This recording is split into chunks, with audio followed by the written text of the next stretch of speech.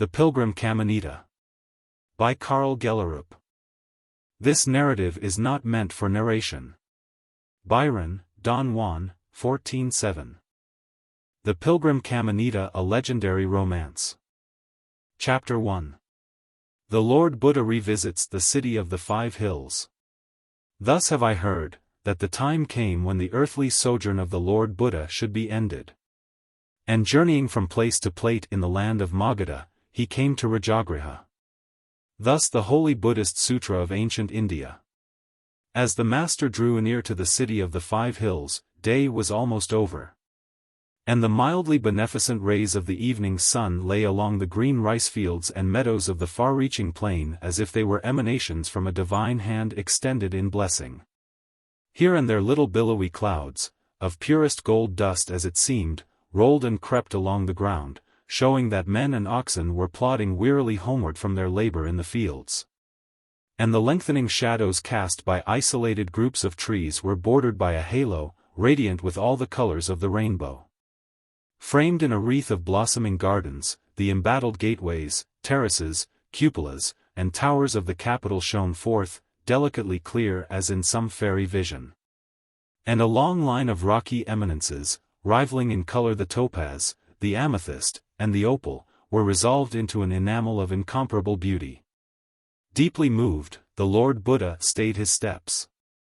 Joy welled up within him, and his heart leaped forth to greet those familiar forms, bound up for him with so many memories, the grey horn, the broad vale, the Sir's crag. The vulture's crest, whose noble summit towers, roof-like, over all the rest, and, above all, Vibhara, the mountain of the hot springs, under whose shadow, in the cave beneath the Satapani tree, the homeless wanderer had found his first home, his first resting place on the final journey from Sansara to Nirvana. For when, in that bygone time, being still in the flower of his life, his hair dark and glossy, in the unimpaired enjoyment of all that happy youth could afford and early manhood represent, unmoved by the wishes of his parents as by their tears and lamentations, he had left his royal father's house in the northern country of the Sakyas and turned his steps toward the valley of the Gunga. He had there, under the shadow of the lofty Vibhara, allowed himself his first lengthened stay, going every morning into Rajagraha to beg for food. It was at that time also, and in that very cave, that Bimbisara, king of Magadha, had visited him, imploring, though in vain, that he should return to the home of his fathers and to the life of the world, until at length the royal visitor, strangely moved by the words of the young ascetic, felt the first tremblings of the new faith that later made him a follower of the Buddha. Since that day full 50 years had passed away, and in the interval he had changed not alone the course of his own life, but also that of the world. How vast the difference between that past, when he dwelt in yonder cave and sat beneath the Satapani tree, and the present. Then he was yet a seeker, one struggling for salvation. Terrible spiritual contests lay before him, year-long, self-inflicted mortifications, inhuman agonies, frightful as fruitless, the mere recital of which made the flesh of even the stoutest-hearted of his hearers creep. Till at length, risen triumphant above all such self-torturing asceticism, through fervent meditation, he reached the light, and went forth from the conflict, consecrated to the salvation of all created beings, filled with a divine pity, a supreme and perfect Buddha. Those were the years in which his life resembled a changeful morning in the rainy season, dazzling sunshine alternating with deepest gloom. The while the monsoon piles cloud above cloud in towering masses, and the death-laden thunderstorm comes growling nearer. But now his life was filled with the same calm, sunny peace that lay upon the evening landscape, a peace that seemed to grow ever deeper and clearer as the sun's disk dipped towards the horizon. For him, too, sunset, the close of life's long day, was at hand. He had finished his work. The kingdom of truth had been established on sure foundations, and the doctrine of salvation proclaimed to all mankind. While many monks and nuns of blameless life and approved knowledge, and lay followers of both sexes, were now well fitted to guard his kingdom and to uphold and spread its doctrines. And even as he stands there, there abides in his heart, as a result of the meditations of this day spent in solitary journeying, the inalienable knowledge, for thee, the time cometh, and that soon, when thou shalt go hence and leave this world, from which thou hast redeemed thyself and all who come after thee, and shalt enter into the rest of nirvana. And looking over the land spread out before him, with a happy recognition, in which there lay, nevertheless, a deep note of sadness, he bade these loved objects farewell. Fair indeed art thou, Rajagraha, city of the 5 hills. Beautiful are thy environs, richly blessed thy fields, heart-gladdening thy wooded glades gleaming with waters, very pleasant thy clustering hills of rock. For the last time do I behold thy lovely borders from this, the fairest of all places whence thy children love to look upon thee. But once, and once only, on the day when I go hence and look back from the crest of yonder mountain ridge, shall I see thee again, beloved valley of Rajagraha, then, never more. And still the master stood, till at length only 2 structures, of all in the city before him, towered golden in the sunlight, one, the highest tower in the king's palace, whence Bimbisara had first espied him, when, a young and unknown ascetic, he passed that way, and, by his noble bearing, drew upon himself the notice of the Magadha king. The other, the dome-like superstructure of the Indian temple, in which, in the years before his teaching had delivered mankind from bloody superstition, thousands upon thousands of innocent animals were yearly slaughtered in honor of the deity. Finally, even the pinnacles of the towers slipped down into the rising sea of shadow and were lost to view, and only the cone of golden umbrellas, one which, rising one above another, crowned the dome of the temple, yet glowed, suspended as it were in midair, a veritable symbol of the royal city, too flashing and sparkling as the red glow deepened against the dark blue background of the lofty treetops. At this point the master caught sight of the still somewhat distant goal of his journey. For the treetops he saw were those of the mango grove on the farther side of the town, the gift of his disciple Javaka, the king's physician, in which a stately monastery provided the monks with quarters at once healthy and comfortable.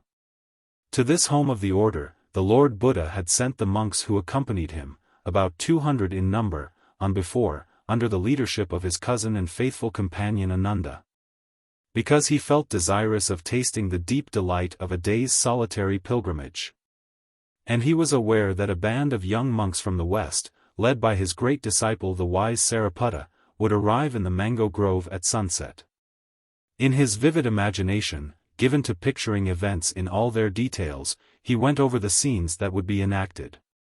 He saw the new arrivals exchange friendly greetings with the brethren already there, saw them conducted by the latter to seats and night quarters, their cloaks and alms bowls taken from them, and heard all this take place with much noise and loud shouting, as though fisherfolk were quarreling over their spoils. He knew this to be no exaggeration. And to him, who loved silent meditation, and disliked clamor as does the solitary lion in the jungle, the thought of being involved, just at this moment, in such bustle, after the delicious restfulness of solitary travel and the blessed peace of the evening landscape, was doubly distressing. So he determined, as he went on his way, that he would not go through the city to his mango grove, but would take up his abode for the night in any house in the nearest suburb in which he could find shelter. Meantime the flaming gold of the western heavens had died down in burning orange tints, and these, in turn, had melted into a blaze of the fiercest scarlet. Round about him the green of the fields deepened and grew more and more luminous, as though the earth were an emerald lit up from within. But already a dreamy violet haze enveloped the horizon, while a weird purple flood, whether light or shadow, no one could say, rolled in from every side, rising and sinking, filling all space, dissolving fixed outlines and combining fragments, sweeping near objects bodily away and bringing nearer those that were distant, causing everything to undulate and waver in trembling uncertainty.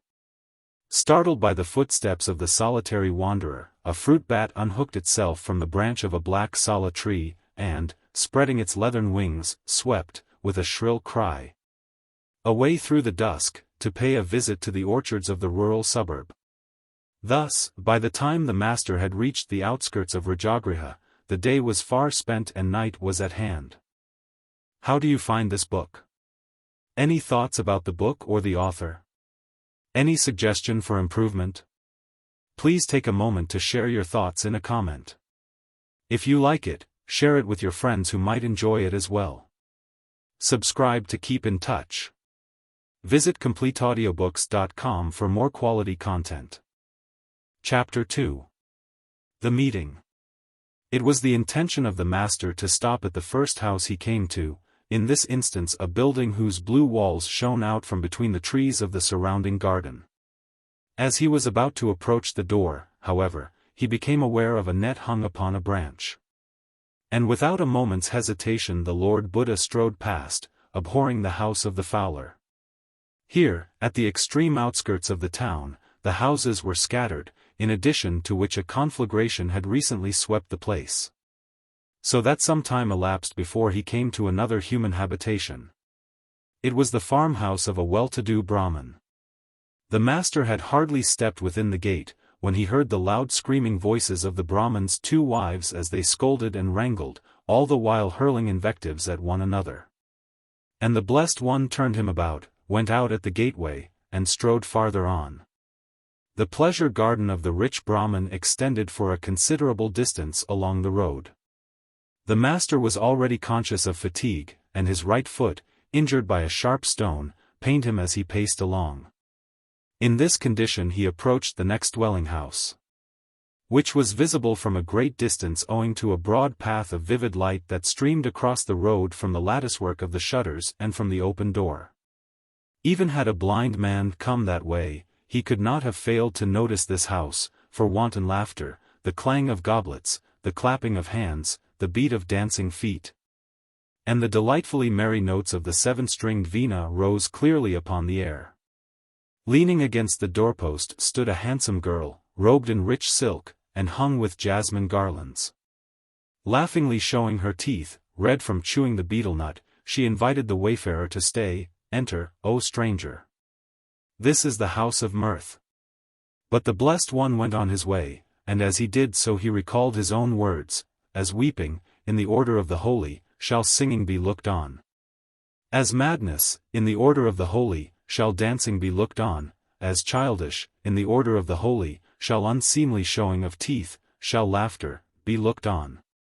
All sufficing, for ye who in truth are enraptured, be the smile of the smiling eyes." The neighboring house was not far distant, but the noise of the carousers and veena players penetrated thither, so the Lord Buddha went on to the next. Beside it 2 butchers' assistants were hard at work by the last glimmer of daylight, cutting up with sharp knives a cow they had just slaughtered. And the master strode past the house of the butcher. In front of the one following, stood many dishes and bowls freshly formed from clay, the fruit of a diligent day's labor. The potter's wheel stood under a tamarind tree, and the potter at that moment removed a dish from the wheel and bore it to where the others lay. The master approached the potter, greeted him courteously, and said, "If it be not inconvenient to thee, O descendant of Bhaga, I shall spend this night in thy hall." "It is not, O sir, inconvenient to me. But this moment, a pilgrim has arrived, tired from a long journey, and he has already taken up his quarters for the night. If it be agreeable to him, thou art welcome to stay, O sir, at thine own pleasure." And the master reflected, solitude is, it is true, the best of all companions. But this good pilgrim has arrived here late, just as I myself, tired from long wandering. And he has gone by the houses where men follow impure and bloody pursuits, past the house of wrangling and of odious strife, the house of clamor and of unworthy pleasure. And has not rested till he entered the house of the potter. In the company of such a man it is possible to spend the night. So the Lord Buddha entered the outer hall, where he perceived a young man of noble lineaments sitting in a corner on a mat. "If it be not disagreeable to thee, O pilgrim," said the master to him, "I shall spend the night in this outer hall. Spacious, O brother, is the hall of the potter. Stay then, O venerable sir, at thy pleasure." Upon which the master spread his mat close to one of the walls and sat down, his legs crossed, his body perfectly upright, sunk in holy meditation. And the Blessed One remained sitting during the first part of the night. The young man also remained sitting during the first part of the night. Seeing which, the Lord Buddha thought to himself, I wonder whether this noble youth is a happy seeker after truth. How would it be if I should ask him? So he turned him to the young pilgrim. Wherefore, O pilgrim, hast thou become homeless? The young pilgrim answered. But few hours of the night are as yet gone. So that, if thou, venerable sir, wilt deign to give ear, I shall tell thee wherefore I have chosen the portion of the homeless. The Blessed One gave assent by a friendly movement of his head, and the young pilgrim began his tale. Chapter 3. To the banks of the Gunga. My name is Kamanita. I was born in Ujjaini, a town lying far to the south, in the land of Avanti, among the mountains. My father was a merchant, and rich, though our family could lay claim to no special rank. He gave me a good education, and, when of age to assume the sacrificial cord, I was already possessed of most of the accomplishments which befit a young man of position. So that people generally believed I must have been educated in Takasila. 3. I could wrestle and fence with the best. My voice was melodious and well trained, and I was able to play the veena with considerable artistic skill. I could repeat all the poems of Bharata by heart. And many others also.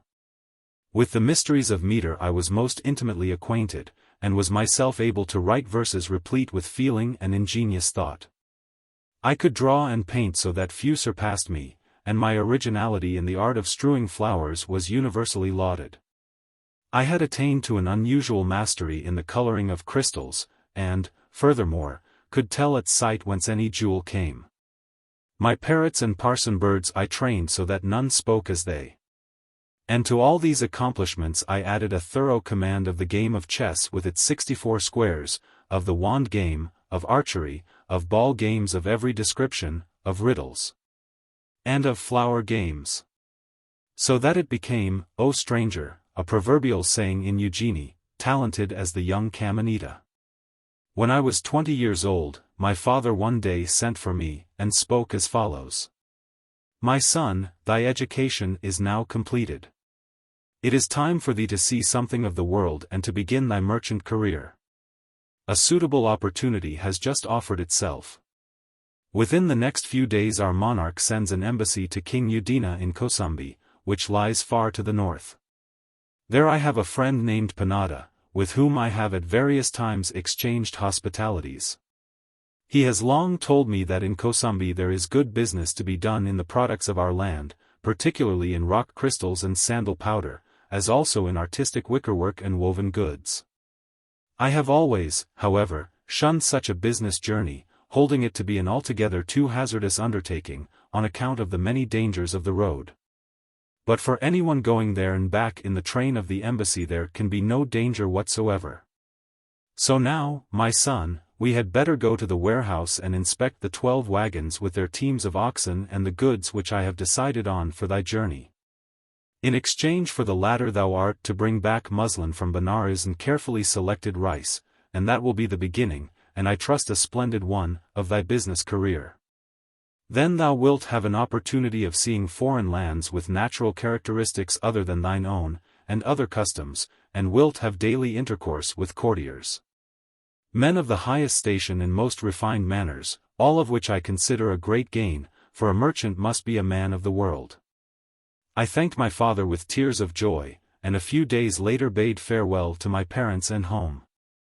With what joyful anticipation did my heart beat as, at the head of my wagons, I passed out at the city gates, a member of this magnificent procession, and the wide world lay open before me.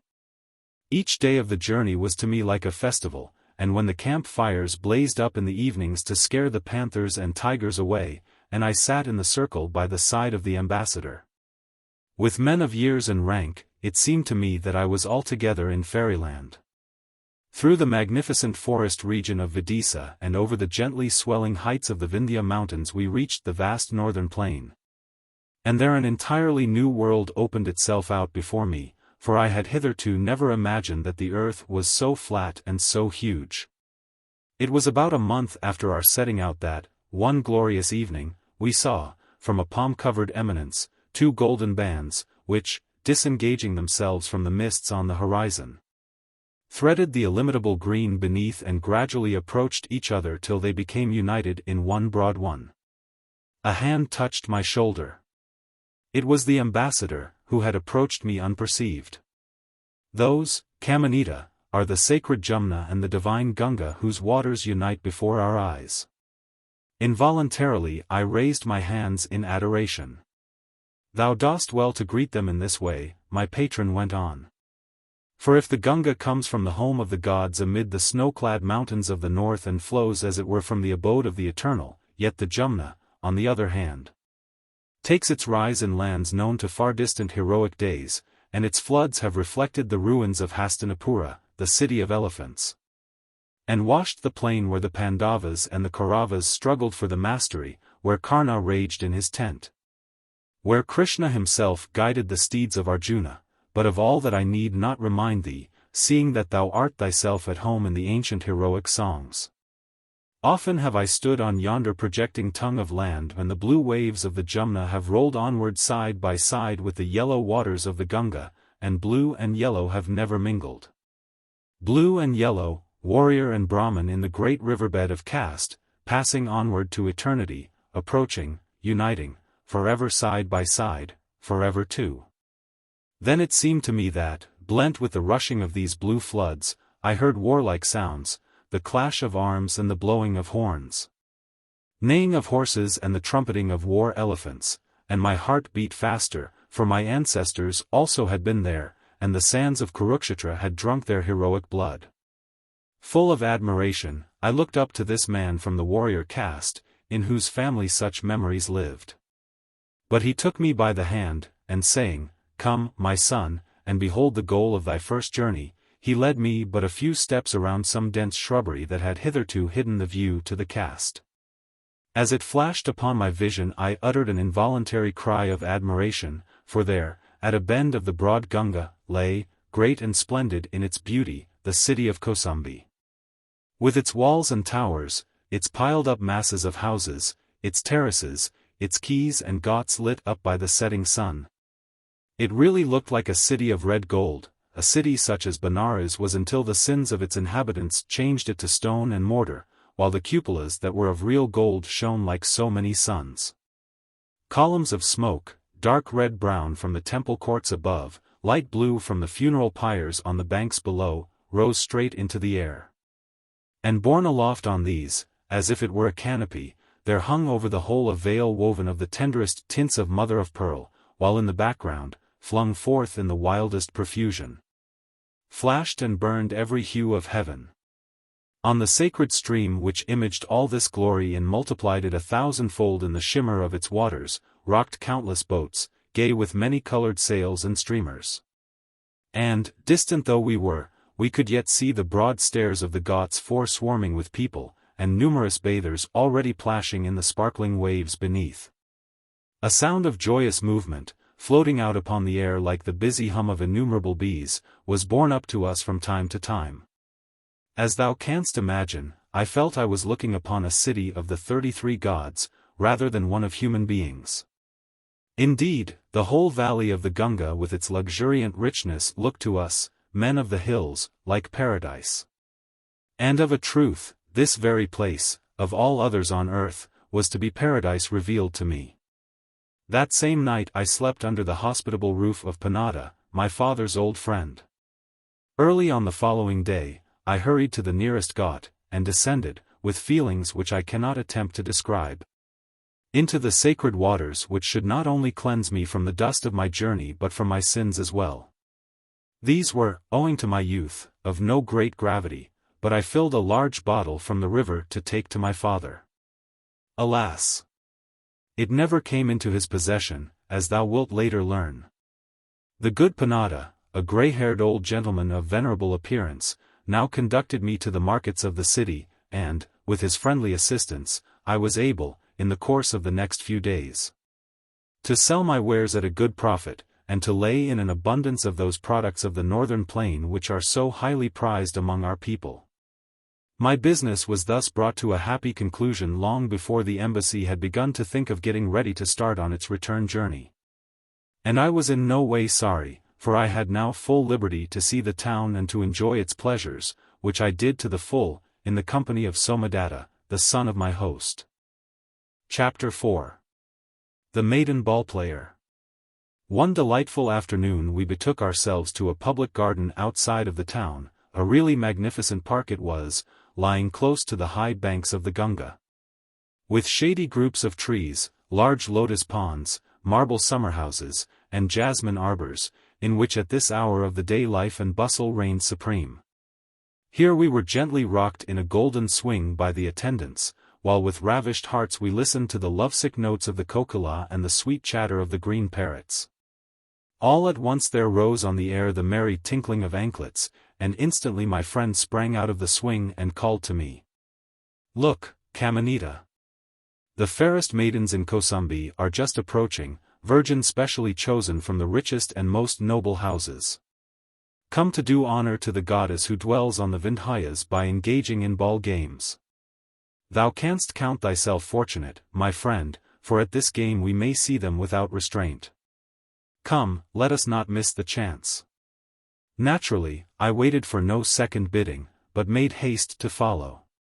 On a spacious stage decorated with precious stones, the maidens appeared at once, ready for the game. And, if it must be acknowledged that it was a rare sight to behold this galaxy of fair young creatures in all their glory of shimmering silk, airy muslin veils, of pearls, sparkling jewels and gold bangles.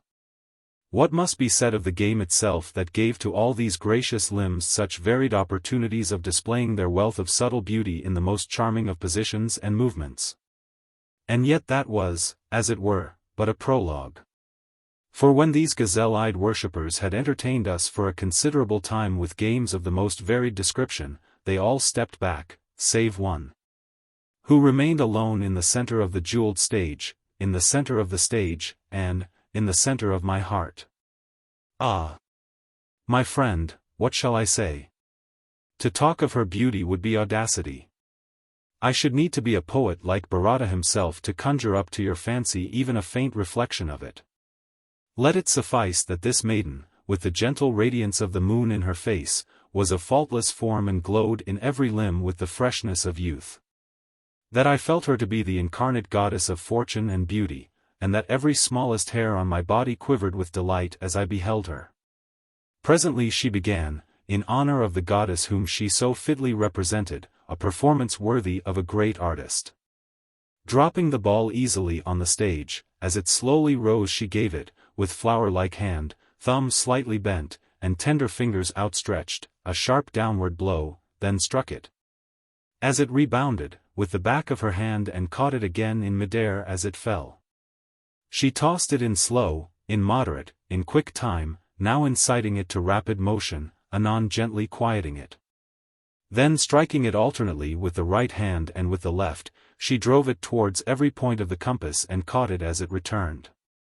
If thou art really acquainted with the mysteries of ball-play, as it seemeth to me from the intelligence of thine expression thou art, I need only tell thee that thou hast probably never seen the Karnapada and the Jitamarga so perfectly mastered.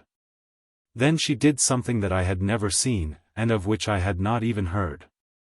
She took, I must tell thee, 2 golden balls, and while her feet moved in the dance to the tinkling of the jewels she wore, she made the balls spring so rapidly in lightning-like lines that one saw but, as it were, the golden bars of a cage in which a wondrous bird hopped daintily to and fro.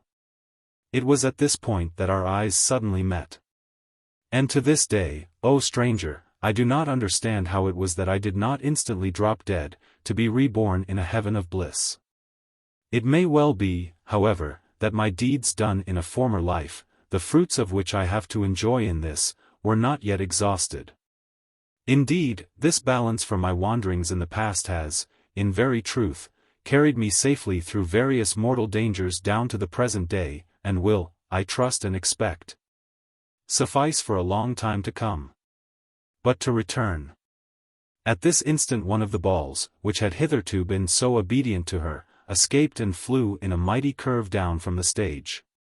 Many young folks rushed to seize it. I reached it at the same moment as another youthful, richly dressed man, and we flew at one another, because neither was willing to yield it. Owing to my absolute familiarity with the tricks of the wrestler, I succeeded in tripping him up.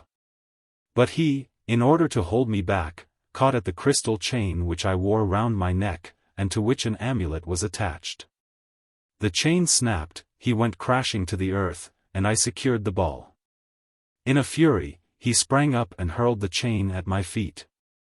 The amulet was a tigere, no very specially precious stone, yet it was an infallible safeguard against the evil eye, and now, just as is lighted upon me, I must needs be without it. But what mattered that to me? Did I not hold in my hand the ball which a moment before her lily hand had touched? And at once, as a highly skilled player should, I succeeded in pitching it with so accurate an aim that it came down just in front of one corner of the stage, and, rising again with a gentle movement, landed, as if tamed, within reach of the fair player, who had not for a moment ceased to keep the other in motion, and who now wove herself again into her golden cage, amid the wild jubilation of the numerous spectators. With that the ball play in honor of the goddess Lakshmi came to an end, the maidens disappeared from the stage, and we turned our steps homeward. On the way, my friend remarked it was fortunate that I had no purpose to serve at court. For the young man from whom I had captured the ball was no less a personage than the son of the minister of state, and everyone had noticed from his looks that he had sworn undying hatred to me.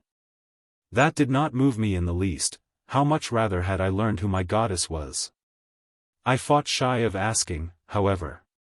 In fact, when Somadatta wanted to tease me about the fair one, I even made as if I were perfectly indifferent, praised with the language of a connoisseur the finish of her play, but added, at the same time, that we had in my native town lady players at least as skillful, while in my heart of hearts I begged the incomparable one to pardon this my falsehood. I need hardly say that night brought no sleep to my eyes, which I only closed in order to be possessed anew by the blissful vision I had seen. The following day I spent in a corner of my host's garden, far removed from all the noise of day, where the sandy soil under a mango tree ministered cooling to my love-tortured body. My only companion the seven-stringed veena, to which I confided my longing. As soon, however, as the lessening heat permitted my going out, I persuaded Somadatta to drive with me to the public gardens, although he would have greatly preferred to be present at a quail fight. In vain, however, did I wander through the whole park. Many maidens were there, everywhere engaged in games as though bent on luring me with false hopes from one spot to another, but that peerless one, Lakshmi's very image, was not among them. Bitterly disappointed I now made as though I were possessed by an irresistible longing again to enjoy the strangely fascinating life of the Gunga.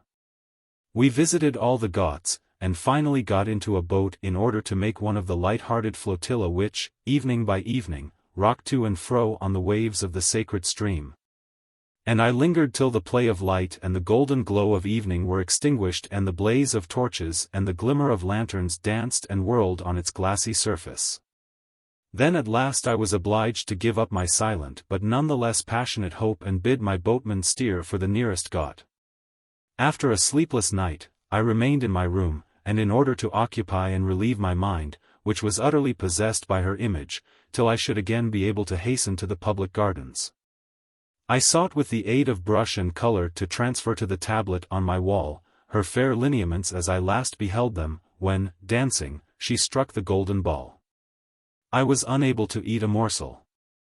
For even as the kokora with its exquisitely tender song lives only upon the rays of the moon, so did I live solely upon the rays that emanated from her whose face was as the moon in its fairness. Though these came to me but through the mists of memory. Yet I hoped, and that confidently, they would this evening in the pleasure gardens refresh and vivify me with all their glow and radiance. Alas! I was again doomed to disappointment. Afterward Somadatta wished to take me to the gaming tables, for he was as passionately addicted to dice as Nala, after the demon Kali had entered into him. I feigned tiredness.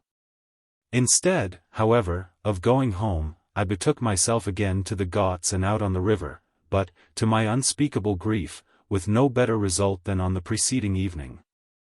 Chapter 5. The Magic Portrait.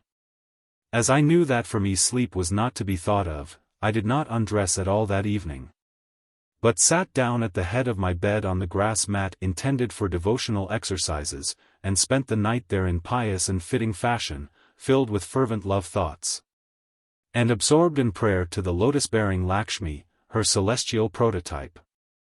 But the early morning sun found me again at work with brush and color.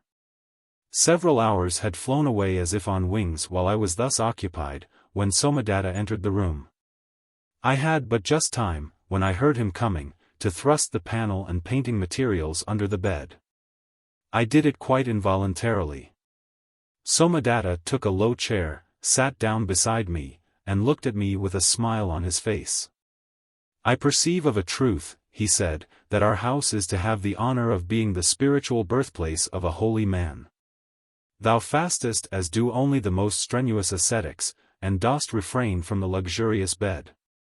For neither on thy pillows nor on thy mattress is there to be seen the faintest impress of thy body, and the white sheet is without a crease. Nevertheless, although as the result of thy fasting thou art already grown quite slim, thy body is not yet entirely devoid of weight. As the curious may see from this grass matting on which thou hast obviously spent the night in prayer and meditation. But I find that, for so holy a tenant, this room looks somewhat too worldly. Here on thy toilet table the salve jar, untouched, it is true, the box of sandal powder, the flagon of scented water and the dish with bark of the citron tree and beetle. There on the wall, the wreath of yellow amaranths, and the lute, but, where is the panel which usually hangs on that hook?" In my embarrassment I was unable to frame any answer to this question, and he meanwhile discovered the missing board, and drew it forth from under the bed. "Why? Why? What wicked and crafty wizard," he cried, "has caused the fascinating picture of a maiden playing ball to appear by magic on the board which I myself hung quite empty on yonder hook? Plainly, with evil intent, to assail the embryo ascetic and tempt him at the very beginning of his career, and thus to confound sense and thought in him. Or, after all, can it be that this is the work of a god, for we know, as a fact, that the gods fear the omnipotence of the great ascetics. And, commencing as thou hast done, the Vindhya mountains might well begin to belch smoke at the fervency of thy penitence. Yea, owing to the accumulation of thy merit, the kingdom of the heavenly deities might almost begin to totter. And now I also know which deity it is. It is certainly he whom we name the invisible, the god with the flower darts, who bears a fish in his banner, Kama, the god of love, from whom thou hast thy name, as I now remember. And, heavens, what do I see? This is VIII, the daughter of the rich goldsmith." As I thus, for the first time, heard the name of my beloved, my heart began to beat violently and my face grew pale from agitation. "I see, my dear friend," this incorrigible jester went on, "that the idea of the magic of Kama hath given thee a great fright, and, truly, we shall be obliged to do something in order to avert his anger. In such a case, however, I feel that woman's counsel is not to be despised. I shall show this picture to my beloved Maithini, who was also of those at the dance and who is, furthermore, the foster sister of the fair VIII." With that, he was about to go away, taking the panel with him. Perceiving, however, what the rogue had in mind, I bade him wait, as the picture still lacked an inscription. I mixed some beautiful red of a brilliant hue and in a few minutes had written, in the daintiest of script, a verse of 4 lines which related in simple language the incident of the golden ball. The verse, when read backwards, stated that the ball with which she had played, was my heart, which I myself sent back to her even at the risk of her rejecting it. It was possible, however, to read the verse perpendicularly through the lines, and when so read, from top to bottom, it voiced in saddest words the despair into which my separation from her had plunged me. Did one read it in the opposite direction, then the reader learned that nevertheless I dared to hope. But of all that I conveyed to her in such surreptitious fashion, I said nothing, so that Somadatta was by no means enchanted with this specimen of my poetic skill. It seemed to him much too simple, and he informed me that I ought certainly to mention how the god Kama, alarmed at my asceticism, had by his magic skill created this picture with which to tempt me, and that by it I had been wholly vanquished, Somadatta, like so many others, being most of all taken with his own wit. After he had carried off the picture, I felt myself in a particularly exalted and energetic frame of mind, for a step had now been taken which, in its consequences, might lead to the longed-for goal of all my happiness. I was now able to eat and drink, and, after a light meal, I took down the veena from the wall and drew from its chords melodies that were sometimes no more than tuneful sighs, but anon grew exulting and joyous, while I repeated the heavenly name of VIII in 1,000 endearing accents. So Somadatta found me when a few hours later he came in with the picture in his hand. "The ball-playing destroyer of thy peace has also bade ken herself to verse," said he, "but I cannot say that I am able to find great store of matter in what she has written, although the handwriting may be considered unusually pretty." And it was indeed pretty. I saw before me, with what joy of heart, how shall I say, a second verse of 4 lines written in characters like sprays of tender blossoms swayed by summer zephyrs, and looking as if they had been breathed upon the picture.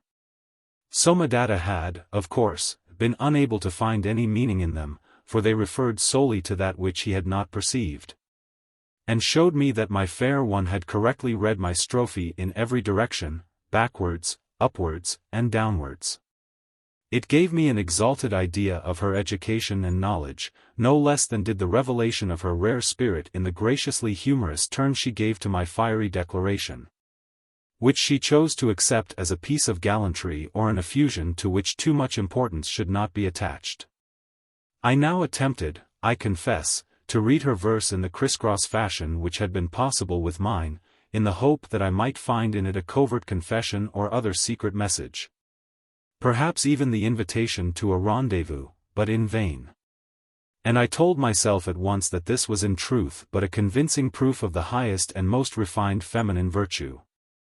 My darling showed me that she was perfectly capable of understanding the subtlety and daring ways of the masculine mind but could not be induced to imitate them. Besides which I found immediate comfort for my disappointed expectations in Somadatta's next words. "But this fair one with the beautiful brows, if she be no great poetess, has really a good heart. She knows that for a long time I have not seen her foster sister, my beloved Maiden, save at large social gatherings, where only the eyes may speak, and even these but by stealth. And so she has arranged a meeting for tomorrow night, on the terrace of her father's palace. Tonight, it is, I regret to say, not possible, as her father gives a banquet. So till tomorrow we must have patience. Perhaps thou wouldst like to accompany me on this adventure?" As he said this, he laughed with much slyness, and I laughed with him, and assured him that he should have my company. In the best of humors we took the chessboard which was leaning against the wall and were about to beguile the time by engaging in this animating game when a manservant came in and announced that a stranger wished to speak with me. In the entrance hall I found the ambassador's servant, who informed me that I must prepare for departure and come to the courtyard of the palace that very night, bringing my wagons, in order to be able to start with the first glimmer of daylight on the morrow. My despair knew no bounds. I imagined I must in some mysterious way have offended one of the deities.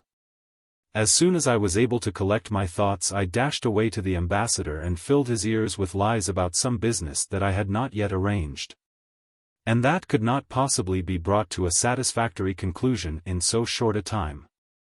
With hot tears I besought him to put off the journey for but a single day. "But thou saidst 8 days ago that thou wert ready," he replied. I assured him that afterwards, and quite unexpectedly, the opportunity of gaining a valuable prize had presented itself. And that was indeed no falsehood, for what gain could mean more to me than the conquest of this incomparable maiden? So I finally succeeded in whiling this one day from him. The hours of the next day wore quickly away, filled as they were with the preparations necessary for our journey, so that the time, in spite of my longing, did not drag. When evening came, our cart stood loaded in the courtyard. Everything was prepared for yoking in the oxen, so that, as soon as I should appear, that is, before daybreak, we might be able to start. Chapter 6. On the Terrace of the Sorrowless. Now that night and darkness had come, we betook ourselves, Somadatta and I, clad in dark apparel which we had gathered well up about us, our loins firmly belted, and with swords in our hands, to the western side of the palatial house of the goldsmith, where, crowning the steep and rocky side of a deep ravine, lay the terrace we sought. With the help of a bamboo pole which we had brought with us, and by a dexterous use of the few existing projections, we climbed the face of the rock at a spot veiled in deep shadow, got over the wall with ease, and found ourselves on a spacious terrace decorated with palms, asoka trees, and magnificent flowering plants of every description, which, now bathed in the silver light of the moon, lay spread out before us. Not far away, beside a young girl on a garden bench, and looking like a visitant from the spheres in her wonderful likeness to Lakshmi, sat the great-eyed maiden who played ball with my heart. And, at the sight, I began to tremble so violently that I was obliged to lean against the parapet, the touch of whose marble cooled and quieted my fevered and drooping senses. Meanwhile Somadatta hastened to his beloved, who had sprung up with a low cry. Seeing which, I also pulled myself together so far as to be able to approach the incomparable one. She, to all appearance surprised at the arrival of a stranger, had risen and seemed undecided as to whether she should go or stay, the while her eyes, like those of a startled young antelope, shot sidelong glances at me, and her body quivered like a tendril swaying in a gentle breeze. As for me, I stood in steadily increasing confusion, with disordered locks, and telltale eyes, and was barely able to stammer the few words in which I told her how much I appreciated the unhoped-for happiness of meeting her here. But she, when she noticed my great shyness, seemed herself to become calmer. She sat down on the bench again, and invited me with a gentle movement of her lotus hand to take a seat beside her. And then, in a voice full of tremulous sweetness, assured me that she was very glad to be able to thank me for having flung the ball back to her with such skill that the game suffered no interruption. For, had that happened, the whole merit of her performance would have been lost and the goddess so clumsily honored would have visited her anger upon her, or would at least have sent her no happiness. To which I replied that she owed me no thanks as I had at the very most but made good my own default, and, as she did not seem to understand what I meant by that, I ventured to remind her of the meeting of our eyes and of the ensuing confusion which caused her to fail in her stroke so that the ball flew away. But she reddened violently and absolutely refused to acknowledge such a thing. What should have confused her in that? I imagine, I answered, that from my eyes, which must have rivaled flowers in full blossom then, such a sweet odor of admiration streamed forth that for a moment thou wast stupefied and so thy hand went beside the ball. What talk is that of thine about admiration? She retorted, thou art accustomed at home to see much more skilful players. From which remark I gathered with satisfaction that I had been talked of and that the words I had used to Somadatta had been accurately repeated. But I grew hot and then cold at the thought that I had spoken almost slightingly, and I hastened to assure her that there was not one word of truth in my statement, and that I had only spoken so in order not to betray my precious secret to my friend. But she wouldn't believe that, or made as if she didn't, and, in speaking of it, I happily forgot my bashfulness, grew passionately eager to convince her, and told her how, at sight of her, the love God had rained his flower darts upon me. I was convinced, I said, that in a former existence she had been my wife, whence otherwise could such a sudden and irresistible love have arisen? But if that were so, then she must not less have recognized in me her former husband, and a like love must have sprung up in her breast also. With such audacious words did I impetuously besiege her, till at length she hid her burning and tearful cheek on my breast, and acknowledged in words that were scarce audible that it had been with her as with me, and that she would surely have died had not her foster sister most opportunely brought her the picture. Then we kissed and fondled one another countless times, and felt as if we should expire for joy until suddenly the thought of my impending departure fell like a dark shadow athwart my happiness and forced a deep sigh from me. Dismayed, VIII asked why I sighed, but when I told her of the cause, she sank back on the bench in a fainting condition, and broke into a perfect tempest of tears and heartrending sobs. Vain were all my attempts to comfort my heart's dearest. In vain did I assure her that so soon as the rainy season was over, I would return and never again leave her, even if I had to take service as a day laborer in Kosambi. Spoken to the winds were all my assurances that my despair at the separation was not less than her own, and that only stern, inexorable necessity tore me away from her so soon. She was scarcely able between her sobs to utter the few words needed to ask why it was so imperative to go away as early as tomorrow, just as we had found one another. But when I then explained it all to her very exactly and with every detail, she seemed neither to hear nor to comprehend a syllable. Oh, she saw perfectly that I was longing to get back to my native town where there were many more beautiful maidens than she, who were also far more skillful ballplayers. As I had myself acknowledged. I might affirm, protest, and swear what I chose, she adhered to her assertion, and ever more copiously flowed her tears. Can anyone wonder that I shortly thereafter lay at her feet, covering the hand that hung limply down with kisses and tears, and that I promised not to leave her?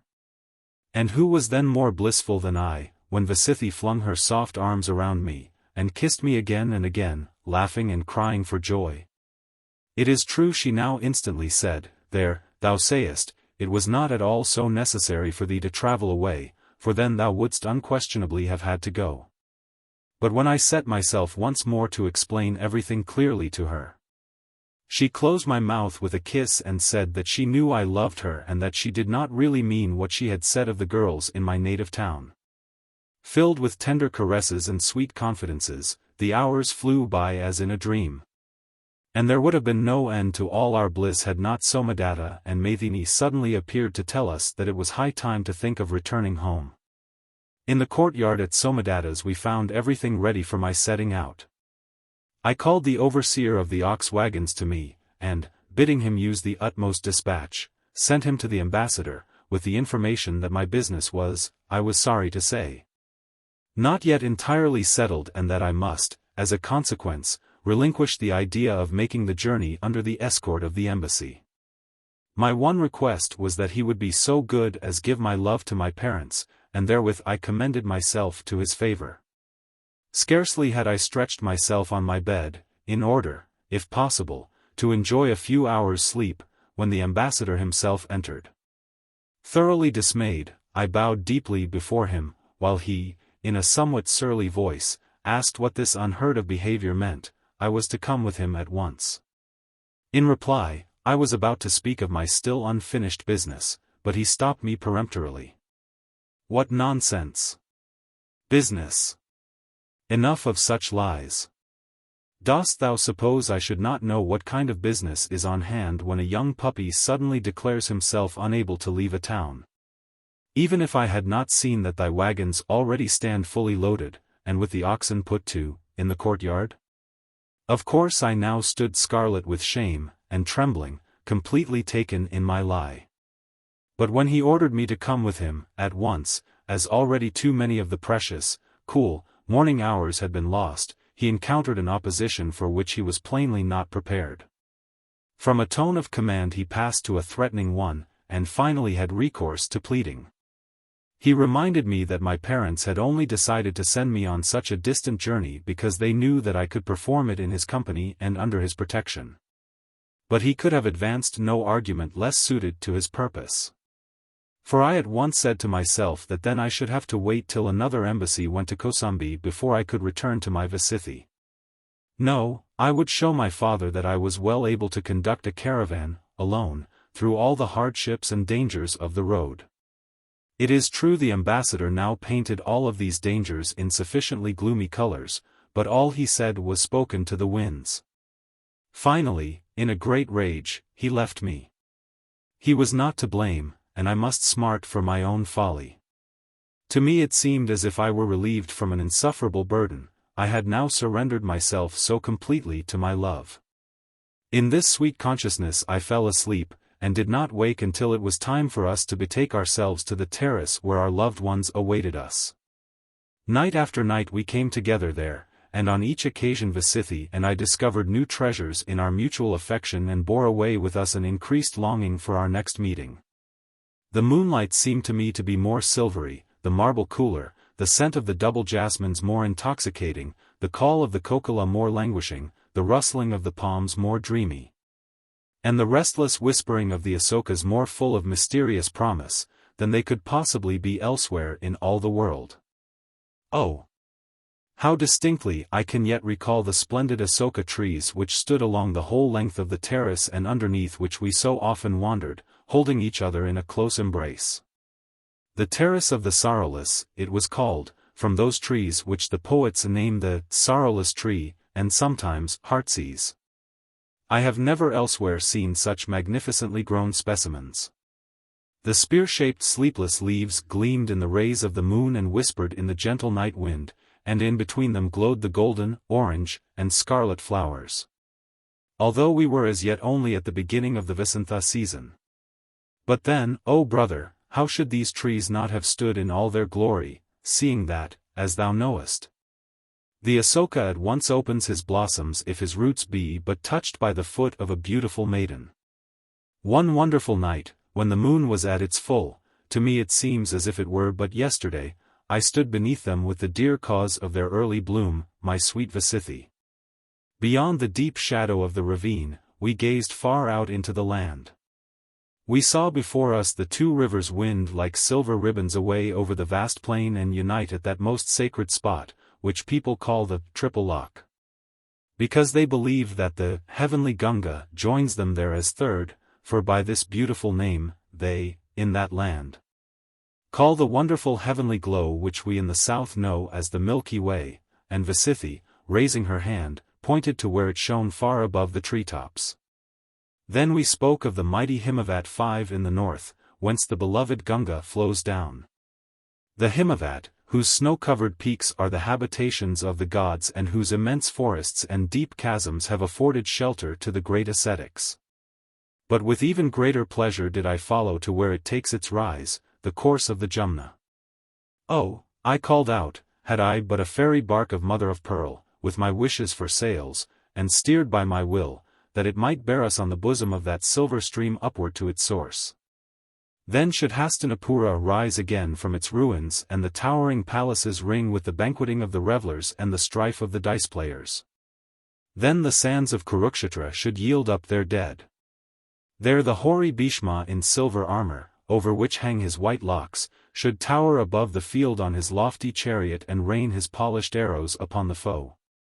The valiant Phagadatta should come dashing on, mounted on his battle-inflamed, trunk-brandishing bull-elephant. The agile Krishna should sweep with the 4 white battle steeds of Arjuna into the fiercest tumult of the fight. Oh! How I envied the ambassador his belonging to the warrior caste, when he told me that his ancestors also had taken part in that never-to-be-forgotten encounter. But that was foolish. For not by descent only do we possess ancestors. We are our own ancestors. Where was I then? Probably even there, among the combatants. For, although I am a merchant's son, the practice of arms has always been my greatest delight, and it is not too much to say that, sword in hand, I am a match for any man. VIII embraced me rapturously and called me her hero. I must quite certainly be one of those heroes who yet live in song. Which of them, we could not, of course, know, as the perfume of the coral tree would scarcely penetrate to us through the sweet aroma of the sorrowless trees. I asked her to tell me something of the nature of that perfume of which, to say truth, I had never heard. Indeed I found that romance, like all things else, blossomed far more luxuriously here in the valley of the Gunga than with us among the mountains. So she related to me how once, on his progress through Indra's world, Krishna had, at the martial games, won the celestial coral tree and had planted it in his garden. A tree whose deep red blossoms shed their fragrance far around. And, she said, he who, by any chance, inhaled this perfume, remembered in his heart the long, long past, times long since vanished, out of his former lives. But only the saints are able to inhale this perfume here on earth, she said, and added almost roguishly, and we too shall, I fear me, hardly become such. But what does that matter? Even if we were not Nala and the Mayanthi, I am sure we loved each other quite as much, whatever our names may have been.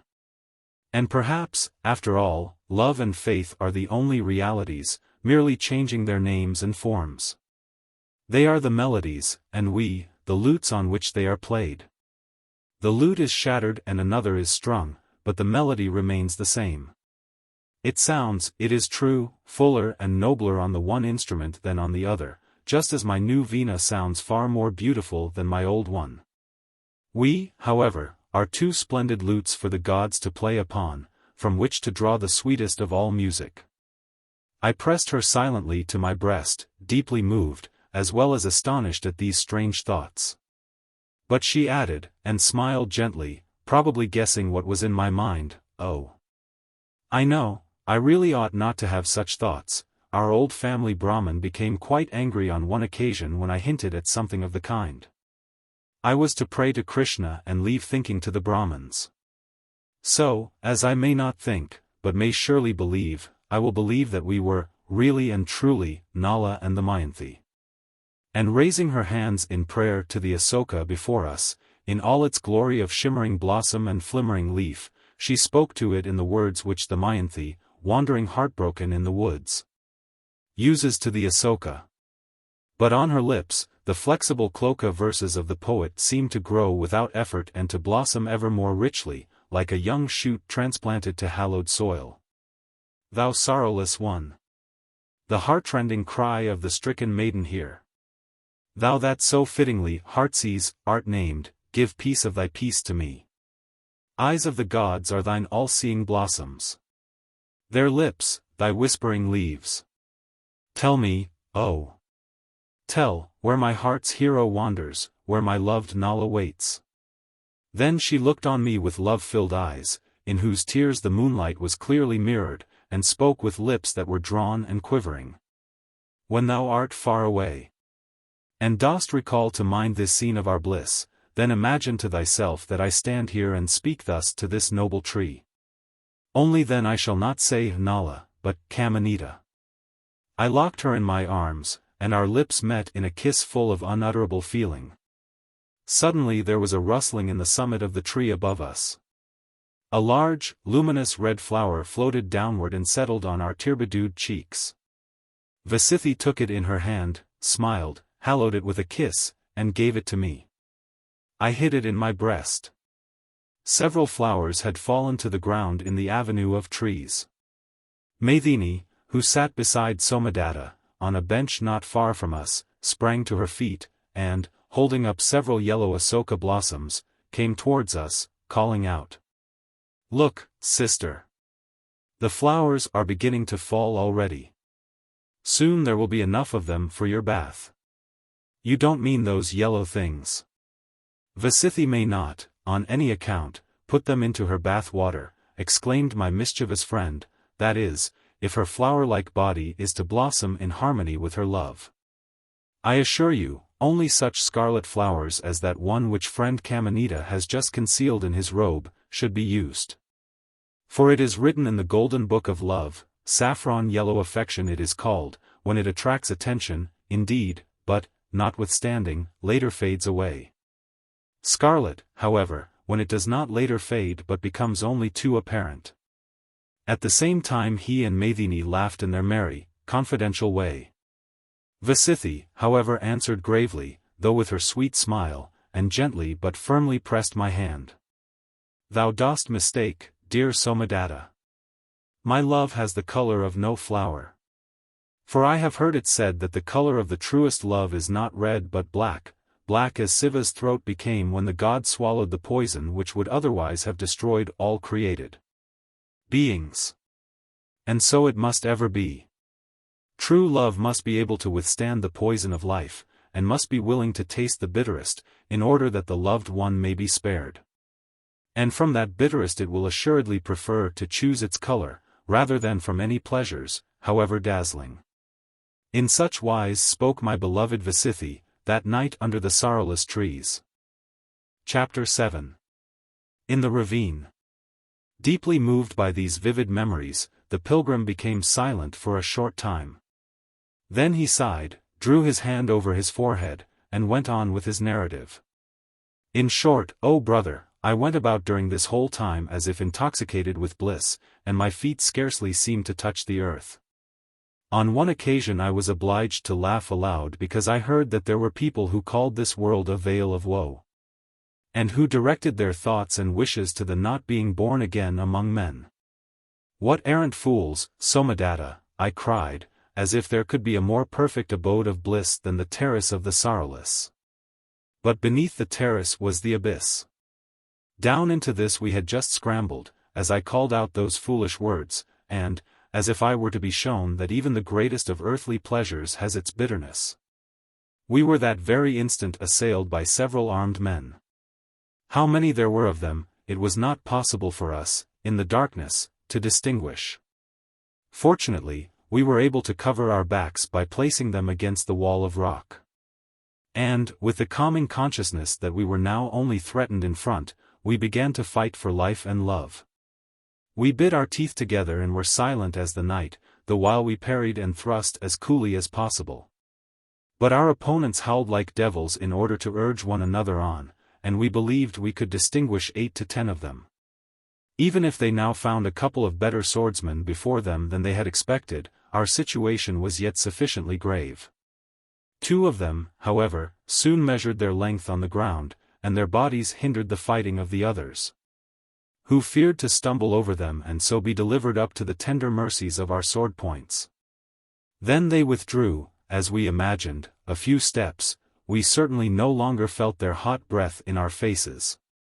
I whispered a few words to Somadatta, and we moved a couple of paces sideward, in the hope that our assailants, imagining us in the old spot, would make a sudden leap forward, and, in so doing, would run against the wall of rock, and break the points of their swords, while ours should find an energetic lodgment between their ribs. Although we observed the greatest caution, however, some faint sound must have awakened their suspicion. For the blind attack we hoped for did not ensue. But presently I saw a narrow streak of light strike the wall, and also became aware that this ray was emitted from a lamp wick, evidently fixed in a carefully opened holder, beside which a warty nose and a cunning half-closed eye were to be seen. As the bamboo pole by the help of which we had scaled the terrace front was still in my left hand, I made a manful thrust with it. There was a loud shriek, and the disappearance of the ray, no less than the clur of the small lamp as it fell to the earth, bore witness to the efficacy of my stroke. And this brief respite we made use of to get away as rapidly as possible in the direction whence we had come. We knew that here the gorge became gradually narrower and the ascent somewhat steep, and that, finally, one could scramble up to the top without any special exertion. But it was nevertheless a piece of great good fortune that our would-be murderers very soon gave up the pursuit in the darkness. For, at the final ascent, my strength threatened to give way, and I felt that I was bleeding copiously from several wounds. My friend was also wounded, though less severely. On the level once more, we cut up my robe and temporarily bound up our wounds, and then, leaning on Somadatta's arm, I fortunately succeeded in reaching home, where I was obliged to pass several weeks on a bed of pain. There I now lay, tortured by threefold trouble. My wounds and the fever together consumed my body, and a burning longing for my beloved devoured my soul. But to these was soon added apprehension for her precious life. For the delicate, flower-like being had not been able to endure the news of the mortal danger in which I had been, and perhaps even yet was, and had fallen victim to a severe illness. Her faithful foster sister Maiden, however, went daily from one sick bed to the other, and we did not lack at least for constant communication and stimulating intercourse. Flowers passed to and fro between us, and, as we were both initiated into the mystery of the language of flowers, we confided many things to one another by the help of these sweet messengers. Later, as our strength came back, many a dainty verse found its way from hand to hand, and our condition would soon have become really quite endurable if, with our recovery, which kept even pace in her case and in mine, just as though we were too truly united to admit of any precedence whatever between us, the future had not also approached and filled us with grave care. I may say here, that the nature of the, to all appearance, enigmatic and sudden attack had not remained a mystery to us. No other than the son of the Minister of State, Satyajira was his hated name, with whom I had striven on that unforgettable afternoon in the park for VIII's ball, no other than he had set the hired murderers upon me. Beyond a doubt he had noticed that I remained behind in the town, after the departure of the embassy, and his suspicions having been thereby awakened. He had very soon spied out my nightly visits to the terrace. Ah! That terrace of the Sorrowless was, to our love, like a sunken island now. True, I would have joyfully flung my life into the breach, over and over again, to be able to embrace my sweet darling. But even if VIII had had the heart to expose me every night to deadly danger, any such temptation was spared us. Satyajira, in his baseness, must have informed the parents of my sweetheart of our secret meetings, for it was soon apparent that VIII was carefully and jealously watched. Besides which, staying out on the terrace after sundown was forbidden to her, ostensibly on account of the danger to her health. Thus, then, was our love homeless. That which, most of all, feels itself at home in secret, might only be so now where the whole world looked on. In that public garden where I first beheld her divine form, and had sought for her several times in vain, we met once or twice, as if by chance. But what a meeting was that! How fleeting the stolen minutes! How hesitating and few the hasty words! How forced the movements which felt themselves exposed to curious or even spying glances! VIII besought me at once to leave the town in which I was threatened with deadly danger because of her neighborhood. She reproached herself bitterly for having by her obstinacy, on that first evening on the terrace, prevailed upon me to stay, and thereby all but driven me into the jaws of death already. Perhaps even at this very moment in which she was speaking, a fresh band of assassins was being hired against me. If I did not depart at once, and so place myself beyond the reach of this peril, I should make her the murderess of her best beloved. Suppressed sobs choked her utterance, and I was obliged to stand there without being able to enfold her in my arms, or kiss away the tears which rolled, heavy as the first drops of a thundershower, down over her pallid cheeks. Such a farewell I could not suffer, and I told her it was not possible to leave without first meeting her alone, in what way soever this might have to be accomplished. VIII's despairing and beseeching look, as, just at that moment, we were obliged, owing to the approach of several people, to part, could not shake my determination. I trusted to the invention of my beloved, who now, spurred on by longing for me and fear for my life, counselled moreover by her clever and, in all love matters, experienced foster sister Maiden, would be certain to find some way out of the difficulty. And I was not deceived, for that very night Somadatta was able to tell me of a most promising plan of hers. Chapter 8. The Paradise Bud. A little behind the eastern wall of Kosambi lies a beautiful Sinsapa wood which is, strictly speaking, a sacred grove. In an open glade the sanctuary yet stands, though in a sadly dilapidated condition.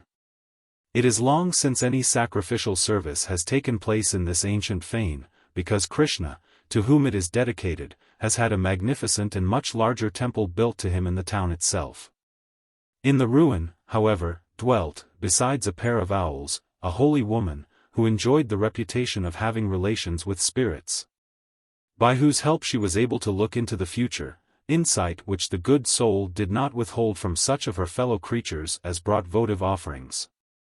Such persons made pilgrimages to her in large numbers, among them, and particularly after sunset, being young folks of both sexes, who were, or fancied themselves, in love.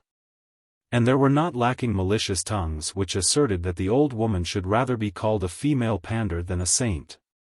However that may have been, this saintliness was just what we needed, and her little temple was chosen as the place for our meeting.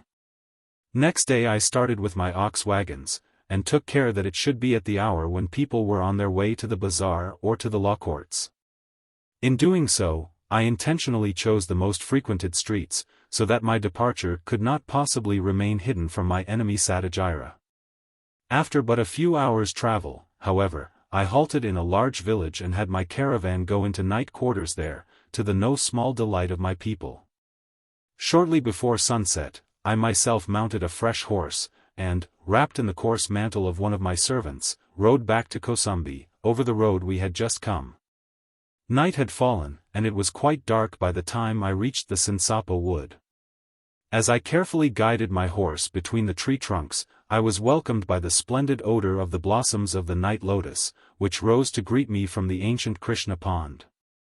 Very soon the crumbling roof of the temple, with its swarming images of the gods, and its jagged and tangled outlines, began to show against the starlit heavens. I was at the appointed place. Scarcely had I swung myself out of the saddle when my friends were at my side. With a cry of rapture, VIII and I rushed into one another's arms, half beside ourselves with the joy of meeting again, and all my recollections now are of caresses, stammered words of endearment, and assurances of love and fidelity, which absorbed us utterly, till I was rudely startled by the unexpected feeling of a wing that softly fanned my cheek as it brushed lightly past. This, with the hoot of an owl, and the hateful clang of a cracked bronze bell which immediately followed, had the effect of completely rousing me from my love trance. Maiden had pulled the old prayer bell, and so scared the owl from the recess in which she dwelt. The good-hearted girl had done it, not so much to summon the saintly woman, as because she saw that formidable person already coming out of the sanctuary. Plainly indignant that she should hear voices within the sacred precincts, although no one had either rung or knocked. Maiden informed the ancient dame that her great reputation for holiness, and the report of her marvelous knowledge, had brought herself and this young man, pointing to Somadatta, to seek her, in order to receive information about what was yet concealed in the lap of time. The holy woman raised her glance searchingly towards heaven, and gave it as her opinion that, as the Pleiades occupied a particularly favorable position with regard to the polar star, she had good reason to hope that the spirits would not refuse their help. Upon which she invited Somadatta and Maiden to enter the house of Krishna, the 16,100-fold bridegroom. Six who delighted in granting to a pair of lovers the inmost wishes of their hearts. VIII and I, however, as the supposed attendants, remained outside. How we now assured one another, with the most solemn oaths, that only the all-destroyer, death, should be able to part us. How we spoke of my speedy return so soon as the rainy season should be over, and discussed ways and means by which her extremely rich parents should be brought to consent to our union. And how all this was intermingled with innumerable kisses, tears, and embraces, I could not now tell thee with even an attempt at truth. For it abides with me only as the remembrance of a vague dream. Still less, however, can I, if thou thyself hast not lived through a similar experience, give thee any idea of the way in which, in every embrace, sweetest rapture and heartrending despair clasped each other round.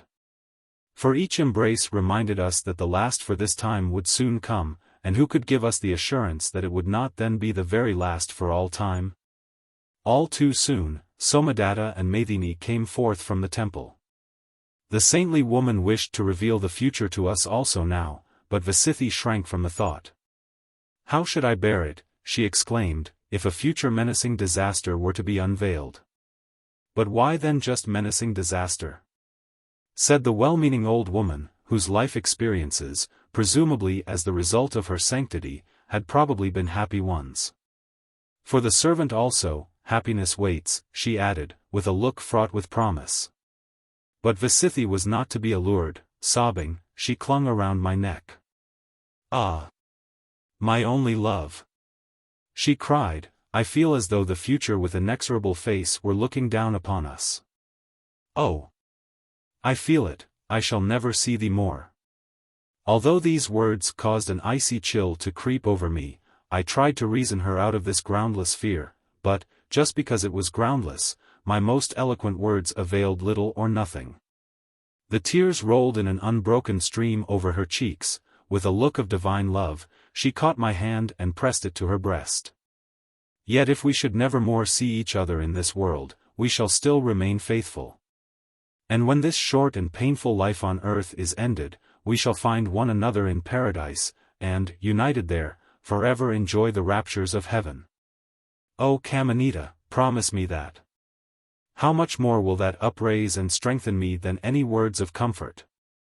For these are as powerless against the inevitable stream of fate, already surging towards us, as the reeds against the floods of waters.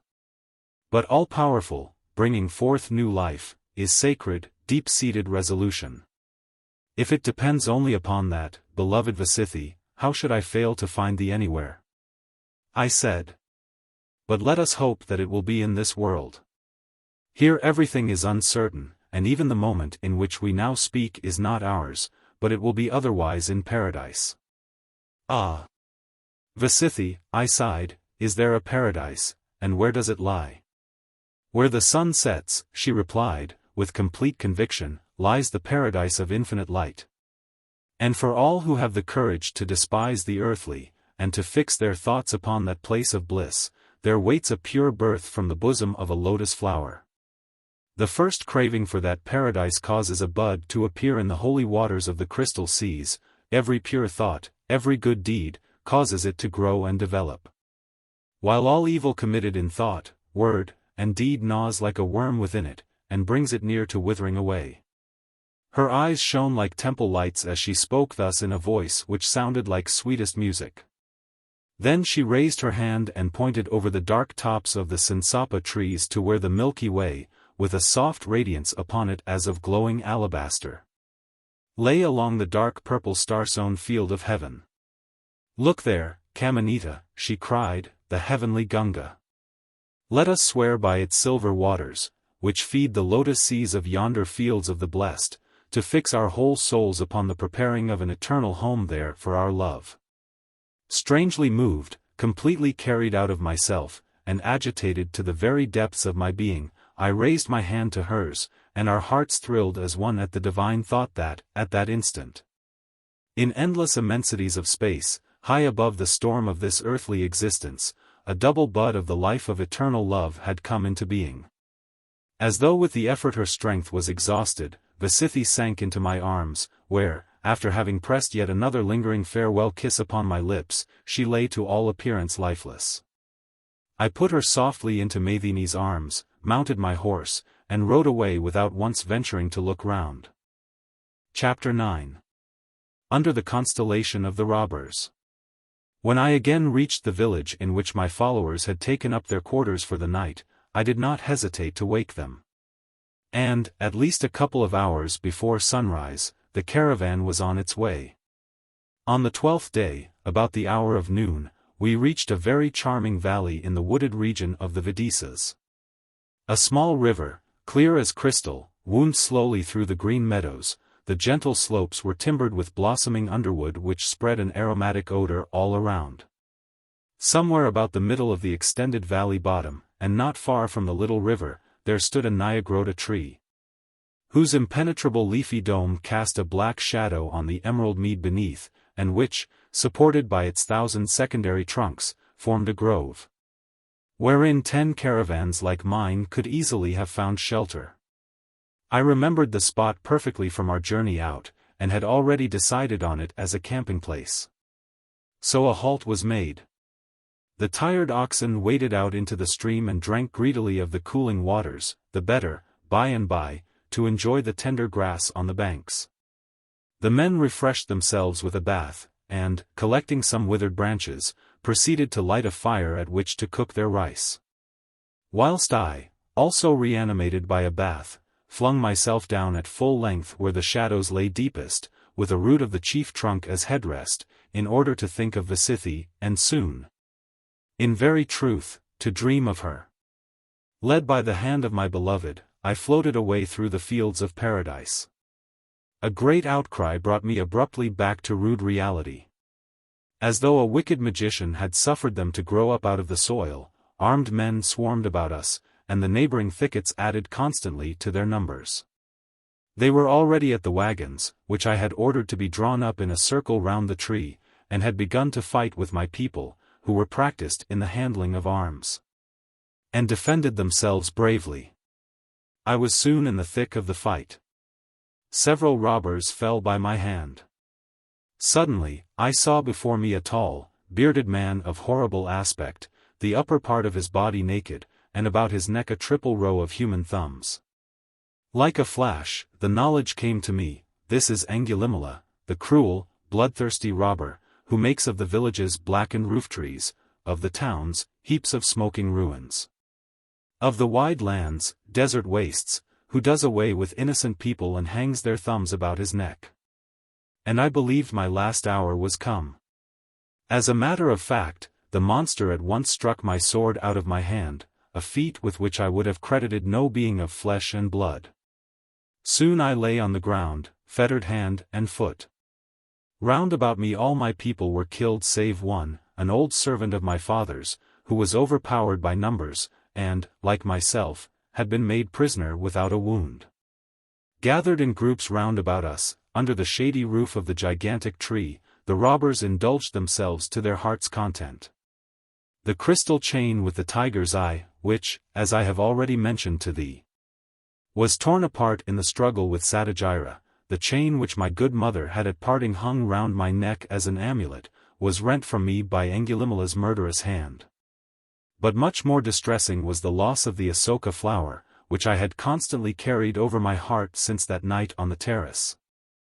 Not far from me, I believed I could see it, a little red flame in the trampled grass, on the very spot where the youngest robbers ran hither and thither, carrying to the revellers the streaming flesh of beeves which had been hastily slaughtered and roasted, and, what was even more agreeable to the thirsty passions of that bestial throng, calabashes filled with spirits.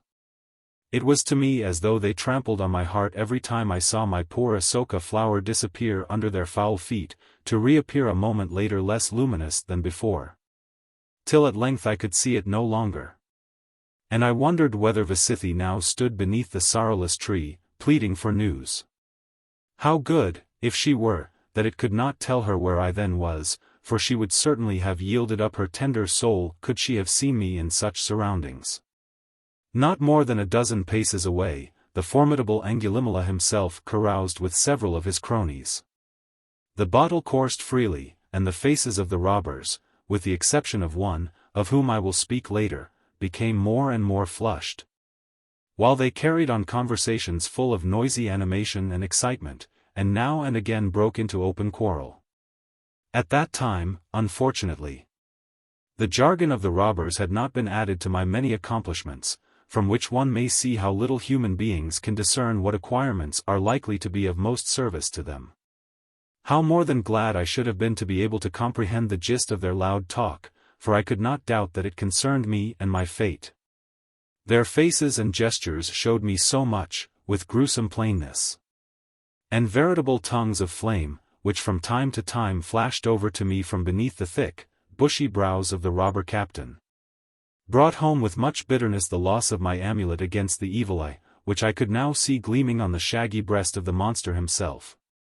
My feeling was not at fault, for, as I later learned, I had cut down a pet of Angulimala's, one who was, moreover, the best swordsman in the whole band, before his very eyes.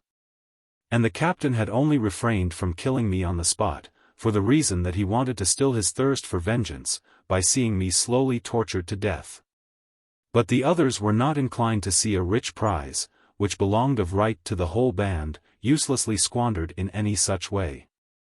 A bald-headed, smooth-shaven robber, who looked as though he might be a priest, struck me as the man who chiefly differed from Angulimala, and the only one who understood how to curb the savage. He was also the only one whose face during the drinking retained its paleness. After a long dispute, in the course of which Angulimala sprang up a couple of times and reached for his sword, victory fell, fortunately for me, to the professional aspect of the case. It should be mentioned that Angulimala's band belonged to the senders, so called because it was one of their rules that, of two prisoners, one should be sent to raise the money required for the ransom they demanded. If they took a father and son prisoner, they bade the father go and bring the ransom for the son; of two brothers, they sent the elder. If a teacher with his disciple had fallen into their hands, then the disciple was sent. Had a master and his servant been caught, then the servant was obliged to go, for which reason they were known as the senders. To this end they had, as was usual with them, spared my father's old servant when they butchered all the rest of my people. For, although somewhat up in years, he was still very active, and looked intelligent and experienced, which indeed he had proved himself to be, seeing that he had already successfully conducted several caravans. He was now freed from his fetters and sent away that same evening, after I had given him a confidential message to my parents, from which they would be able to see that there was no deception about the matter. But before he set out, Angulimala scratched some marks on a palm leaf and handed it to him.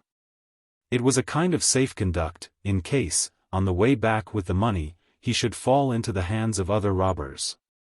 For Angulimala's name was so feared, that robbers who dared to steal royal presents from the king's highway would never have had the audacity even to touch anything that was his.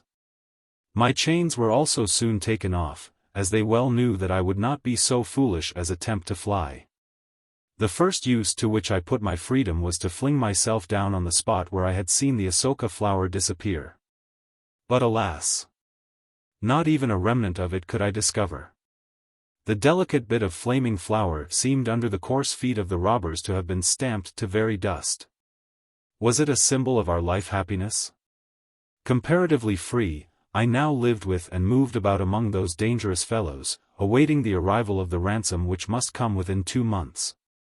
As we were at that time in the dark half of the month, thefts and robberies followed upon one another in rapid succession. For this season, which stands under the auspices of the terrible goddess Kali, was devoted almost exclusively to regular business, so that no night passed without a surprise attack being carried out, or a house broken into. Several times whole villages were plundered. On the 15th night of the waning moon, Kali's festival was celebrated with ghastly solemnity. Not only were bulls and countless black goats slaughtered before her image, but several unhappy prisoners as well. The victim being placed before the altar, and having an artery so opened that the blood spouted directly into the mouth of the loathsome figure hung round with its necklaces and pendants of human skulls. Thereafter followed a frantic orgy, in the course of which the robbers swillied intoxicating drink with utter abandon till quite senseless, all the while amusing themselves with the Vajaçravas who had been, with unparalleled audacity, carried off for that purpose from a great temple. Angulimala, who in his cups became magnanimous, wanted to make me also happy with a young and handsome Vajaçrava. But when I, with my heart full of VIII, spurned the maiden, and she, overwhelmed by the slight put upon her, burst into tears, Angulimala flew into a frightful rage, seized, and would have strangled me then and there, but that the bald, smooth-faced Robert came to my help. A few words from him sufficed to make the iron grip of the chief relax, and to send him away growling like a scarcely tamed brute. This remarkable man, who thus for the second time became my rescuer, his hands yet bloody from the hideous Kali sacrifice he had conducted, was the son of a Brahmin. But because he had been born under the robber constellation he had taken to the trade of the robber. At first he had belonged to the thugs, but went over for scientific reasons to the senders. From his father's family he had inherited, as he told me, a leaning to religious meditation.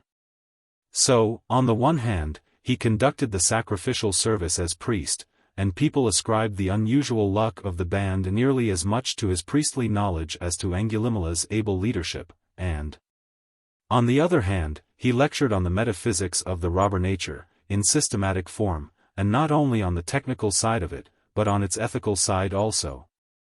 For I observed, to my amazement, that the robbers did have a morality of their own, and by no means considered themselves worse than other men.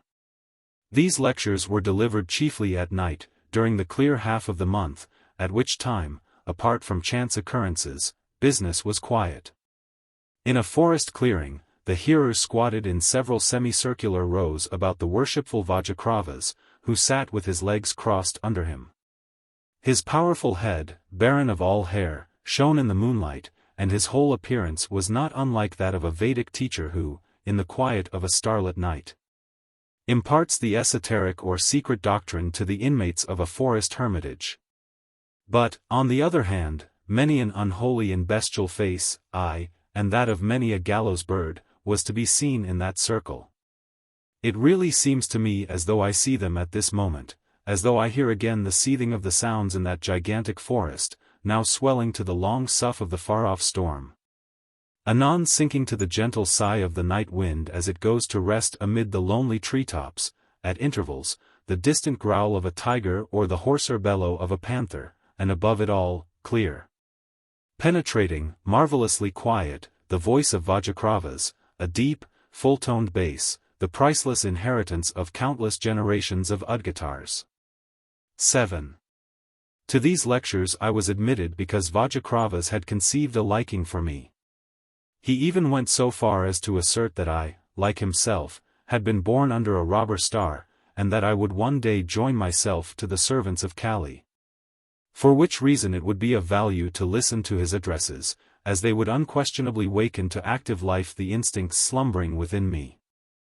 I have on such occasions heard very remarkable lectures from him on the different sects of Kali, usually called thieves and robbers, and on the usages which severally distinguish them. No less instructive than entertaining were his excursive remarks on themes like the value of courtesans in hoodwinking the police, or characteristics of officials of the upper and lower ranks. Open to bribery, with reliable notes as to each man's price. To his particularly keen observation of mankind, as well as to his severe logicality in drawing conclusions, irreproachable testimony was borne by his treatment of the question: how and why do rascals recognize one another at the first glance, while honest men do not? And what advantages accrue to the former from this circumstance? Not to speak of his brilliant remarks on the stupidity of night watchmen in general, a stimulating reflection for beginners. When the sleeping forest rang again to such a chorus of laughter that the robbers flocked together from all sides of the camp, in order to hear what was going on. But dry technical questions also, the master understood how to handle in an interesting fashion, and I recollect really fascinating dissertations on how to make a breach in a wall without noise, or how to excavate a subterranean passage with technical accuracy. The proper construction of different kinds of crowbars, particularly of the so-called snake jaw, and of the cancroform hook, was most graphically described.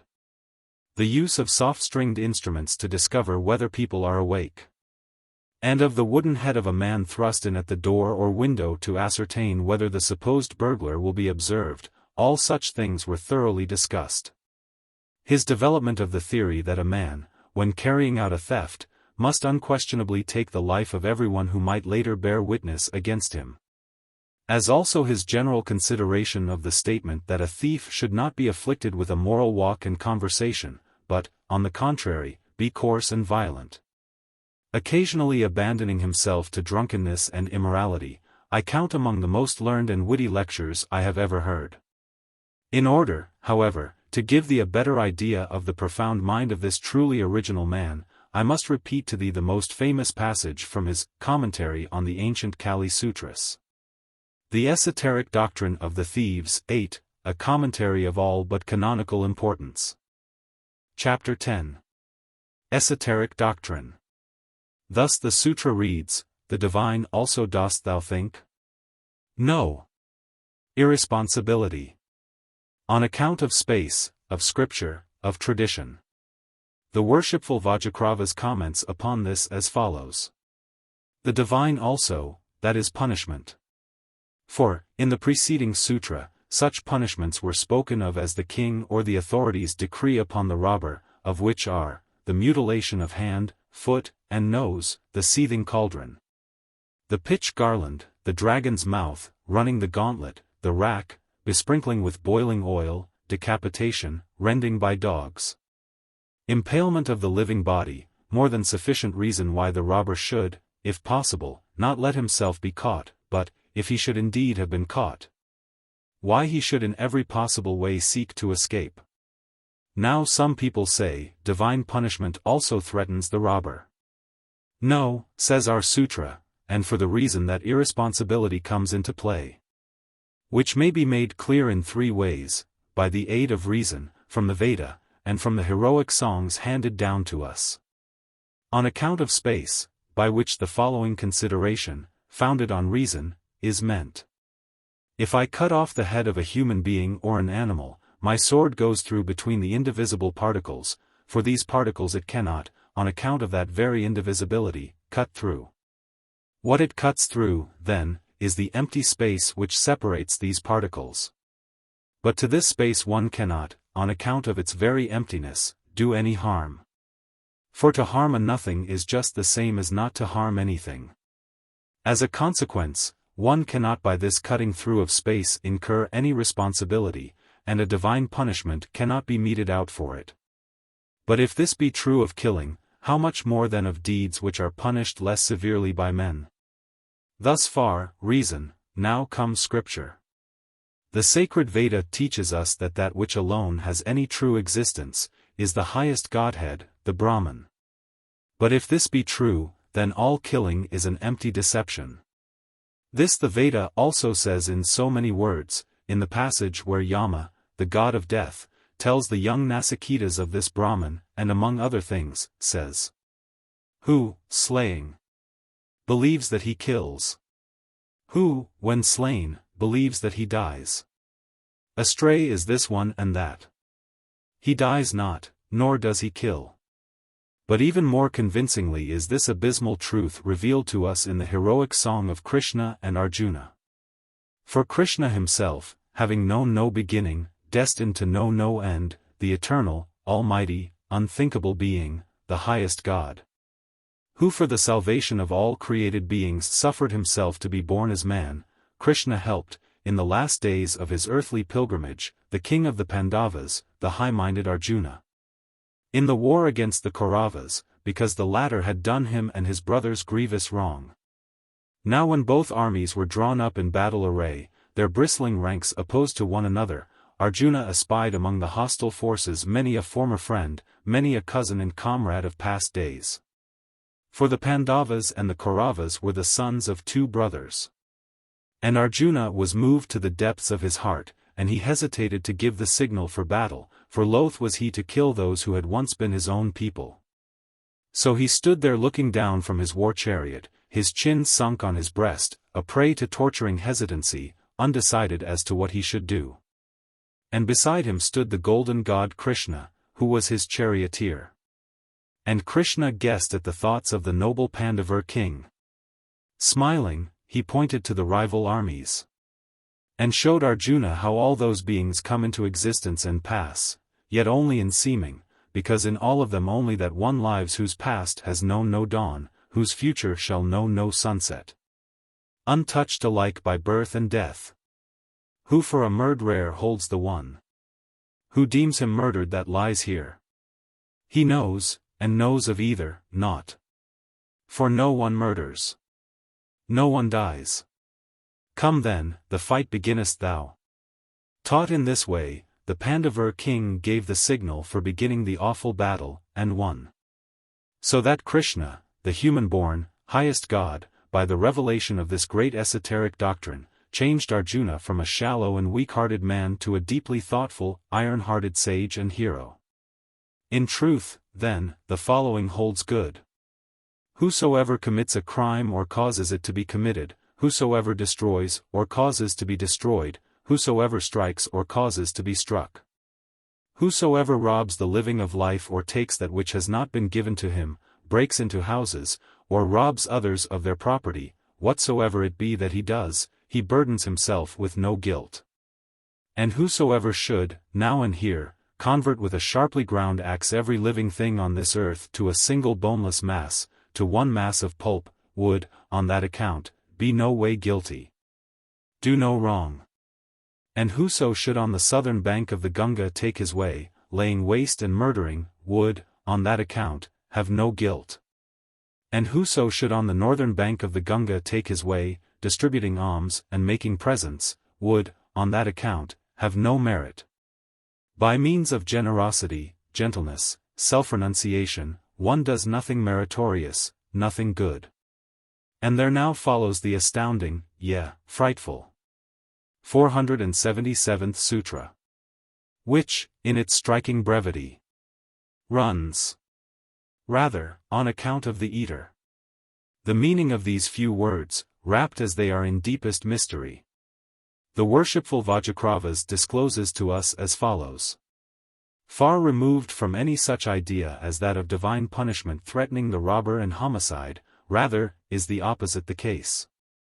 Namely, that he grows like to God himself, which becomes clear from those passages in the Veda, where the highest God is glorified as the Geater, such as the warrior and the Brahmin both. He eats for bread.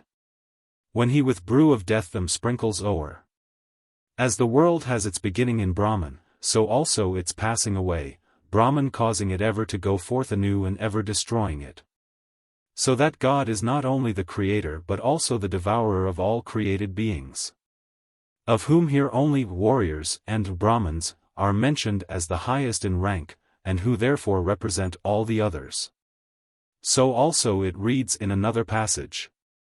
I eat them all, but me they do not eat.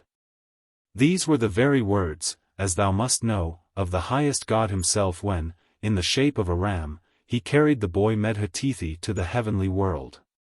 For, indignant at his forcible abduction, the latter demanded to know who his abductor was. Tell me who thou art, else will I, a Brahmin, smite thee with my wrath. And he, in the semblance of a ram, revealed himself as that highest Brahmin, as the all, in the words. Who is that kills and also prisoner takes? Who is the ram that leads thee far from here? Lo! It is I, who in this form appear. Lo! It is I, and I appear in every form. If one feels fear, be it of whatsoever. Lo! Fear is mine, who also caused to fear. But in the greatness lies the difference. I eat them all, but me they do not eat. Who might me know? Who call me by my name? I smote my enemies all, me no one smote. It must by this time be plain to the dimmest eye that the likeness to the Brahman cannot lie in being destroyed and eaten, as would be the case were gentleness and self-renunciation to be regarded as virtues, but, on the contrary, in destroying and eating all others. In other words, it lies in using others to the utmost and in crushing them, while in one's own person suffering no harm. There cannot therefore be the slightest doubt but that the doctrine, of the punishment of hell for him who commits deeds of violence, is an invention of the weak to protect themselves from the might of the strong, by intimidating them. And if, in the Veda, several passages contain this doctrine, they must, because quite out of harmony with the chief tenets of the faith, have been at some time treacherously interpolated by the weak. When, then, the Rigveda says that, although the whole world is, properly speaking, the Brahman, yet God recognizes mankind to be, of all others, the most fully penetrated by the Brahman, it cannot but be recognized that, among men, the real and true robber is the man, of all others and beyond all others, who is most fully penetrated by the Brahman, and that he therefore is the head of creation. But with regard to the thief who does not rise to the level of robberhood, seeing that Scripture frequently declares the idea of that belongs to me to be a delusion and a hindrance to the highest purpose for which men were created, it is, without further waste of words, clear that the thief, who has made it his life work to combat that delusion by his daily actions, represents the highest truth. Nevertheless the robber, on account of his violence, stands higher. So then, the position of the robber as Lord of creation has been made plainly manifest, both by logical reasoning and from Scripture, and is to be regarded as incontrovertible. Chapter 11. The Elephant's Trunk. After the foregoing specimen of the curious sentiments of this extraordinary man, to whose charge at least one cannot lay, as to that of so many other noted thinkers, that he didn't put his theories into practice, I resume the thread of my narrative. In the presence of these manifold adventures and new mental occupations, I naturally didn't neglect the opportunity either of making the robber's jargon my own. It was impossible that the time should not pass quickly. But the nearer it approached its end, the more was my confidence shaken by oppressive fears. Would the ransom come at all? Although the safe conduct given him could protect the old servant against robbers, yet a tiger might have rent him in pieces at some point on his journey, or a swollen river swept him away. Or any one of the countless unforeseen chances of travel might have detained him until too late. Angulimala's flaming glances shot so often and so evilly over to me that I felt as if he were hoping for something of the kind, and then perspiration born of sheer fear broke forth from every pore.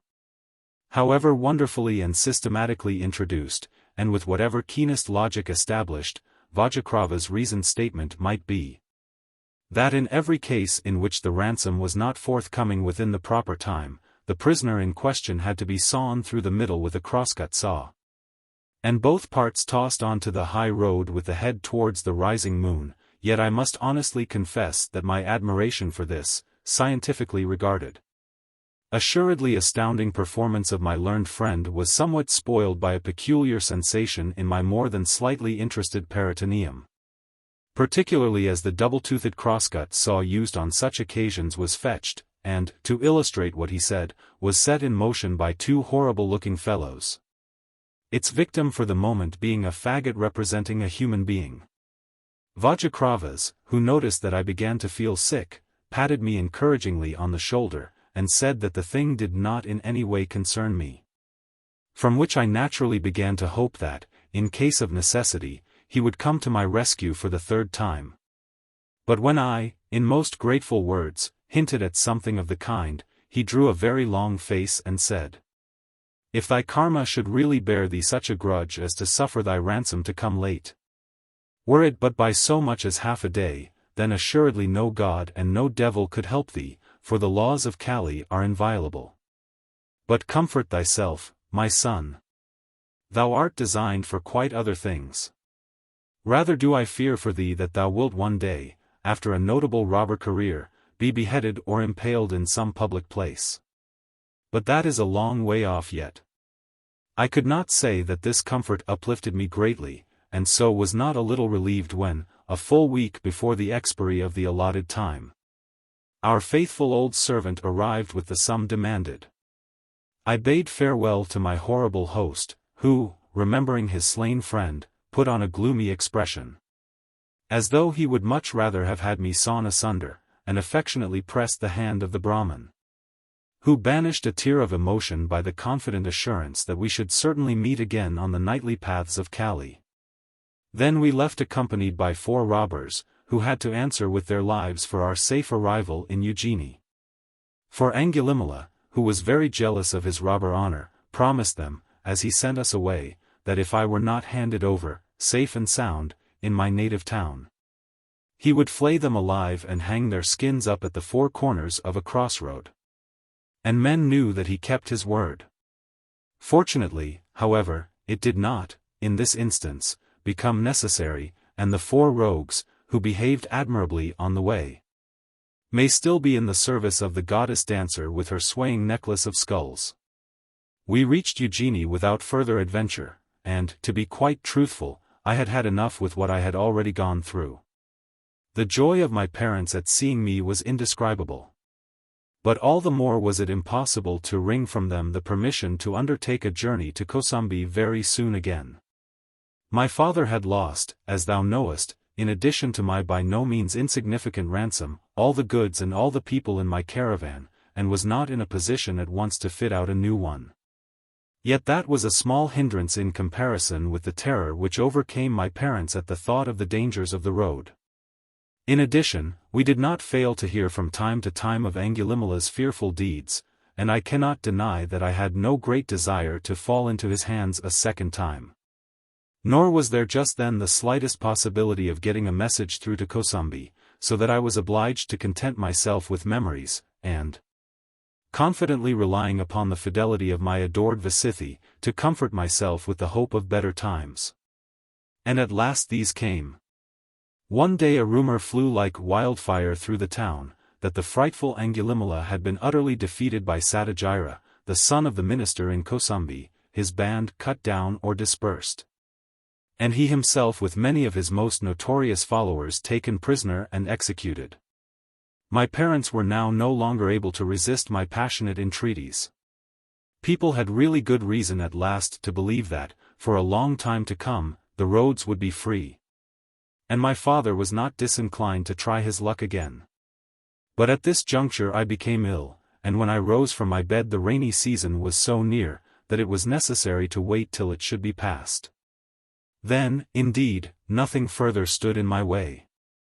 With many admonitions to be prudent, my parents bade me farewell, and I was once more on the road, at the head of a well-stocked caravan of 30 ox wagons, with a heart full of joy and courage, and urged forward by consuming desire. Everything ran as smoothly on the present journey as on my first one, and one beautiful morning I entered Kosambi, half crazed with joy. I was soon aware, however, of a most unusual throng of people in the streets, and my progress became ever slower, till at length, at a spot where we had to cross the chief thoroughfare in the town, our train of wagons came to a complete standstill. It was literally impossible to force our way through the crowd, and I now noticed that the chief street, of which I have spoken, was most magnificently decorated with flagstaffs, carpets depending from the windows and balconies, and festoons hung from side to side of the street, as for some pageant. Cursing with impatience, I asked those who stood in front of me what was taking place. "Why," they cried out, "dost thou not know then that this day Satyajira, the son of the minister of state, celebrates his marriage? Thou canst consider thyself most fortunate to have arrived just at this moment, for the procession is now on its way from the temple of Krishna, and passes here. And such magnificence thou hast assuredly never beheld. That Satyajira should be celebrating his marriage was to me no less important than welcome news, because his seeking the hand of my VIII in marriage would have been, with her parents, one of the greatest hindrances to our union. So the waiting did not displease me, and the less that it could not last long.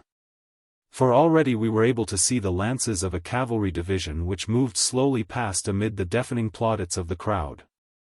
These horsemen enjoyed, as the people told me, the greatest popularity in Kosambi, because it was chiefly they who had rendered Angulimala's band innocuous. Almost directly behind them came the elephant carrying the bride, beyond all question a stupendous sight, the crusted, knoll-like forehead of the gigantic animal, which reminded one of Meru, the mountain of the gods, covered with a veil of many-colored jewels. And just as, in the early year, a fiery bull-elephant moves along, the drops of moisture rolling down his temples and cheeks, and swarms of bees, allured by the sweet odor, hang over it, so here. Temples and cheeks shimmered with the most wonderful pearls, above which dangled limpid garlands of black diamonds, an effect beautiful enough to make one cry out. The powerful tusks were mounted in the purest gold. And from the breastplate, which was made of the same precious metal and set with large rubies, the airiest of Benares muslin hung down and softly wound itself around the powerful legs of the animal, like morning mists around the stems of lordly forest trees. But it was the trunk of the state elephant that, before all things else, enchained my glance.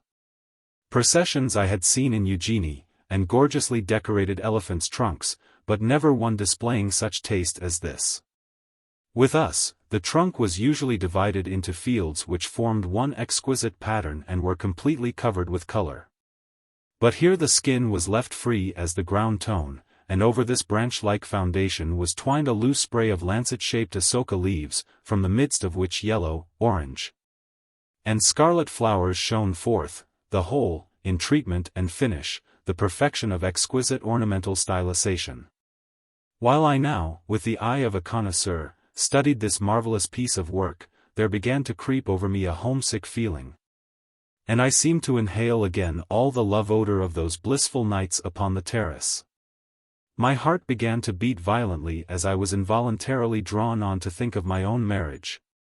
For what happier adornment, than just this, could be invented for the animal which should one day carry VIII? Seeing that the Terrace of the Sorrowless was famed throughout Kosambi for its wonderful asoka blossoms?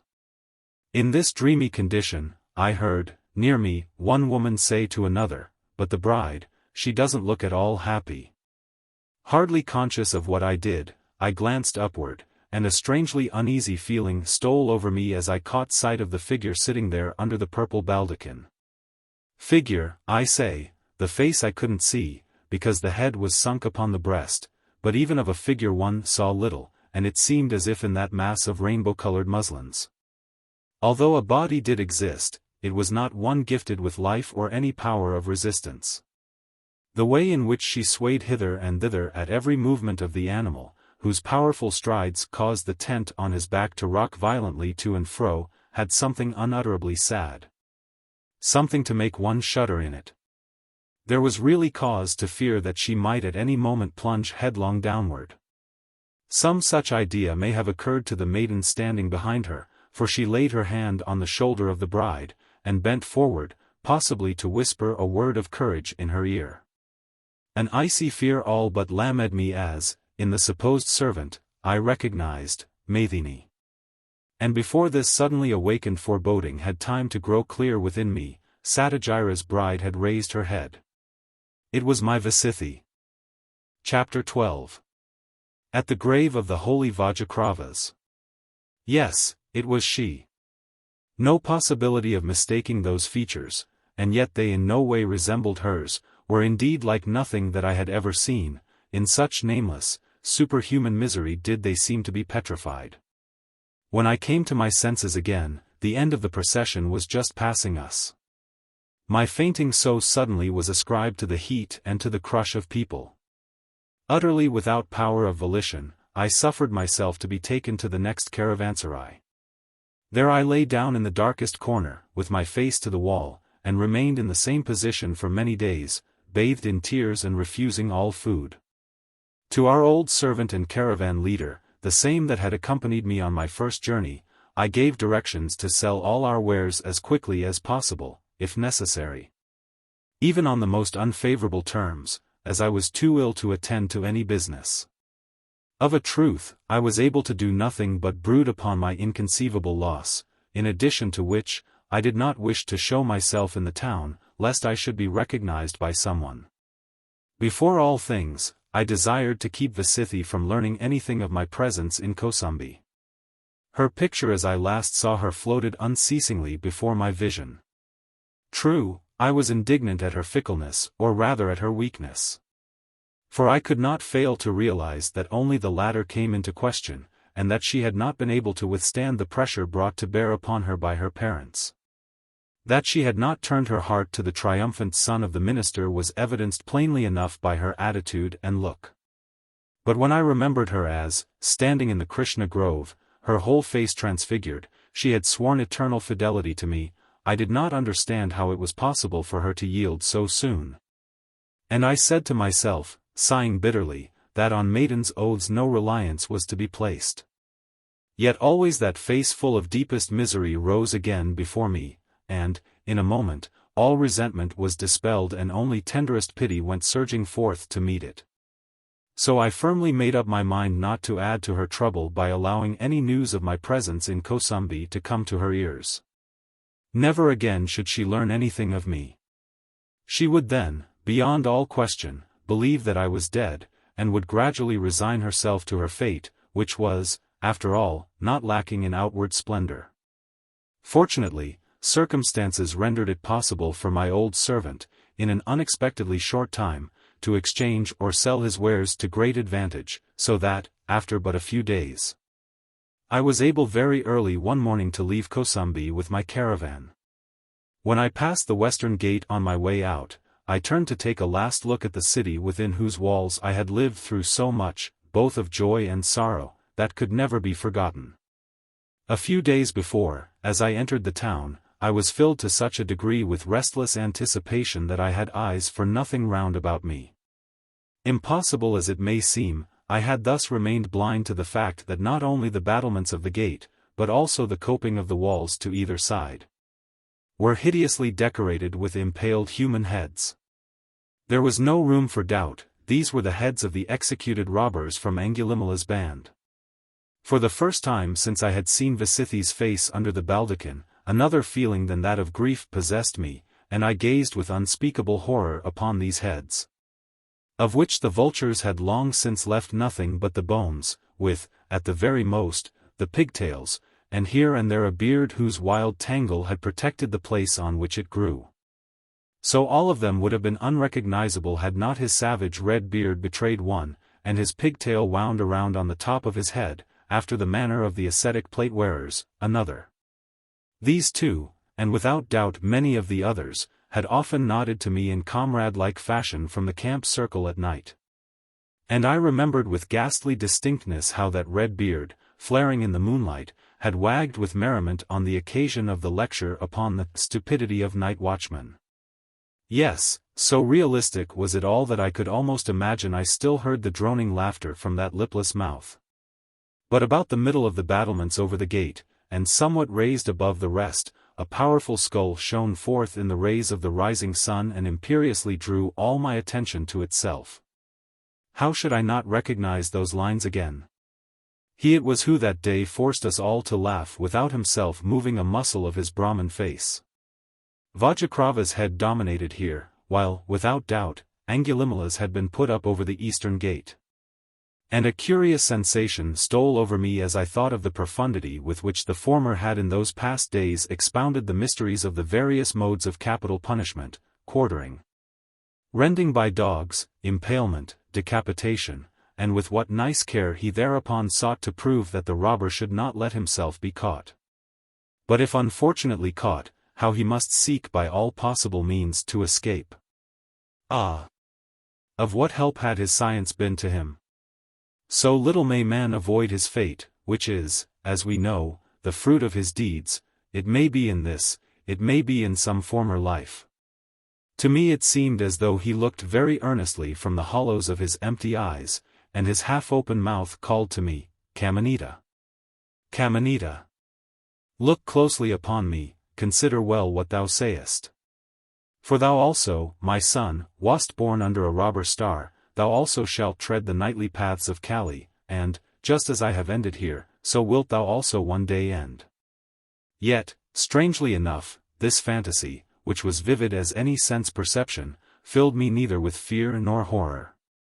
My, according to this supposition, appointed robber career, to which I had up to this time never given an earnest thought, stood suddenly before me, and not merely not in sober, but even in seductive colors.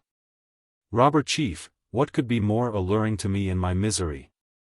For I did not doubt for a moment but that, with my many talents and accomplishments, and particularly with those that I owed to the teaching of Vajaçravas, I should at once take the position of leader. And what position could mean as much to me as that of robber chief? Why, even that of a king would be of little count beside it. For could it give me vengeance on Satyajira? Could it bring VIII to my arms? I saw myself in the midst of a forest, fighting Satyajira, whose skull I split with a powerful stroke of my sword. And again I saw myself as I bore the fainting VIII out of the burning palace, which rang with the voices of robbers. For the first time since that woeful sight of my lost VIII met my eyes, my heart beat with courage and hope, and I began to think of the future. For the first time, I wished for myself, not death, but life. Full of such pictures, I had scarcely gone 1,000 paces when I saw before me a caravan which, evidently coming from the opposite direction, had halted while its leader, to all appearance, offered up a sacrifice beside a little hillock close to the highway.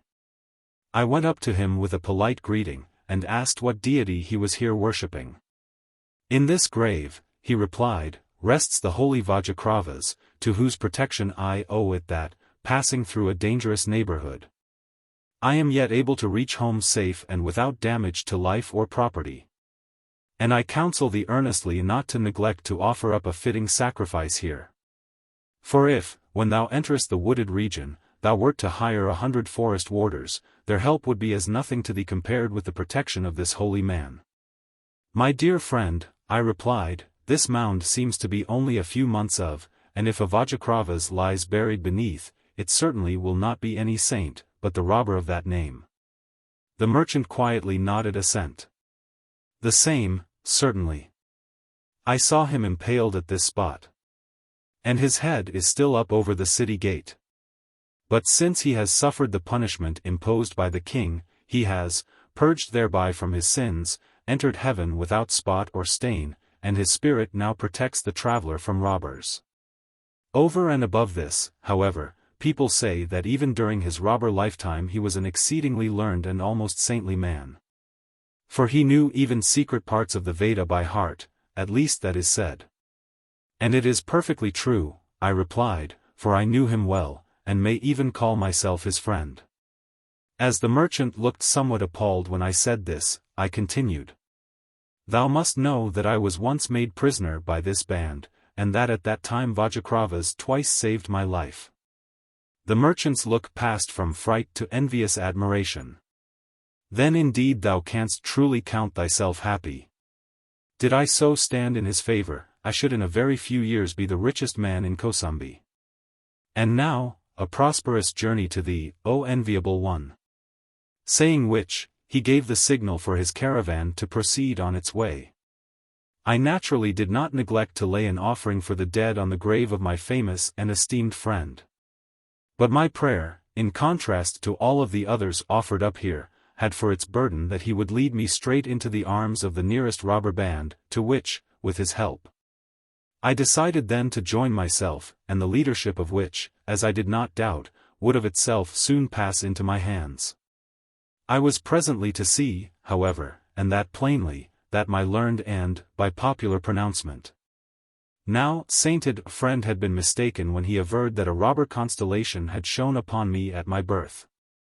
For on no part of the way to Eugenie did we see even a trace of robbers. And yet scarcely a week later a caravan we met after we had gone through a large forest hard on the borders of Avanti was fallen upon by robbers in this very wood. It has been the source of many a curious reflection to me that the purest chance should to all appearance have led to my remaining in civil life, instead of adopting, as my heart so ardently desired, the life of the robber. Not that it is impossible for one of the nightly paths of Kali to lead directly to the path of the pilgrim. Just as, of the 101 veins filled with quinquecolored fluid, but a single one leads to the head, and is that one by which, at death, the soul leaves the body. So also it is quite possible that even had I become a robber, I might nevertheless have been a pilgrim now, and on the way, with salvation as my goal. Besides, when a man has attained to salvation, all his works, whether good or bad, disappear, burnt to ashes, as it were, in the fervor of his knowledge. Moreover, the interval, had it been given to the life of the robber rather than to civil life, might not, in so far as its moral fruits are concerned, have fallen out so differently as thou wouldst expect, O brother.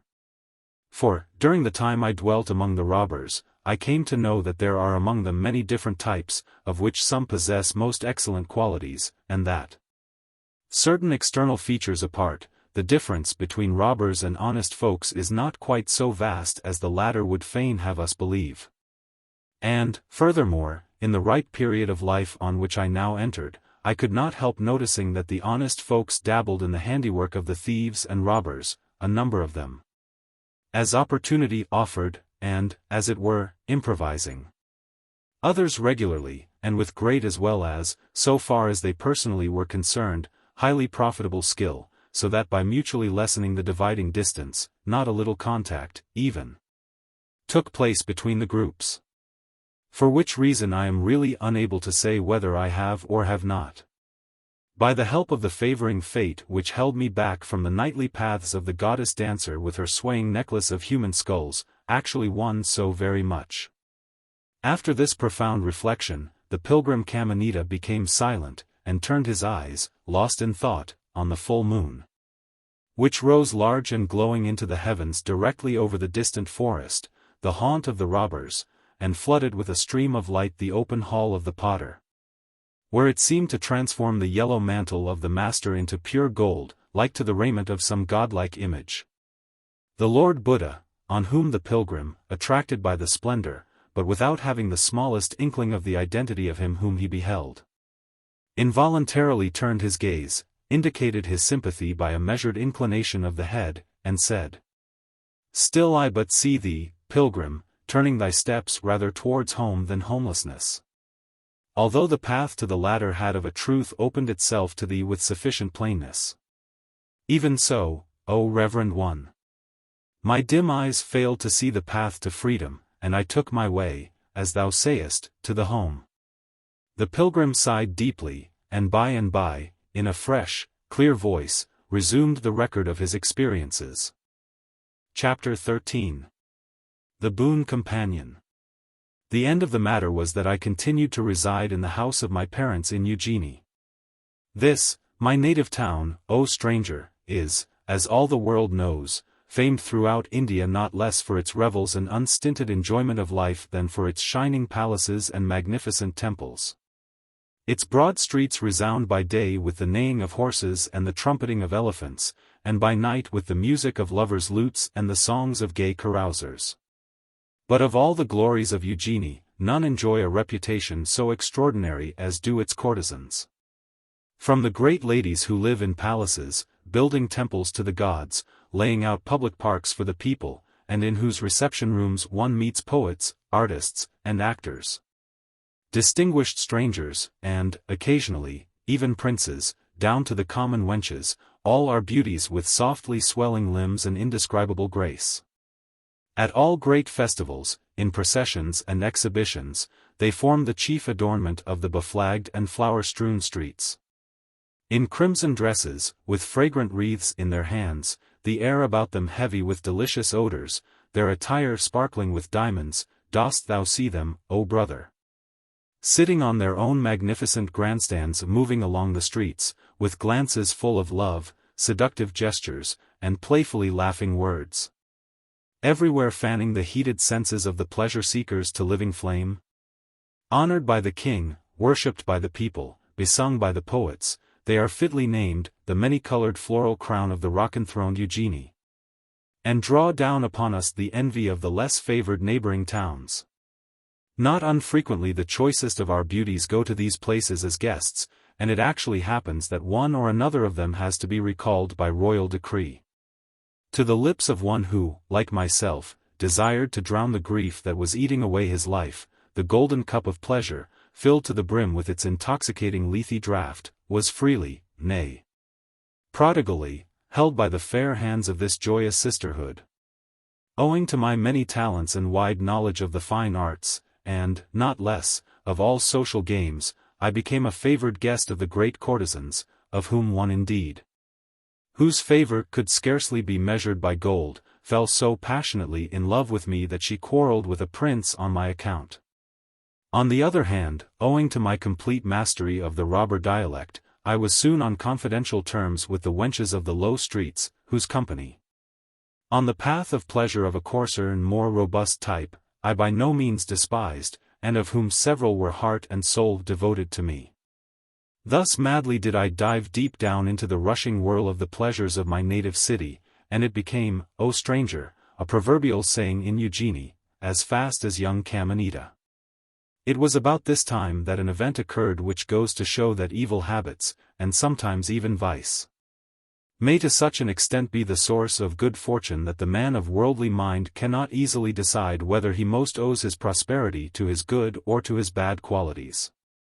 I refer particularly to that familiarity with the wenches of the lower classes to which allusion has already been made, and which became of the greatest service to me. My father's house was broken into, and jewels, which had been for the most part entrusted to him for valuation, were stolen, to an amount, too, which it was practically impossible to make good. I was beside myself, for absolute ruin stared us in the face. In vain did I make use of all the knowledge I had gained in the forest.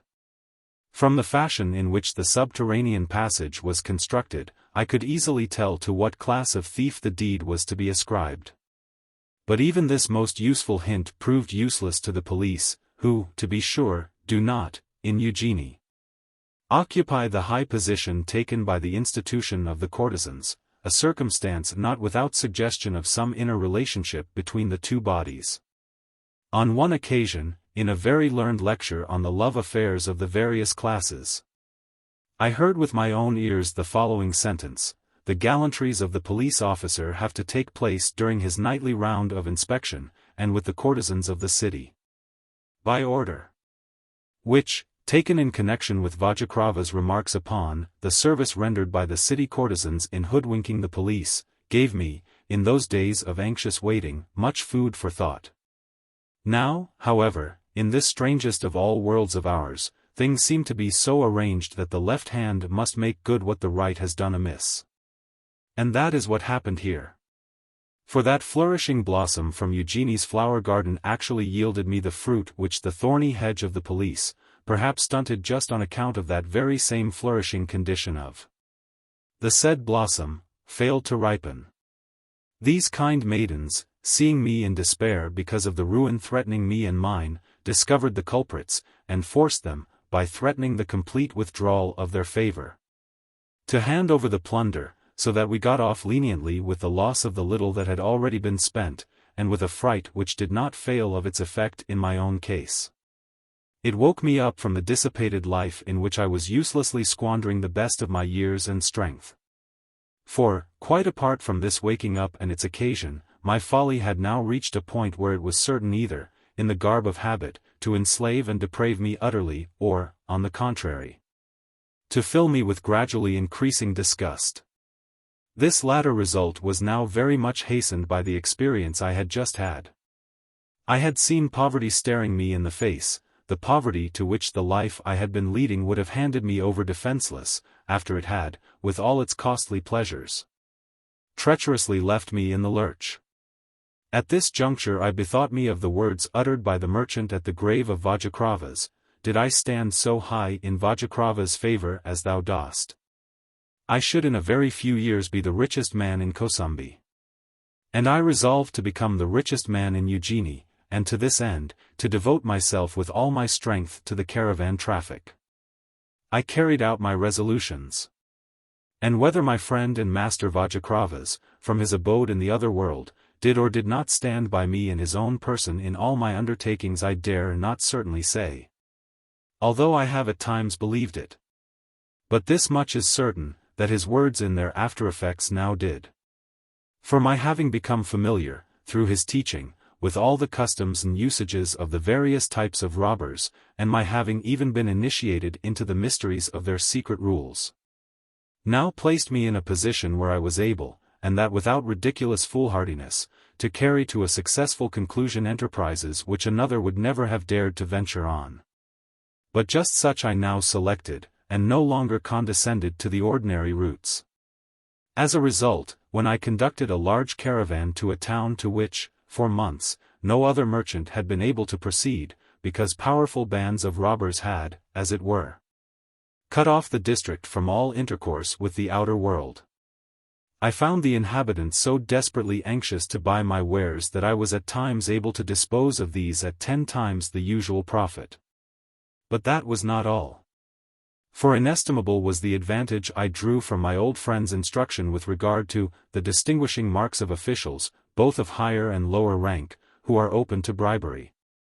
With reliable notes as to each man's price, and what I gained in the course of a few years by the skillful use of these hints alone, represents a modest fortune.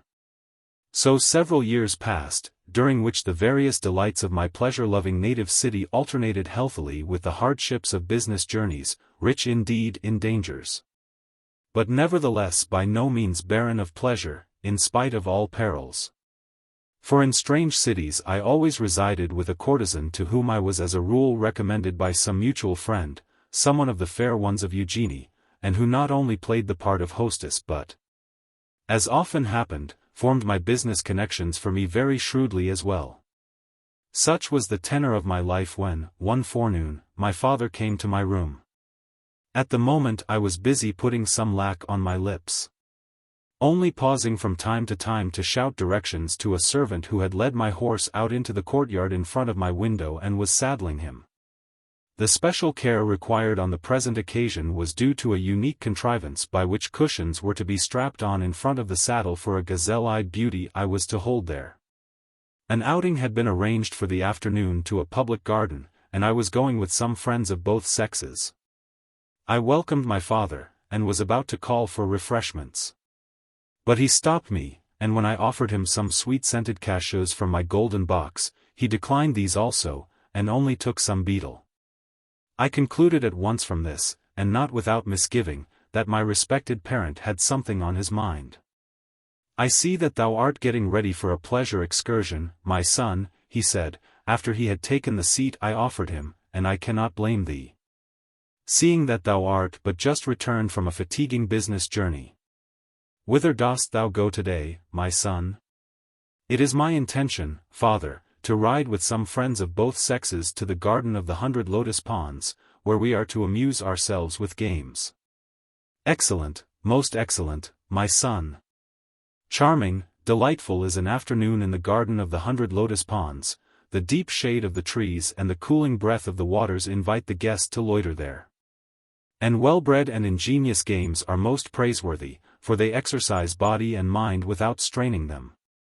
I wonder whether the games are still in vogue that we used to play in my youth. What dost thou suppose, Kamanita, will be played there today? It depends, father, whose proposal proves to be most acceptable. I know that Nimi wants to propose spraying with water.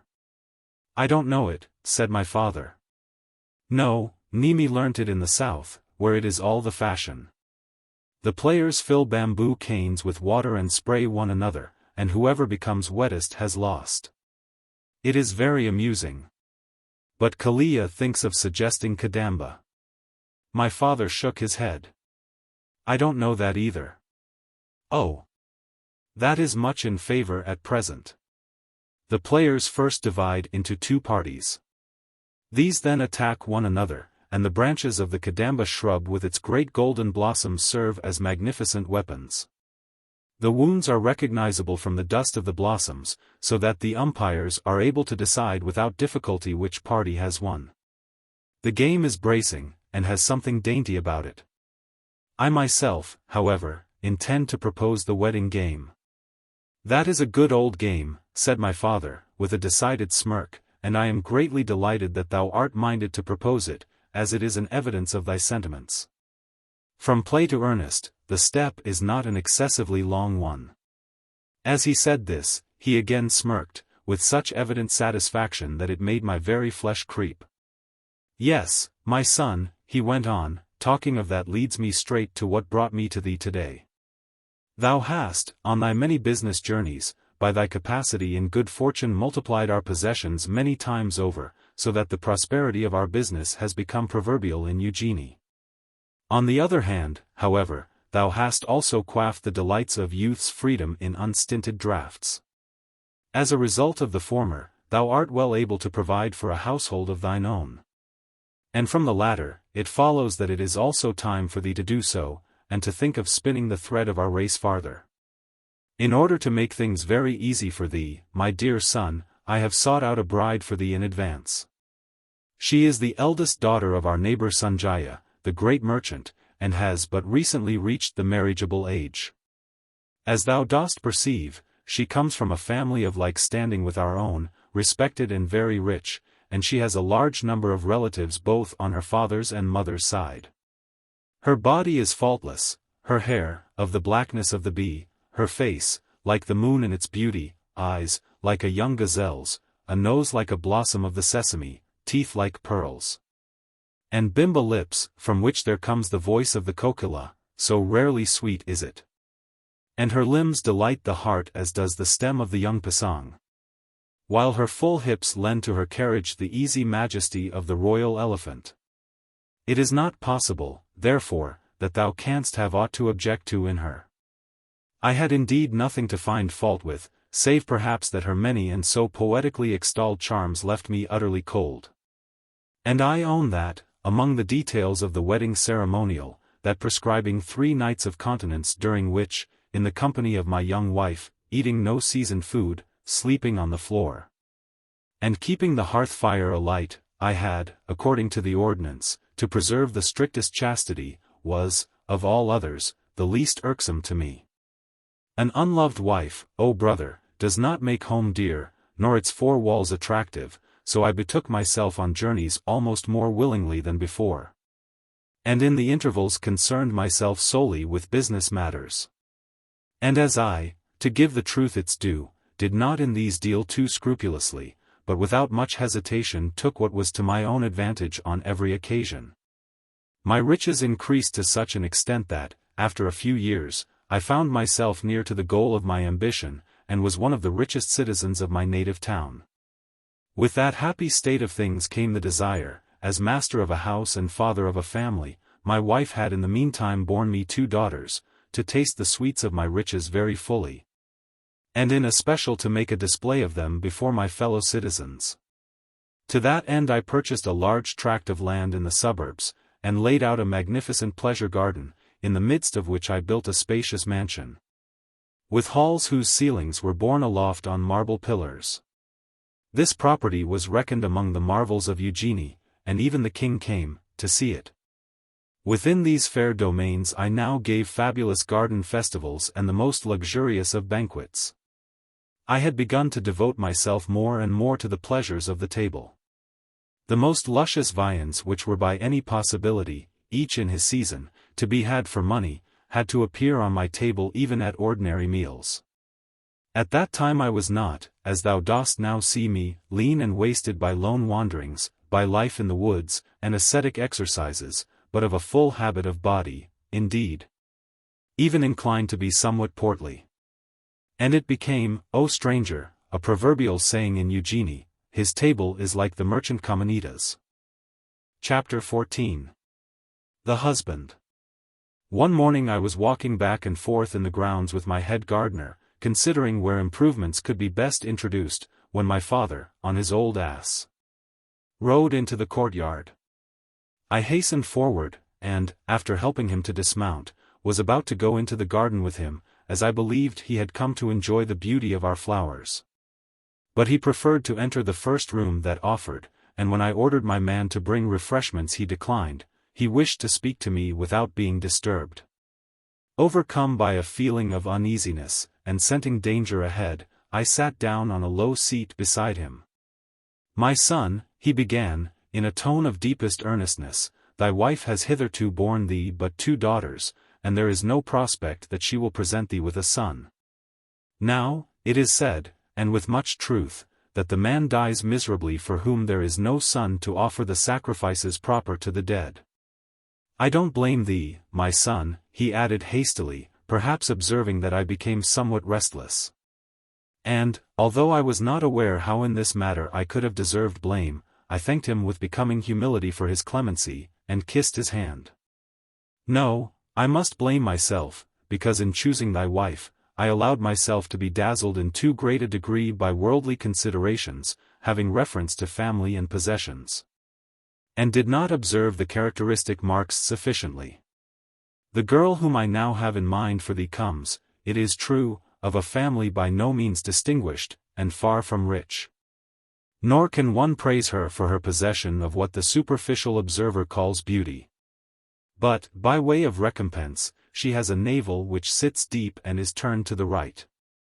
Both hands and feet bear lotus, urn, and will moles, her hair is quite smooth, save only on her neck where she has 2 locks curling to the right. Of a maiden who possesses such marks, the wise say that she will bear 5 heroic sons. I declared myself perfectly satisfied with the prospect, thanked my father for the kindness with which he thought for me, and said I was ready to lead the maiden home at once. For I thought to myself, well, if it has to be. At once, cried out my father, in accents of horror. But, my son, moderate thy impatience.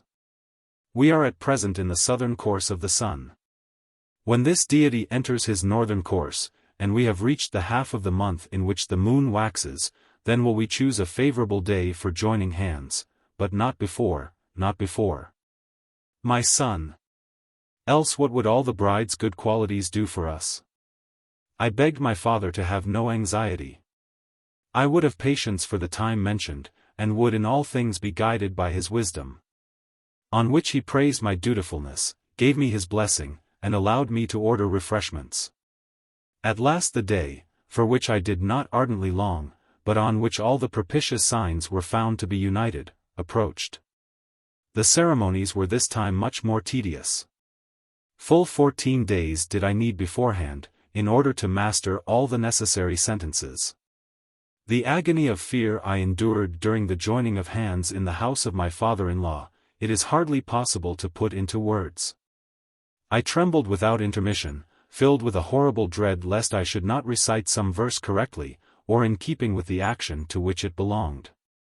For my father would assuredly never have forgiven me for it. And yet, in my anxiety, I had almost forgotten the chief thing, for instead of taking the bride's thumb, I reached out to seize her 4 fingers. As though I wished her to bear me daughters, but luckily she had presence of mind enough to push her thumb into my hand. I was literally bathed in perspiration when finally able to yoke in the bulls for our departure, the while my bride inserted into each of the collar holes the branch of a fruit-bearing tree. And I spoke the required couplet, with a feeling that the worst was now past. The dangers, however, did not by any means lie behind us yet. It is true we reached the house without encountering any of the numerous little mishaps which, on such occasions, seem to lie in wait for their unfortunate victims. And at the door the bride was lifted from the wagon by 3 Brahmin women of blameless life who had all given birth to boys, and whose husbands yet lived. So far, all had gone well. But now, brother, imagine the shock I received when, on entering the house, my wife's foot all but touched the threshold. To this day, I cannot conceive whence I drew the resolution to lift her high up in my arms, and thereby hinder any such contact from possibly taking place. Nevertheless, even this was an irregularity, and, when entering the house, was of itself bad enough, but, to add to it, for my own part, forgot to enter with the right foot first. Fortunately, the wedding guests, and especially my father, were so nearly beside themselves at the threatened contact with the threshold, that my false step was all but entirely disregarded. In the middle of the house I took my station to the left of my wife, on a red bull's hide that lay with the neck towards the cast, and with the hairy side uppermost. Now my father had, after a long search, and with endless trouble, come upon a male prodigy that had only brothers and no sisters, not even dead ones, and was the son of a father who had been in like case, having had brothers only.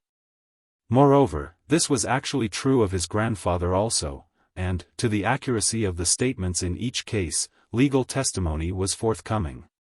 This little boy was to be placed on my bride's knee. Already there stood at her side the copper dish containing lotus flowers from the swamps, which she was to lay in the folded hands of the child, and everything was prepared. When, the hapless little urchin was nowhere to be found.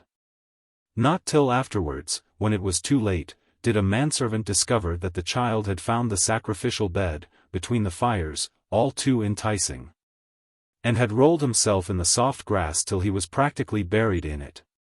Now, of course, the sacrificial bed had to be made up anew, and to that end fresh kuka grass cut, which was in itself reversing the due order of things, as the grass had to be cut at the rising of the sun.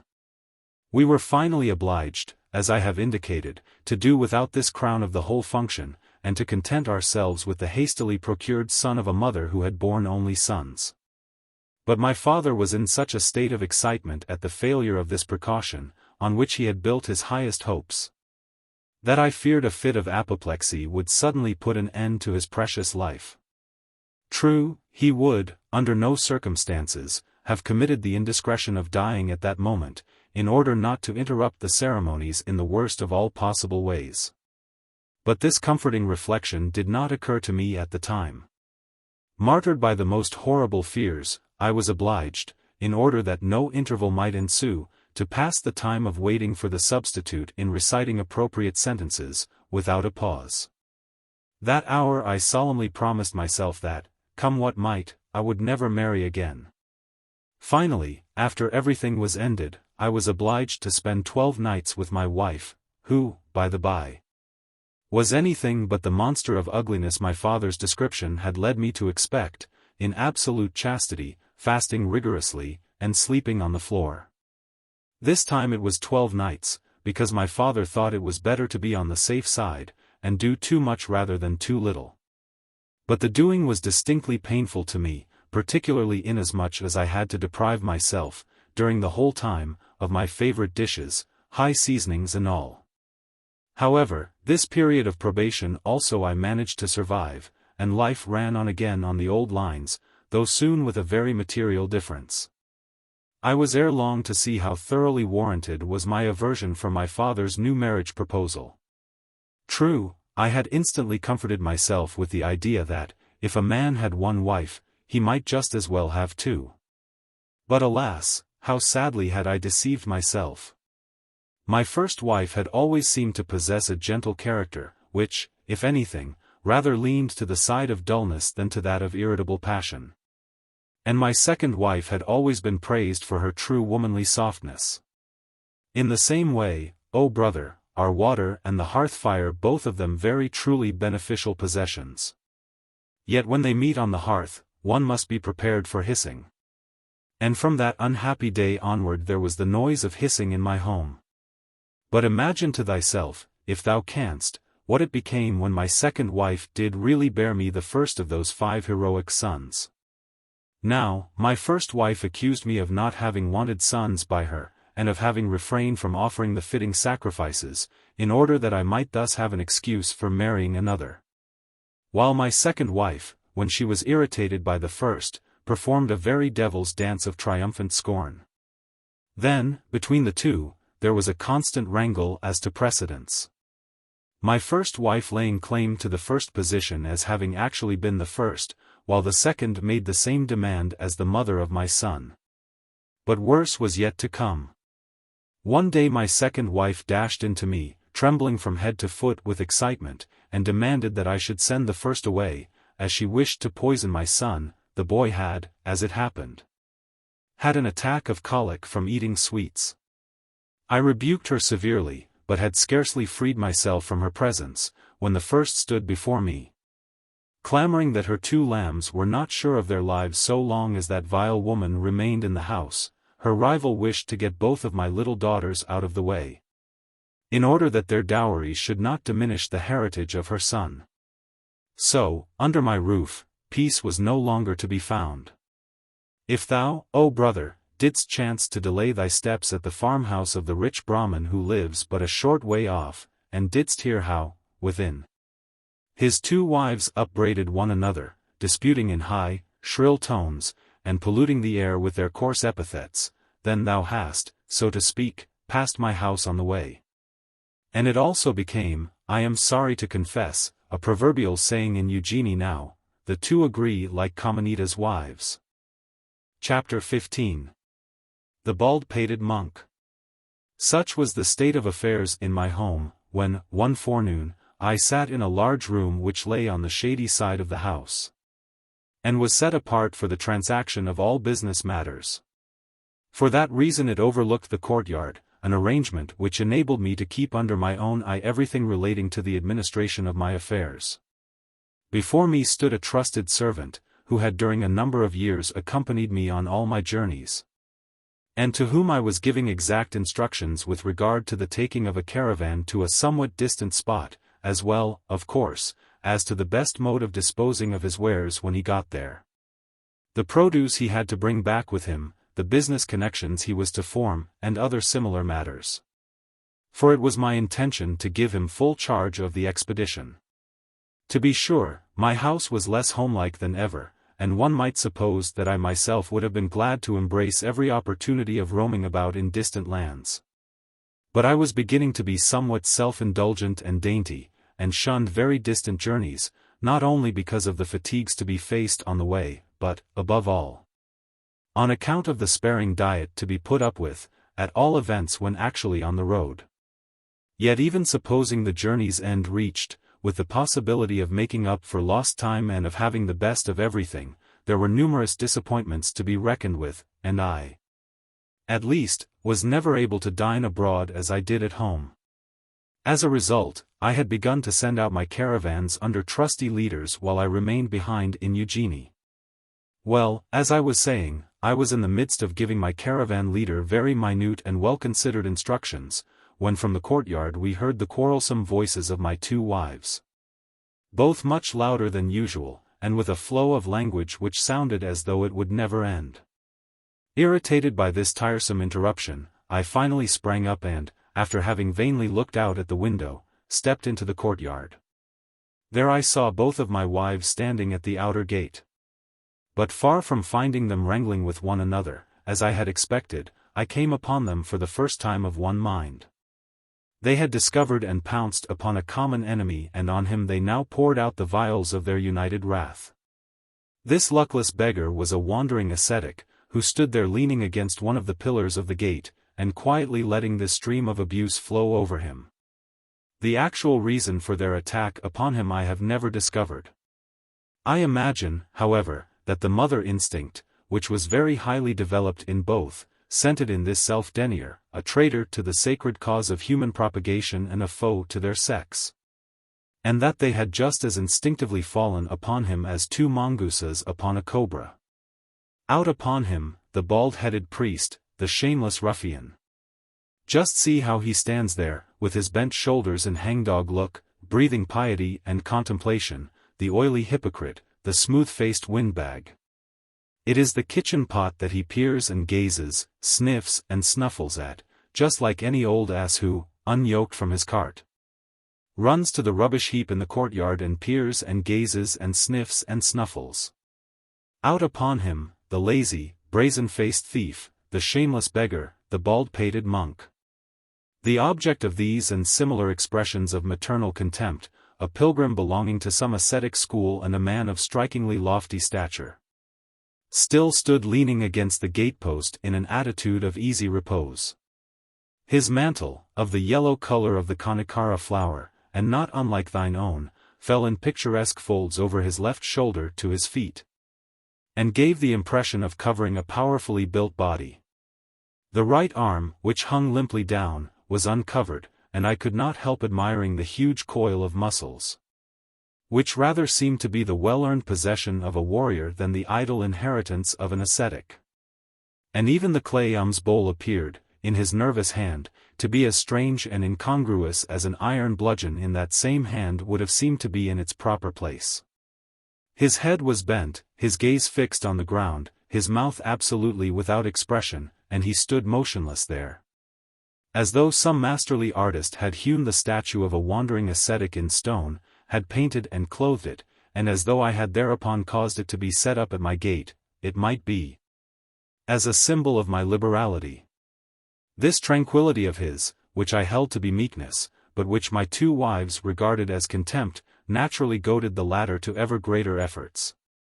And so they would probably have passed to actual violence, had I not come between, rebuked them for their evil tempers, and driven them into the house. Then I went up to the ascetic, bowed respectfully before him, and said, I trust, O most reverend one, that thou wilt not take to heart what these two women, whose understanding is hardly of 2 fingers' breadth, may have said. I know it has been both uncalled for and unfitting. I trust that thou wilt not, on that account, strike this house with thine ascetic anger. I will, most reverend pilgrim, myself fill thine alms bowl with the best the house has to offer. How fortunate that the bowl is yet empty. I will fill it so that it cannot contain another morsel, and no neighbor shall, this day, earn merit by feeding thee. Thou art indeed not come to the wrong door, O most reverend one. And I believe the food will be to thy taste, for it is even a proverbial saying in Eugenie, his table is like the merchant Kamanita's, and I am he. I trust, therefore, O reverend one, that thou wilt not be angry at what has taken place, and wilt not curse my house. Whereupon the ascetic answered, and with no appearance of unfriendliness, how could I, in my position, be angry, O head of thy house, at such abuse? Seeing that it is my duty to be even grateful for far coarser treatment. For, once, in the past, I betook myself, girt betimes, and supplied with mantle and alms bowl, into a town to collect food from the charitable. But in that town, Mara, the evil one, had just then stirred up the Brahmins and the householders against the order of the Holy One. Away with your virtuous, noble-minded ascetics. Abuse them, insult, drive them away, pursue them. And so it happened, O head of thy house, as I passed along the street, that, one moment, a stone flew at my head. The next, a broken dish struck me in the face, and a stick which followed half crushed my arm. But when, with head all cut, and covered with blood, with broken bowl and rent mantle, I returned to the master, his words were, Have patience, ascetic, have patience. For the deed whose atonement would have cost thee many years of the torments of hell, that deed will be atoned for in thy lifetime. At the first sound of his voice, there quivered through me from head to foot a flash of horror, and, with every additional word, an icy coldness penetrated deeper into the very recesses of my being. For that was, O brother, the voice of Angulimala, the robber. How could I doubt it?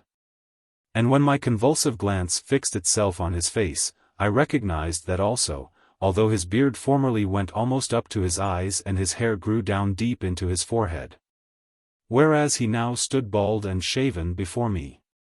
But too well did I recognize again the eyes under those bushy, coalescing eyebrows, although instead of, as in those days, darting only flashes of rage at me, they now, with deep dissimulation, looked kindness itself. And the sinewy fingers which encircled the alms bowl, they were assuredly the same that had once clutched my throat like devilish talons. How should I indeed, O head of thy house, my gruesome guest went on, how should I indeed grow angry at abuse? Has not the Master said, even if, O ye disciples, your limbs and members should be cut off, by robbers and murderers, with a crosscut saw, ye would not fulfill my commands? If ye should thereupon give place to rage. When I, O brother, heard these words, with their diabolically concealed, yet to me so evident, threat, my legs shook under me. And to such a degree that I had to hold on to the wall in order not to fall down. With the greatest difficulty I managed to pull myself together so far as to indicate to the robber ascetic, more by gesture than by my few stammered words, that he was to have patience until I should procure him the food. Then I hurried, as rapidly as my shaking legs would carry me, straight over the courtyard into the large kitchen, where just at that moment the midday meal for the whole household as well as for my own family was being prepared, and where from every pot and pan there came the sounds of roasting and boiling. Here I chose, with no less haste than care, the best and most savory morsels. Armed with a golden ladle, and followed by a whole troop of servants bearing dishes, I dashed again into the courtyard, in order to wait upon, and, if possible, conciliate my fearful guest. But Angulimala had disappeared. Chapter 16. Ready for action. Half swooning, I sat down upon a bench. My brain, however, began to work again at once. Angulimala had been there, of that there could be no doubt. And the reason for his coming was only too clear to me. How many tales had I not heard of his implacability and greed for vengeance? Moreover, I had had the misfortune to slay his best friend, and, from my residence with the robbers, I well knew that friendship among them does not count for less than among highly respectable citizens, indeed, if anything, for much more. At the time when I was his prisoner, Angulimala couldn't kill me without sinning against the laws of the senders, and at the same time putting an indelible blot upon his robber honor. Yet he nevertheless all but did it twice over. Now, however, he had at last been able to seek out this land, in spite of its lying so far from the scene of his wonted activity, and evidently intended to make up for that past omission. In the disguise of an ascetic he had succeeded in leisurely surveying the places in the neighborhood, and, without doubt, had resolved to act that same night. Even if he had by any chance perceived that I recognized him, he dared not delay, for this was the last night of the dark half of the month. And to carry out such an enterprise in the light half would have been an offense against the sacred laws of the robbers, and would have brought down upon him the angry vengeance of the bloodthirsty goddess Kali. I at once ordered my best horse to be saddled, and rode into town to the palace of the king. I could easily have obtained an audience, but, to my disappointment, learned that he was just then residing at one of his distant hunting seats. I was therefore obliged to be content with a visit to the Minister of State. As it happened, this was the very same man who had conducted the fateful embassy to Kosambi, and in whose protection, as thou wilt remember, I did not travel back. Now, from that day on which I had refused to follow him, he was not very friendly to me, as I had noticed on several occasions when we chanced to meet. In addition to which, I knew he had frequently criticized my mode of life. To have to bring this matter before him was not exactly agreeable. Its justification, however, and even merit, were so apparent that here, as it seemed, there was no room left for personal likes or dislikes. I related to him, therefore, as shortly and clearly as possible, what had taken place in my courtyard. And added the all but self-understood petition that a division of troops might be stationed for the night in my house and garden, for the double purpose of defending my property from the certain attack of the robbers, and of capturing as many of these as possible. The minister heard me in silence, and with an unfathomable smile on his face. Then he said, "My good Kamanita, I do not know whether thou hast already indulged in an early and very heavy draught, or art still suffering from the effects of one of thy famous nightly banquets which have become the proverb of Eugenie. Or, indeed, whether thou mayst not have ruined thine inner organs to such an extent by thy no less proverbial than remarkable spiced dishes, as to have evil dreams. And not only by night but also in broad daylight. For as such I am compelled to designate this interesting tale, particularly as we know it is long since Angulimala ceased to sojourn among the living." "But that was a false rumor, as we now see," I called out impatiently.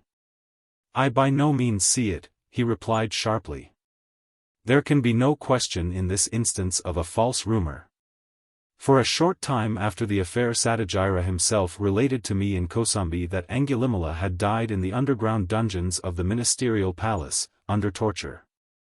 And I myself saw his head on one of the spikes over the eastern gate." "I do not know whose head thou didst there see," I cried, "but this I do know, that 1 hour ago I saw the head of Angulimala safe and sound on his shoulders, and that, far from meriting thy mockery, I deserve that thou, on the contrary, shouldst thank me for giving thee the opportunity of killing a dead man and making a fool of myself." The minister interrupted me. "Much obliged.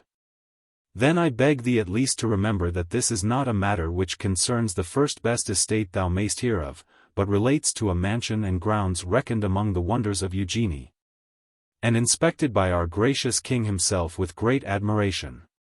He will not thank thee if Angulimala reduce all these splendors of his capital to ashes."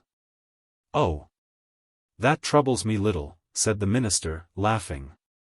"Take my advice, go home, calm thyself by a short sleep, and don't let the matter disturb thee further. For the rest, the whole affair arises from this, that thou didst plunge thyself into a gallant adventure that year in Kosambi, and, in thy headstrong folly, didst fling my words to the winds rather than return with me. Hadst thou listened then, Angulimala would never have made thee prisoner, and thou wouldst not now have been tormented by an empty and baseless fear. Moreover, thy month-long life in the company of that robber pack did not improve thy morals, as we all of us here in Eugenie have perceived." He launched out into a few additional moral platitudes, and then dismissed me. Even before I reached home I was considering what was to be done, seeing that I was now thrown on my own resources. Arrived there, I had all the movable treasures, costly carpets, inlaid tables, and similar matters, carried into the courtyard and loaded on wagons, in order to have them conveyed to a place of safety in the inner town. At the same time I had weapons distributed among all my people, both wagons and weapons being forthcoming in abundance, owing to the fact that the caravan was in course of preparation. But I didn't let things rest there. My first measure was to send several trusted servants into the town, in order, by the promise of a handsome reward, to enlist for the night courageous and capable fighting men. For any other, this would have been, it is true, a hazardous proceeding, for how easily might such fellows at the critical moment make common cause with the assailants. But I relied upon certain female friends, who recommended to my servants only trustworthy rascals, that is, fellows really capable of anything, but to whom their solemnly pledged word and earnest money, once accepted, were sacred. As I knew this raff and their curious customs, I was well aware of what I was doing. During these preparations, as I had no time myself to go to my wives, I sent a servant to each of them, with instructions that they should hold themselves in readiness, the first with her 2 daughters, the second with her little son, to move into town to the paternal home. That it was only to be for one night, I didn't let them know, because I had very wisely considered that, once there, they might as well stay a week or longer. And I should meanwhile enjoy an unexpected time of peace at home, supposing, of course, that I succeeded in beating off the attack. Just as little did I let them know the reason for this arrangement, because one should never give reasons to women. Meantime the work went on, and I was on the point of making a stirring speech to my armed servants, recurring to an old practice which had been mine when danger threatened on our caravan journeys, and which had always been attended with excellent results, when, with one accord, and as if by pre-arrangement, my two wives dashed out of separate doors into the courtyard. An air of consternation on their faces and screaming loudly, so that everyone looked round at them, and I was forced to interrupt my speech ere it was well begun. The first dragged her two little daughters, the second my little son, with her. No sooner had they reached me than they pointed each at the other, and shrieked simultaneously. So at last this base woman has succeeded in turning thy heart against me. So that thou dost drive me forth and dost lay upon me, thy faithful wife, the disgrace of being sent back to my father's house. With thine innocent little daughters, with thy poor little son. The foaming rage that possessed them, aggravated by their naturally narrow understanding, brought it to pass that neither perceived how the other accused her of the very same thing which she herself brought forward, and complained of the same hard fate which she herself bewailed as her own, and that, without question, there must be a mistake somewhere. Far from suspecting anything of the kind, they screamed and howled on, tearing their hair and striking their breasts with their fists, until at last, as if by way of relaxation, each began to pour out upon her supposed victorious rival abuse which, in its coarseness, far surpassed anything I had ever heard even in the company of women of ill fame. Finally, I did succeed in making myself heard, and also in making clear to them, if with no little difficulty, that they had utterly misunderstood my message.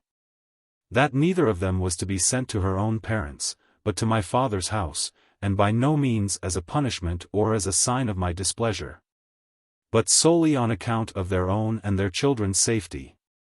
When, however, I saw that they at last fully understood this, I could no longer contain myself, but cried out, "This is what you have from your unbearable rudeness. Learn at last to behave yourselves in seemly fashion. This is what your bald-pated monk has done for you." Who, do you suppose, that was? It was Angulimala, the robber, the horrible fiend, who slays human beings and hangs their thumbs about his neck. He it is whom you have abused, he, whom you have angered. A miracle that he didn't beat you to death with his alms bowl.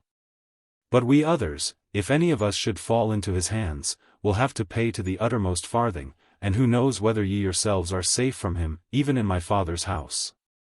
When my wives at last fully comprehended the meaning of my words, they forthwith began to scream as if they already felt the knife at their throats, and wanted to rush out at the gate with their children. I had them stopped, however, and then carefully explained that for the present no danger was to be feared, because Angulimala, as I well knew, would not attack us before midnight. Then I bade them go back into our dwelling and pack all the things together which they and the children would be likely to need during the time that the danger from robbers compelled them to remain in town. This they then at once did. At the same time I had quite overlooked the possible effect of my words on my people. And that, as I soon discovered, was anything but agreeable. For when they learned that it was the terrible Angulimala, long since believed to be dead, that had spied out my house, and would certainly attack it in the night, first one and then another slunk quietly away, till, finally, they threw down their arms by dozens, and declared that they would have nothing to do with such a devil, that no one could possibly ask it of them. Those also who had been enlisted in the town, and of whom the first comers arrived just then, when they heard how things stood, said that that was not what they had bargained for, and withdrew. Only about 20 of my own people, at their head the brave steward of my house, professed they would not leave me, but would defend the place to the last drop of their blood. For they all could see that I was determined not to sacrifice this splendid property in which my heart was wrapped up, but, if need were, to perish with it. Several resolute fellows from the town, attracted almost more by the prospect of a hot fight than by the money, and who not only did not fear the name of Angulimala, but talked themselves into the belief that, after they had fought well and been taken prisoner. They would be enrolled in the band. Several such desperate characters joined themselves to us, and so I finally had command of about 40 well-armed and brave men. Meanwhile, evening was almost upon us and the wagon for my wives drove up. They came out, bringing the children with them, and were by this time quieted down to some extent. But a fresh howl arose at once when they perceived that I was not going with them, that, on the contrary, I had not the slightest intention of leaving the house. They threw themselves on their knees, seized my robe, and besought me, as the tears streamed down, to rescue myself with them. Our Lord, our Protector, don't forsake us. Don't cast thyself into the jaws of death. I explained to them that, if I abandoned my post, our house would become a prey to flames and plundering hands, and my son would lose the chief part of his inheritance, while, on the other hand, there was still a possibility of rescuing it, if we held out bravely, as no one could say whether or not Angulimala would attack in great force. Ah, woe!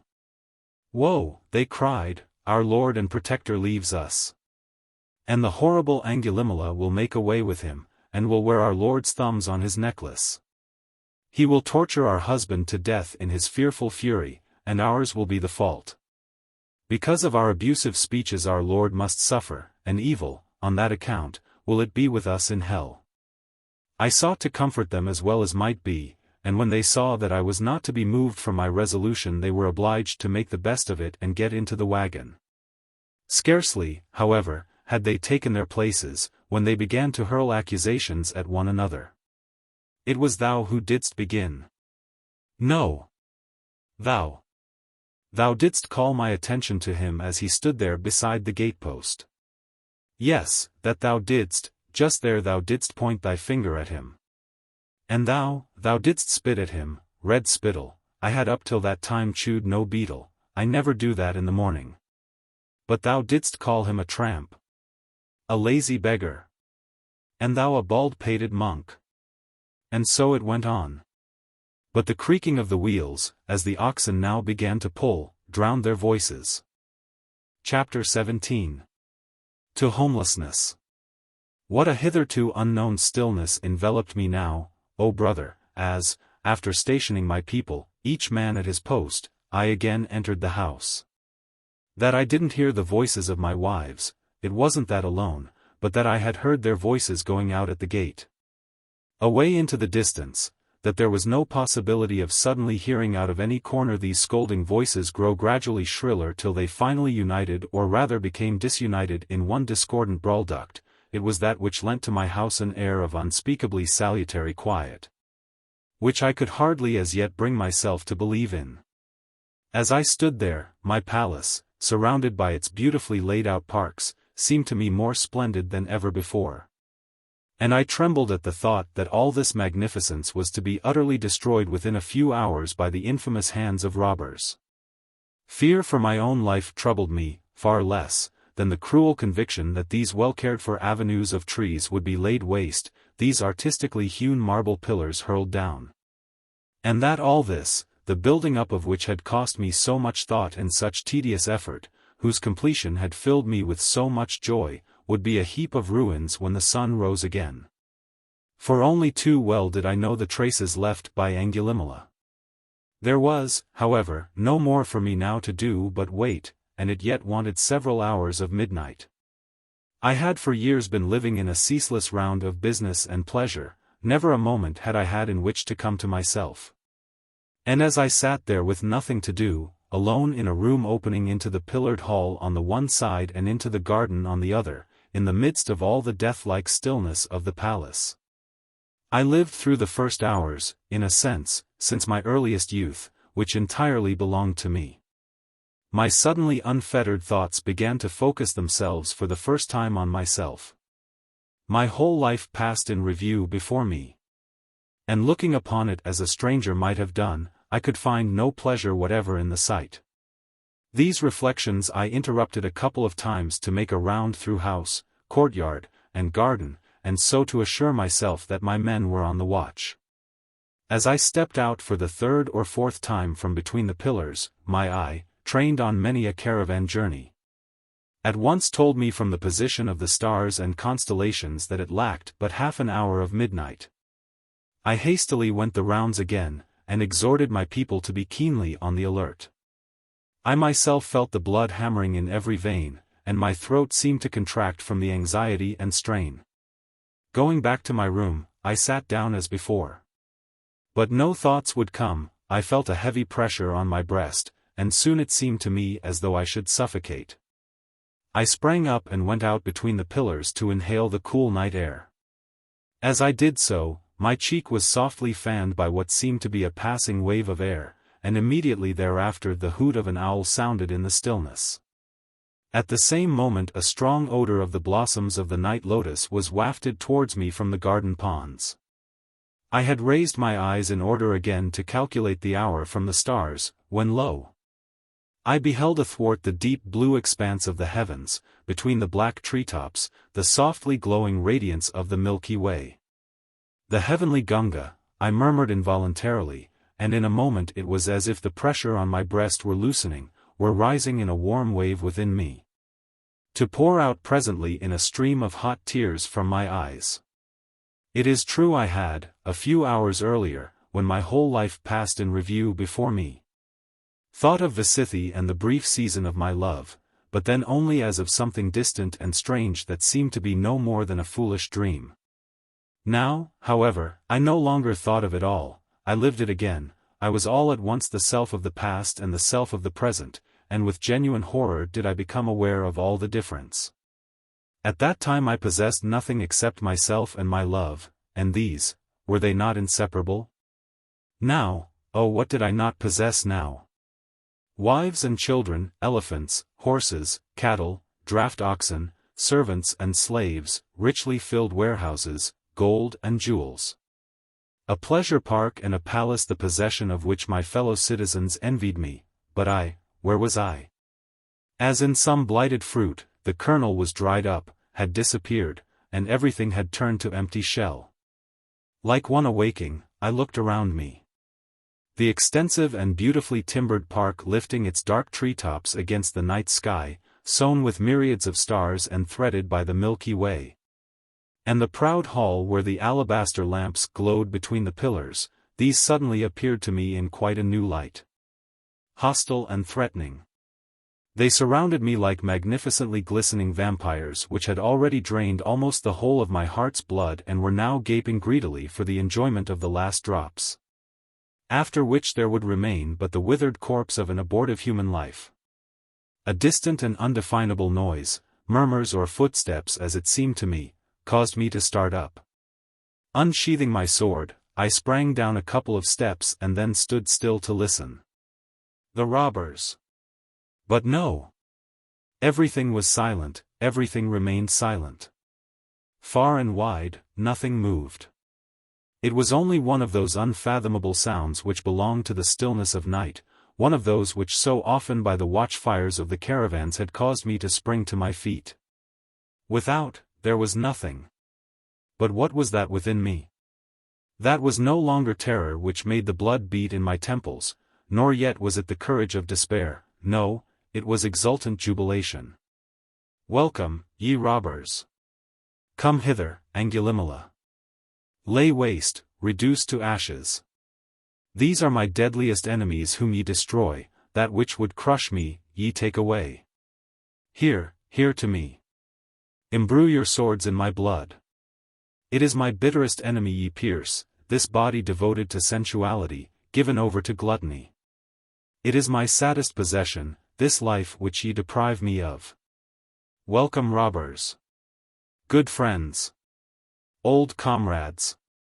It could not be long now, midnight was past, and with what joy did I look forward to the combat. Angulimala would seek me. I wished to see whether he would be able this time also to strike my sword out of my hand. Oh! How sweet that would be, to die, after I had pierced him to the heart, him, to whom alone all my misfortune was due. It cannot be long now, how often may I have repeated that comfort to myself, as hour passed hour, that night. Now, at last. No, it was a rustling of the treetops, and died away in the distance, to rise again as before. It sounded as though a great shaggy animal had shaken itself. Again and again it was repeated, and once there sounded the shrill cry of some bird. Were not these signs of approaching day? Fear made me cold. Was it possible that I was to be disappointed? Yes, I trembled now at the thought that, after all, the robbers might not come. How close, within my reach, the end had appeared to be, a short, exciting fight, and then death, scarcely felt. Nothing seemed to me so hopeless now as the wretched prospect of being found here in the morning, in the old surroundings, my old self again, and again bound to the old life. Was that really to happen? Were they not coming, my deliverers? It must assuredly be high time, but I didn't even dare to look. Yet how was that possible? Was I, after all, the victim of some illusion when I recognized Angulimala in that ascetic? Again and again did I ask myself the question, but that I could not believe. And yet if it were he would be sure to come, without a purpose. He would certainly not have appeared at my house in his very clever disguise. Only to disappear at once again as though the earth had swallowed him.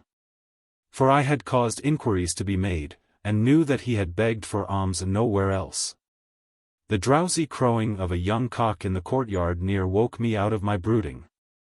The constellation that I sought I was scarcely able now to find, several of its stars having already sunk beneath the treetops. All the other groups, with the exception of those that stood highest in the heavens, had lost their clear twinkling. There was no longer room for doubt. The grey dawn was already heralding its coming, and an attack on the part of Angulimala was absolutely out of the question. But of all the strange things I had this night experienced, the strangest came now. The recognition of my immunity was not accompanied by any feeling of disappointment, still less, however, of any relief because of the disappearance of all danger. But a new thought had suddenly arisen and possessed me utterly. For what do I then really need those robbers? I had longed for their torches and pitch garlands to come and free me from the burden of this magnificent property. There are men, however, who, of their own free will, divest themselves of their possessions and lay hold of the pilgrim's staff. As a bird, whithersoever he flies furnished with his wings only, and is with these content, so also is it with the pilgrim who is content with the robe that covers his body. With the bread of charity which prolongs his life. And I have heard them say in praise of that life, a prison, a slut's corner is domestic life, the free air of heaven is the portion of the pilgrim. I called upon the swords of the robbers to kill this body. But if this body crumbles into dust, a new one is formed, and out from the old life goes forth a new one as its fruit. What type of life would go forth from mine? It is true. VIII and I solemnly swore by yonder heavenly Gunga whose silver waves feed the lotus ponds of the western paradise that we would meet in those fields of the blessed, and with that vow there was formed. As she said, for each of us there in the crystal waters of the sacred sea, a life bud, a bud that would grow by every pure thought, every good deed. But at which everything evil and unworthy in our lives would gnaw like a worm. Ah! Long since must mine have been gnawed away. I have looked back over my life, it has grown unworthy. Unworthiness would go forth from it. What should I have gained by such an exchange? But there are, as we know, men who, ere they leave this life, destroy every possibility of rebirth on earth, and who win the steadfast certainty of eternal bliss. And these are the very men who, forsaking everything, adopt the pilgrim's life. What, then, can the burning torches of the robbers, what their swords, do for me? And I, who had at first trembled anxiously because of the robbers and had afterwards longed impatiently for them as my one hope, I now neither feared them nor hoped for anything from them. Freed alike from fear and hope, I felt a great calm. In this peace I assuredly experienced a foretaste of the joy which is theirs who have reached the pilgrim's goal. For, as I stood over against the robbers, so those pilgrims surely stand over against all the powers of this world. Neither do they fear such, nor do they hope for anything from them, but abide in peace. And I, who, 24 hours earlier, feared to start out on a short journey on account of the hardships and the meager fare of the caravan life, I now decided without fear or vacillation to journey shelterless and on foot to the end of my days. Content to take things as they come. Without once going back into the house, I went straight away to a shed lying between the garden and courtyard, where all kinds of tools were kept. There I took an ox goad and cut off the tip of it in order to use it as a staff, and a gourd bottle, such as the gardeners and fieldworkers carry, I hung over my shoulder. At the well in the courtyard I filled the gourd. Upon which, the house steward approached me. Angulimala and his robbers will not come now, O master. Will they? No, Kalita, they will not come now. But how, O master, dost thou go abroad already? Even so, Kalita, I go abroad, and of that very matter I desired to speak with thee. For I go the way now, that men call the way of the noblest birds of passage. From this way, however, Kalita, there is, for one who perseveres in it, no return to this world after death, how much less to this house during life. But the house I give into thy care, for thou hast been faithful unto death. Administer house and fortune until my son attains to manhood. Give my love to my father and my wives, and, farewell. After I had thus spoken and freed my hand from the good Kalita, who covered it with kisses and tears, I walked towards the gate, and at sight of the gatepost, against which the figure of the ascetic had leaned, I thought, if its likeness to Angulimala was but a vision, then have I read the vision aright. Quickly, and without looking back, I went through the suburb with its gardens. And before me there lay, stretched out in the first grey shimmer of the dawn, as if it went on and ever on to all eternity, the desolate far-reaching country road. Thus, O Reverend One, did I adopt the life of the homeless. Chapter 18. In the Hall of the Potter. With these words, the Pilgrim Kamanita brought his narrative to a close, became silent, and gazed meditatively out upon the landscape. And the Lord Buddha also became silent, and gazed meditatively out upon the landscape. Lofty trees were to be seen, some near, some farther off, some grouping themselves in shadowy masses. Others dissolving airily in cloud-like formations and disappearing into the mists in the distance. The moon now stood directly over the porch, and its light shone into the outer part of the hall, where it lay like 3 white sheets upon the bleaching green, while the left side of the pillars gleamed as though mounted in silver. In the deep silence of the night one could hear a buffalo cow somewhere in the neighborhood, cropping the grass with short measured jerks. And the master pondered within himself. Should I indeed tell this pilgrim all I know of VIII, how faithful she was to him? How, without fault of her own, she was by base fraud brought to marry Satyajira, how it was her doing that Angulimala appeared in Ujjaini. And how, owing to that very visit, he himself, Kamanita, is now treading the path of the pilgrim instead of sinking in foul luxury. Should I reveal to him the path that is VIII's now? But he decided that the time was not yet come, and that such knowledge could not be helpful to the pilgrim in his efforts. The master, therefore, spoke and said, "To be separated from what we love is suffering, to be united to what we do not love is suffering." When this was said, it was said of such an experience as thine. "Oh! How true," called out Kamanita, in an agitated voice, "how profoundly, deeply true. Who, O stranger, uttered those wonderful words? Give thyself no concern about that, pilgrim. It is all the same who uttered them, if thou dost but feel and recognize their truth. How should I not? They contain indeed in a few words all my life trouble.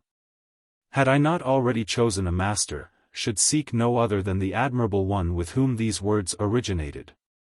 Then thou hast, O pilgrim, a master, whose teaching thou dost acknowledge, and in whose name thou hast gone forth.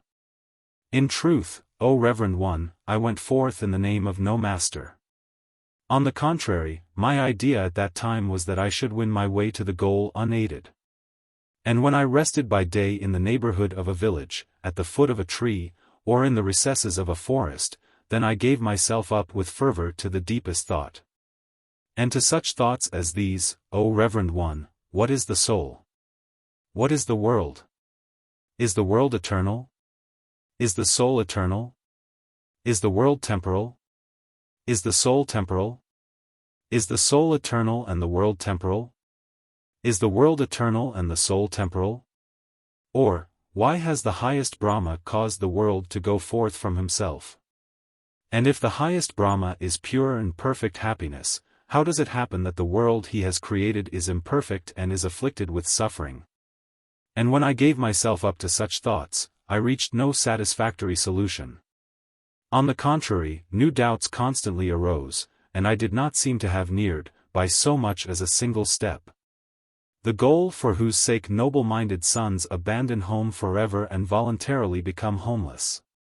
Yes, pilgrim, it is as if one were to pursue the horizon. Oh, that I might but reach today or tomorrow the line that bounds my vision. In the same way does the goal escape him who gives himself to such questions. Kamanita nodded thoughtfully, and then went on. Then it one day happened, when the shadows of the trees had already begun to lengthen, that I came upon a hermitage in a forest glade. And there I saw young men in white robes, several of whom milked cows, while others split wood and yet others washed pails at the spring. On a mat in front of the hall sat an aged Brahmin, from whom these young people evidently learned the songs and sentences. He greeted me with friendliness, and although it would take, as he said, scarcely an hour to reach the next village, he begged me to share their meal and to spend the night with them.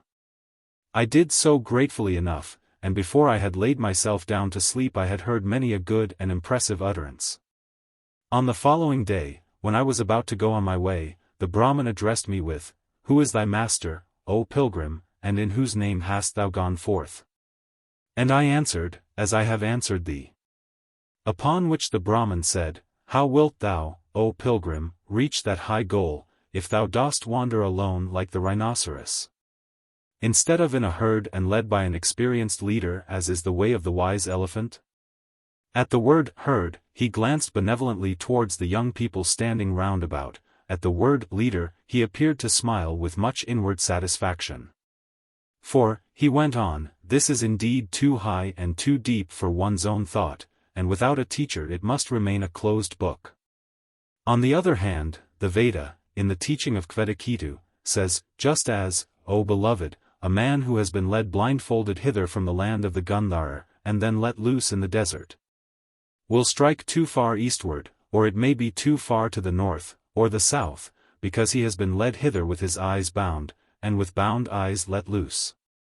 But will, after one has unbound his eyes and said to him, there, in that direction live the Gandhara, go thither, ask his way from village to village, and reach his home, richer in knowledge and wisdom.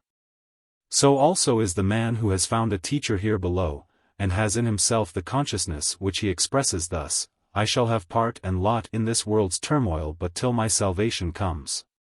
And then I shall go to my place. I saw, of course, at once, that the Brahmin was planning to secure me as a pupil. But this very desire of his destroyed any confidence which might have been awakening within me. On the other hand, I was well pleased with the saying from the Veda, and, as I went on my way, repeated it over and over again to myself, in order to fix it in my memory. In doing so, a sentence occurred to me which I had once heard used regarding a master. The master does not crave disciples, but the disciples, the master. What a very different man he must be, I thought to myself, from this forest Brahmin. And I longed, O Reverend One, for the master who was above all such craving. Who is this master whom thou didst hear so praised? And what is his name? It is, O brother, the ascetic Gotama, the Sakya son, who has renounced the heritage of the Sakyas. This master, Gotama, is greeted everywhere with honor and the joyous cry, this is the sublime, the holy one, blameless in life, and knower of all things, master of gods and men. The enlightened one, the Buddha. In order to reach that sublime one, and to acknowledge myself his disciple, I journey now. But where, pilgrim, does he now reside, this sublime, this enlightened one? Far to the north, O brother, in the kingdom of Kosala, lies the town of Sravasti. Just beyond the town is the richly wooded Jetavana Park, filled with mighty trees, in whose deep shade, far removed from all noise, human beings are able to sit and meditate. Its crystal ponds ever exhale coolness, and its emerald meadows are strewn with myriads of varicolored flowers.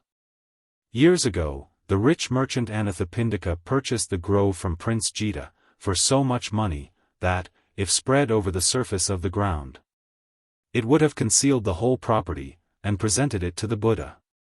There, then, in this delightful Jetavana over whose meadows the feet of so many of the wise have passed, the Master, the fully enlightened one, at present makes his abode. And in the course of about 4 weeks, I hope, if I step bravely out, to have accomplished the distance from here to Sravasti and to sit at the feet of the Master. But hast thou, O pilgrim, ever seen him, the Blessed One, and wouldst thou, if thou didst see him, recognize him? No, brother, I have not yet seen him, the Blessed One, and if I saw him I should not recognize him. Then the Master reflected, for my sake, this pilgrim is now on the way. He acknowledges himself my disciple, how would it be if I should unfold my doctrine to him? And the Master turned to Kamanita and said, the moon has just risen directly over the porch, we are not yet far into the night, and too much sleep is not good for the mind. So then, if it be agreeable to thee, I will, in return for thy narrative, unfold to thee the doctrine of the Buddha. It is just what I should wish, O brother, and I pray thee to do so. Listen then, O pilgrim, and mark well what I say. Chapter 19. The Master. And the Lord Buddha said, the Perfect One, brother, the fully enlightened one, set the wheel of doctrine rolling at Benares, beside the rock of the Prophet, in the grove of the gazelles. And to it may no man oppose himself, neither ascetic nor priest, neither God nor devil, nor anyone whosoever in this world. That doctrine is the unveiling, the revelation of the 4 sacred truths. What for? The sacred truth of suffering, the sacred truth of the origin of suffering, the sacred truth of the end of all suffering, the sacred truth of the path which leads to the end of all suffering. But what is, brother, the sacred truth of suffering? Birth is suffering, age is suffering, sickness is suffering, death is suffering, care, misery, pain, grief, and despair are all suffering. To be separated from the loved is suffering, to be united to the unloved is suffering, not to obtain what we desire is suffering, in short, all the various forms of affection involve suffering. That is, O brother, the sacred truth of suffering. But what is, brother, the sacred truth of the origin of suffering? It is this, the thirst that leads from birth to birth, through many lives, companioned by desire and passion, regaling itself, now here, now there, it is the thirst for earthly pleasure. The thirst for heavenly rapture, the thirst for annihilation. That is, O brother, the sacred truth of the origin of suffering. But what is, brother, the sacred truth of the end of all suffering? It is the complete, the absolute end of this very thirst, the forsaking it, the detaching, the freeing, the saving oneself from it. That is, O brother, the sacred truth of the end of all suffering. But what is, brother, the sacred truth of the path which leads to the end of all suffering? It is the holy eightfold path consisting of right perception, right resolve, right speech, right dealing, right life, right effort, right thought, right contemplation. That is, O brother, the sacred truth of the path which leads to the end of all suffering. After the Master had in this way set up the 4 cornerstones, he proceeded to raise the whole doctrinal structure in such a way as to make it a habitable home for the thoughts and feelings of his pupil. He elucidated each separate sentence as one hews and polishes each individual stone, and just as one lays stone upon stone so did he join sentence to sentence, everywhere laying the foundations carefully and fitting each sentence into its own proper place, in its due relation to every other. By the side of the pillar of the conception of suffering he placed the pillar of the conception of the transitoriness of all things. And as entablature joining the two, while supported by and overarching them, he added the weighty thought of the unreality of all phenomena. Through this mighty portal he ascended, leading his pupil circumspectly, step by step, several times up and down the well-built ladder of the fundamental law of sequence. Everywhere establishing and perfecting. And just as an able builder, when erecting some magnificent structure, adds pieces of statuary at suitable points and in such a way that they serve not only as ornaments, but also as bearers or supports, so the master at times introduced a pleasing and ingenious parable, conscious that by such means the veiled meaning of many a profound utterance becomes clear. Finally, however, he summed the whole up, and at the same time, as it were, covered the building in by placing upon it a resplendent, far-seen dome, in the words, by attachment to existence. O pilgrim, thou comest into existence. Lacking such attachment thou dost not come into existence. And in the monk, who is nowhere held fast by his affections, there grows amid the unclouded cheerfulness of inward peace this perception, that now is his salvation sure. That this is the last birth of all, that there will be no new existence beyond. The monk who has come thus far is rewarded with this highest wisdom. And this, O pilgrim, is the highest, holiest wisdom, to know that all suffering is ended. He who has found it has found a freedom which stands true and inviolable. For that is false, O pilgrim, which is vain and fleeting. And that is true which is real and permanent, the end of all delusion. And he who from the very beginning was subject to birth, to the changes of age, and to death, has now, marking well the balefulness of this law of nature, won for himself the safety that knows no birth, no age, no death. He who was subject to sickness, to impurity, to sin, has now reached the assurance that knows no change, that is pure and holy. I am saved and my salvation is within me. My life is ended, my work done, this world exists for me no longer. Such a one, O pilgrim, is called the finisher, because he has finished and made an end of all suffering.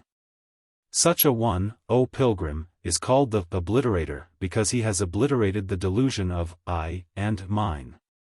Such a one, O pilgrim, is called the weeder, because he has weeded out the plant of life by the roots so that no life can ever germinate again. Such a one, so long as he is in the body, is seen of gods and men, but when his body is dissolved in death, he is no longer seen of gods and men.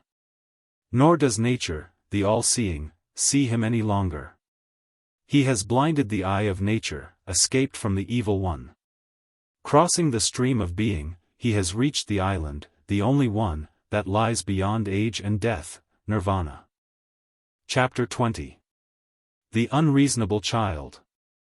After the Lord Buddha had ended his discourse, the Pilgrim Kamanita remained sitting for a long time, silent and motionless, a prey to conflicting and skeptical thoughts. Finally he said, Thou hast told me much of how the monk should in his lifetime make an end of suffering. But nothing whatever of what becomes of him when his body sinks in death and returns to its elements, except that from that time on neither men nor gods, nor even nature herself sees him again.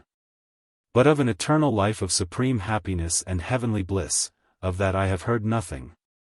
Has the Master revealed nothing concerning it?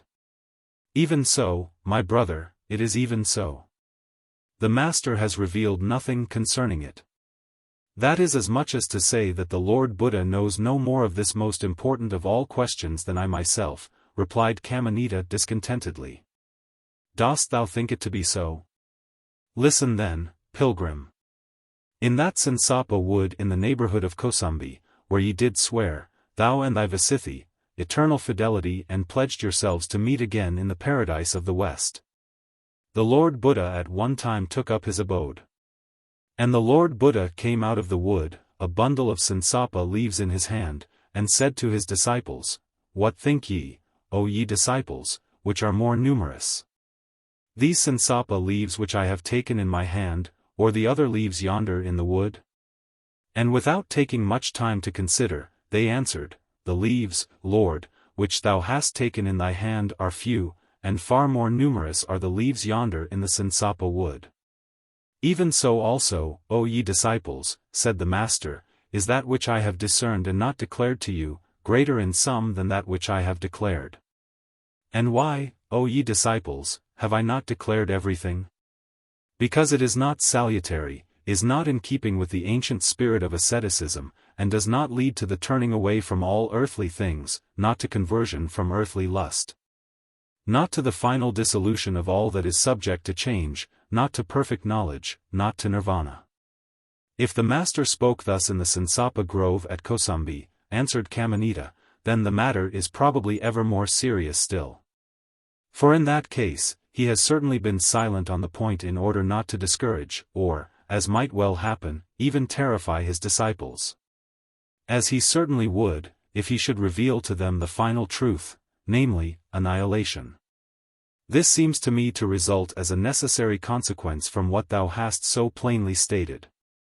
For, after all the objects of the five senses and of thought have been denied and rejected as fleeting, as without any real existence, and as full of suffering, there remain as a matter of fact no powers by means of which we could grasp anything whatsoever. So I understand, O Reverend One, from the doctrine thou hast just expounded to me, that a monk who has freed himself from all impurity falls a victim to annihilation when his body dies. That he vanishes, and has no existence beyond death. Didst thou not say to me, Pilgrim, then asked the Lord Buddha, that thou wouldst sit within a month at the feet of the Master in the Grove of Jetavana near Sravasti? I assuredly hope to do so, O Reverend One. Why dost thou ask me? Then, when thou dost sit at the feet of the Master, what dost thou think, my friend, is the physical form which thou wilt then see? Which thou wilt be able to touch with thy hand, is that the perfect one? Dost thou look upon it as such? I do not, O Reverend One.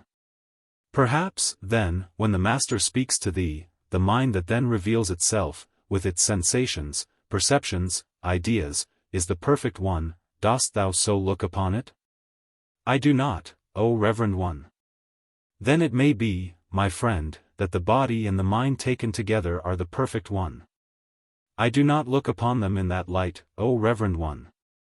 Dost thou think, then, that the perfect one exists apart from his body or from his mind, or mayhap from both? Is that thy view, my friend? He is in so far apart from them, that his being is not fully comprehended in these elements.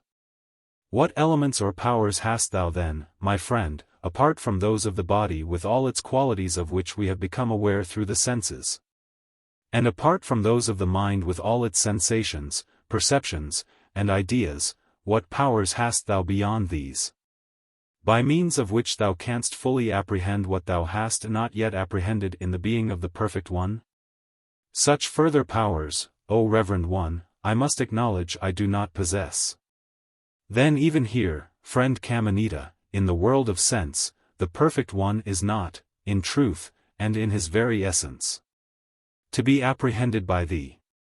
Hast thou, then, a right to say that the Perfect One, or the monk who has freed himself from all impurity, is doomed to annihilation when his life ends, that he does not exist beyond death? And solely because thou art in possession of no powers by which thou canst, in truth, and in his very essence, apprehend him there? Questioned in such fashion, Kamanita sat for some time speechless, his body bent, his head bowed. Even if I have no right to make that assertion, he said finally, it yet seems to me to be implied plainly enough in the silence of the Perfect One. For he certainly would not have maintained such a silence if he had had anything joyous to communicate.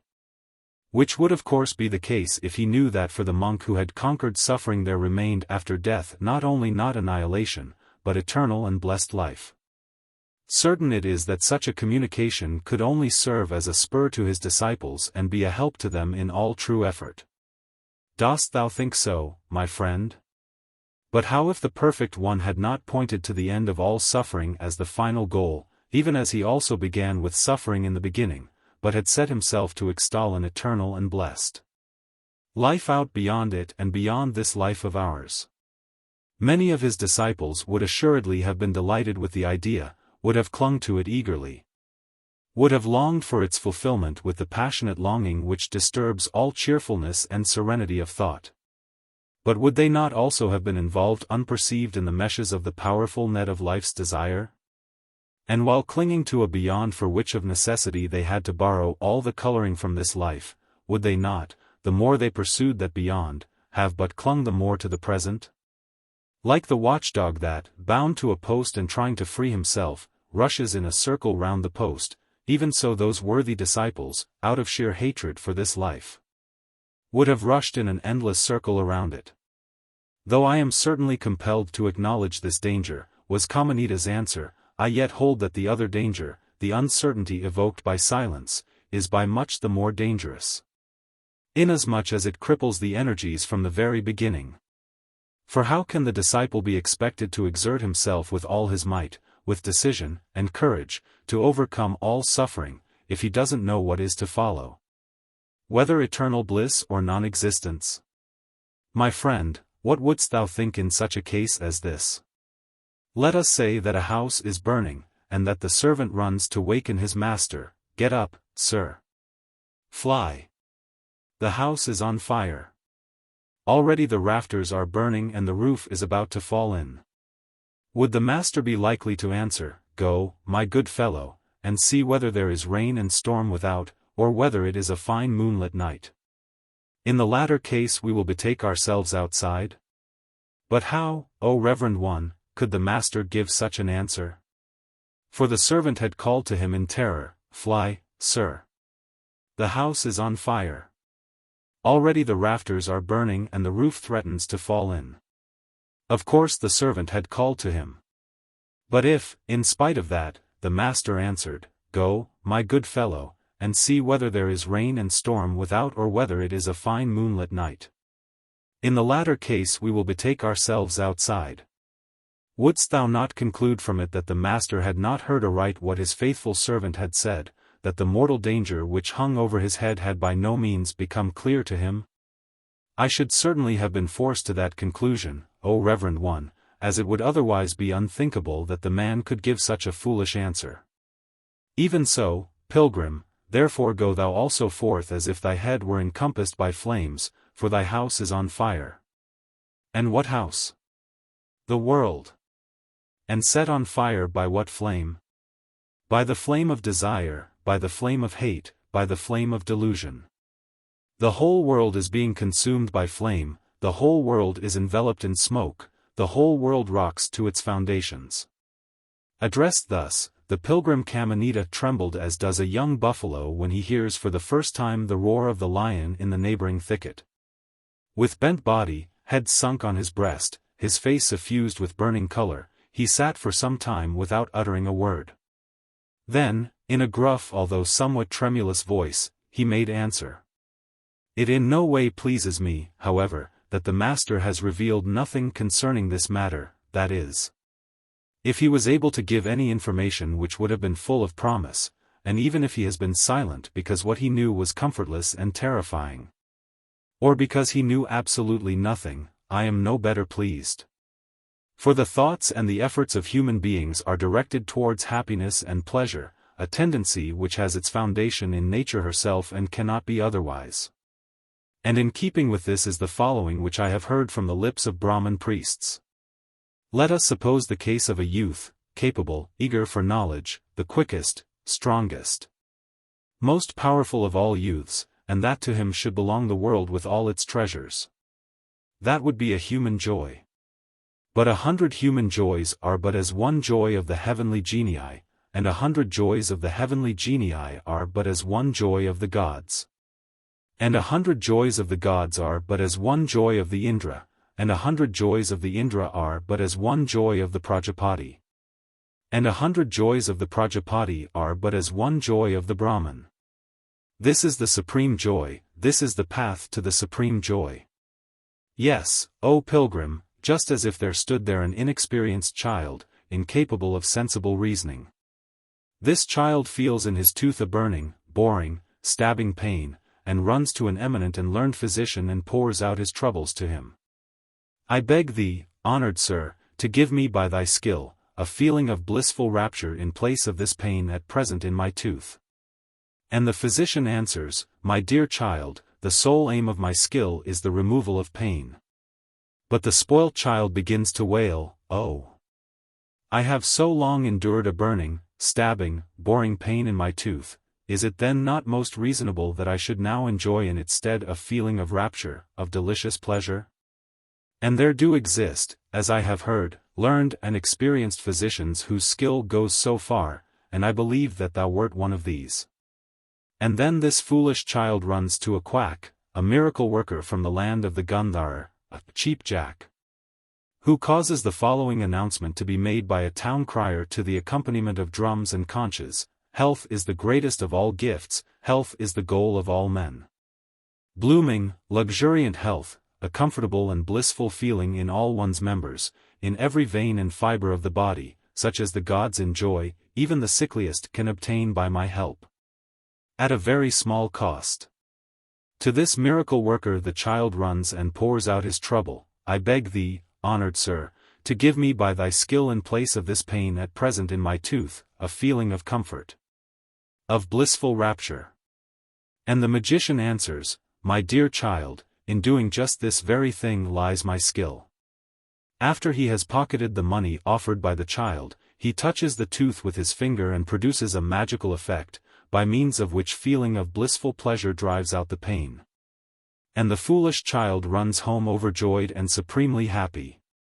After a short time, however, the feeling of pleasure gradually subsides and the pain returns. And why? Because the cause of the evil was not removed. But, O pilgrim, let us suppose that a reasonable man feels a burning, stabbing, boring pain in his tooth. And he goes to a learned and experienced physician and tells him of his trouble: I beg thee, honored sir, by thy skill to free me from this pain. And the physician answers, if thou, my friend, dost demand no more from me, I may safely trust my skill so far. What could I ask for more, replies the reasonable man. And the physician examines the tooth and finds the cause of the pain in an inflammation at its root. Go home, my friend, and have a leech put on this spot. When the leech has sucked itself full and falls off, then lay these herbs on the wound. By so doing, the matter and the impure blood will be removed and the pain will cease. The reasonable man goes home and does as the physician bids him. And the pain goes and does not return, and why not? Because the cause of the evil has been removed. Now when the master, after ending his parable, ceased speaking, Kamanita sat, reduced to silence and sorely disturbed, his body bent, his head sunk on his breast. His countenance suffused with color, without a word, while the anguished sweat dropped from his forehead and trickled down from his armpits. For did he not feel himself compared by this venerable teacher to a foolish child and made equal with one? And as he was unable in spite of his utmost efforts to find an answer, he was near to weeping. Finally, when able to command his voice, he asked in a subdued tone, Hast thou, reverend sir, all this from the mouth of the master, of the perfect Buddha himself? It happens seldom that the perfect smile. But at this question a smile did play around the master's lips. No, brother, I cannot say I have. When the pilgrim Kamanita heard this answer, he joyfully raised his bent body and, with glistening eye and reanimated voice, burst forth. Wasn't I sure of it? Oh, I knew for certain that this couldn't be the very doctrine of the master himself, but rather thine own tortuous interpretation of it, an interpretation based altogether on misunderstanding. Is it not said that the doctrine of the Buddha is bliss in the beginning, bliss in the middle, and bliss in the end? But how could one say that of a doctrine which does not promise eternal and blessed life, full of supremest joy? However, in a few weeks I shall sit at the feet of the Master and receive the doctrine of salvation from his own lips, as a child draws sweet nourishment from its mother's breast. And thou also wilt be there, and, truly taught, wilt alter thy mistaken and destructive conception. But, look, those strips of moonlight have gone back almost to the threshold of the hall. It must be far into the night. Come, then, let us lay ourselves down to sleep. As thou wilt, brother, answered the master kindly. And drawing his mantle more closely around him, he laid himself down on his mat in the posture of the lion, supporting himself on his right arm, his left foot resting on the right. And having in mind the hour of awakening, he instantly fell asleep. Chapter 21. In mid-career. When the master awoke in the grey dawn, he saw the Pilgrim Kamanita busy, rolling up his mat, hanging his gourd over his shoulder, and looking round for his staff, which he hadn't at once been able to perceive in the corner in which he had placed it, owing to its having fallen down. While thus engaged, there was, in his every movement, the appearance of a man in a great hurry. The master sat up and gave him friendly greeting. "Art thou going already, brother?" "Surely, surely," called out Kamanita, full of excitement. "Just think, it is hardly to be believed, absolutely laughable and yet so marvelous, such rare good fortune. A few minutes ago I awoke and felt my throat quite parched after all the talk of yesterday. Without more ado, I jumped up and ran to the well just across the way, beneath the tamarinds. A maiden was standing there drawing water. And what dost thou suppose I learned from her? The master isn't in Sravasti at all. But canst thou imagine, then, where he is? Yesterday, accompanied by 300 monks, he arrived here in Vajaçravas. And at this moment he is in his mango grove on the farther side of the town. In an hour, in less, perhaps, I shall have seen him, I, who believed that I should have to journey other 4 weeks. What do I say, in an hour? It is only a good half-hour thither, the maiden said, if one doesn't go through the chief streets, but runs through the lanes and squares to the west gate. I can scarcely realize it.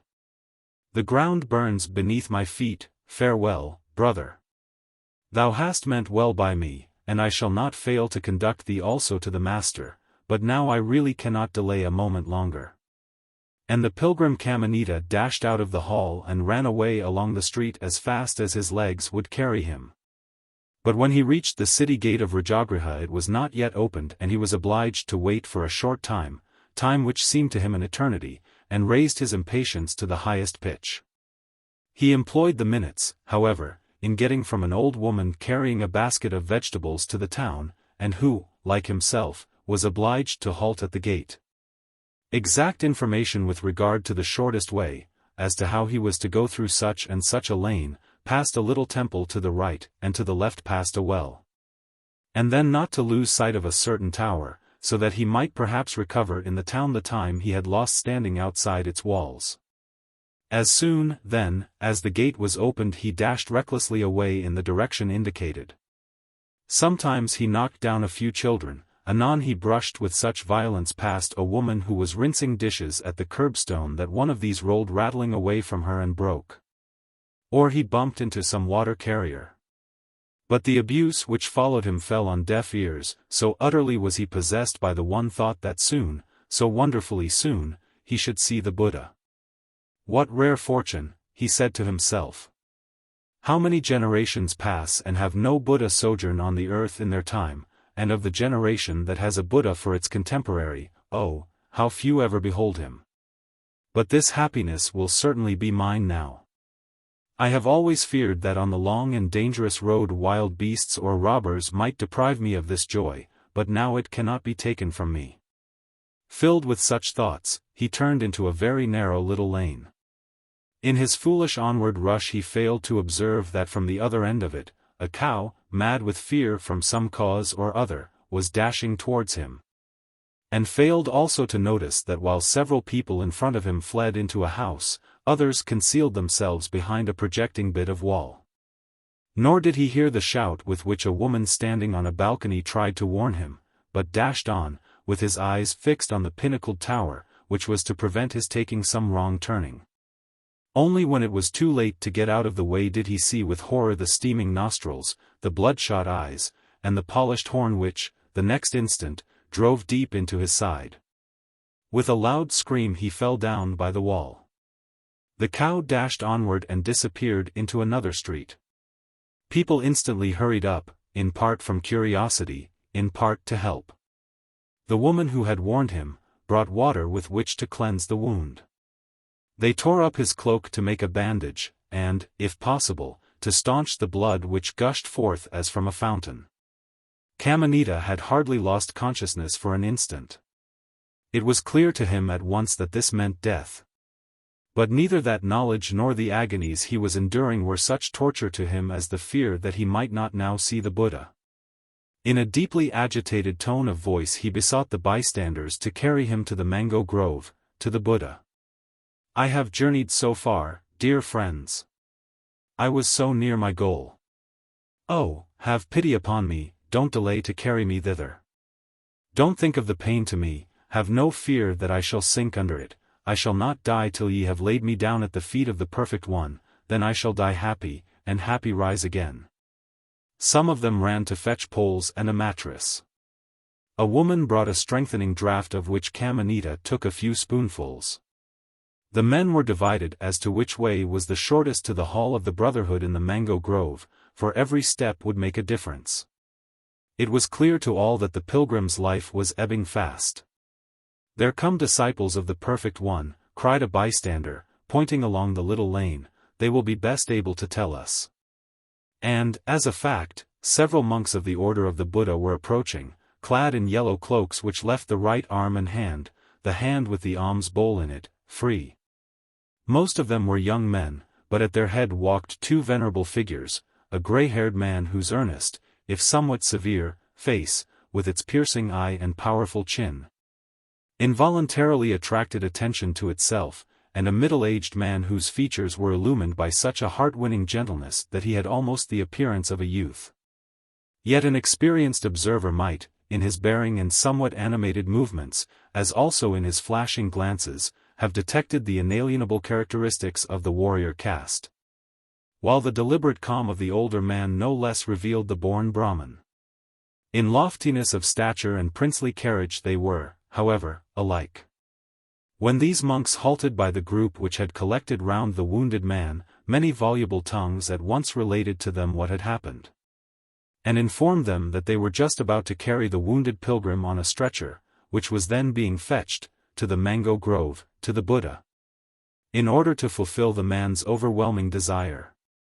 Could one of the younger monks perhaps return with them to show them the shortest way to the spot where the master was at that moment to be found? "The master," answered the old man with the severe face, "is not in the mango grove, and we ourselves don't know where he is." At the answer a despairing groan burst from Kamanita's wounded breast. "But he certainly cannot be far from here," added the younger. "The master sent the company of monks on ahead yesterday and pursued his journey alone. He arrived late, I expect, and sought quarters somewhere, probably in the suburbs. We are now on the way to look for him." "Oh, seek diligently, find him," cried Kamanita. "Even if we knew where the master is, it would not be possible to carry this wounded man thither," said the stern monk. "For the shaking of the stretcher would soon render his condition so much worse that, even if he survived it, he would arrive in a dying condition, with a mind incapable of apprehending the words of the master. Let him, however, take care of himself now, be treated by an experienced surgeon, and carefully tended. And there is always the hope that he may so far recover strength as to be able to listen to the master's words." Kamanita, however, pointed impatiently to the stretcher. "No time, dying, take me with you, see him, touch, die happy, with you, hurry." Shrugging his shoulders the monk turned to the younger brethren. "This poor man holds the supremely perfect one to be an image, at whose touch one's sins are forgiven. He has gained faith in the perfect one, Sariputta, even if he lacks the deeper understanding," said the other, and bent over the wounded man to ascertain what strength he still had. "Perhaps we might risk it after all.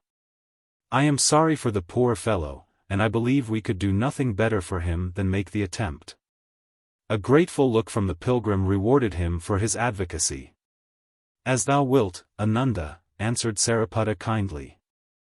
At this moment there came striding past, from the direction in which Kamanita had also come, a potter who carried on his head a basket with all kinds of potter's wares.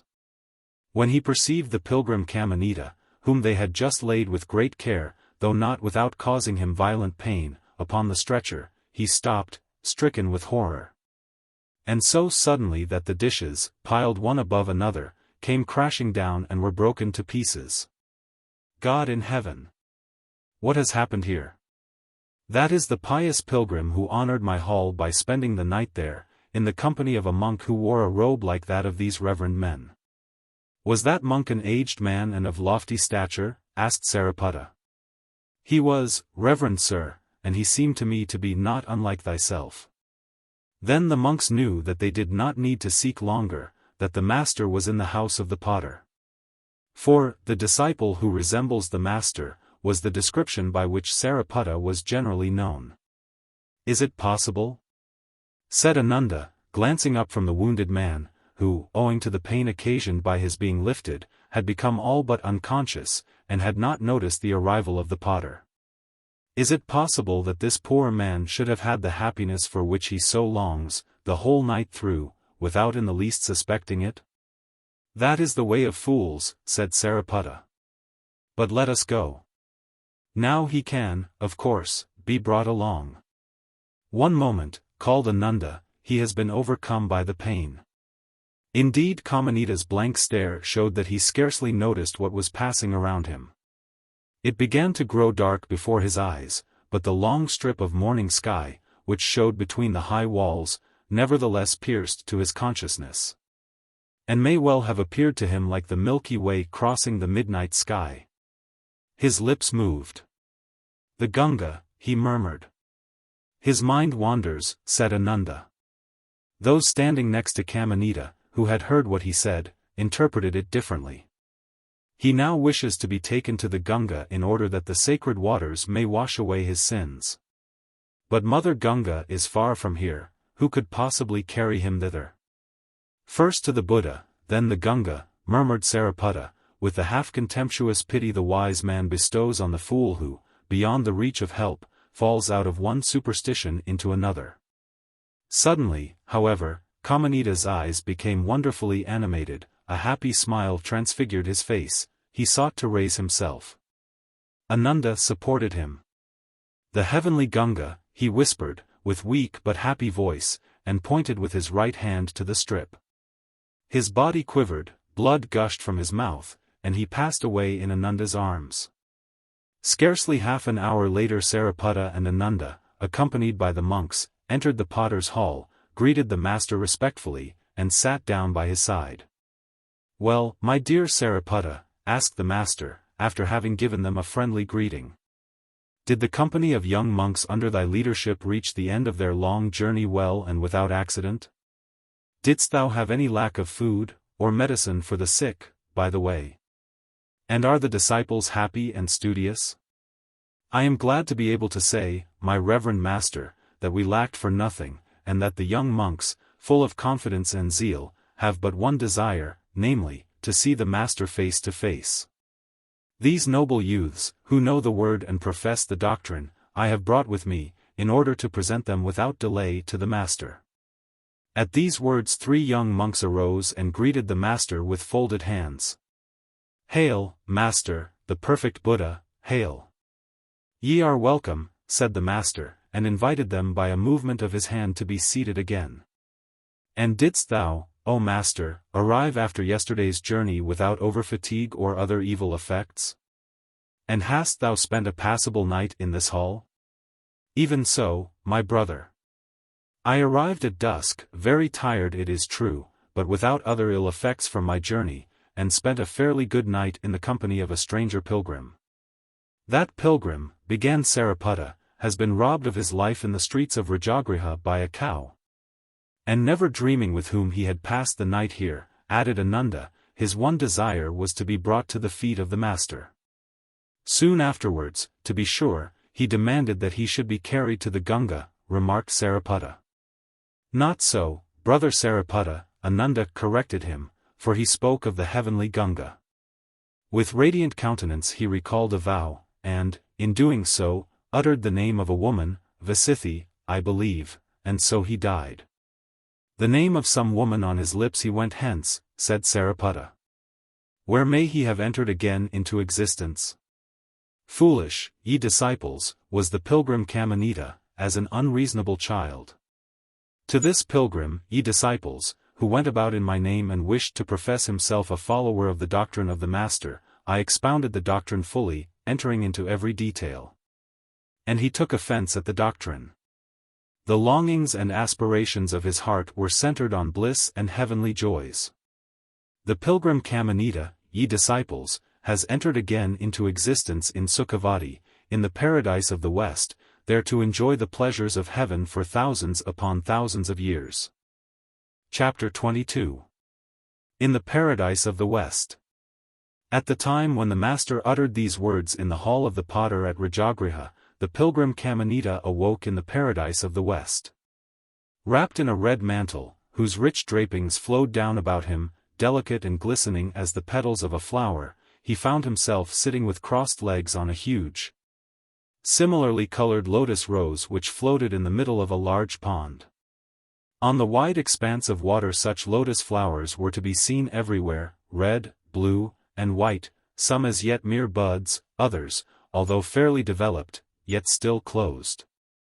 But, at the same time, countless numbers were open like his own, and on almost every one a human form was throned, whose richly draped robes seemed to grow up out of the petals of the flower. On the sloping banks of the pond, in the greenest of grass, there laughed such a wealth of flowers as made it seem that all the jewels of earth had taken the form of flowers, and had been reborn here.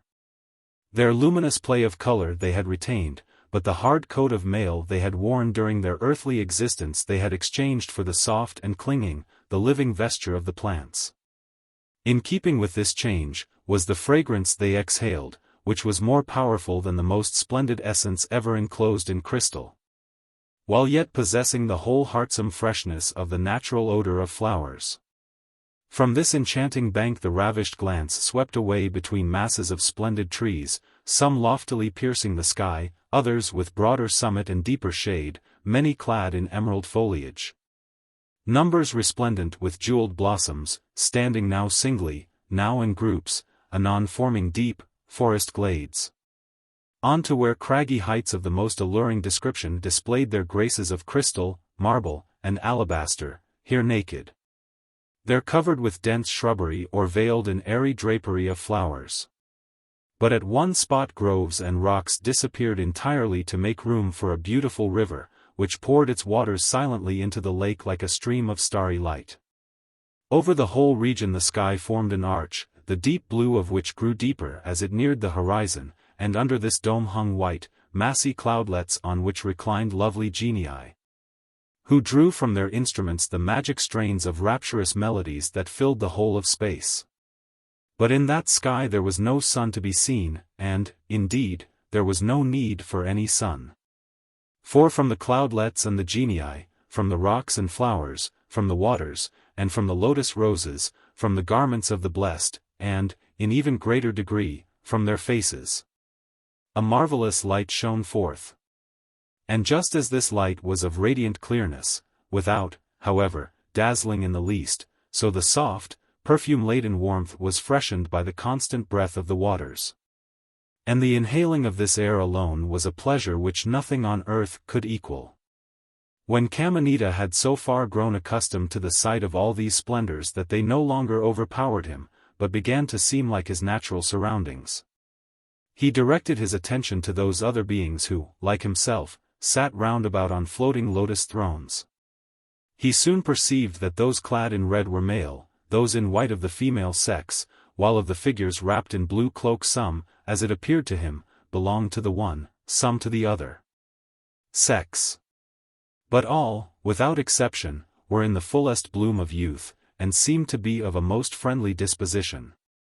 A neighbor in a blue cloak inspired him with particular confidence, so that the desire to begin a conversation awoke in his breast. I wonder whether it is permissible to question this blessed one? He thought. I would so much like to know where I am. To his great astonishment the reply came at once, without a sound, and without even the faintest movement of the blue-clad figure's lips. Thou art in Sukhavati, the abode of bliss. Unconsciously Kamanita went on with his unspoken questioning. Thou wast here, most sacred one, when I opened my eyes, for my glance fell at once on thee. Didst thou awake at the same time as I, or hast thou been long here? I have been here from time immemorial, answered the neighbor in blue, and I would believe that I had been here from all eternity, If I hadn't so often seen a lotus rose open and a new being appear, and but for the perfume of the coral tree. What is there about that particular perfume? That thou wilt soon discover for thyself. The coral tree is the greatest wonder of this paradise. The music of the heavenly genii, which seemed quite naturally to accompany this soundless conversation, adapting itself with its melodies and strains to every succeeding sentence. As if to deepen its meaning and to make clear what the words could not convey, wove, at these words, a strangely mystical sound picture. And it appeared to the listening Kamanita as if in his mind endless depths revealed themselves, in whose shadows dim memories stirred without being able to awake. The greatest wonder, said he, after a pause. I imagined that of all wonderful things here the most wonderful was that splendid stream which empties itself into our lake. The heavenly Gunga, nodded the blue. The heavenly Gunga, repeated Kamanita dreamily, and again there came over him, only in added degree, that feeling of something which he ought to know, and yet was not able to know. While the mysterious music seemed to seek, in the deepest depths of his own personality, for the sources of that stream. Chapter 23. The Roundelay of the Blessed. With a gasp of astonishment Kamanita now noticed that a white figure, throned not far from him on her lotus flower, suddenly seemed to grow upward. The mantle, with its piled-up mass of folds and corners, unrolled itself till it flowed down in straight lines from the shoulders to the golden border. And even this now no longer touched the petals of the flower, the figure swept untrammeled away over the pond, up the bank, and disappeared between the trees and shrubbery. How glorious that must be, thought Kamanita. But that is, I imagine, a very difficult accomplishment, although it looks as if it were nothing. I wonder whether I shall ever be able to learn it. Thou art able now, if thou dost but desire it, answered his neighbor in blue to whom the last question was addressed. Instantly Kamanita had the feeling that something was lifting his body upward. He was already floating away across the pond towards the bank, and soon he was in the midst of the greenery. Whithersoever his glance was directed, thither did he wend his flight as soon as the wish was formed, and quickly or slowly as he desired. He now saw other lotus ponds equally splendid with the one he had just left. He wandered on through charming groves where birds in bright colors sprang from branch to branch, their melodious song blending with the soft rustling of the treetops. He floated over flower-strewn valleys ere graceful antelopes disported themselves without fearing him in the least, and finally let himself down on the gentle slope of a hill. Between the trunks of trees and flowering shrubs he saw the corner of a pond where the water sparkled round large lotus blossoms, several of whose flower thrones bore blissful figures. While several others, even of the perfectly opened ones, were empty. It was plainly a moment of general enjoyment. As on a warm summer evening the fireflies circle hither and thither under the trees and round about the shrubbery, in noiseless, luminous movement. So here these blessed forms swayed singly and in pairs, in large groups or chains, through the groves and around the rocks. At the same time it was possible to see from their glances and gestures that they were conversing animatedly with one another. And one divined the invisible threads of the discourse which was being carried on between the noiseless passers-by.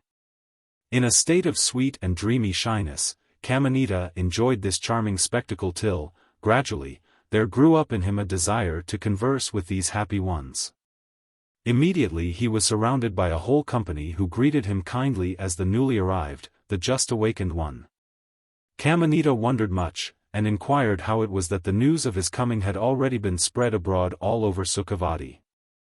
Oh! When a lotus opens itself, all the other lotus flowers in the ponds of paradise are moved, and every being is conscious that another has somewhere among us awakened to bliss. But how could ye know that just I happened to be the newcomer? The figures floating around him smiled charmingly. Thou art not yet fully awake. Thou dost look at us as though thou sawest dream figures and wert afraid that they might suddenly disappear, and that rude reality might again surround thee. Kamanita shook his head. I don't quite understand. What are dream figures? Ye forget, said one white-robed figure, that he has assuredly not yet been to the coral tree. No, I have not yet been there. But I have already heard of it. My neighbor in the pond mentioned it. The tree is said to be such a wondrous one. What is there about it? But they all smiled mysteriously, looking at one another, and shaking their heads. I would like so much to go there at once. Will no one show me the way? Thou wilt find the way thyself when the time has come. Kamanita drew his hand over his forehead. There is yet another wonderful thing here of which he spoke. Yes, the heavenly Gunga, by it our pond is fed. Is that so with yours also? The white-robed figure pointed to the clear little river that wound round about the foot of the hill and so, by easy turnings, onward to the pond. That is our source of supply. Countless such arteries intersect these fields, and that which thou hast seen is a similar one even if somewhat larger. But the heavenly Gunga itself surrounds the whole of Sukhavati. Hast thou seen it also? The white-robed one shook her head. Is it not possible to go there, then? Oh, it is possible, they all answered, but no one of us has been there. Besides, why should we go? It cannot be more beautiful anywhere than here. Several of the others, to be sure, have been there, but they have never flown thither again. Why not? His white-robed visitor pointed towards the pond. Dost thou see the red figure there, almost at the other bank? He was there once, though it is long, long ago. Shall we ask him whether he has flown again since then to the shores of the Gunga? Never again, at once came the answer from him of the red robe. And why not? Fly thither thyself and bring back the answer. Shall we? Together with thee I may venture to do it. I should like to go, but not now. Forth from a neighboring grove there floated a train of happy figures, wound a chain about the meadow shrubbery, and, while they extended the chain, the figure at the end, a light blue one, seized the hand of the white robe. She stretched out her other hand invitingly to Kamanita. He thanked her smilingly, but gently shook his head. I would prefer to be a spectator still. Yes, better rest and awake. For the present, farewell. And gently led away by the light blue, she floated thence in the airy roundelay. The others also, with a kind and cheerful greeting, moved away, that he might have quiet in which to collect himself. Chapter 24. The Coral Tree. Kamanita followed them long with his eyes and wondered. And then he wondered at his wonder. How does it happen that everything here seems so strange to me? If I belong to this place, why does not everything appear perfectly natural? But every new thing I see is a puzzle and fills me with astonishment. For example, this odor that now floats past me so suddenly. How absolutely different it is from all other flower scents here, much fuller and more powerful, attracting and disquieting at the same time. Where can it come from? But where do I myself come from? It seems to me as though I had been, but a short time ago, a mere nothing. Or did I have an existence? Only not here? If so, where? And how have I come here? While he revolved these questions in his mind, his body had risen up, without his perceiving it, from the meadow. And he was already floating onward, though not in a direction taken by any of the others. He made his way upwards towards a depression in the crest of the hill. As he passed over it he was greeted by a yet more powerful breath of that new and strange perfume. Kamanita, however, flew onward. Beyond the hill the neighborhood lost something of its charm. The show of flowers was scantier, the shrubbery darker, the groves more dear, the rocks more forbidding and higher. Herds of gazelles grazed there, but only in a few solitary instances was one of the blessed to be seen. The valley became narrower and ended in a cleft, and here the perfume grew yet stronger. Ever more rapid became his flight, ever more naked, steeper, and higher did the rocky walls close around him till an opening was no longer to be seen. Then the ravine made a couple of sharp turns and opened suddenly. Round about Kamanita extended a deep, pit-like valley shut in by towering malachite rocks which seemed to reach the heavens. In the midst of the valley stood the wonder tree. Trunk and branches were of smooth, red coral, slightly more yellow the red of the crisp foliage, amid which blossoms of a deep crimson glowed and burned. Over the pinnacles of the rocks and the summit of the tree rose the deep blue sky in which not a single cloud was to be seen. Nor did the music of the genii penetrate in any appreciable degree to this spot. What still trembled in the air seemed to be but a memory of melodies heard in the long past. There were but 3 colors to be seen in the valley: the ultramarine blue of the heavens, the malachite green of the rocks, the coral red of the tree. And only one perfume, that mysterious odor, so unlike all others, of the crimson flowers which had led Kamanita thither. Almost immediately the wonderful nature of that perfume began to show itself. As Kamanita inhaled it here, in the dense form in which it filled the whole basin, his consciousness became suddenly quickened. It overflowed and broke through the barriers which had been raised about him from the time of his awakening in the pond till the present. His past life lay open before him. He saw the hall of the potter where he had sat in conversation with that foolish Buddhistic monk.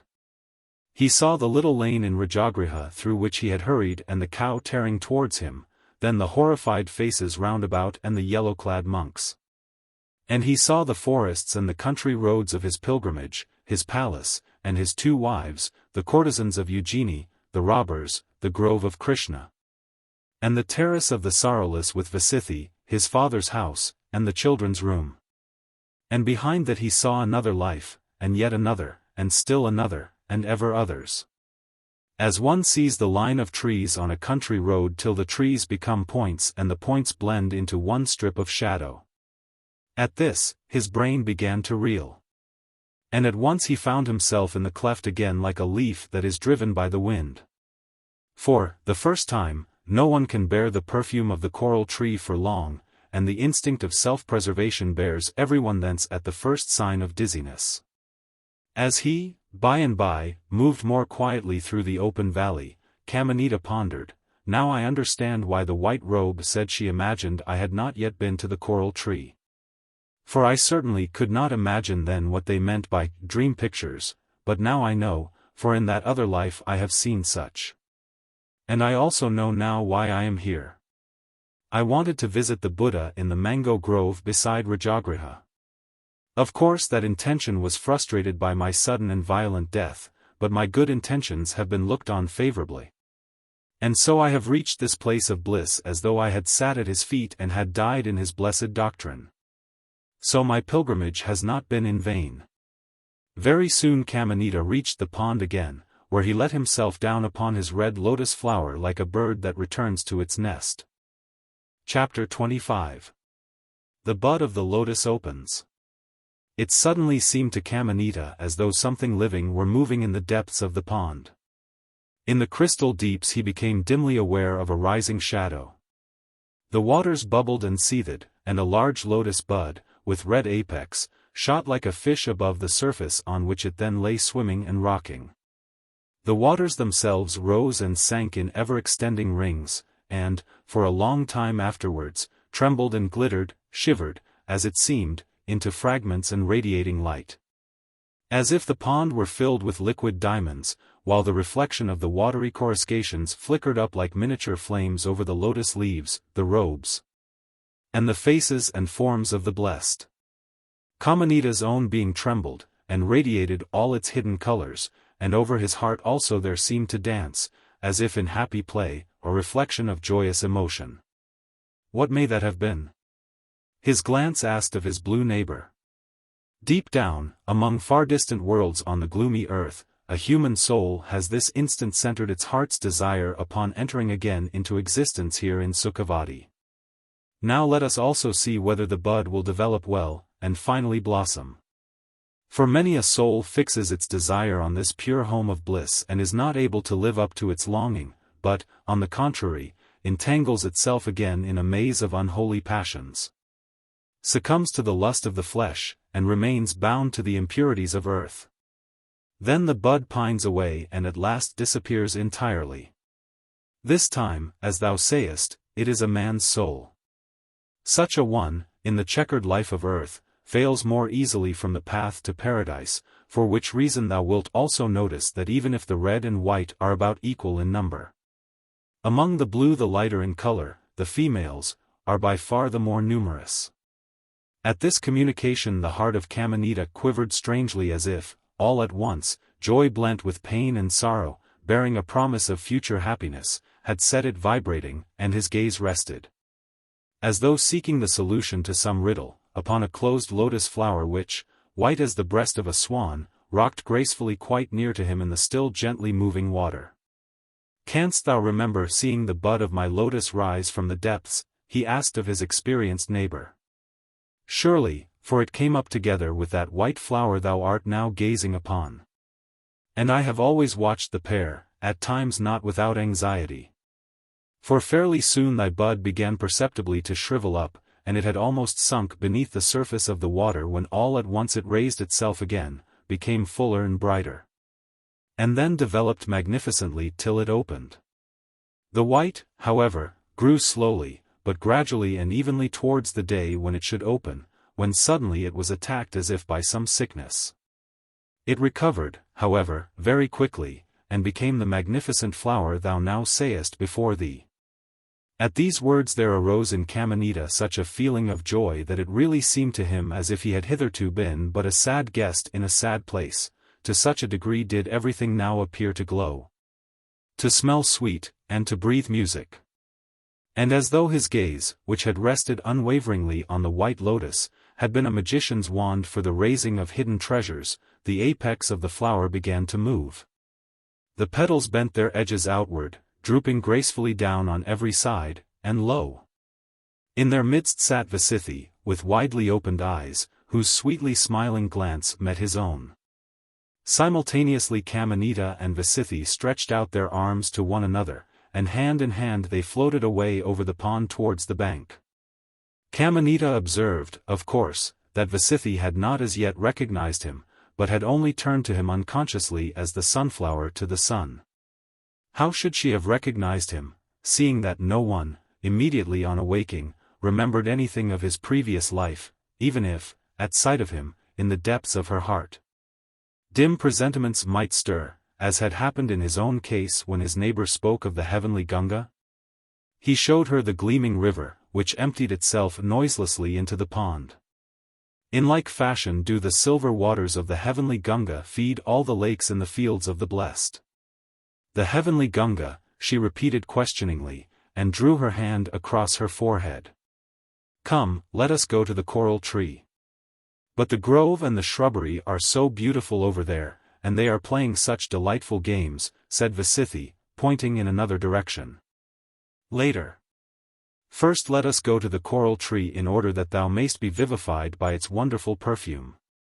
Like a child one has comforted by the promise of a new toy, for not having been allowed to take part in the joyous games of its comrades." VIII followed him willingly.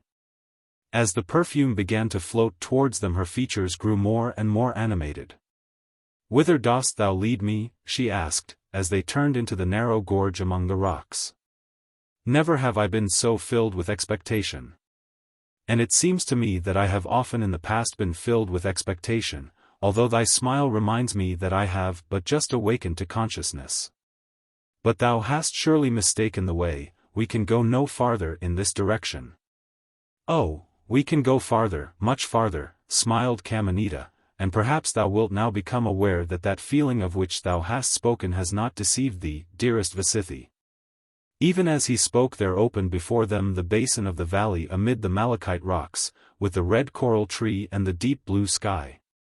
Then the perfume of all perfumes enveloped her. VIII laid her hands on her breast as if to check her all too deep breathing, and in the rapid play of light and shadow on her features, Kamanita discerned how the storm of life memories was sweeping over her. Suddenly she raised her arms and flung herself on his breast. "Kamanita, my beloved!" And he bore her thence, speeding back through the gorge with eager haste. In the open, if still somewhat somber, valley with its dark shrubbery and thick-set groves, where the gazelles were at play but no human form disturbed the solitude, he descended with her, finding shelter under a tree. "Oh, my poor Kamanita," said VIII, "what must thou have suffered? And what thought of me when thou didst learn that I had married Satyajira?" Then Kamanita told her how he had not learned that from hearsay but had himself, in the chief street of Kosambi, seen the bridal procession. And how the speechless misery graven on her face had directly convinced him that she had only yielded to the pressure of her parents. "But no power on earth would have compelled me, my only love, if I had not been forced to believe myself in possession of sure proof that thou wert no longer alive." And VIII began to tell him of the events of that bygone time. Chapter 26. The Chain with the Tiger Eye. "When thou, my friend, wert gone from Kosambi, I dragged myself miserably through the days and nights, as a girl does who is devoured by a fever of longing, and is at the same time a prey to 1,000 fears on behalf of her beloved. I did not even know whether thou didst still breathe the air of this world with me, for I had often heard of the dangers of such journeys. And now I was constrained to reproach myself most bitterly, because, with my foolish obstinacy, I was to blame for thy not having made the return journey in perfect safety under the protection of the embassy. Yet, with all this, I was not able really to repent of my thoughtlessness, because I owed to it all those precious memories which were now my whole treasure. Even Maithine's cheering and comforting words were seldom able to dissipate for any length of time the cloud of melancholy which hung over me. My best and truest friend wagged the asoka under which we stood on that glorious moonlit night, the tree thou, my sweetheart, hast assuredly not forgotten, and to which I addressed on that occasion the words of the Mayanthi. Countless times did I try to obtain, by listening to the rustling of its leaves, an answer to my anxious questions. To see in the falling of a leaf or the play of light and shadow on the ground an omen of some kind. If then it happened that the sign given by such a self-invented oracle bore a favorable interpretation, I was able to feel happy for a whole day or even longer, and to look hopefully into the future. But just for that very reason my longing increased, and with the longing my fears returned as naturally as evil dreams result from a fevered temperature. In this condition it was almost a benefit that, after a short time, my love was not permitted to live in lonely inactivity dedicated to suffering alone, but that it was forced into a combative attitude and obliged to gather up all its strength even if it did thereby bring me to the verge of a complete estrangement from my own people. It was in this way. Satyajira, the son of the minister, pursued me ever more assiduously now with tokens of his love. And I could no longer show myself in a public pleasure garden with my companions without his being there and making me the object of his obtrusive attentions. That I didn't respond to these in the least but, on the contrary, showed him, even more plainly than was polite, how hateful they were to me, had not the slightest deterrent effect upon him. Soon, however, my parents began, first with all kinds of hints, then with less and less reserve, to plead his cause, and when he finally came forward to press his suit openly, they demanded that I should give him my hand. I assured them, with bitter tears, that I could never love Satyajira. That, however, made little impression upon them. But just as little was I affected by their representations, their prayers, and their reproaches, and remained insensible alike to the pleading of my mother and the threats of my father. Driven to bay, I finally told them straight out that I had promised myself to thee, of whom they had already heard from Satyajira, and that no power on earth could force me to break my word, which had been sacredly given to thee, or to belong to another. And I added that, if the worst should come to the worst, I would kill myself by persistently refusing all nourishment. As my parents now saw that I was quite capable of carrying out this threat, they finally, although much put out and very angry, gave the matter up, and Satyajira also now seemed to yield to his fate, and to be taking pains to comfort himself for his defeat in the courts of love, by becoming the hero of victorious deeds on a sterner field of battle. About this time report had many horrible tales to tell of the robber Angulimala who, with his band, had laid waste whole districts, burnt villages, and made the roads so unsafe that at last almost no one ventured to travel to Kosambi. I became a prey, as a consequence, to horrible fears, for I naturally dreaded that thou mightst at last be coming to me and be unfortunate enough to fall into his robber hands by the way.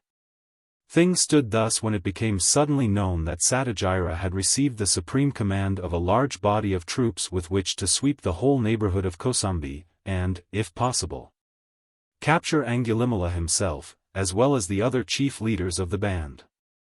He had, so the story ran, sworn to accomplish this or to fall fighting in the attempt. Little as I was otherwise disposed to feel kindly towards the son of the minister, I could not this time refrain from wishing him the best of success, and, when he moved out, my earnest wishes for his prosperity followed his colors. About a week later I was in the garden with Maithini, when we heard loud cries from the street. Maithini rushed thither at once to learn what had happened, and presently announced that Satyajira was returning in triumph to the city, having either cut down the robbers or taken them prisoner, and that the horrible Angulimala himself had fallen into his hands alive. She invited me to go out with her and Somadatta to the street, to witness the entry of the soldiers with the captive robbers. But I did not wish Satyajira to have the satisfaction of seeing me among the spectators of his triumph. So I stayed behind alone, more than happy at the thought that the roads were now again open to my beloved. For so little do mortals understand of the workings of fate that they sometimes, as I did then, greet as a specially fortunate day just that one on which the current of their lives takes a turn for the worse. On the following morning my father entered my room. He handed me a crystal chain with a tigera's amulet, and asked me if I, by any possibility, recognized it. I felt as though I should drop, but I summoned up all my strength and answered that the chain resembled one which thou hadst always worn round thy neck. It isn't like it, said my father, with brutal calmness, it is it. When Angulimala was made prisoner he was wearing the chain, and Satyajira at once recognized it. For, as he related to me, he had once wrestled with Kamanita in the park for your ball, and, in the course of the struggle, had seized Kamanita's chain in order to hold the latter back. The chain parted and remained in Satyajira's hands, so that he was able to examine it minutely. He was convinced that he couldn't be deceived. And then Angulimala, closely questioned, confessed that in the region of the Vidisa, he had, 2 years ago, attacked Kamanita's caravan on its return journey to Ujjaini, had cut down his people, and had taken Kamanita, with a servant, prisoner. The servant he sent to Ujjaini for ransom. As this, for some reason, was not forthcoming, he had, according to robber usage, put Kamanita to death. At these frightful words I should certainly have lost consciousness, had not a possibility presented itself to my despairing mind of hoping against hope. Satyajira is a base and a crafty fellow, I answered, with apparent calm, who would stop at no fraud, and he has set his heart, or rather his pride, upon gaining me for his wife. If he, at the time you speak of, examined the chain so attentively, what was to hinder him from having one made like it? I imagine that this idea occurred to him when he first heard of Angulimala.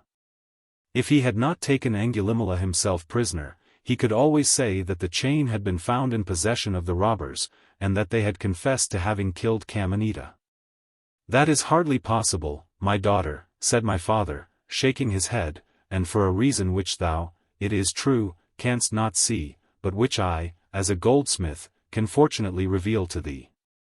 If thou wilt examine the small gold links which connect the crystals with one another, thou wilt notice that the metal is redder than that of our jewelry here, because we use in our alloys more silver than copper. The workmanship also is of the somewhat coarser type seen in the mountain districts. On my lips there hung the reply that so clever a goldsmith as himself would, no doubt, succeed as perfectly in the matter of the proper mixture of the gold as in turning out the characteristic workmanship. For I saw everyone and everything conspiring against our love, and did not trust even my nearest relatives. However, I ended the matter by saying that I would in no wise suffer myself to be convinced by this chain that my Kamanita was not still alive. My father then left me in great anger, and I was able in solitude to give myself wholly up to my despair. Chapter 27. The Right of Truth, Sakakirya. At that time I always spent the first hours of the night on the terrace of the Sorrowless, either alone or with Maiden. On the evening of the day of which I have just spoken, I was there by myself, and, in the state of mind in which I then was, the solitude was most agreeable. The full moon shone as on those memorable nights of the past, and I stood before the great Asoka with its wealth of blossoms, to beg from it, from the heartsease, a comforting omen for my troubled heart. After some time I said to myself, if, between me and the trunk, a saffron-yellow flower should fall before I have counted 100, then is my beloved Kamanita yet alive. When I had counted to 50, a flower fell, but an orange-colored one. When I reached 80 I began to count more and more slowly. Just then a creaking door opened in the corner between the terrace and the wall of the house, where a stair led down into the courtyard, a flight of steps really intended only for workmen and gardeners. My father came forward, and behind him sat Agira. A couple of soldiers armed to the teeth followed, and after them came a man who towered a full head above the others. Finally, yet other soldiers brought up the rear of this strange, not to say inexplicable, procession. Two of the latter remained to guard the door, while all the others came directly towards me. At the same time I noticed that the giant in their midst walked with great difficulty, and that at every step he took there resounded a dismal clanking and rattling. That very instant a saffron-yellow leaf floated down and remained lying just at my feet. I had, however, from sheer astonishment, ceased counting, and, as a consequence, could not be sure whether it had fallen before or after the 100 was reached. The group now advanced from the shadow of the wall into the moonlight, and then I saw with horror that the giant figure was loaded with chains. His hands were fettered at his back, about his ankles clanked heavy iron rings which were linked to either end of a huge rod, and were connected by double chains of iron with a similar ring about his neck. To it, in turn, 2 other chains were fastened, and these were held by 2 of the soldiers. As is usual in the case of a prisoner who is being conducted to the scaffold, there hung around his neck and on his hairy breast, a wreath of the red canavra blossom. And the reddish-yellow brick dust, with which his head was powdered, caused the hair hanging down over his forehead, and the beard which reached almost to his eyes, to appear yet more ferocious. From this mask his eyes flashed out at me, and then fell, wandering furtively hither and thither on the floor like those of an evil beast. As to who stood before me I should not have needed to inquire, even if the canavra blossoms had concealed the symbol of his terrible name, the necklace of human thumbs. 9. Now, Angulimala, Agira broke the silence. Repeat in the presence of this noble maiden what thou hast confessed on the rack regarding the murder of the young merchant Kamanita of Eugenie. Kamanita was not murdered, answered the robber gruffly, but taken prisoner and made away with, according to our customs. And he now related to me in a few words what my father had already told me of the matter. I stood, meanwhile, with my back to the Asoka tree, and supported myself by clutching the trunk with both hands, burying my fingernails convulsively in the bark in order to keep myself from falling. When Angulimala had finished speaking, everything seemed to be going round in a whirl. But even yet I did not give up. Thou art an infamous robber and murderer, I said. What value can thy word have for me? Why shouldst thou not say what he commands thee, into whose power thy villainies have brought thee? And, as if by an inspiration which astonished even myself, and caused a glimmer of hope to flash up within me, I added. Thou dost not dare to look me even once in the eyes, thou. The terror of all human beings, me, a weak girl. Thou dost not dare, because at the instigation of this man thou art telling a cowardly lie. Angulimala did not look up, but he laughed harshly, and answered in a voice that sounded like the growling of a fettered beast of prey. What good end would be served by looking thee in the eyes? I leave that to young dandies. The eyes of an infamous robber thou wouldst believe as little as his words. And his oath would, I suppose, signify just as little. He came a step nearer. Well then, maiden, be witness now to the right of truth. Once again the lightning of his glance struck me as it swept upward and fixed itself upon the moon in such a way that, in the midst of the tangle of his discolored hair and beard. Only the whites of his eyes were still visible. His breast heaved, so that the red flowers moved as in a dance, and, with a voice like that of thunder rolling among the clouds, he called aloud. Thou who dost tame the tiger! Snake-crowned goddess of night! Thou who dost dance by moonlight on the pinnacles of the mountains, jangling thy necklace of skulls, gnashing thy teeth, swinging thy blood basin. Kali!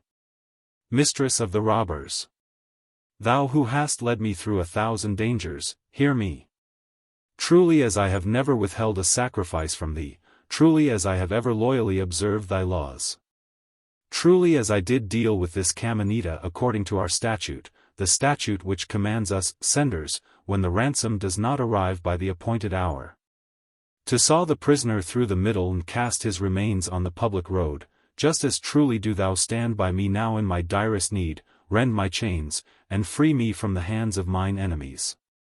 As he said this he made a mighty effort, the chains rattled, arms and legs were free, the 2 soldiers who held him lay prone with the earth. A third he struck down with the piece of chain which hung at his wrist, and, before any one of us clearly understood what was happening, Angulimala had swung himself over the breastwork. With a fierce shout Satyajira gave chase. That was the last I saw and heard. Afterwards I learned that Angulimala had fallen, had broken a foot, and had been captured by the guard. That he had later died in prison, under torture, and that his head had been placed over the east gate of the town where Maithini and Somadatta had seen it. With Angulimala's right of truth my last doubt and my last hope had left me. For I knew well that even that devilish goddess Kali could have worked no miracle to rescue him if he had not had the strength which truth lends on his side. As to what should now become of me I troubled myself little, for, on earth, everything was henceforth lost to me. Only in the paradise of the West could we meet again.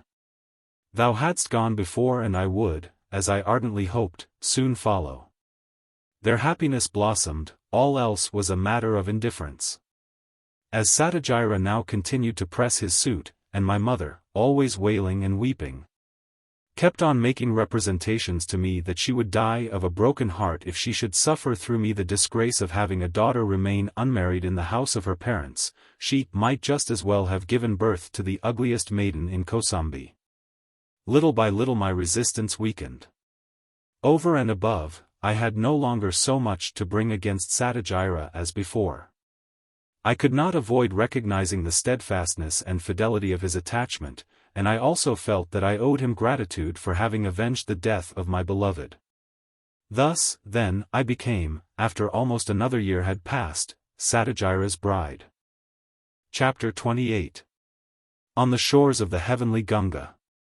When Kamanita perceived that even here, in the abode of bliss, these memories overshadowed, as with dark and troublous wings, the yet delicate, newly awakened soul of his beloved, he took her by the hand and led her away, guiding their flight to the charming hill on whose slope he had lately lain and watched the games of the floating dancers. Here they sought a resting place.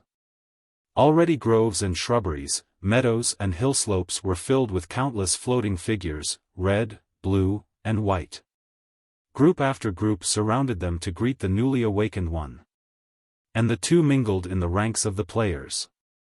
They had been gliding hither and thither for a long time, through the groves, round about the rocks, over the meadows and lotus ponds, wherever the chain of dancers led. When they were suddenly met by the white-robed companion who had formerly called upon Kamanita to face the journey to the Gunga with her. As they held out their hands to one another in the dance, she asked, with a sunny smile, "Well, hast thou been at the shores of the Gunga yet? Now thou hast a companion, I see." "Not yet," answered Kamanita. "What is that?" asked VIII. And Kamanita told her. "Let us go there," said VIII. Oh, how often have I, down in the sad valleys of earth, looked up to the distant reflection of the heavenly stream, and thought of the blessed plains that are enfolded and watered by it. And asked myself if we should really one day be united in this place of bliss. Now I feel myself irresistibly drawn thither, to linger with thee on its shores. They withdrew from the chain of dancers and turned their flight in a direction which led them far from their own lake. After some time they saw no more lotus ponds, nor lotus roses bearing happy beings. The wealth of blossoms decreased perceptibly, more and more rarely did they meet the figures of the blessed. Herds of antelopes here gave life to the plain, on the lake swans glided along, drawing trains of glistening waves behind them over the dark waters.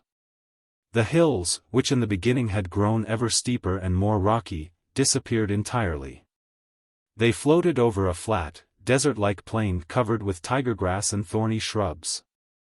Before them lay stretched the endless curves of a forest of palms. They reached the forest.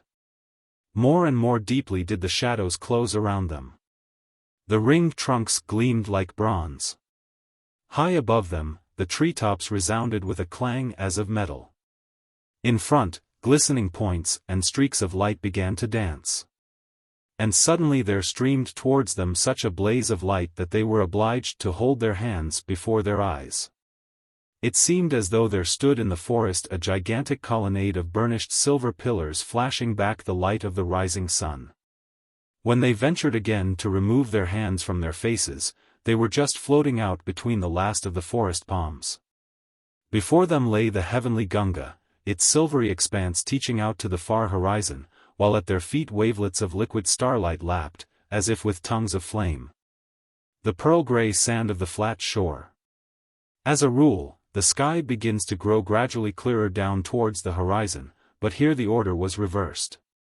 The ultramarine blue passed into indigo, and finally deepened to an all but absolutely black border, which rested on the silver waters. Of the perfume of the blossoms of paradise, there was nothing left. But whereas, in the Malachite Valley, that memory-laden perfume of perfumes lay dense around the coral tree, here there blew, along the stream of the universe, a cool and fresh breath which took for its perfume the absence of all perfume, perfect purity. And VIII seemed to quaff it greedily as a refreshing draught, while it took Kamanita's breath away. Here also, of the music of the genii, one did not catch the faintest note. But from the stream there seemed to rise up mighty sounds like the deep booming of thunder. "Listen," whispered VIII, and raised her hand. "Strange," said Kamanita. "Once on my journeyings I had found quarters in a hut which stood at the entrance to a mountain ravine. And past the hut there flowed a charming little rivulet with clear water in which I washed my feet after my wanderings.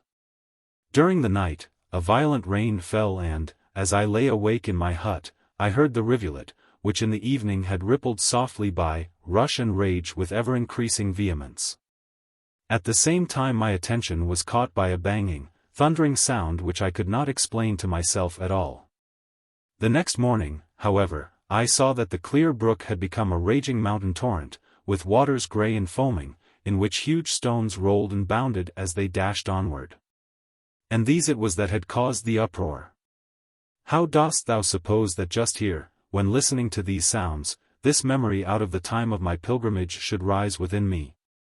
It comes from this, answered VIII, that the sounds are analogous, though in that mountain stream merely stones, while here in the stream of the heavenly Gunga, worlds are rolled and propelled along. These it is from which the booming sounds like thunder proceed." "Worlds!" exclaimed Kamanita, horrified. VIII smiled, and, as she did so, floated onward. But Kamanita, full of terror, caught and held her back by the robe. "Take care of thyself, VIII. Who knows what powers, what fearful forces hold sway over this stream of the universe, forces into whose power thou mightst fall, by forsaking the shore. I tremble already at the thought of seeing thee torn suddenly from me. Wouldst thou not dare to follow me, then?" "Certainly, I would follow thee. But who knows whether I could reach thee, whether we should not be torn from one another? And even if we remained together, what misery would it not be to be borne away to the illimitable, far from this abode of bliss?" "To the illimitable," repeated VIII dreamily, and her glance swept over the surface of the heavenly Gunga, far out to where the silver flood touched the black border of the sky, and seemed to desire to penetrate ever farther. Is it possible, then, for eternal happiness to exist where there is limitation? She asked, as if she were lost in thought. VIII, exclaimed Kamanita, becoming alarmed in earnest. I wish I had never led thee hither. Come, love, come. And even more anxiously than from the coral tree did he draw her thence. She followed him not unwillingly, turning her head at the first palms as she did so, and casting a last glance backward at the heavenly stream. And again they were throned on their lotus seats in the crystal pond, again they floated between trees bearing blossoms of jewels, again mingled with the ranks of the blessed, joined in the dances. And enjoyed the raptures of heaven, happy in their unclouded love. Once, in the dance, they met their friend of the white robe, who greeted them with, So ye have really been at the shores of the Gunga? How canst thou possibly know that we have been there? I see it, for all who have been there wear, as it were, a shadow on their brows. For that reason I don't wish to go. And ye will also not go a second time, no one does. Chapter 29. Amid the sweets of the coral blossom. As a matter of fact, they did not again visit the inhospitable shores of the heavenly Gunga. Often, however, they turned their flight toward the valley of the malachite rocks. Reposing under the mighty crown of the coral tree, they breathed that perfume of perfumes which streamed from the crimson blossoms, and, in the depths of their memory, there was opened up to them the vista of their former lives, life preceding life in some strangely appointed order, back into the far distant past. Sometimes in palaces, sometimes in huts, they saw themselves again, but whether robed in silk and muslin, or clad in the coarse fabrics of the village loom, the mutual love was ever there. At one time, it was crowned with the happiness of their union, at another, separation due to life's destiny, or to death, was their sad lot, but, happy or unhappy, the love remained the same. And they saw themselves in other times, when human beings were mightier than now, in those eternally unforgettable heroic days, when he tore himself from her arms and bestrode his war elephant, in order to march to the city of elephants, to the aid of his friends, the Pandavur princes, in their quarrel with the Kauravas. When, fighting at the side of Arjuna and Krishna, on the plain of Kurukshetra, on the 10th day of the gigantic battle he yielded up his heroic soul. But she, when she receives the news of his death, ascended, in front of the palace, and followed by all of her women, the funeral pyre, which she lit with her own hand. And yet again they saw themselves, in strange regions, and amid natural scenery of another type. It was no longer the valley of the Gunga and Jumna, with its magnificent palace-filled cities where warriors in shining armor, proud Brahmins, rich citizens, and diligent Kudras lent animation to the streets. This theatre which, with its luxuriant tropical magnificence, had so often girt round their common life, as though there were no other world, now disappeared entirely, to make room for a drearier and harsher land. Here the sun of summer burns, it is true, just as hot as by the Gunga, dries up the watercourses, and parches the grass. But in winter the frost robs the woods of their foliage and rime covers the fields. No towns rear their towers in this region. Only widely scattered villages, with large folds, lie in the midst of its rich pastures, and the protecting elevation nearby is turned into a small fortress by means of ramparts and rude walls. A warlike, pastoral people have here their home. The woods are full of wolves, and miles away the trembling wayfarer hears the roar of the lion, of the beast that roameth, frightful, savage, whose lair is in the mountains, as he describes him, for he is a song-maker. After long wanderings he approaches a village, an unknown but welcome guest, for that he is everywhere.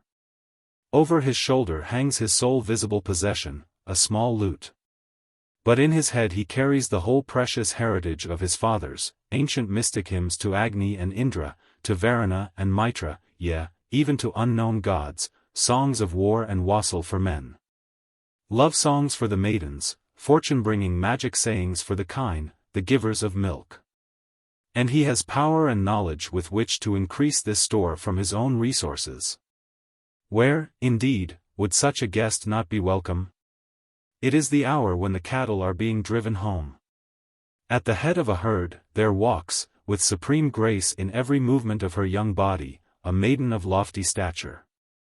By her side goes her pet cow, whose bell the others follow, and from time to time the favorite licks her mistress's hand. The young wanderer gives the maiden evening greeting. She replies with kindly words. Smiling, they look at one another, and the look is the same that in the pleasure park at Kosambi flew back and forth between the ballplayer on the stage and the stranger spectator. But the land of the 5 streams, after it has repeatedly given them shelter and a home, disappears in its turn as did the valley of the Gunga. Other regions come into view, other peoples and customs surround them, everything poorer, ruder, wilder. The steppe over which the procession passes, horsemen, wagons, and pedestrians in endless lines, is white with snow. The air is full of whirling flakes. Black mountains look darkly down. From under the tent-like roof of a heavy ox wagon, a maiden leans forward with such haste of movement that the sheepskin slips aside, and her wealth of golden hair flows down over cheeks, throat, and breast. Anxiety burns in her eyes as she gazes out in the direction in which all eyes are turned, all fingers point, to where, like a dark cloud whirled up by the wind, a horde of mounted horsemen comes sweeping towards them. But she smiles confidently, as her glance meets that of the youth who rides on a black ox beside the wagon, and it is the same look as erstwhile, even if out of blue eyes. The glance sets the heart of the youth on fire, he swings his battle-axe, and with loud cry joins the other warriors who rush to meet the foe, sets it on fire, and still warms it when it is pierced by the cold iron of a Scythian dart. But they saw greater changes yet, led by the fragrant odor of the coral tree, they undertook even longer journeys. They found themselves as stag and hind in the vast forest. Their love was wordless now, but not sightless. And again it was the same look. Deep in the darkest depths of their great presageful eyes there lightened, even if through dim blue mists, the same spark that had later found its way so radiantly from human eye to human eye. They grazed together, waded side by side in the clear, cool forest brook, body by body rested in the tall soft grass. They had their joys in common. Together trembled for fear, when a branch suddenly became alive and the jaws of the python opened wide, or when, in the stillness of the night, a scarcely audible creeping movement was caught by their quick cars, while their distended nostrils winded the pungent odor of a beast of prey, and they fled thence, with mighty bounds. Just as a rustling and cracking made itself heard in the neighboring thicket, and the angry roar of a tiger that had fallen short of its prey rolled through the wood, now suddenly waking to life all around. For many years they had thus together shared all the delights and dangers of the forest, when in a lovely bit of shade one day they proceeded to gnaw the young and juicy saplings. Alas! The hind entangled herself in the snare of a hunter. In vain did her mate work with tine and hoof to burst the bonds that fettered his love, though he labored ceaselessly till the enemy, man, approached. Then he faced the foe with lowered antlers, and the deadly spear soon ended the lives of both. Farther yet, and a pair of golden eagles were building their eyrie high up in savage mountain fastnesses, hanging over the blue abysses of the Himalayas, and circling round its snowy pinnacles. As 2 dolphins they ploughed the boundless expanse of old ocean's salty flood. Yes, once they even grew as 2 palms on an island in the midst of the seas, their roots intertwined in the cool sand of the shore, and their tops rustling together in the cool sea breeze. Thus did they too, companions in so many wanderings, linger in the shade of the coral tree, and, day by day, enjoy the sweets of memory exhaled by its fragrant blossoms. For, even as a royal couple, in pursuit of amusement and knowledge, have many things related to them by the court storyteller, now the life story of a king, again a simple village tale, at one time an heroic poem, at another, a legend of ancient days, or, it may be, a fable of some animal, or a fairy tale, and all the while know that, however often it pleases them to listen, there is no fear that this prince of storytellers will ever be at a loss for matter. Because the treasury of his legendary knowledge and his own inventive ability are both inexhaustible, so these two were able to say to themselves, however often and however long we may linger here, even if it were for an eternity, there is no danger that these blossoms will ever be unable to wake further memories. For the farther we go down into the abysses of time, the farther does time recede from us. And they marveled much. We are as old as the world, said VIII. Chapter 30. To be born is to die. Assuredly we are as old as the world, said Kamanita. But up to this time we have wandered on, never resting, and death when he has come has always projected us into a new life. Now, however, we have reached a place where there is no more passing away, where eternal joy is our lot. At the time when he spoke thus, they were just returning from the coral tree to their pond. He was about to let himself down on his lotus flower when it suddenly struck him that its red color seemed to have lost something of its freshness and gloss. Yes, as he now remained floating over it in the air and looked attentively down, he saw with dismay that the petals of the corona had become brown at the edges, as if they were burnt. And that their tips were losing vitality and curling up. VIII's white lotus did not look any better, she also had remained floating over hers, evidently arrested by the same phenomenon. He turned his eyes upon his blue neighbor whose lotus showed just the same change, and Kamanita noticed that neither did his face beam as joyously as on that day when he, Kamanita, first greeted him. His features were not so animated as formerly, his bearing not so open. Yes, even in his countenance, Kamanita read the same dismay that had moved himself and VIII. And it was the same, as a matter of fact, everywhere he looked. A change had come over both flowers and figures. Again he directed a searching glance upon his own lotus. One of the petals in the corona seemed to become alive, slowly it bent itself forward and fell loose upon the surface of the water. But it did not fall alone. At the same instant a crown petal was loosened from every lotus flower, the whole expanse of water glittered and trembled, and, as it rose and fell, gently rocked the dainty colored fleet on its bosom. Through the groves on the bank went a breath of frost, and a shower of blossoms, like sparkling jewels, fell to the ground. A sigh was wrung from every breast, and a low but cutting disharmony traversed the music of the heavenly genii. VIII, my love! Exclaimed Kamanita, seizing her hand in deep agitation, dost thou see? Dost thou hear? What is this? What can it mean? VIII, however, looked at him, calmly smiling. This was in his mind, when he said, to be born is to die, all-destroying, oblivion's breath holds sway. As in gardens of earth, flowers of paradise fade, and pass away. Who is the author of that frightful, hope-destroying utterance? Who but he, the perfect one, the proved in life and in knowledge? Who, out of pity for men, makes clear the doctrine, for the enlightenment of all of us, and the comfort of each one? Who reveals to us the world with its beings, noble and degraded, its troops of gods, men, and demons, the guide who shows the way out of this world of change? The Master, the Perfect One, the Buddha. The Buddha is believed to have said that? Oh no, VIII, that I do not credit. How often are the words of such great teachers misunderstood and inaccurately repeated, as I myself best know. For once, at Rajagraha, I spent the night in the entrance hall of a potter, in the company of a foolish ascetic, who would insist on expounding the doctrine of the Buddha to me. What he advanced, however, was poor stuff, a self-fabricated and stupid doctrine, although I could, it is true, perceive that genuine sayings of the Master lay at the root of it, spoilt, however, in the attempt to correct them, and misinterpreted, by that contrary fellow. I am sure that wiseacres have also, here, reported this saying falsely to thee. Not so, my friend. For I have it from the lips of the Master himself. What, beloved?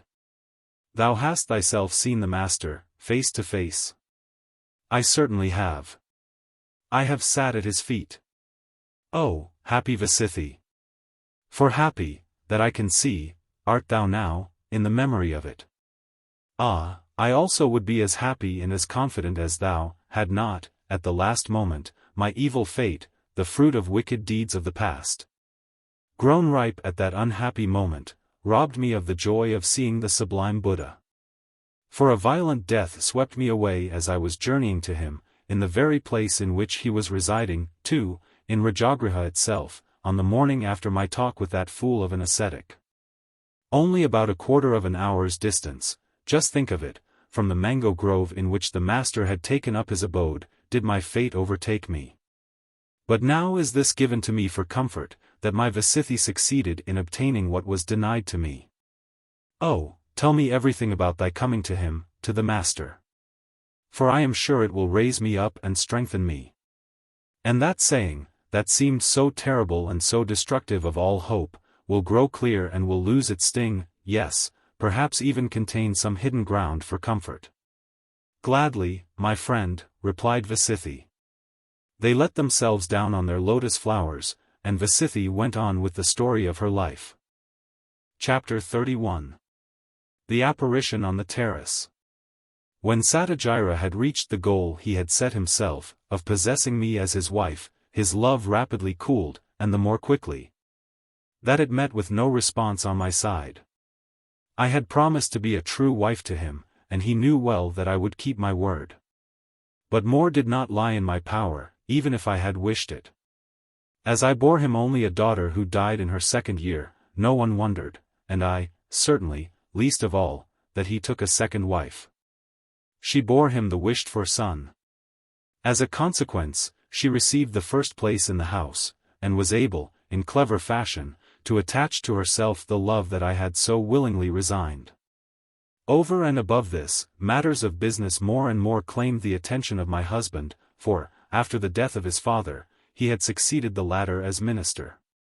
In this way, several years slipped quietly by, and I was left, for the most part, to myself, which was just what I desired. I gave myself up to my grief, communed only with memories, and lived in the hope of a happy meeting here above, a hope in which I have not been disappointed.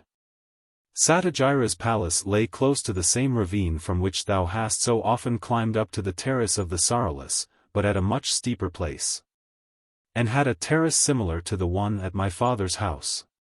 Here I was accustomed to spend all the fine evenings, in the hot season, often passing even the whole night there, reposing on a couch. For the rocky front of the ravine, which was, besides, surmounted by a high wall, was so steep and slippery that I felt certain no human being could scale it. Once, on a mild and glorious moonlit night, I lay on my bed unable to sleep. I was thinking of thee, and particularly of that first evening together. The moment when I sat with Maiden on the marble bench, on the terrace, awaiting thy arrival, stood vividly before my mind's eye.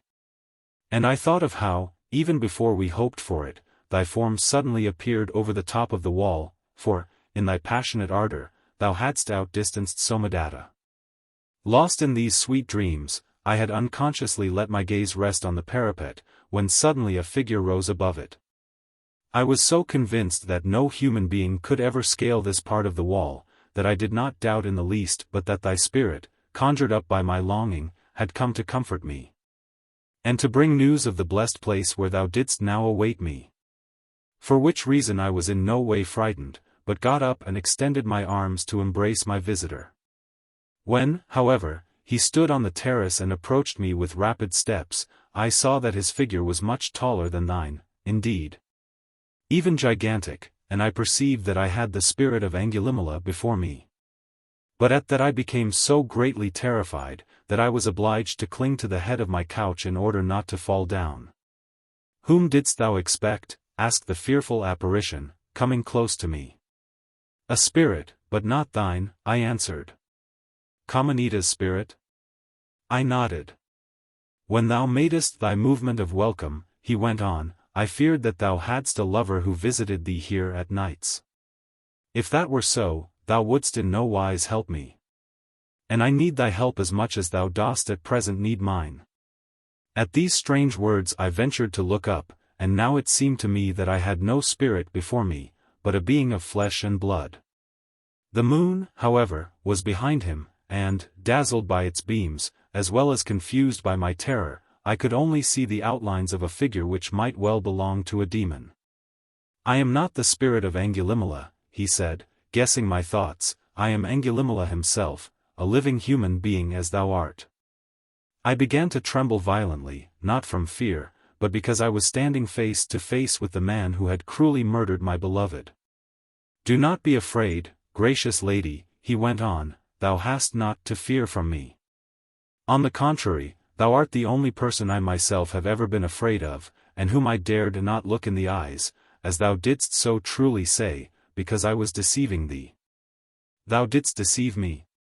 I exclaimed, and I scarcely know even now whether joy rose up in my soul, awakened by the hope that my loved one was yet alive, or whether yet greater despair did not seize upon me as I thought that I had allowed myself to be deluded into separating myself from the living. "I did," he said, "and for that reason we are thrown upon one another. For we both have something to avenge, and on the same man, on Satyajira." With the bearing of a prince, this robber made a movement of his hand, bidding me be seated, as though he had much to say to me. I had been holding myself erect with difficulty, and now sank down upon the bench without power of volition. I gazed at him, breathlessly eager to hear his next words which should enlighten me as to the fate of my beloved. "Kamanita with his caravan," he went on, "fell into my hands in the wooded region of the Vajaçravas.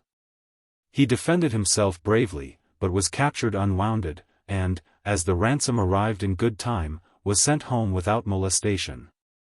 He arrived safely in Eugenie." At this news a deep sigh escaped my breast. For the moment I felt only joy in the knowledge that my beloved was yet among the living, foolish as the feeling was. For, living, he was even further removed from me than he would have been by death. When I fell into Satyajira's power, Angulimala continued, he at once recognized the crystal chain with the tiger-eye amulet on my neck as the same which had belonged to Kamanita. On the following evening he came to my prison alone, and promised, to my unbounded astonishment, to give me my freedom if I would swear in the presence of a maiden that I had killed Kamanita. "Thy oath alone," he said, "would, to be sure, not convince her, but she must believe the right of truth." He explained to me that I was, at the first hour of night, to be conducted to a terrace where the maiden would be found. He would see that the fetters were filed through so that I could without difficulty burst them, after which it would be an easy matter for me to swing myself over the breastwork, climb down into the ravine, and, following it downward, to escape, as it finally ended in a narrow watercourse through which a small brook ran under the city wall and emptied itself into the Gunga. With a solemn oath he swore that he would do nothing to hinder my escape from Kosambi. It is true I did not trust him overmuch, but I saw no other way of escape. To perform the right of truth, and, in so doing, to utter an absolute falsehood, nothing whatever could have induced me to do that, I acknowledge. For I should thereby have called down on myself the most fearful judgment of the angry and insulted goddess. But I saw at once how I could so express my oath as not in so many words to tell an untruth, while, at the same time, everyone hearing would believe I had killed Kamanita.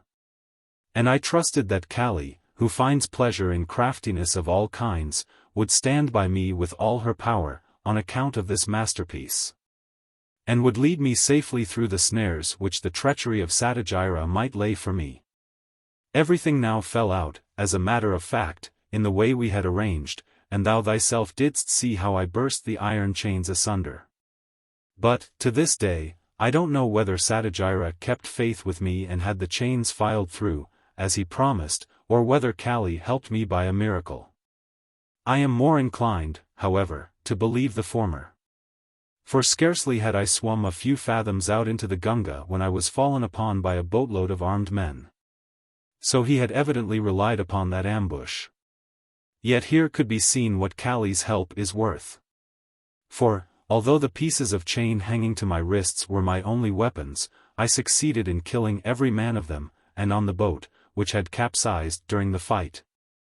I fortunately reached the safe north bank, though, to be sure, not without bearing away so many and such deep wounds that a whole year passed before I had recovered from them. During that time I often swore that Satyajira should expiate what he had done. And now the time for that expiation has come. In my heart there raged a storm of indignation at this unheard-of deception which had been practiced upon me. I couldn't blame the robber for saving his life as he did, and, as he hadn't soiled his hands with the blood of my beloved, I forgot for the moment how much other innocent blood adhered to them. And felt neither fear nor disgust in the presence of this man who, whatever he might have done, had brought me the message that my Kamanita yet dwelt in this world, even as I. But a bitter hatred rose up within me against him, to whose guilt it was owing that we were obliged to wander apart to the end of our earth journey. And I heard Angulimala threaten his life with an involuntary pleasure which, I imagine, was to be read in the expression of my face. For, in an excited and passionate tone of voice, Angulimala continued. I perceive, noble lady, that thy lofty soul thirsts for revenge, and soon thou shalt have thy desire. For with that end in view I have come hither. Many weeks have I lain in wait for Satyajira, just outside of Kosambi, and at last have learned from a sure source that, in the course of the next few days, he will leave the town for the valleys lying to the east, where a legal dispute, at present impending between two villages, has to be settled. My original plan, formed before I knew of this, was to force him to make a sally against me in order to take me prisoner again, but this journey of his has greatly simplified matters. To be sure I have, in pursuance of my first intention, made no secret of my presence, but have let my deeds speak for me, and the report of my reappearance has for a long time been freely circulated. Although most people believe that some impostor has arisen who gives himself out for Angulimala, yet fear has already seized on people to such an extent that only large and well-armed bands now venture out into the wooded region to the cast, where I have my headquarters. To all appearance, it is true, thou hast heard nothing of it, probably for the reason that, as a woman despoiled of her life happiness, thou dost dwell alone with thy grief. I have certainly heard of a daring band of robbers, but without mention as yet of thy name, wherefore I believed at first I saw thy ghost.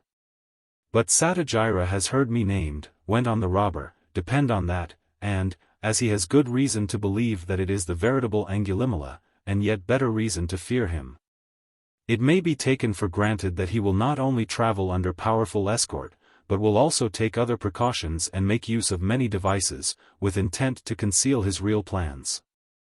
However, although the band which I command is not very large, neither the one nor the other shall help hint, if I only know for certain at what hour he moves out and what road he takes. And this it is that I hope to learn from thee. Although I had up till now listened to what he had to say, dumb with amazement, and, as if laid under a ban, without thinking how much I was already compromising myself by doing so, yet. At this suggestion, I rose up indignantly and asked what gave him the right to believe that I had sunk low enough to take a thief and robber as an ally. In the case of an ally, replied Angulimala quietly, the chief thing is that he is to be depended upon. And thou dost feel, of that I am convinced, that I am absolutely to be relied upon in this matter. On the other hand I need thy help, for only in that way can I learn with certainty what I wish to know. True, I have a source of information which is usually reliable, and from which, as a matter of fact, I know of Satyajira's journey, yet, if the latter causes a false report to be circulated, even this source can become untrustworthy. But thou dost need me, because a proud and lofty soul finds, in a case like thine, satisfaction only in the death of the traitor. If thou wert a man, then thou wouldst kill him thyself. As thou art a woman, my arm is necessary to thee. I was about to dismiss him angrily, but he gave me to understand, with such a dignified movement of his hand, that he had not said all he had to say, that, against my will, I became silent. Thus far, noble lady, I have spoken of revenge. But there is something other and weightier to come. For thee, to secure future happiness, for me, to atone for the past. With justice, it is said of me that I am cruel, without pity for man or beast. Yes, I have done 1,000 deeds, for each of which one must do penance, as the priests teach, for 100 or even 1,000 years in the lowest hell. It is true I had a wise and learned friend, Vajaçravas, whom the common people now even reverence as a saint, and on whose grave I have offered rich sacrifices. He often demonstrated to us that there were no such hell punishments, but that, on the contrary, the robber was the most Brahman-filled of all living beings and the crown of creation. Yet he was somehow never able to convince me of the truth of his position. Be that as it may, however, whether there are hell punishments or not, this is certain, that, of all my deeds, only one lies heavy on my conscience, and that is that with my crafty right of truth I cheated thee. Even then I did not dare to look thee in the face, and the memory of that hour sits ever like a thorn in my flesh. Well, the wrong I did thee then, I would now like to make good, so far as that is still possible, and to do away with the evil consequences of my act. Thou wert separated by my guilty dealing from Kamanita whom thou didst believe to be dead, and wert chained to this false Satyajira. These fetters I now wish to take from thee that thou mayst be free to unite thyself to thy beloved, and I will myself go to Eugenie and bring him safe and sound. Now do thy part, I will do mine. For a beautiful woman, it is not difficult to draw a secret from her husband. Tomorrow, as soon as it is dark, I shall come hither to get the necessary information from thee. He bowed deeply, and, before it was possible for me in my bewilderment and dismay to utter a word, he vanished from the terrace as suddenly as he had appeared. Chapter 32. Satyajira. The whole night through I remained on the terrace, the unresisting prey of passions, hitherto unknown to me, but which were now unchained, and which made sport of my heart as the whirlwind does of the leaf. My Kamanita was still alive. He had heard, in his distant home, of my marriage, for otherwise he would have come long ago. How faithless, or how pitilessly weak, must I appear in his eyes. And for this degradation of mine, Satyajira was alone to blame. My hate for him grew more deadly with every passing minute, and deeply did I feel the truth of Angulimala's words, that, if I had been a man, I should have assuredly killed Satyajira. Then the prospect that Angulimala had so unexpectedly opened up to me presented itself, that, if I were free, I could marry my beloved. At the thought my whole being became so wildly excited, that I felt as if the blood must rend my breast and temples. Incapable of holding myself erect, I was not even able to totter to the bench, but sank down upon the marble tiles and my senses left me. The coolness of the morning dew brought me back to my unhappy existence and its terrible questions. Was it then true that I wished to band myself with a robber and thousandfold murderer, in order to get the man out of the way who had once led me round the nuptial fire? But I had not the least knowledge yet of when my husband was to leave. And how was I to ascertain the time of his departure or the exact route he intended to take, if he made a secret of these? For a beautiful woman, it is never difficult to draw a secret from her husband. These words of the robbers yet rang in my ears and made plain to me the whole baseness of such a course of action. Never would I be able to make up my mind to worm myself by tenderness into his confidence, in order then to betray him to his arch-enemy. But just because I felt this so clearly, did it also become clear to me that it was really only the treacherous and hypocritical worming out of his secret that I deeply loathed. Had I already been in possession of it, had I known whither to go in order to find a tablet on which it all stood written, I should certainly have furnished Angulimala with the fatal information. When this became plain to me I trembled with horror as though I were already guilty of Satyajira's death. I thanked fate that there was no possibility of getting this information, for even if I had been able to learn at what hour they were to start, yet only Satyajira himself and, at the most, perhaps one confidant, would know what roads and paths had been decided upon. I saw the rising sun gild the towers and cupolas of Kosambi as I had seen this ravishing spectacle so many a time from the terrace of the Sorrowless, but ah! With what quite other feelings than when I spent the blessed night hours there with thee.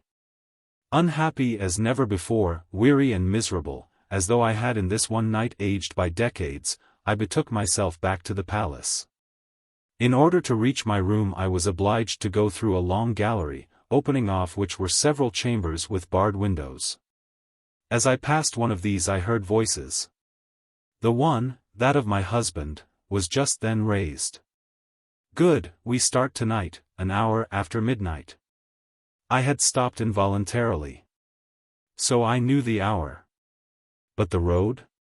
A flush of shame suffused my face for having played the eavesdropper. "Fly, fly," a voice made itself heard within me, "there is yet time." But I stood as if rooted to the spot. Satyajira, however, said nothing further.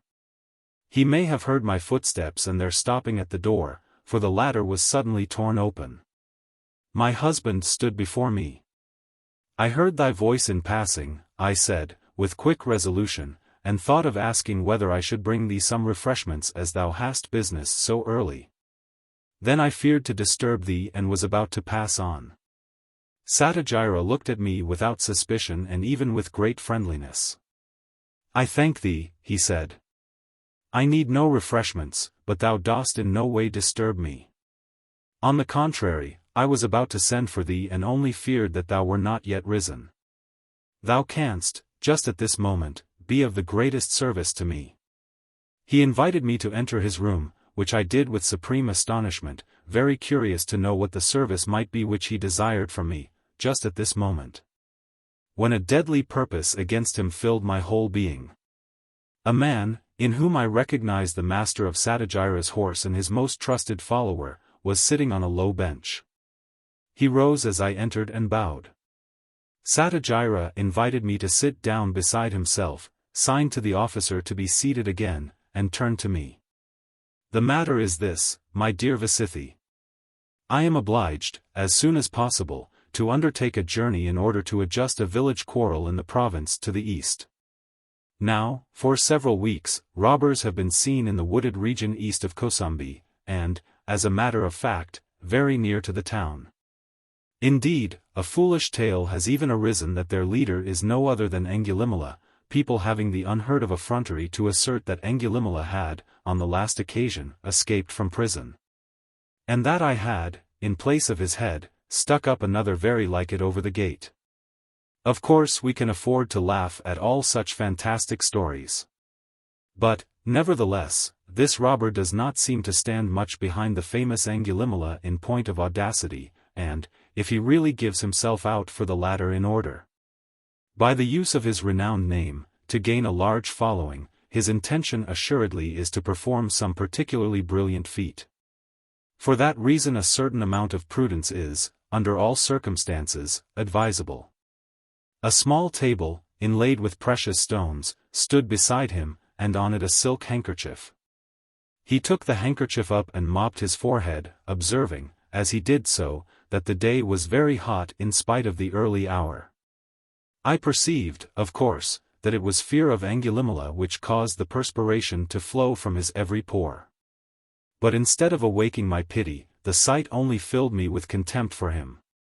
I saw that he was no hero, and asked myself with astonishment by what lucky accident he had chanced to take Angulimala prisoner, Angulimala, the robber, who seemed to me to be like the terrible Bhima in Mahabharata, at whose side thou thyself, my dear Kamanita, didst fight on the plain of Kurukshetra.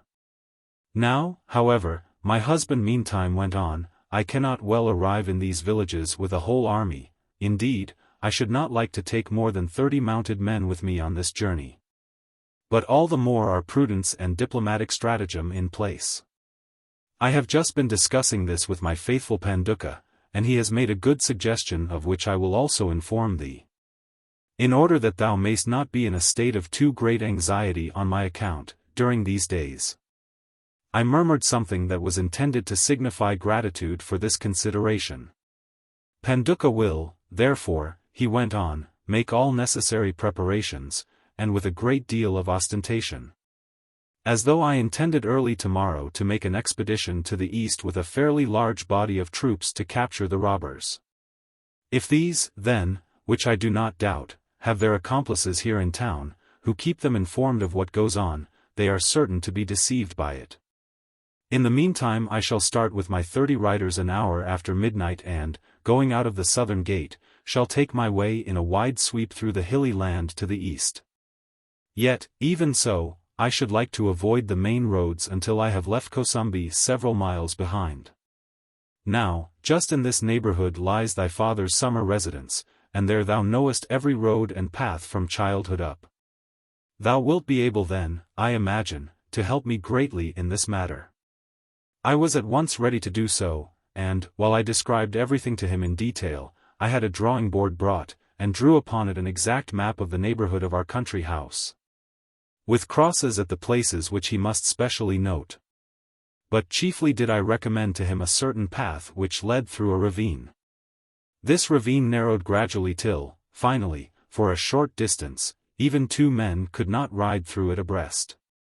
On the other hand, however, the path was so little known that, even if the robbers should suspect him of making such a detour, not one of them would ever think of looking for him there. In this ravine, however, I had, as an innocent child, played with my brothers, as well as with Maiden, and our tenants' children. Satyajira noticed that the hand with which I drew on the board trembled, and asked me if I were feverish. I answered that it was only a little tiredness after a sleepless night. But he took my hand, and found to his apprehension that it was cold and damp, and, when I wished to withdraw it with the remark that that signified nothing, continued to hold it in his own while he exhorted me to be prudent and to take care of myself. And in his look and voice I observed, with unspeakable resentment and even with horror, something of the admiring tenderness of those days when he had sued for my hand in vain. I hasten to say that I really did not feel quite well, and intended to betake myself at once to bed. But Satyajira followed me out into the gallery, and there, where we were alone, he began to excuse himself. He had, it was true, he said, neglected me for a long time for the mother of his son, but after his return that should be different. It would no longer be necessary for me to spend the nights alone on the terrace. He showed a tenderness that seemed to have arisen from the grave of a long-forgotten youthful love, a love which, as I was forced to recognize, had even, with a certain stubborn fidelity, existed only for me. But although this could not fail to dispose my heart somewhat in his favor, so that, for a moment, I wavered in my purpose, yet his parting words, which were uttered with a honeyed smile and loathsome familiarity, were but too surely of a nature to destroy this inclination again, inasmuch as they reminded me of rights which had been filched from me by his cowardly treachery. Chapter 33. Angulimala. A frightful calm now came over me as I returned to my room. There was nothing more to be considered, no doubt to be combated, no questions to be answered. All was decided, his karma willed it so. By his double treachery his life was plainly forfeit to me and to Angulimala. So great was this calm that I fell asleep instantly. I laid myself down on my couch, as though my whole being were anxiously endeavoring to bridge over the empty hours of waiting. When it became dark I went to the terrace. The moon had not yet risen. I had not long to wait. Angulimala's powerful figure swung itself over the parapet and came straight to the bench on which I sat half averted from him. I did not move and, without raising my eyes from the pattern of the colored marble tiles, I spoke. "What thou dost wish to learn, I know. Everything. The hour when he leaves, the strength of his escort, the direction he takes, and the roads and paths over which he goes. Under the influence of his evil karma, he himself forced his confidence upon me, otherwise I should have known nothing of it, for I would never have drawn it from him by feigned tenderness. I had well considered these words of mine. For so foolish are we in our pride that even now, when I was making myself the tool of a criminal, it was to me an unendurable thought that I should appear lower in his eyes than I really was. Not less studied were my next words. Of all this, however, thou wilt not hear one syllable unless thou dost first promise that thou wilt only kill but in no wise torture him. And that thou wilt kill only him but not even one of his escort, unless it be necessary in self-defense. I will, however, indicate a spot to thee where thou canst deal him his death blow when he is absolutely alone and so without any kind of fray. This, therefore, thou must promise me with a solemn oath. Otherwise thou canst kill me, but not one word more shalt thou hear. Truly as I have been, to this day, a faithful servant of Kali, replied Angulimala, so truly will I kill none of his escort, and so truly shall he suffer no torture. Good, I said, I will trust thee. Now then, listen, and note every detail exactly. If thou hast accomplices in the town, thou wilt have learnt already that preparations are being made for advancing against the robbers tomorrow. That is, however, all empty show to deceive thee. In reality, Satyajira, escorted by 30 horsemen, rides from the town by the south gate an hour after midnight, leaves the Sinsapa wood lying to his left, and sweeps out in a somewhat more southerly direction, in order then to move eastward over byways through the hill country. And I now gave him an absolutely exact description of the neighborhood, including the narrow ravine through which Satyajira would have to pass, and where he could easily and surely be killed. An oppressive silence followed my words, during which I heard nothing save my own hard breathing. I felt that I had not yet strength to rise and leave the terrace as I had purposed doing. Finally Angulimala spoke, and the gentle, and even sad, note in his voice surprised me to such a degree that I was almost terrified, and started involuntarily. And so it would have happened, said he, and thou, the tender, gentle wife, who has assuredly never wilfully injured even the meanest of creatures, wouldst now have been in alliance with the vilest of human beings, a wretch whose hands drip blood. Yes, the murder of thy husband would have burdened thy conscience and would now be spinning its black karma threads on the downward path, on into the infernal world, that is, so it would have been. If thou hadst now been speaking to the robber Angulimala. I didn't know whether I could believe my ears. To whom else had I spoken then? It was certainly the voice of Angulimala, even if with that wonderful change of tone.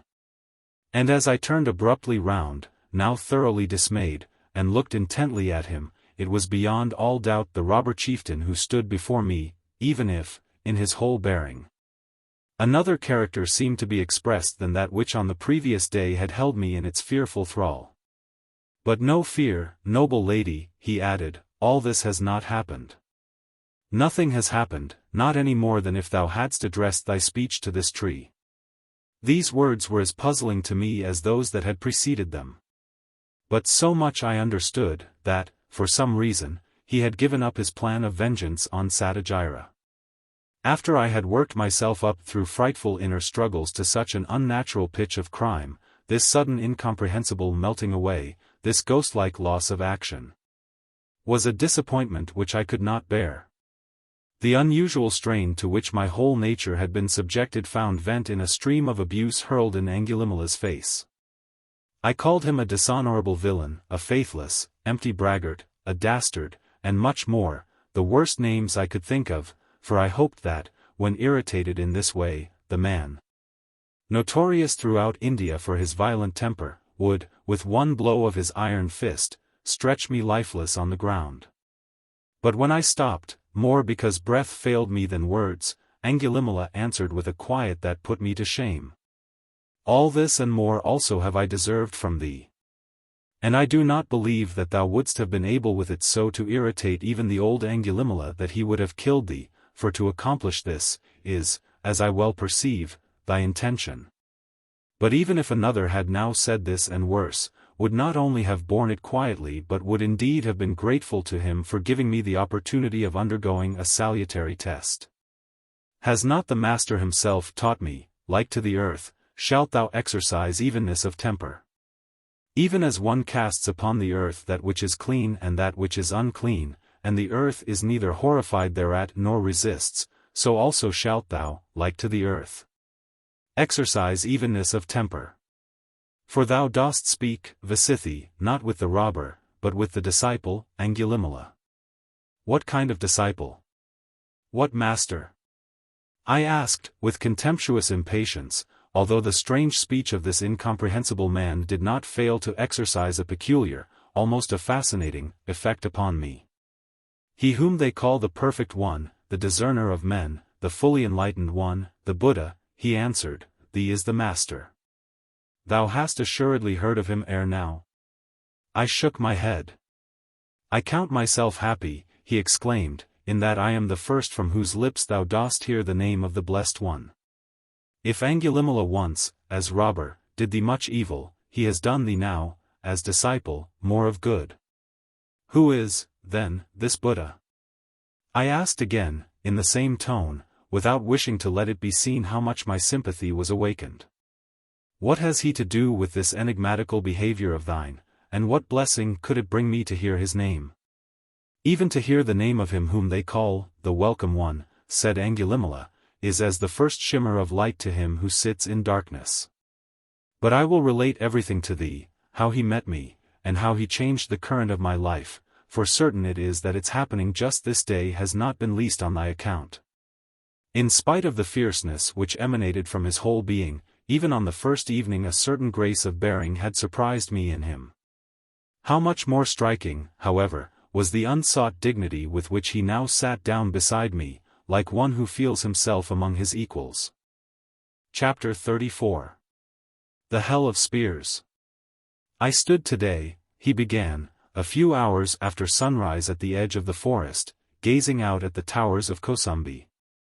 My mind full of vengeance on Satyajira and revolving the question as to whether thou wouldst bring me the desired information, when, on the road which leads from the eastern gate to the forest, I became aware of a solitary traveler, garbed in a yellow cloak, who paced vigorously forward.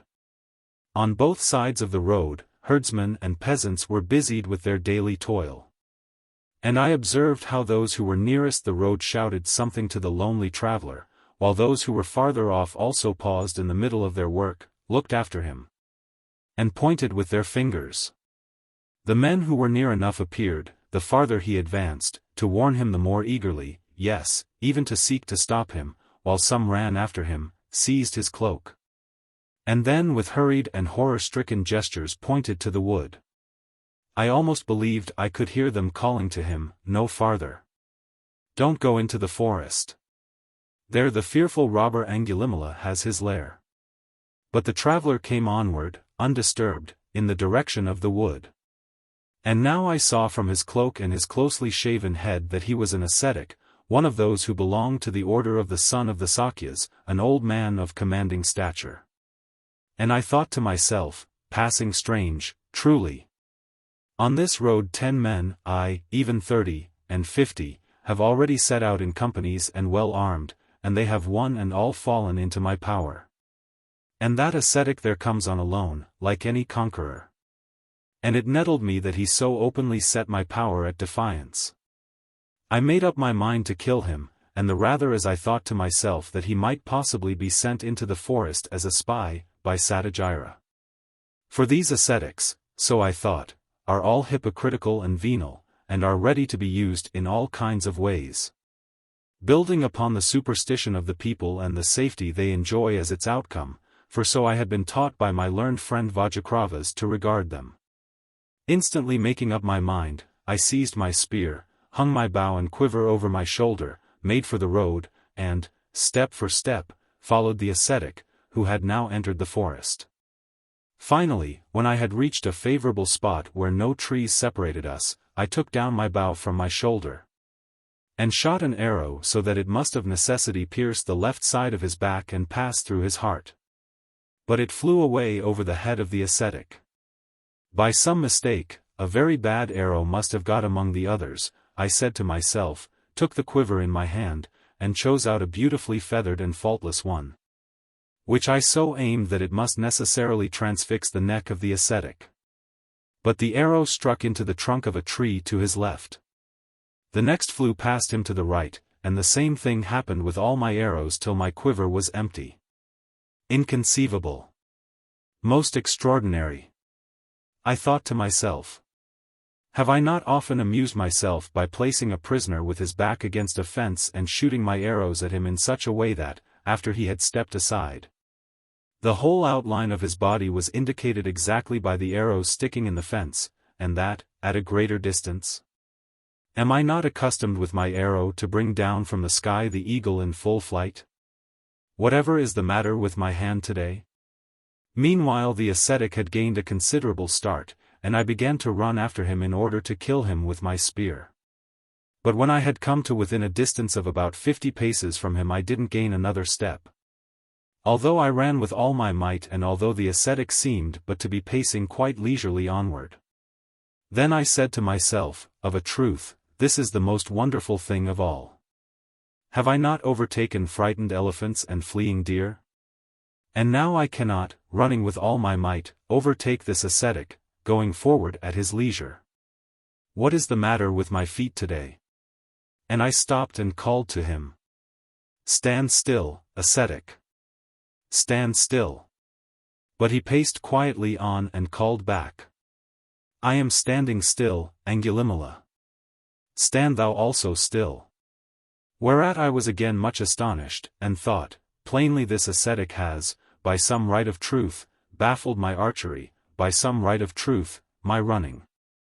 How can he then utter a manifest untruth and assert that he is standing still while he is, as a matter of fact, walking, and demand that I should stand still? Although he sees perfectly well that I am already standing as still as this tree. So might the flying goose say to the oak, I am standing still, oak. Stand thou also still. Of a surety, there must be something behind all this. It might probably be of more value to understand the secret meaning of these ascetic words than to kill an ascetic.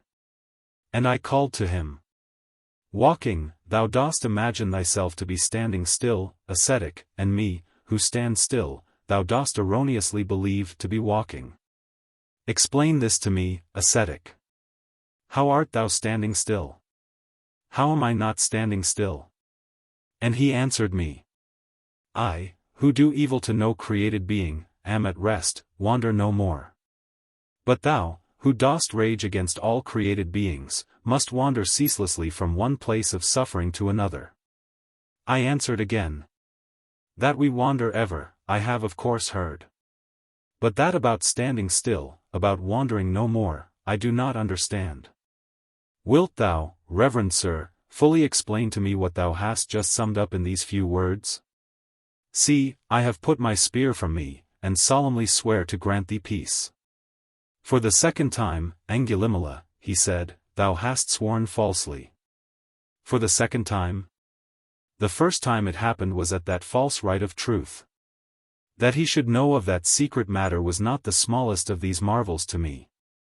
But, without pausing over that, I made haste to defend my crafty deed. My words, Reverend Sir, were on that occasion certainly somewhat ambiguous, but, literally, I swore nothing false, only the sense was misleading. That, however, which I swear to thee is true literally and in fact. Not so, he answered, for thou canst grant me no peace. It were well for thee if thou didst suffer thyself to receive peace from me. As he thus spoke, he turned round, and motioned to me with a friendly gesture to approach. Willingly, Reverend Sir, I humbly said. Listen, then, and pay good attention. He sat down in the shadow of a large tree, and bade me seat myself at his feet. And he began to teach me of good and evil deeds and of their consequences, all the while explaining everything fully as when one speaks to a child. For I was, of course, quite uneducated, whereas the pupils of ascetics are, as a rule, Brahmin youths who even know the Veda. I, however, had never listened to speech so fraught with deep thought since I sat in the forest by night at the feet of Vajaçravas, of whom I have already spoken to thee, and whose name thou hast, I imagine, heard from others also.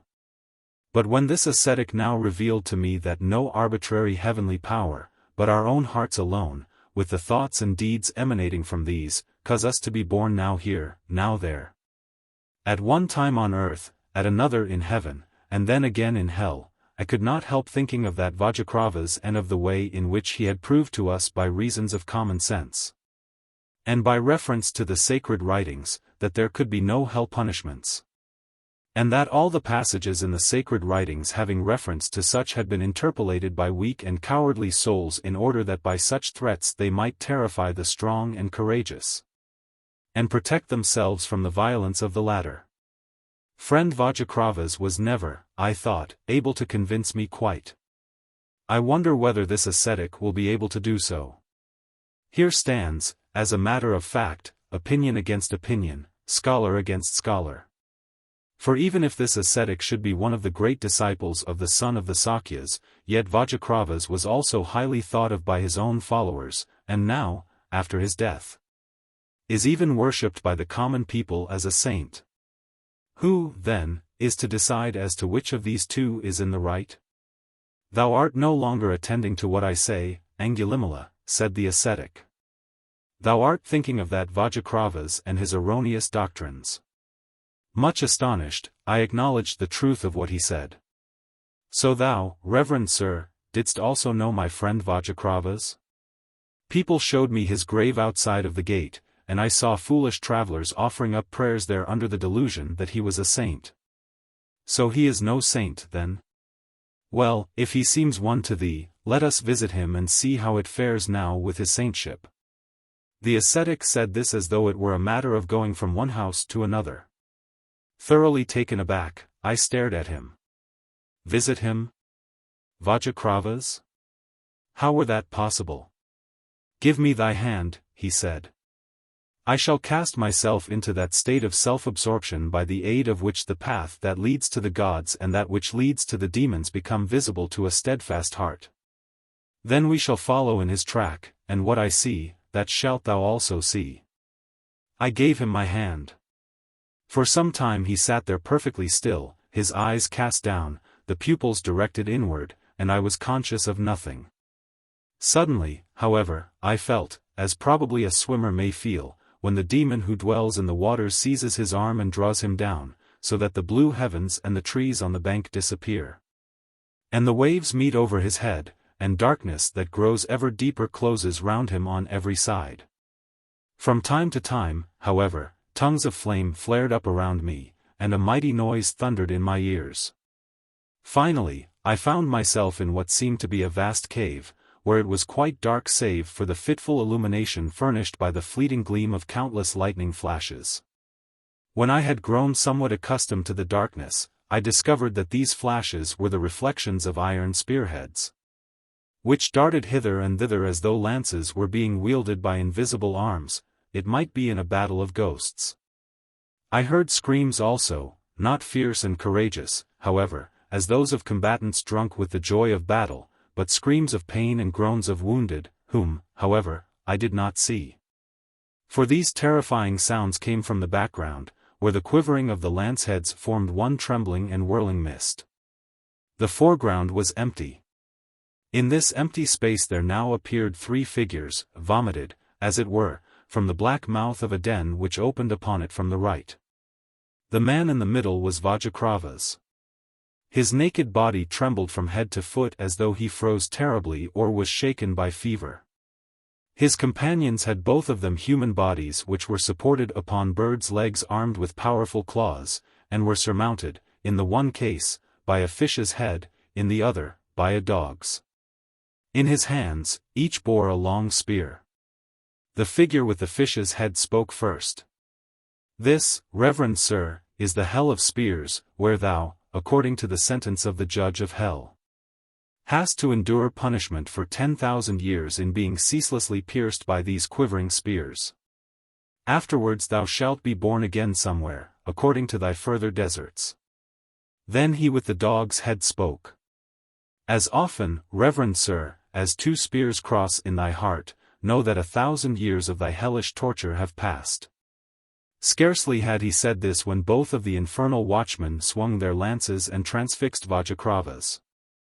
As if at a given signal, all the spears round about also flashed towards him, their points entering from every side. So ravens hurl themselves upon an abandoned carcass, and bury their beaks in its flesh.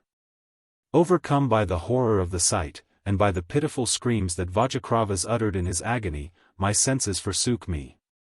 When I came to myself again, I lay in the wood, under the huge tree, prostrate at the feet of the Master. Hast thou seen, Angulimala? I have seen, O Master. And I did not dare even to add, deliver me, for how could I seek to be delivered? If thou then, after the dissolution of thy body, in consequence of thy deeds, dost come to the road that leads down to the underworld, and the judge of the shades passes the same judgment upon thee, and the guards of hell lead thee into the hell of spears to the same punishment, will it be more than thou dost deserve? No, Master, it will not be more than I deserve. But a course of life, of which thou thyself dost confess that it justly leads to these unspeakable tortures, is this truly, Angulimala, a course of life that is worth pursuing? No, O Master, this course of life will I give up. I will forswear all my devilish practices for one word of thy truth. Once, long ages ago, Angulimala, the judge of the shades pondered deeply, and this was the outcome. Verily, he who has committed offenses in the world is punished with such manifold punishments. Oh, that I might become human, and that a perfect one, a fully enlightened Buddha might appear in the world, and that I might be able to be with him, with that perfect one, and that he, the perfect one, might expound the truth to me, and that I understood it. Now that which that judge wished so ardently for himself, that has been given to thee, Angulimala. Thou hast become man.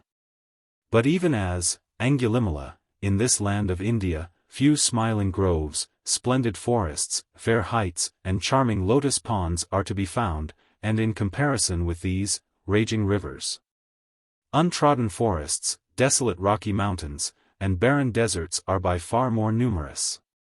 Even so also, but few created beings attain to humanity. In comparison with the far more numerous beings who in other kingdoms than that of man come into existence.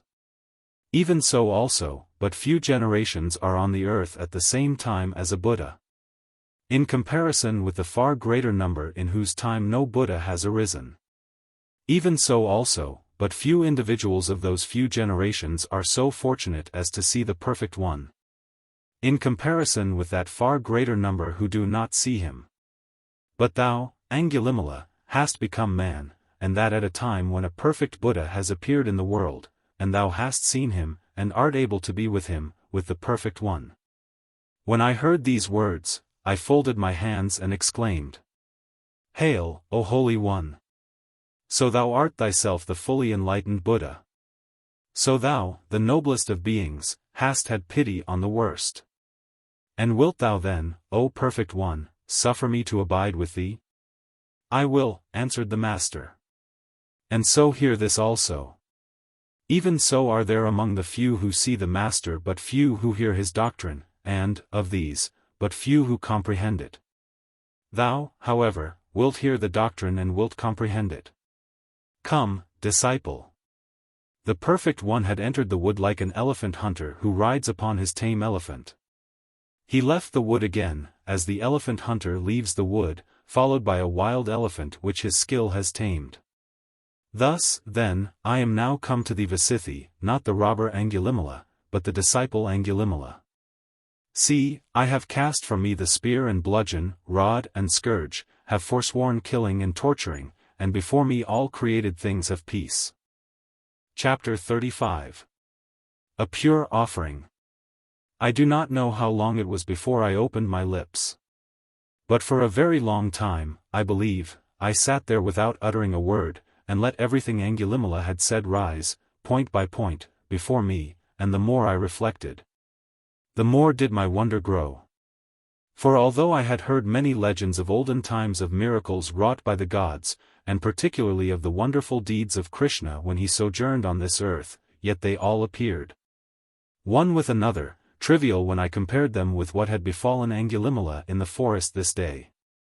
And I asked myself now whether that great man who had in a few hours transformed the most brutal of robbers into the gentle being who had just spoken to me, that perfect one who had so easily and surely tamed the most savage object to be found in the whole realm of nature, whether he was not also able to quiet my troubled and passion-tossed heart, and to banish, by the light of his words, the night cloud which grief had caused to settle down on it.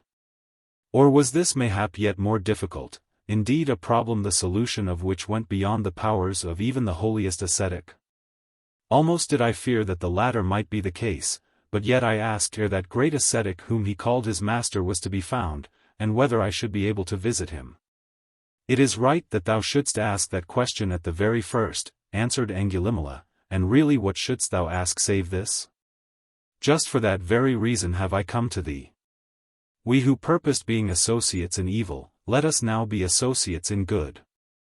The perfect one abides at present in the Sinsapa wood of which thou thyself didst make mention. Betake thyself thither tomorrow, but not till evening. For then the monks have finished their silent meditation, and assembled before the old Krishna temple, and the master speaks to them there and to any others who are present. For at that hour many men and women go thither from the town in order to see the Blessed One and to listen to his luminous teachings, and with each evening the press grows greater. Often these meetings last till late into the night. Of all that, I had already exact information, because, in the sinfulness of my heart, I had forged the monstrous plan of shortly falling upon the assembly with my followers. The gifts of foodstuffs and cloths brought by many of the visitors as presents to the order already form a booty which, if not rich, is yet by no means to be despised. But specially it was my intention to capture several citizens of distinction, and to force heavy ransoms from them. And I cherished, at the same time, the hope that I should by such a daring deed, done at the very gates of the town, at last entice Satyajira without the walls. For, when I formed the plan, his impending journey was still unknown to me. Do not neglect then, noble lady, to go tomorrow toward sundown to the old Krishna temple. It will long be a source of salvation to thee. I want to get back there now as quickly as possible.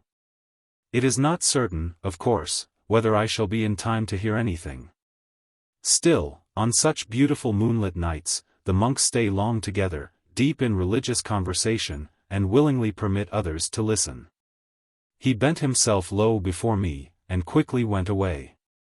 The next forenoon I sent to Maithini, who was, with her husband Somadatta, just as ready to bear me company to the Krishna grove as she had been in those days of the past.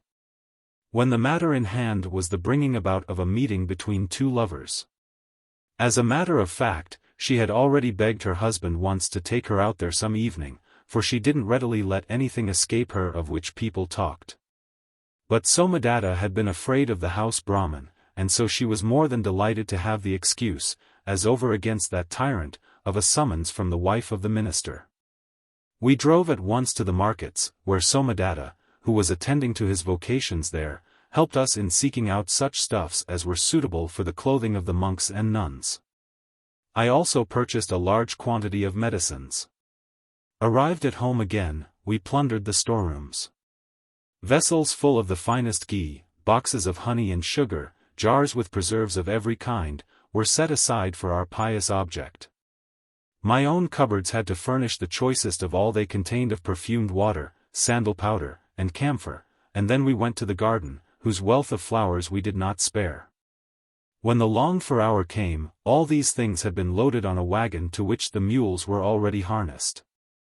We ourselves took our seats under the awning of another wagon, and, drawn by the two silver-white, full-blooded, Sind horses which every morning ate 3-year-old rice from my hand, drove out at the city gate. The sun was already nearing the cupolas and towers of the town behind us, and its rays gilded the dust which, along the whole way, was stirred up by the multitude that, like ourselves, the most of them, however, on foot, had come out to see and hear the Buddha. We soon reached the entrance to the forest. Here we had the wagon stopped, and pursued our way on foot, followed by servants who bore the votive offerings we had brought with us. Since that night when we had taken leave of one another here, I had not been in this wood. And when I now, in the same company, entered its cool shade, I was overcome by so piercing a breath of memory, an odor that seemed to have been stored up for me here till its concentrated sweetness had, with the lapse of years, become poison, that I remained standing like one stupefied. It seemed to me as if my love, awakened to its full strength, had placed itself in my way, charging me with desertion and with treachery. For I had not come there, as I knew, to give it fresh nourishment by inhaling the odor of memory, but to seek peace for my disappointed and tortured heart. And could not that, with justice, be called forgetting love, wilfully renouncing it? Was not that the violation of my word, and cowardly treachery? In such fearful uncertainty did I stand there, undecided whether to go on or to turn back, to the great disappointment of Maithini, who danced with impatience when others overtook us. The look of the interior of the forest, however, softly illumined by the golden rays off the late afternoon sun, the gentle admonitory rustle and whisper of the leaves, The people who at once on entering grew silent and looked around expectantly and almost timidly. Here and there at the foot of some great tree, an ascetic, wrapped in the folds of his yellow cloak, his legs crossed beneath him, and lost in meditation. At intervals, one and another of these rising, and without even a look round, moving quietly away in the direction of the common though as yet invisible goal, all this wore an air of quiet elevation, and seemed to bear witness that here events were taking place of so unusual, indeed, of so sacred a character, that no power on earth might dare place itself in opposition to them. That love itself, if it should raise a hostile voice, would lose its every divine right. So I moved resolutely forward, and the words addressed to Angulimala by the Master concerning the many generations of men who live and pass away without a Buddha's being in the world, and of the very few even among the contemporaries of a Buddha to whom it is given to hear and to see him, these words sounded in my ears like the ringing of a temple bell. And I felt myself like a favored one who goes to meet an experience which coming generations will envy her. When we reached the glade in which the temple ruin stands, a great many people were already assembled, laymen as well as monks. They stood broken up into groups, most of them in the vicinity of the ruin, which rose just opposite to us. Near to the spot where we entered the forest meadow, I noticed a fairly large group of monks, among whom it was impossible to help noticing one who was a very giant. For he towered a full head above the tallest of those who stood beside him. Then, while we were looking about us to discover whither we could most fitly turn our steps, there came out of the forest, between us and those monks, an old ascetic. His tall figure had such a kingly bearing, and such a cheerful peace radiated from his noble features, that at once the thought came to me, I wonder whether this ascetic is not the Sakya son whom men call the Buddha. In his hand he bore a few sinsapa leaves, and, turning to the monks of whom I have made mention, he said, What think ye, O ye disciples, which are the more numerous? These sinsapa leaves which I hold in my hand, or the other leaves yonder in the sinsapa wood? And the monks answered, The leaves, Lord, which thou dost hold in thy hand are few, and far more numerous are those yonder in the sinsapa wood. So also, said he, who, as I now knew, was the Buddha, so also, O ye disciples, is that which I have discerned and not declared to you far greater than that which I have declared. And why, O ye disciples, have I not declared all things to you? Because it would in no wise profit you, because it would not minister to the holiness of your walk, would not lead to your turning away from earthly things, not to the destruction of all lust, not to the change which is the end of all change, not to peace, not to nirvana. So that foolish old man was right after all, exclaimed Kamanita. What old man? Asked VIII. That ascetic with whom, as I related to thee, I spent the night, the last of my earthly life, in the suburb of Vajaçravas, in the hall of the potter. He would insist on expounding the doctrine of the Master to me, and, as I readily perceived, did not especially succeed. But he manifestly quoted many genuine sayings, and among these, even to the very words, what thou hast just told me, he even gave the name of the place correctly, and moved me deeply as he did so. But had I imagined that thou hadst been present, then I should have been yet more deeply affected. He was very probably among those who were there, said VIII. In any case, he seems to have given thee an accurate report. And the Master further added, And what, ye disciples, have I declared to you? I have declared to you what suffering is, what the origin of suffering is, what the end of all suffering is, what the path that leads to the end of all suffering is, all this have I declared to you. Therefore, ye disciples, what I have revealed, that leave revealed, and what I have left unrevealed, that leave unrevealed. As he uttered these words, he opened his hand, and let the leaves fall. And when one of these, describing gyrations in the air, fluttered down near to me, I took courage, stepped quickly forward, and caught it before it had touched the earth, in that way receiving it, as it were, from the Master's hand.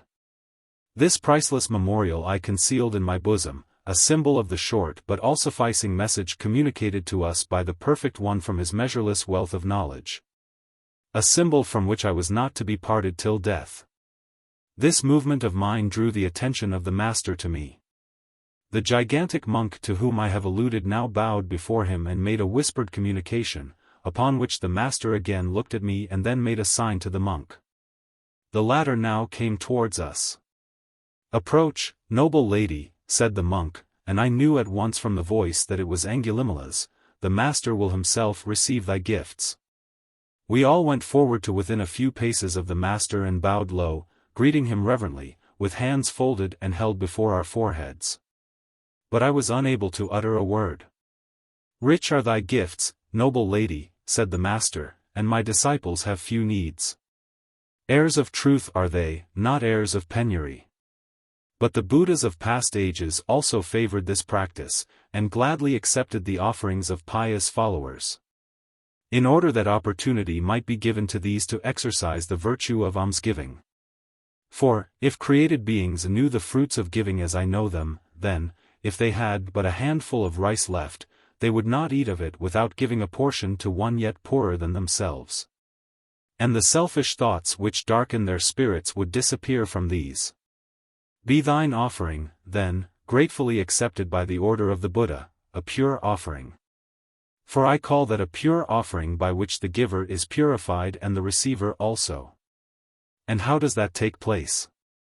It takes place, VIII, when the giver is pure in life, noble in heart, and the receiver is pure in life, noble in heart. And when that is the case, the giver of the offering is purified and the receiver also. That is, VIII, the purity of the supremely pure offering, of such a one as thou hast brought. Thereafter, the master turned to Angulimala. "Go, my friend, and have these presents placed with the other supplies. But first show our noble guests to seats in front of the temple steps, for from them I shall expound the doctrine to those who are present today."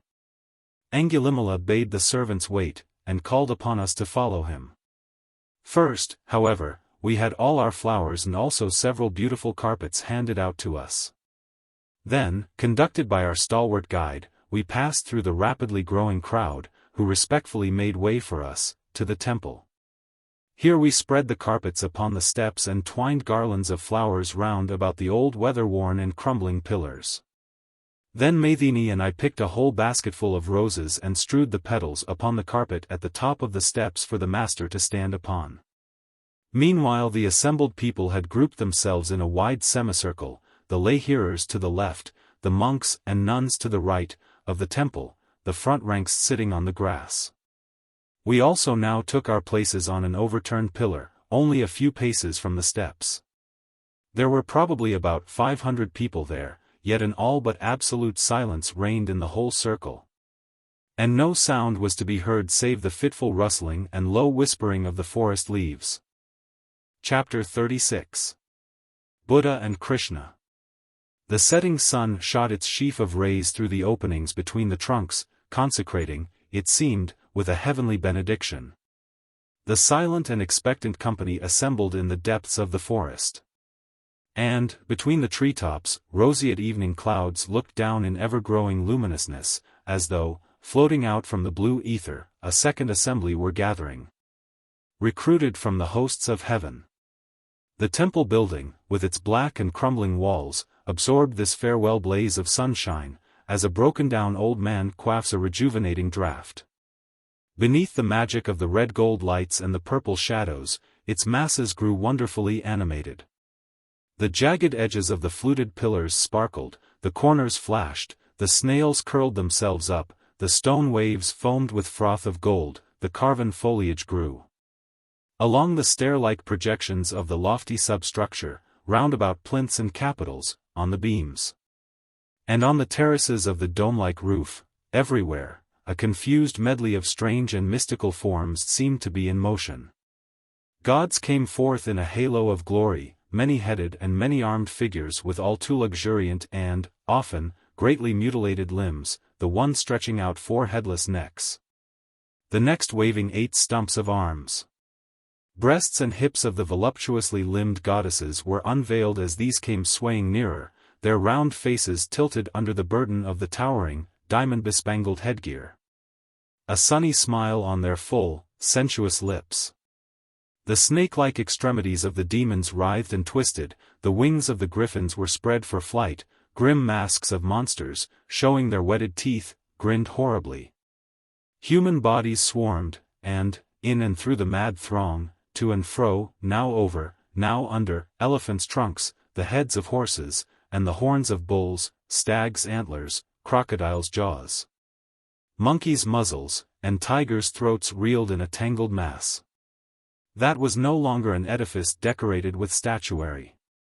These were statues come to life, which, breaking through the ban laid upon them by the building, had freed themselves from its solid mass and would hardly tolerate it further, even as a support. A whole world seemed to have wakened up out of its stony sleep, and, with its thousands of figures, to be pressing forward in order to listen to the man who stood at the top of the steps. Surrounded and overshadowed by the whole swarm of them, the long hanging folds of his robe bathed in a golden glow, he, the living, the one perfectly calm soul amid this restless and delusive life of the lifeless. It now seemed as if the stillness of the assembly grew deeper, yes, it even seemed to me that the very leaves of the trees ceased to whisper. And the master began to speak. He spoke of the temple, on the steps of which he stood, and where our ancestors had for hundreds of years worshipped Krishna in order to be inspired by the example of his heroic life to heroic action and suffering here on earth, to be strengthened by his favor, and finally to pass through the gates of death to his paradise of pleasure, and to enjoy the raptures of heaven there. But now, we, their descendants, had come together to hear from the lips of a perfect Buddha the words of truth, in order to learn how to lead a pure and perfect life, and, finally, by a complete victory over desire for the fleeting and perishable, to reach the end of all suffering, to reach nirvana. In this way he, the Buddha, the fully awakened one, completed the work of the dreaming God. In this way we, grown up, completed what our ancestors had, with the noble enthusiasm of childhood, begun. There ye see, he said, how a gifted artist of days long past has reproduced in stone Krishna's combat with the elephant. And he pointed to a huge relief which lay almost at my feet, one corner pressed into the turf, the other supported by a half-buried capital. The last glow of the setting sun lingered caressingly on the moss-covered relic, and, in its mild radiance, one could still clearly recognize the group, that of a youth setting his foot upon the head of a fallen elephant, one of whose tusks he breaks off. And the master now related how the king of Mathura, the horrible tyrant Kamsa, after he had invited Krishna to a prize contest at his court, secretly ordered his mahout to drive his wildest war elephant out of the stables upon the unsuspecting youth, and that, too, at the very entrance to the scene of the coming struggles. And how the latter slew the monster, and, to the terror of the king, entered the arena bespattered with blood, and with the tusk he had broken off in his hand. But upon the master also, he added, continuing his discourse, enemies had hounded a savage elephant. And at the sight of the monster dashing down upon him, the master was seized with pity. For blood streamed down the creature's breast, and the wounds from the lances of his tormentors were many. But his pity deepened as he saw there before him, not merely a wounded, but a hapless creature who had become the prey to a passion of blind rage, a creature dowered by nature with courage and enormous strength, but gifted with little understanding, and robbed of that little by the cruelty of base men, who had roused it to the condition of madness in which it was actually being brought to destroy a Buddha, a poor, wild, dazed brute. And not likely, save with great difficulty and after endlessly long wanderings, to attain a propitious human existence, and to enter the path that leads to salvation. Filled full of pity as he was, the master could feel no fear, and no thought of his own danger arose within him. For he reasoned thus, if I should succeed in casting even the faintest ray of light into this tempestuous darkness, such a spark of light would gradually grow. And when this creature, led by its glimmer, arrived at human existence, then it would find on earth the doctrine of the master it had once killed, and this teaching would help it to salvation. Possessed by this thought, the master halted in the middle of the road, raised his hand with a calming gesture, looked lovingly at the raging creature, and uttered gentle words, the sound of which reached its savage heart. The giant beast stopped in his charge, rocked his mountain of a head irresolutely back and forth, and, instead of the thundering peal heard from him a moment before, gave vent to one or two almost timid trumpet calls. At the same time he tossed his trunk into the air and swung it in every direction as if seeking something, like the wounded elephant in the forest when he has lost the spoor of his hidden enemy and hopes to scent it again, and, in very truth, he had been mistaken in his enemy. Finally, he came slowly to within a few paces of the master and bent his knee, as he was accustomed to do before his owner when the latter wished to mount him. And, followed by the tamed elephant, the master, to the confusion of his enemies, entered the park to which he had just been on the way. In this way, so the Buddha ended his parallel, does the master take up Krishna's battle with the elephant, spiritualize, refine, complete it. While I listened to this tale, how could I do other than think of Angulimala, the most savage of the savage, who but yesterday wished to destroy the Buddha, and had not only been tamed, but converted by the irresistible might of the Buddha's personality, so that I now saw him devoutly sitting opposite to me in the ranks of the monks, changed, even in his outward appearance, to another. And so it seemed that the words of the master were most particularly addressed to me, as the only person, at all events, outside the circle of the monks, who knew of this matter, and could understand the significance of his speech. The master now went on to speak of Krishna as the 16,100-fold bridegroom, for as such had our ancestors worshipped him here. And again I had a feeling as though secret reference were being made to me, for I remembered that, on the night of our last meeting, the hateful old witch had called the divine hero by this name, which I did not hear without a certain fluttering of the heart. With a gentle dash of humor the master then related how Krishna took possession of all the treasures which he had carried off from the castle of the demon king, Naraka. And on one auspicious day, it is said, he married all the virgins, and all at the same moment, appearing to each one individually as her husband. 16,100 was the number of the women, and in just so many separate forms did the god incorporate himself, so that each maiden's thought was, me only hath the master chosen. And, in like fashion, the master continued, when I declare the doctrine, and before me there sits an assembly of several hundred monks and nuns, and lay disciples of both sexes, listening. Then each one of all these listeners thinks, to me alone hath the ascetic Gotama declared this doctrine. For upon the individual nature of each seeker after peace do I direct the power of my spirit, I calm it, fill it with harmony, make it to be at one with itself. This I do, always, and in this way I take the 16,100-fold bridal state of Krishna, spiritualize it, refine it, complete it. Of course it at once appeared to me as though the master had read my thoughts, and had given me a secret reproof. In order that I might not entertain the delusion that I occupied a privileged position, and so become the victim of a pernicious vanity. And now the Buddha went on to speak of how, according to the belief of our forefathers, Krishna, although himself the supreme God, the upholder and preserver of the whole world, yet, moved by pity for all created beings, suffered a portion of his own divine personality to descend from high heaven, and to be born as a man among men. Passing to himself, the master said that when, after ardent struggle, he had made perfect enlightenment, the blessed and abiding certainty of salvation, his own, the desire came to him to remain in the enjoyment of this blessed serenity, and not to declare the doctrine to others. For this pleasure-loving generation, thus I reasoned, will hardly comprehend the freeing itself from all the forms assumed by existence, the quenching of all desire for life, the blotting out of all delusion. And, for the declaring of the doctrine, my only reward will be labor and vexation of spirit. Thus did my nature incline to uncommunicativeness, and not to the proclamation of the doctrine. Then I looked with seeing eyes yet once again upon the world. And as in a lotus pond one sees some lotus flowers which develop in the waters and remain under the surface, others which force their way to the surface and float there, and, finally, others which rise above the waters and stand free from all contact with them. So also in this world I saw beings of a low type, beings of a noble type, and beings of the noblest type. And I reasoned thus, if they do not hear the doctrine they will lose their way, these will understand the doctrine. And out of pity for these beings I decided to resign for a time the undisturbed possession of the blessed calm of nirvana, and to proclaim the doctrine to the world.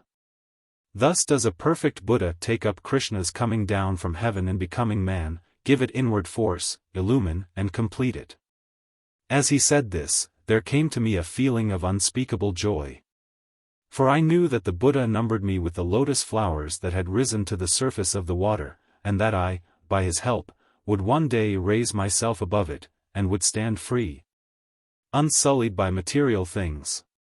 Further, the Master told us of those heroic deeds of Krishna, by which he had freed the world from monsters and wicked rulers, and had added to the happiness of all created beings.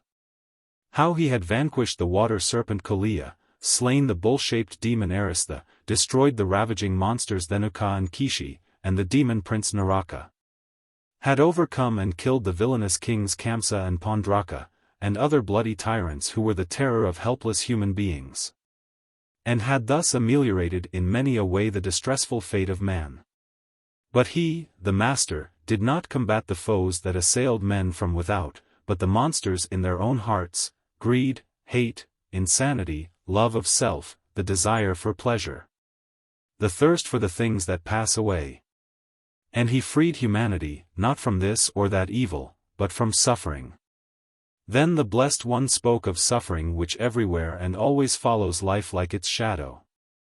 And I felt as though someone with gentle hand lifted the load of pain my love had brought me, bore it away, and cast it into the great maelstrom of suffering, where, in the general whirl, it disappeared from view.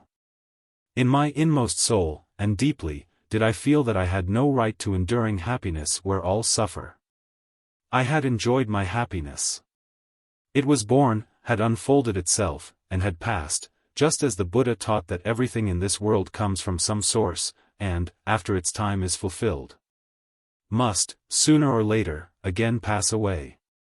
This very transitoriness, in which the unreality of every individual thing veiled itself, was, he told us, the final, the unavoidable source of suffering, unavoidable so long as the desire for existence was not uprooted, so long as it continued to flourish luxuriantly and forever to give rise to something new. And as each individual is, from the very fact of his existence, accessory to the suffering of the world, I should now be obliged, or so it seemed to me, if I had been spared pain, to feel myself doubly guilty, and to be filled with a desire to bear my part also. I was no longer able to bewail my own lot. On the contrary, as I listened to the Master's words, the thought awoke in me, oh, that all created beings were no longer obliged to suffer. That this holy man might so succeed in his work of salvation, that all, purified from sin and enlightened, might reach the end of all suffering. And the Master spoke also of this end of suffering and of the world, of the overcoming of every form of existence, of salvation in an even state of mind void of all desire, of the blotting out of all delusion, of nirvana. Strange, wonderful words telling of the only island in all this troubled sea of birth on whose rocky shore the breakers of death dash in impotent foam, and over to which the doctrine of the Perfect One sailed like a trusty ship. And he spoke of that blessed place of peace, not as one speaks who relates to us what he has heard from others, from priests, and also not as a song-maker who lets his fancy rove, but like one who communicates what he has himself experienced and seen. Much he said, it is true, in the course of it, which I, untaught woman, did not understand, and which would not have been easily understood by even the most learned of men. Many things I was not able to reconcile, for here existence and non-existence were, at one and the same time, not life, and yet still less lifelessness. But I felt in heart like one who hears a new song utterly unlike any other he has ever heard, a song of which he is able to catch but a few words, yet the music of which penetrates his heart, telling him everything. And what music! Notes of such crystal purity that all other sounds when compared with it must seem to the listener like empty noise, strains bringing greetings from so far away, from so far above the spheres, that a new and undreamt of longing is awakened, of which one felt that it can never be stilled by anything earthly or earth-like, and which, if unsatisfied, will never pass away. Meanwhile night had come down. The pale light of the moon, as it rose behind the temple, threw shadows from the latter right across the whole width of the forest glade. The form of the speaker was all but undistinguishable. These more than human words appeared to come forth from the sanctuary itself that had swallowed again into its mass of shadow all the thousand wild and tangled, life-simulating forms. And now towered upward in simple but imposing lines, a monument of all terrestrial and celestial life.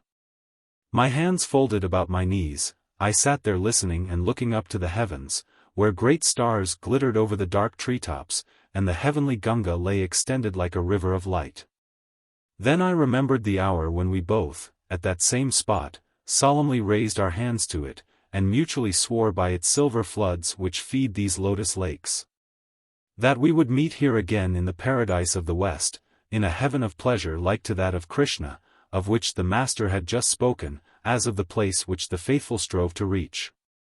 And as I thought of it, my heart grew sad, but I could trace no desire in myself for such a life in paradise, for a shimmer of something infinitely higher had shone in my eyes.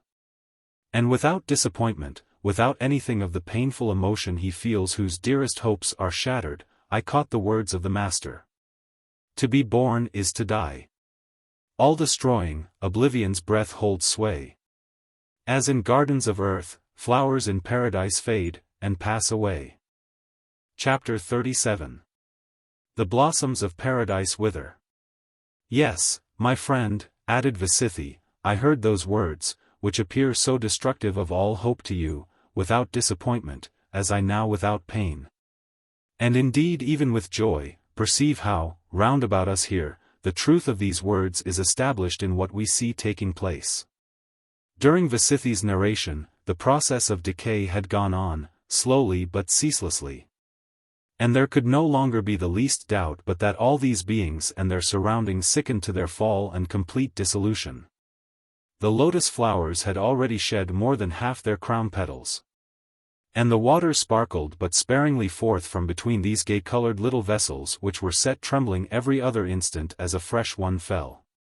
On their flower thrones, divested of all adornment now, sat the once happy inhabitants of the paradise of the West, in positions more or less indicative of utter breakdown. The head of one hung down upon his breast, that of another sideways on his shoulder. And a shiver as of fever ran through them every time that an icy blast shook the already thin tops in the groves, causing blossoms and leaves to rain to earth.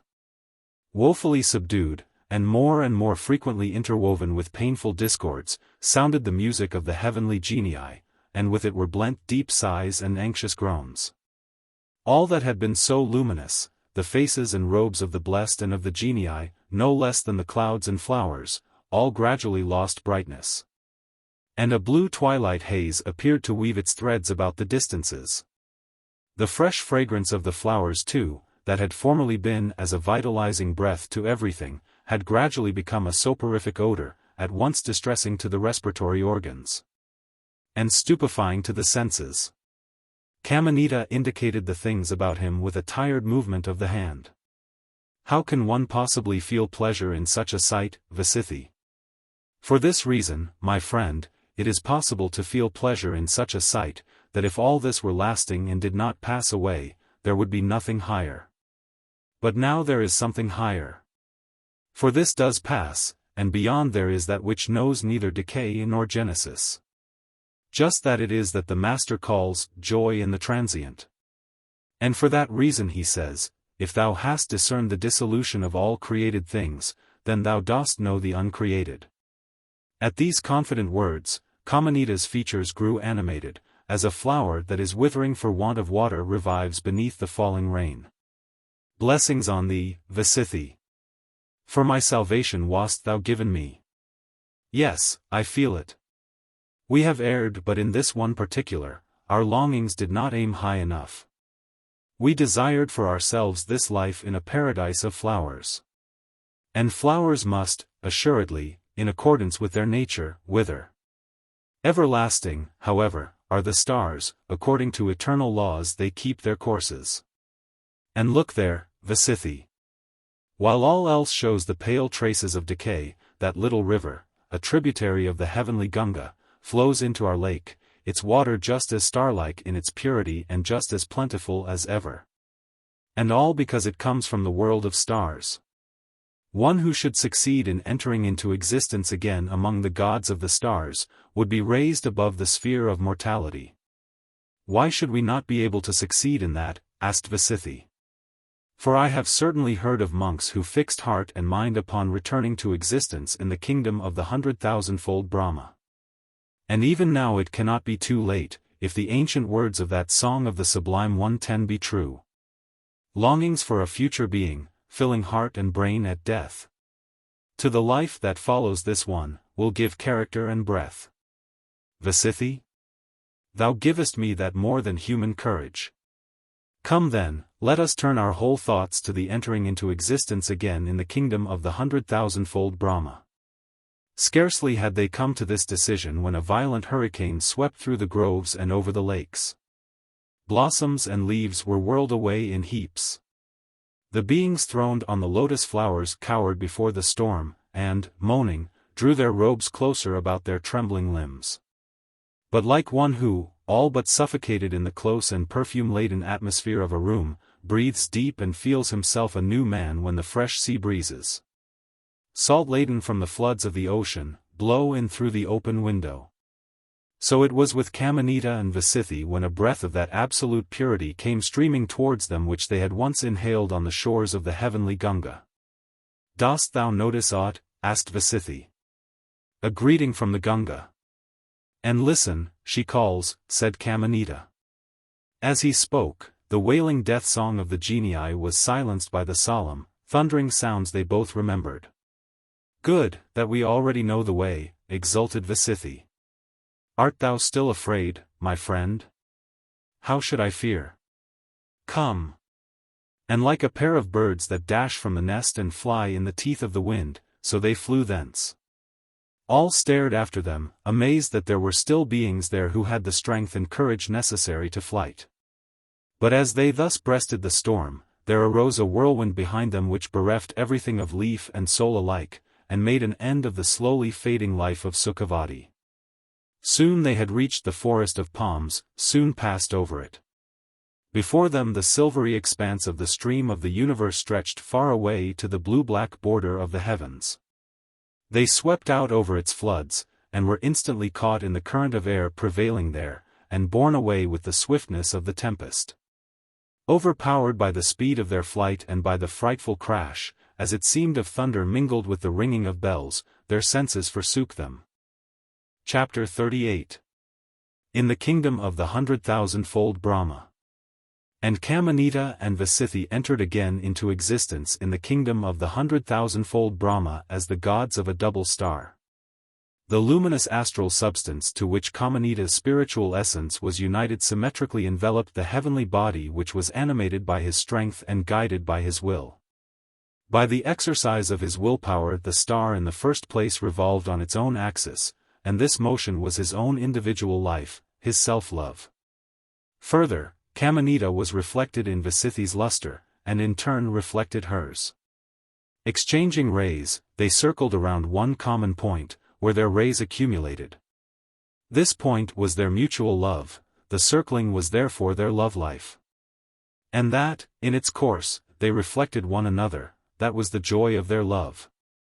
Gifted with sight on every side, each was able to look, at one and the same moment, towards every point of unending space.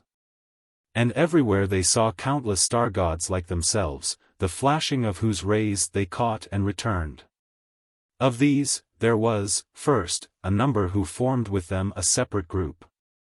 Next, other groups which, with their own, formed a whole world system, further, other systems which formed themselves into a chain of systems. And beyond these yet other chains, and rings of chains, and spheres of chain rings. And Kamanita and VIII now guided their binary star in harmonious flight among the other stars and double stars of their group, as in a well-arranged roundelay. Neither coming too near to their neighbors nor yet removing to too great a distance, while all the time, by a certain unspoken sympathy, informing one another of the exact direction and the just degree of motion. But at the same time, as it were, a common will was formed, which guided their whole group into the motion of the groups of their system, that then again, in turn, joined in the motion of other similar groups. And this sympathy with the vast swaying rhythmic motion of the world bodies, this universal and unceasing, this manifold interchange of movement, this was their relation to the universe. Their outer life, their all-embracing and all-permeating charity. That, however, which was here harmony of movement appeared to the gods of the air, who had their places beneath the star gods, to be harmony of sound. By participation in its enjoyment, the heavenly genii, in the fields of paradise, imitate these harmonies in their joyous melodies.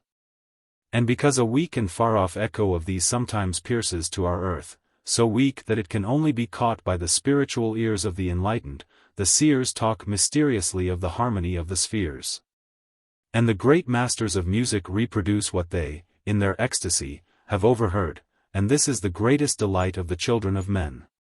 But as the reality is to its ever dimmer growing reflection, so is, to the rapture of human beings over notes and chords and melodies, the joy in existence of the gods of the stars. For just this is their joy of life, their joy in existence. All these movements, however, these vast roundelays of the world systems, had for their center a single object, the 100,000-fold Brahman throned in the midst of the universe. He whose immeasurable brightness permeated all the gods of the stars, and to whom they in turn flashed back that radiance, like so many mirrors of his splendor. He whose exhaustless strength, like a never-failing spring, imparted motion to all of them, and in whom, in turn, all their motion became centered. And this was their being, filled with all the fullness of the Brahma, their community with the highest God, their blessedness, their prayerfulness, their bliss. But if they had in Brahma the central point about which everything else was collected, yet this Brahma world was also, though boundless, nevertheless, in a sense, limited. As the prescient eye of man, even in far distant ages, discovered a zodiac in the dome of heaven, so the gods of the stars here saw untold zodiacs described in and about one another, weaving throughout the spheres pictures in which the most distant groups of stars resolved themselves into luminous figures, now intertwined so that one star shone as an inherent part of several pictures, again flashing in lonely exclusiveness, objects appeared there. Astral forms of all the beings that live and move on the worlds, or between these, abiding pictures of the original forms of all that, wrapping itself in the great elements, ceaselessly comes into being and passes away in the changeful river of life. And this beholding of the original forms was their knowledge of the worlds. But because, being all-seeing, they were able without having to look away from this in order to see that, and, without even the flutter of an eyelid, to behold at one glance the unity of God and the multiplicity of the world beings, the knowledge of God and the knowledge of the worlds became for them one and the same thing. If, however, a human being turns his gaze upon the divine unity, then the many forms of the changing universe would escape him. And, on the other hand, were he to look upon these, he could no longer hold in view the unity of God. They, however, saw, at one and the same moment, center and circle. And, for that reason, their knowledge was unified knowledge, never unstable, and a prey to no doubt. Throughout this whole luminous Brahma world, time now flowed on silently and imperceptibly. As in a perfectly clear stream, which glides quietly and smoothly along, and whose waters are neither obstructed nor broken by any resistance, there is not the least movement to be perceived. So here, the passage of time was just as imperceptible, because it experienced no resistance from the rise or fall of thought and feeling. This imperceptible passage of time was their eternity. And this eternity was a delusion. So also was all that it embraced, their knowledge, their godliness, their joy in existence, their world life, their love life, and their own individual life, all was steeped in delusion, was overlaid with the color of delusion. Chapter 39. The Dusk of the Worlds. There came a day when a feeling of discomfort, the consciousness of a void, arose in Kamanita. And involuntarily his thoughts turned to the 100,000-fold Brahma, as the source of all fullness. But the feeling was not thereby removed. On the contrary, it increased almost perceptibly with the passing of the years, from one decade of thousands to another. For from that awakened feeling, the tranquil stream of time, which had hitherto flowed imperceptibly by, encountered resistance as from an island suddenly risen in its midst, on whose rocky cliffs it began to break in foam as it flowed past. And at once there arose a before and an after the rapids. And it seemed to Kamanita as though the 100,000-fold Brahma did not now shine quite as brightly as formerly. After he had observed the Brahma, however, for 5 millions of years, it seemed to Kamanita as though he had now observed him for a long time without reaching any certainty. And he turned his attention to VIII. Upon which he became aware that she also was observing the Brahma attentively. Which filled him with dismay. And with dismay came feeling. With feeling, came thought, with thought, the speech for its utterance. And he spoke. VIII, dost thou also see it? What is happening to the 100,000-fold Brahma? After 100,000 years, VIII answered. What is happening to the 100,000-fold Brahma is that his brightness is diminishing. It seems so to me also, said Kamanita, after the passage of a like period of time. True, that can be but a passing phenomenon. And yet I must confess that I am astonished at the possibility of any change whatever in the 100,000-fold Brahma. After a considerable time, after several millions of years, Kamanita spoke again. I do not know that I am not perhaps dazzled by the light. Dost thou, VIII, notice that the brightness of the 100,000-fold Brahma is again increasing? After 500,000 years, VIII answered. The brightness of the 100,000-fold Brahma does not increase, but steadily decreases. As a piece of iron that, taken white-hot from the smithy fire, very soon after becomes red-hot, so the brightness of the 100,000-fold Brahma had now taken on a red shimmer. I wonder what that may signify, said Kamanita. That signifies, my friend, that the brightness of the 100,000-fold Brahma is in process of being extinguished. Impossible, VIII, impossible. What would then become of all the brightness and the splendor of this whole Brahma world? He had that in mind when he said, upward to heaven's sublimest light, life presses, and decays. No, that the future will even quench the glow of Brahma's rays. After the short space of but a few thousand years came Kamanita's anxious and breathless question. Who ever uttered that frightful, that world-crushing sentence? Who other than he, the Master, the knower of men, the Perfect One, the Buddha? Then Kamanita became thoughtful. For a considerable length of time he pondered upon these words, and recalled many things. Then he spoke. Once already, VIII, in Sukhavati, in the paradise of the West, thou didst repeat a saying of the Buddha which was fulfilled before our eyes. And I remember that thou didst then faithfully report to me a whole speech of the Master's in which that saying occurred. This world-crushing utterance was not, however, contained in it. So thou hast then, VIII, heard yet other speeches by the Master? Many, my friend, for I saw him daily for more than half a year, yes, I even heard the last words he uttered. Kamanita gazed upon her with wonder and reverence. Then he said, then thou art, and just for that reason, as I believe, the wisest being in the whole Brahma world. For all these star gods round about us are aghast, shine with a wavering light, flicker, and blink. And even the 100,000-fold Brahma himself has become restless, and from his dulled radiance dart forth from time to time what seem to me flashes of anger. But thou dost give a steady light as of a lamp in a sheltered spot. And that also is a sign of disturbance that the movement of these heavenly bodies has now become audible, the thundering crashes and mighty accents, as of the distant ringing of bells. Proceeding from this Brahma world, which once reached us on the shores of the heavenly Gunga, far from here, in paradise, we now hear on all sides. That indicates that the harmony of motion is disturbed, that disunion and separation of the world forces is taking place. For it has been well said that, where want is, there noise is. But abundance is tranquil. And so I do not doubt but that thou art right. Come then, VIII, while, round about us, this Brahma world expires and becomes a prey to destruction, relate to me thy memories of the Perfect One, in order that I may become composed as thou art. Tell me all of thy life, for it may well be that we are united for the last time in a place where it will be possible for spirit to commune with spirit of things that have happened.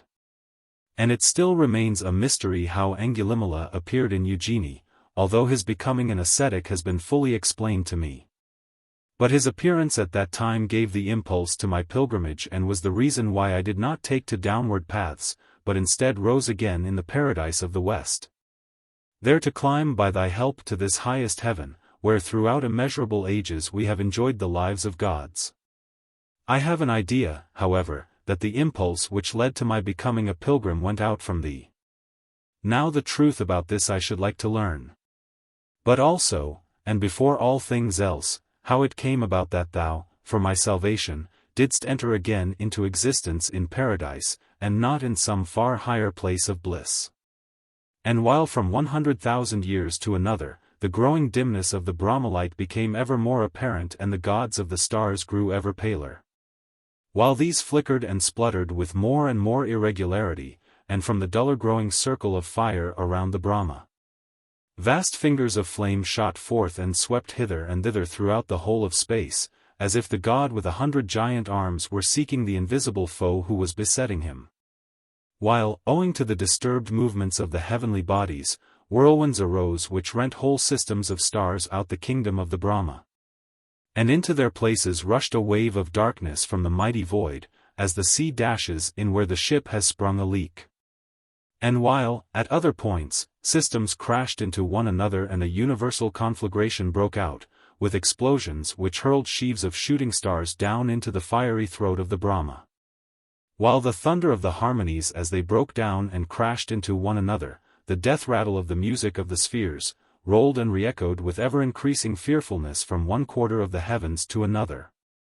VIII, untroubled, and speaking in measured language, related to Kamanita her last earthly experiences. Chapter 40. In the Grove of Krishna. After that first evening I neglected no opportunity of visiting the Krishna grove, and of becoming more deeply initiated into the doctrine. By the words of the master or of one of his great scholars. During the absence of my husband, the fear of the citizens of Kosambi because of the robber Angulimala grew from day to day. For the very reason that nothing was heard of fresh deeds of his, fantasy was stirred.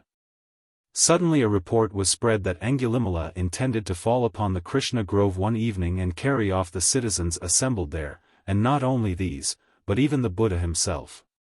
That raised the already excited popular feeling almost to the point of tumult. People declared that if evil should come to the master from villainous robber hands at the gates of Kosambi, then the anger of the gods would be visited on the whole town. Enormous crowds of people swept through the streets, and, collecting in front of the royal palace, demanded threateningly that King Udina should avert this calamity and render Angulimala incapable of further mischief. On the following day Satyajira returned. He at once overwhelmed me with praise for my good advice, to which alone he was disposed to attribute his having come safely home. Vajaçravas, his second wife, who, with her little son on her arm, appeared to welcome him, was dealt with very summarily. He had matters of importance to talk over with me. When we were again alone, he forthwith began, to my unspeakable discomfort, to talk of his love, of how he had missed me on the way, and with what joy he had looked forward to this hour of reunion. I was on the point of telling him about the troubles in the town, in order to change the current of his thoughts, when the servants announced the chamberlain, who had come to summon Satyajira to the king. After about an hour he returned, another being.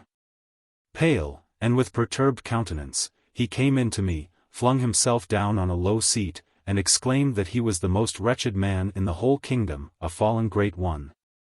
Soon to be a beggar, mayhap even exposed to imprisonment or exile, and that the cause of all his misfortune was his boundless love for me, which I didn't even return. After I had repeatedly urged him to tell me what had happened, he calmed himself sufficiently to give me an account of what had taken place in the palace. Accompanying the recital by many outbursts of despair, all the while ceaselessly mopping his forehead, from which the sweat drops ran trickling down. The king had received him very ungraciously, and, without desiring to hear anything of the village quarrel which he had settled, had ordered him, with threats, to acknowledge the whole truth about Angulimala, which Satyajira was now obliged to confess to me also, without having the smallest idea that I was already so well informed on the subject. For the rest, he only saw in it a proof of his boundless love for me, and spoke of my love for thee lightly, as of a foolish youthful sentimentality which would, in any case, have assuredly led to nothing. The matter had come to the king's ears in the following way. During Satyajira's absence, the police had succeeded in tracking down Angulimala's accomplice, who had, in the course of a severe examination, given the assurance that the robber in question was really Angulimala himself, that the latter did not die under torture at that former time, as the minister had always asserted, but had escaped. He had also confessed Angulimala's intended attack on the Krishna grove. His Majesty was naturally incensed in the last degree, first at Satyajira's having allowed the execrable robber to escape, and then at his having cheated the whole of Kosambi and its king with the false head he had set up. He wouldn't listen to any words of defense, or even of excuse. If Satyajira didn't within 3 days render Angulimala incapable of further mischief, as the people so stormily demanded, then all the consequences of the royal displeasure would be visited upon him with the utmost rigor. After Satyajira had related the whole tale, he threw himself weeping upon the seat, tore his hair, and behaved like one distraught. "Be comforted, my husband," I said. "Follow my counsel, and not in 3 days, but before this day is over, thou shalt again be in possession of the royal favor. Yes, and not only so, but it shall shine upon thee even more brightly than before." Satyajira sat up and looked at me as one might gaze upon some strange natural phenomenon. "And what, then, is this counsel of thine?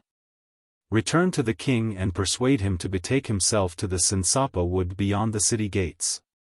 There let him seek the Lord Buddha at the ancient temple, and ask counsel from him. The rest will follow of itself." "Thou art a wise woman," said Satyajira. "In any case, thy counsel is very good, for that Buddha is said to be the wisest of all men. Although it can hardly have such good results for me as thou dost imagine, I shall nevertheless make the attempt." "For the results," I replied, "I shall answer with my honor." "I believe thee, VIII," he exclaimed, springing up and seizing my hand. "How were it possible not to believe thee? By Indra! Thou art a wonderful woman. And I now see how little I was mistaken when, in my yet inexperienced youth, as though obeying some instinct, I chose thee alone from amid the rich bevy of Kosambi's maidens, and did not suffer myself to be diverted from my love by thy coldness." The heat with which he poured forth his praise caused me almost to repent that I had given him such helpful counsel. But his very next words brought relief with them, for he now spoke of his gratitude, which would be exhaustless, no matter to what proof I should put it. "I have but a single petition to make, the granting of which will testify sufficiently to thy gratitude." "Name it to me at once," he cried, "and if thou dost even demand that I should send Vajaçravas with her son back to her parents, I shall, without hesitation, do thy will. My request is a just, no unjust, one. I shall only prefer it, however, when my counsel has proved itself in the fullest degree to be reliable. But hurry now to the palace and win His Majesty over to pay this visit." He returned fairly soon, delighted that he had succeeded in prevailing upon the king to undertake the expedition. "Not until Udina heard that the counsel came from thee, and that thou hadst vouched for its success with thine honor, did he consent, for he also thinks great things of thee. Oh, how proud am I of such a wife!" These and similar speeches, of which in his confident mood there was no lack, were painful enough to me, and would have been more painful still if I had not, throughout the whole matter, had my own secret thoughts to buoy me up. We betook ourselves at once to the palace, where already preparations were being made for the start. As soon as the sun's rays had somewhat modified their intensity, King Udina mounted his state elephant, the celebrated Bhattavatika, which, because she was now very old, was only used on the gravest occasions. We, the chamberlain, the lord of the treasury, and other high dignitaries came after in wagons, 200 horsemen opening, and the same number bringing up the rear of the procession. At the entrance to the wood, the king caused Bhattavatika to kneel down, and himself dismounted. The others of us left the wagons and betook ourselves in his train, on foot, to the Krishna temple, where the Buddha, who had already been informed of the approaching royal visit, awaited us, surrounded by his disciples. The king gave the master a reverential greeting, and, stepping to one side, seated himself. And when we others had also taken our seats, the Perfect One asked, "What troubles thee, O noble king? Has the king of Benares perhaps, or one of the others of thy royal neighbors, threatened thy land with war?" "The king of Benares does not, O reverend one, nor does any one of my royal neighbors threaten me. A robber, sir, lives in my land, named Angulimala, cruel and bloodthirsty, given to murder and deadly assault, without mercy on man or beast. He makes the villages uninhabitable, the towns, heaps of smoking ruins, the lands, desert wastes. He slays people and hangs their thumbs about his neck. And in the wickedness of his heart he has conceived the plan of falling upon this sacred grove and of carrying thee off, O Master, thee and thy disciples." Beside themselves at the thought of this great danger, my people murmur openly, throng in great crowds around my palace, and demand that I should make this Angulimala incapable of further mischief. That only have I in mind in coming to thee.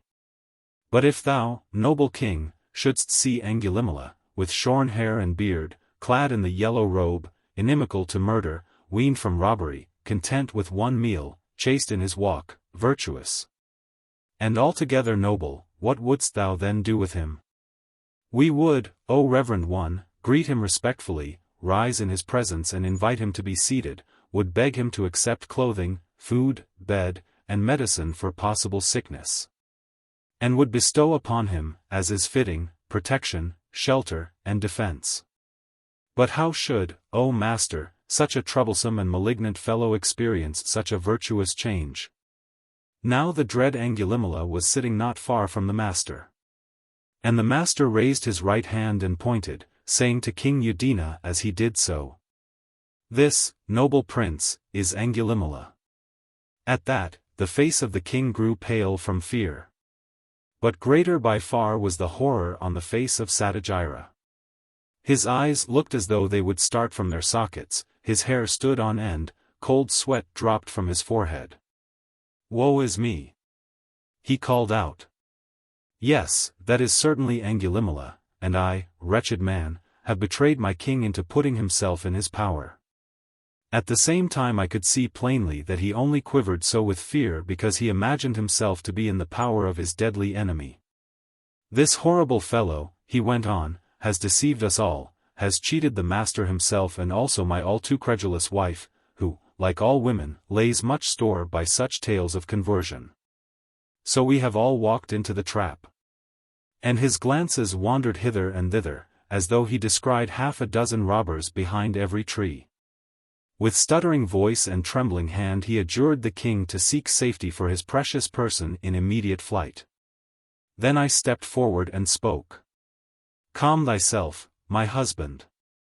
I am in a position to convince thee, as also my noble sovereign, that here no trap has been laid, and that no danger threatens."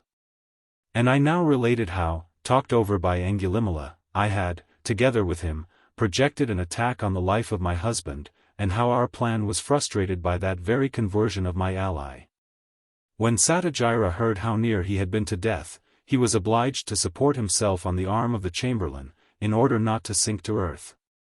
I prostrated myself before the king, and begged him to pardon my husband as I had pardoned him, saying that, led away by passion, he had sinned, and in the whole matter had assuredly, though all unconsciously, followed the leading of a higher power that intended to bring to pass before our eyes the greatest of all wonders, so that now, instead of a robber having to be executed, the robber had become a saint. And when the king had graciously consented to bestow his undiminished favor upon my husband, I said to Satyajira, I have now kept my promise. Keep thou therefore thine also, and fulfill my request, which is, that I may be permitted to enter the sacred order of the Buddha. With a mute inclination of the head, Satyajira gave his consent. He, of course, could do no other. But the king, who was now quite reassured, now approached Angulimala, spoke kindly and deferentially to him, and gave him the assurance of his royal protection. Then he went again to the Buddha, bowed low before him, and said, Wondrous indeed it is, O Reverend One, how thou, the Master, dost tame the untamable. For this Angulimala, whom we could not overcome by either punishment or sword, him thou, O Master, hast overcome without either punishment or sword. And this thrice sacred grove where such a wonderful thing has transpired shall from this day forth to the end of time belong to the order of the holy. Furthermore, I trust the Master will graciously suffer me to erect within its bounds a building for the shelter of the monks, and a second one for that of the nuns. With a dignified expression of thanks, the Master accepted the royal gift. Then the king took his leave, and went away with his retinue. I, however, remained behind under the protection of the sisters who were present, and the very next day took the vows. Chapter 41. The Simple Motto. I had now become a sister of the order, and betook myself early in the morning of each day with my alms bowl to Kosambi, where I went from house to house till the bowl was full, although Satyajira would only too willingly have spared me this round of begging. One day I took my stand at the door of his palace, because the oldest nuns had advised me to subject myself to this trial also. At that moment Satyajira appeared just in the gateway, avoided me, however, with a startled glance, and sorrowfully covered his face. Immediately thereafter the house steward came out weeping to me, and begged that he might be allowed to send me everything I needed daily. But I answered him that it behoved me to obey the rule of the order. When I had returned from this errand and had eaten what had been given to me, with which, then, the wretched question of food was settled for the whole day, I was instructed by one of the older nuns, and in the evening I listened, in the assembly, to the words of the Master, or perhaps to those of one of the great disciples, like Sariputta or Ananda. After this was over, however, it often happened that one sister sought the company of another. Delightful, sister, is the Sinsapa wood, glorious the clear moonlit night. The trees are in full blossom, divine odors, one seems to feel, are being wafted hither and thither. Come away then, and let us find Sister Sumedha. She is a keeper of the word, a treasure house of the doctrine. Her discourse may well lend a double glory to this Sinsapa grove. And thereafter we would spend the greater part of such a night in thoughtful converse. This life in the open air, this constant spiritual activity, and the lively interchange of thought, as a result of which no time was left for sad brooding over personal sorrows or for idle reveries. And finally the elevating and purifying of my whole nature by the power of the truth, all this strengthened both body and mind marvelously. A new and nobler life opened out before, and I enjoyed a calm and cheerful happiness of which a few weeks earlier I could not even have dreamt. When the rainy season came, the building already stood prepared for the sisters, with a roomy hall for common use, and a separate cell for each one. My husband and several other rich citizens who had relatives among the nuns insisted upon fitting out these abodes of ours with mats and carpets, seats and couches, so that we were richly provided with everything needed to make life reasonably comfortable, and all the more willingly dispensed with its luxury. So this period of enforced seclusion passed quite tolerably in the regular alternation of conversation on religious questions with independent thought and contemplation. Towards evening, however, we betook ourselves, when the weather permitted, to the common hall of the monks to listen to the Master, or else he or one of his great disciples came over to us. But when the forest, so dear to the heart of the Master, in all its freshness of renewed youth, in its hundredfold richness of leaf and splendor of flower. Again invited us to transfer the calm of our solitary contemplation and our common meetings to its more open shelter. We were met by the sorrowful news that the master was now preparing to set out on his journey to the eastern provinces. Of course we had not dared to hope that he would always remain in Kosambi. And we also knew how foolish it is to complain of the inevitable, and how little we would show ourselves worthy of the master if overcome by grief. So we turned our steps, late in the afternoon, quiet and composed, to the temple of Krishna, to listen for the last time, perhaps, in years, to the words of the Buddha, and then to bid him farewell. Standing on the steps, the master spoke of the transitoriness of all that comes into existence, of the dissolution of everything that has been compounded, of the fleeting nature of all phenomena, of the unreality of all forms whatsoever. And after he had shown that, nowhere in this nor in the other world, far as the desire for existence propagates itself, nowhere in time or space, is there a fixed spot, an abiding place of refuge to be found, he gave utterance to that sentence which thou didst with justice call world-crushing, and which is now verifying itself round about us. Upward to heaven's sublimest light, life presses, then decays. Know, that the future will even quench the glow of Brahma's rays. We sisters had been told by one of the disciples that after the address we were to go, one by one, to the master, in order to take leave of him, and to receive a motto which should be a spiritual guide to us in all our future endeavors. As I was one of the youngest, and purposely kept myself in the background, I succeeded in being the last. For I grudged to any other that she should speak to the master after I did, and I also thought that a longer and less hasty interview would be more possible if no others waited to come after me. After I had bent myself reverently, the master looked at me with a glance which filled my being with light to its innermost depths, and said, "And to thee, VIII, I give, on the threshold of this ruined sanctuary of the 16,100-fold bridegroom, to remember me by, and to think of under the leafy shelter of this Sinsapa wood, of which thou dost carry a leaf on, and a shadow in, thy heart, the following motto, where love is, there is also suffering." Is that all? I foolishly asked. All, and enough. And it will be permitted me, when I have made its meaning fully my own, to make a pilgrimage to the master and to receive a new sentence? It will be permitted, if thou dost still feel the need of asking the master. How should I not feel the need?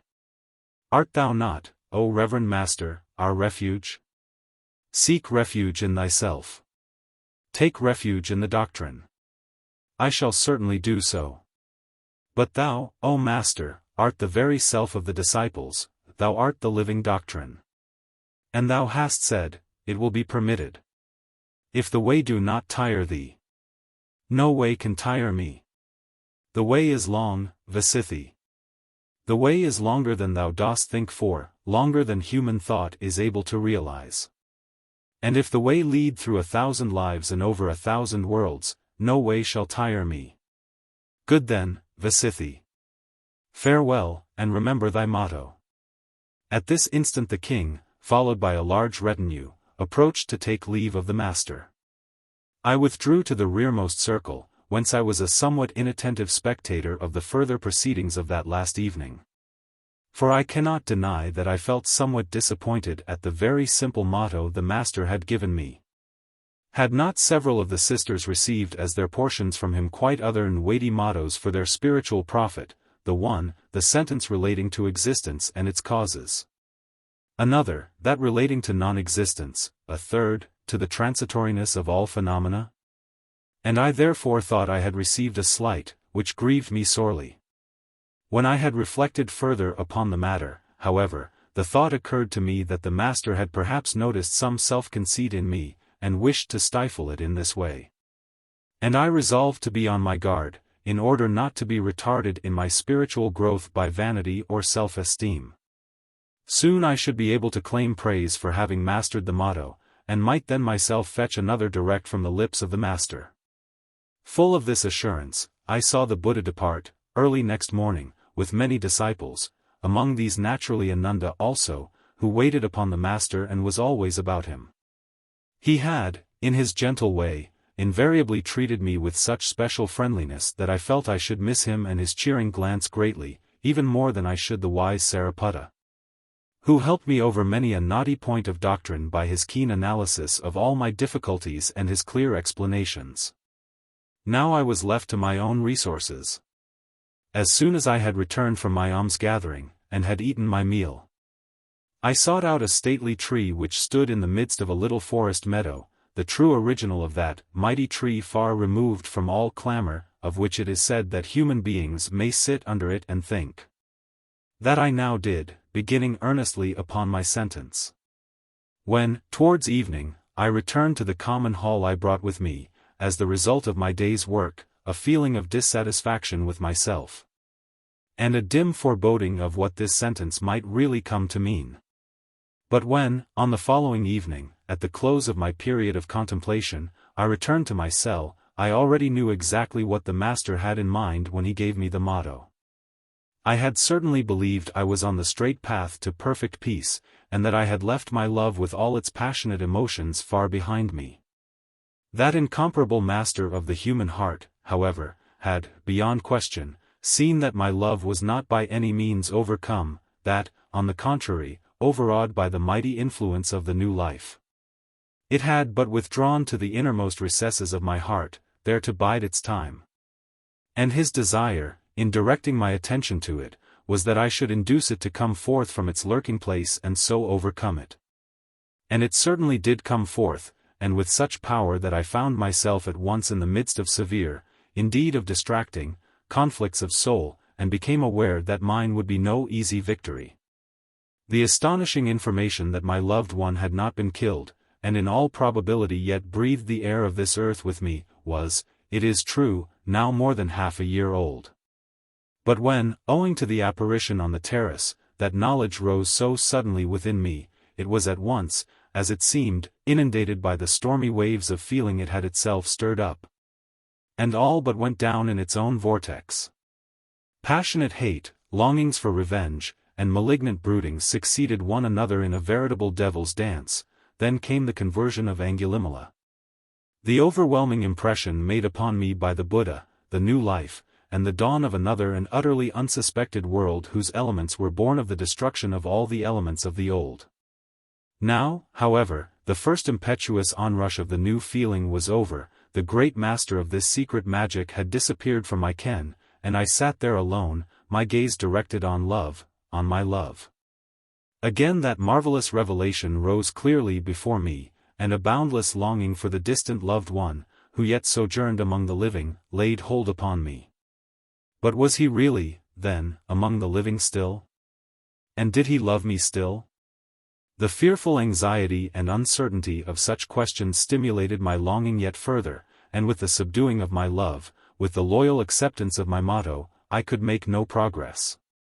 I thought ever of love, and never reached suffering and the origin of suffering. These ever more hopeless soul struggles of mine did not remain hidden from the other sisters, and I heard, of course, how they spoke of me. VIII, formerly the wife of the minister, whom even the stern Sariputta ofttimes praised for her quick and sure apprehension of even the difficult points of the doctrine, is now unable to master her sentence, and it is so simple. That discouraged me yet more, shame and despair laid hold upon me, and at last I felt I could bear this state of things no longer. Chapter 42. The Sick Nun. At this time one of the brothers came over to us once a week, and expounded the doctrine. After some time Angulimala's turn came, and then I did not go into the common hall, but remained lying in my cell, and begged a neighboring sister to say to Angulimala, "Sister VIII, O Reverend One, lies sick in her cell, and cannot appear in the assembly. Wilt thou, after the address, go to Sister VIII's cell and expound the doctrine to her, the sick one, also?" And after the address the good Angulimala came to my cell, greeted me deferentially, and sat down by my bed. "Thou dost see here, brother," I said then, "what no one of us would desire to see, a lovesick nun, and of this my sickness thou thyself art the guilty cause, seeing that thou didst rob me of the object of my love. True, thou hast since brought me to this great physician who heals all life's ills, but even his marvelous powers cannot now influence me further. In his great wisdom he has doubtless recognized this, and has given me a remedy by means of which to bring the fever to a crisis, and so to get rid of the insidious germs of disease at present in my blood. As a result, then, thou dost at this moment see me with a fever of longing raging within. And I wish to remind thee of a promise thou didst once give me, on that night, I mean, on which thou didst seek to lead me into crime, the execution of which was only frustrated by the interposition of the Master. At that time thou didst promise to go to Eugenie and bring me certain news of Kamanita, whether he still lived, and how he was. What the robber once promised, that I now demand from the monk.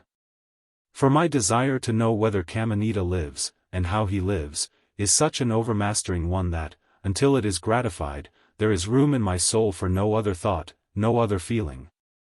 And it is consequently impossible for me to take even the smallest further step on this our way to salvation. For this reason it becomes thy duty to do this for me, and to quiet my feelings by bringing me some certain information. After I had thus spoken, Angulimala rose, and said, Even as thou dost require from me, Sister VIII, bowed low, and strode out at the door. Thence he went straight to his cell to get his alms bowl, and in that same hour left the Sinsapa wood. People generally believed that he had gone on a pilgrimage, following the Master. I alone knew the goal of his journey. This step once taken, I felt myself grow somewhat calmer, although haunted by a doubt as to whether I should not have given him some greeting or messages to my beloved. But it seemed to me unfitting and profane to use a monk in such a way, as a go-between in love matters, while, on the other hand, he could perfectly well go to a distant city and give an account of what he had seen there. It would also be something quite other, I said to myself, with secret hope, if he, without being commissioned to do so, and acting on his own judgment, should decide to speak to my loved one of me. I will myself go to Eugenie and bring him here safe and sound. These words resounded ever in my inmost heart. Would the monk be likely, then, to redeem the promise of the robber? Why not, if he himself should be convinced that it was necessary for both of us to see and to speak to one another? And with that came a new thought from WHCH streamed an unexpected ray of hope that at first dazzled and bewildered me. If my beloved should return, what was then to hinder my resigning from the order and becoming his wife? When this question arose in my mind, burning blushes covered my face, which I involuntarily hid in my hands, from fear that someone might just at that moment be observing me. To what hateful misinterpretation would such a course of action not be exposed? Would it not look as though I had regarded the order of the Buddha simply as a bridge over which to pass from a loveless marriage to a loved one? My action would certainly be so construed by many. But, when all was said and done, what could the judgment of others matter to me? And how much better to be a pious lay sister who stood loyally by the order, than a sister of the order whose heart lingered without. Yes, even if Angulimala only brought me the information that my Kamanita was still alive. And I could gather from the account of their meeting that my loved one was ever true to me in his faithful heart, then I would be able myself to make a pilgrimage to Eugenie. And I pictured to myself how I should one morning, as a wandering ascetic, stand at the door of thy house, how thou wouldst with thine own hands fill my alms bowl.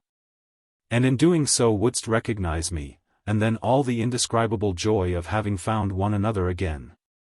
To be sure, it was a long journey to Eugenie, and it was not seemly for a nun to travel alone. But I did not need to seek long for a companion. Just at this time Somadatta came to a sad end.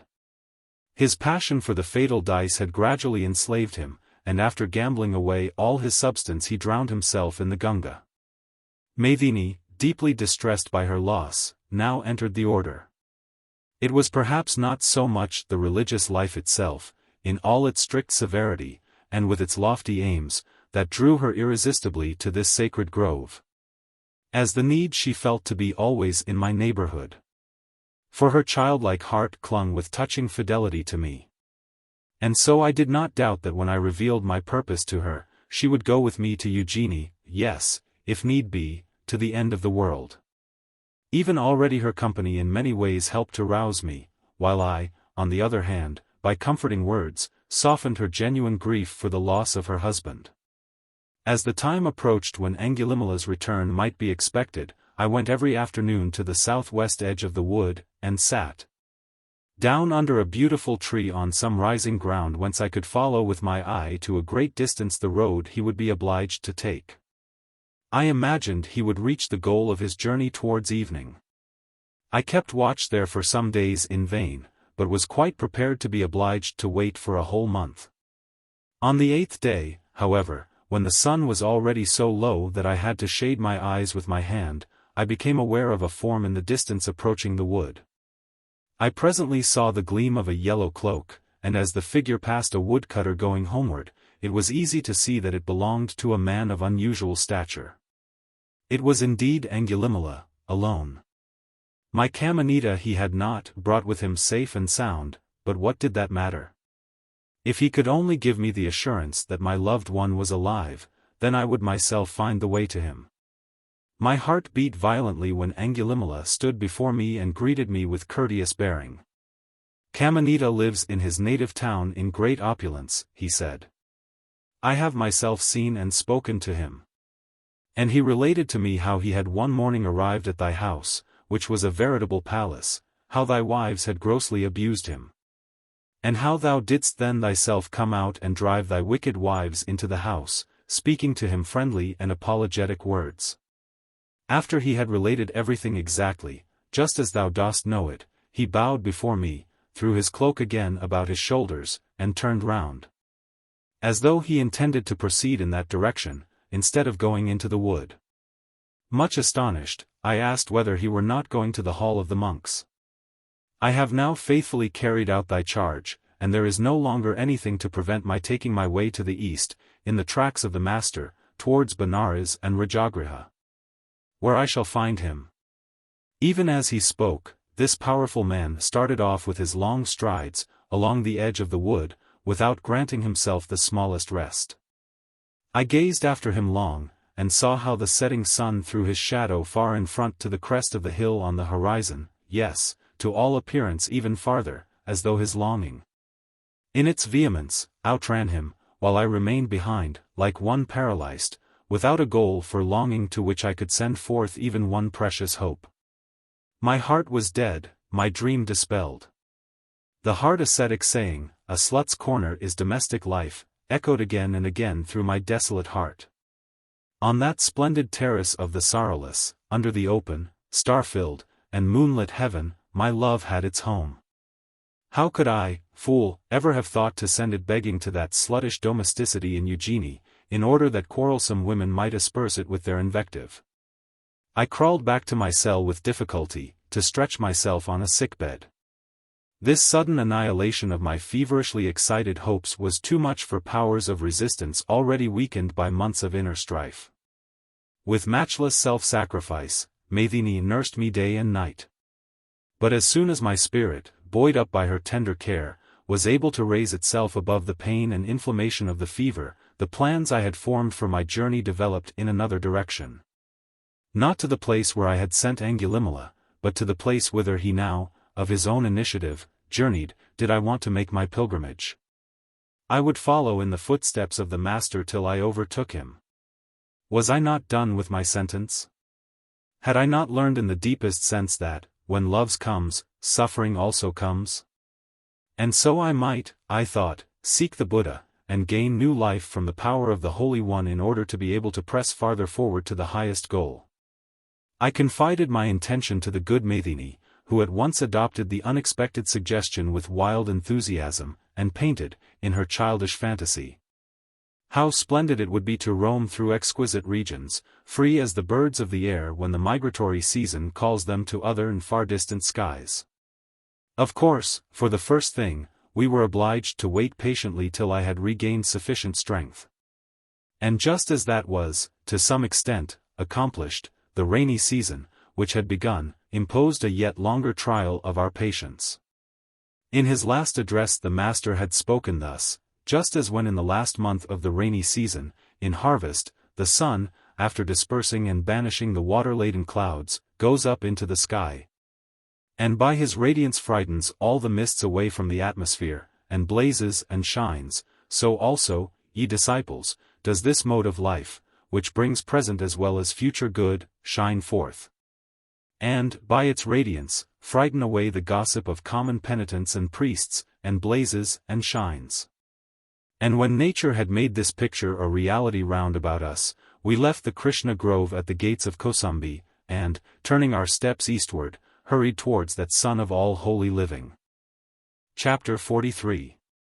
The Passing of the Perfect One.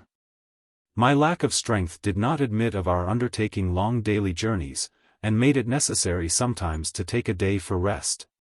So that only after a pilgrimage of a month did we arrive in VIII, where, as we knew, the master had made a considerable stay, but whence he had been gone about 6 weeks. A short time before we had learned, in a village in which lived pious followers of the doctrine, that Sariputta and Moggallana had entered into nirvana. The thought that these two great disciples, the chiefs of the doctrine, as we named them, no longer dwelt on earth, moved me deeply. Of course we all knew well that these great ones, as even the Buddha himself, were merely human beings just as we, but the idea that they could leave us had never arisen in our minds. Sariputta, who had so often in his deliberate way solved difficult questions of doctrine for me, had passed away. He was the disciple in appearance most like the master, and he stood, as did the master, in his 80th year. Was it possible that even the Buddha himself could be approaching the end of his life on earth? Perhaps the uneasiness which was caused by this fear fanned some smoldering remnant of my past fever again into a blaze. Be that as it may, I arrived in VIII sick and exhausted. In the town there lived a rich woman, a follower of the Buddha, who made it her special care to minister in every possible way to the needs of the monks and nuns passing through.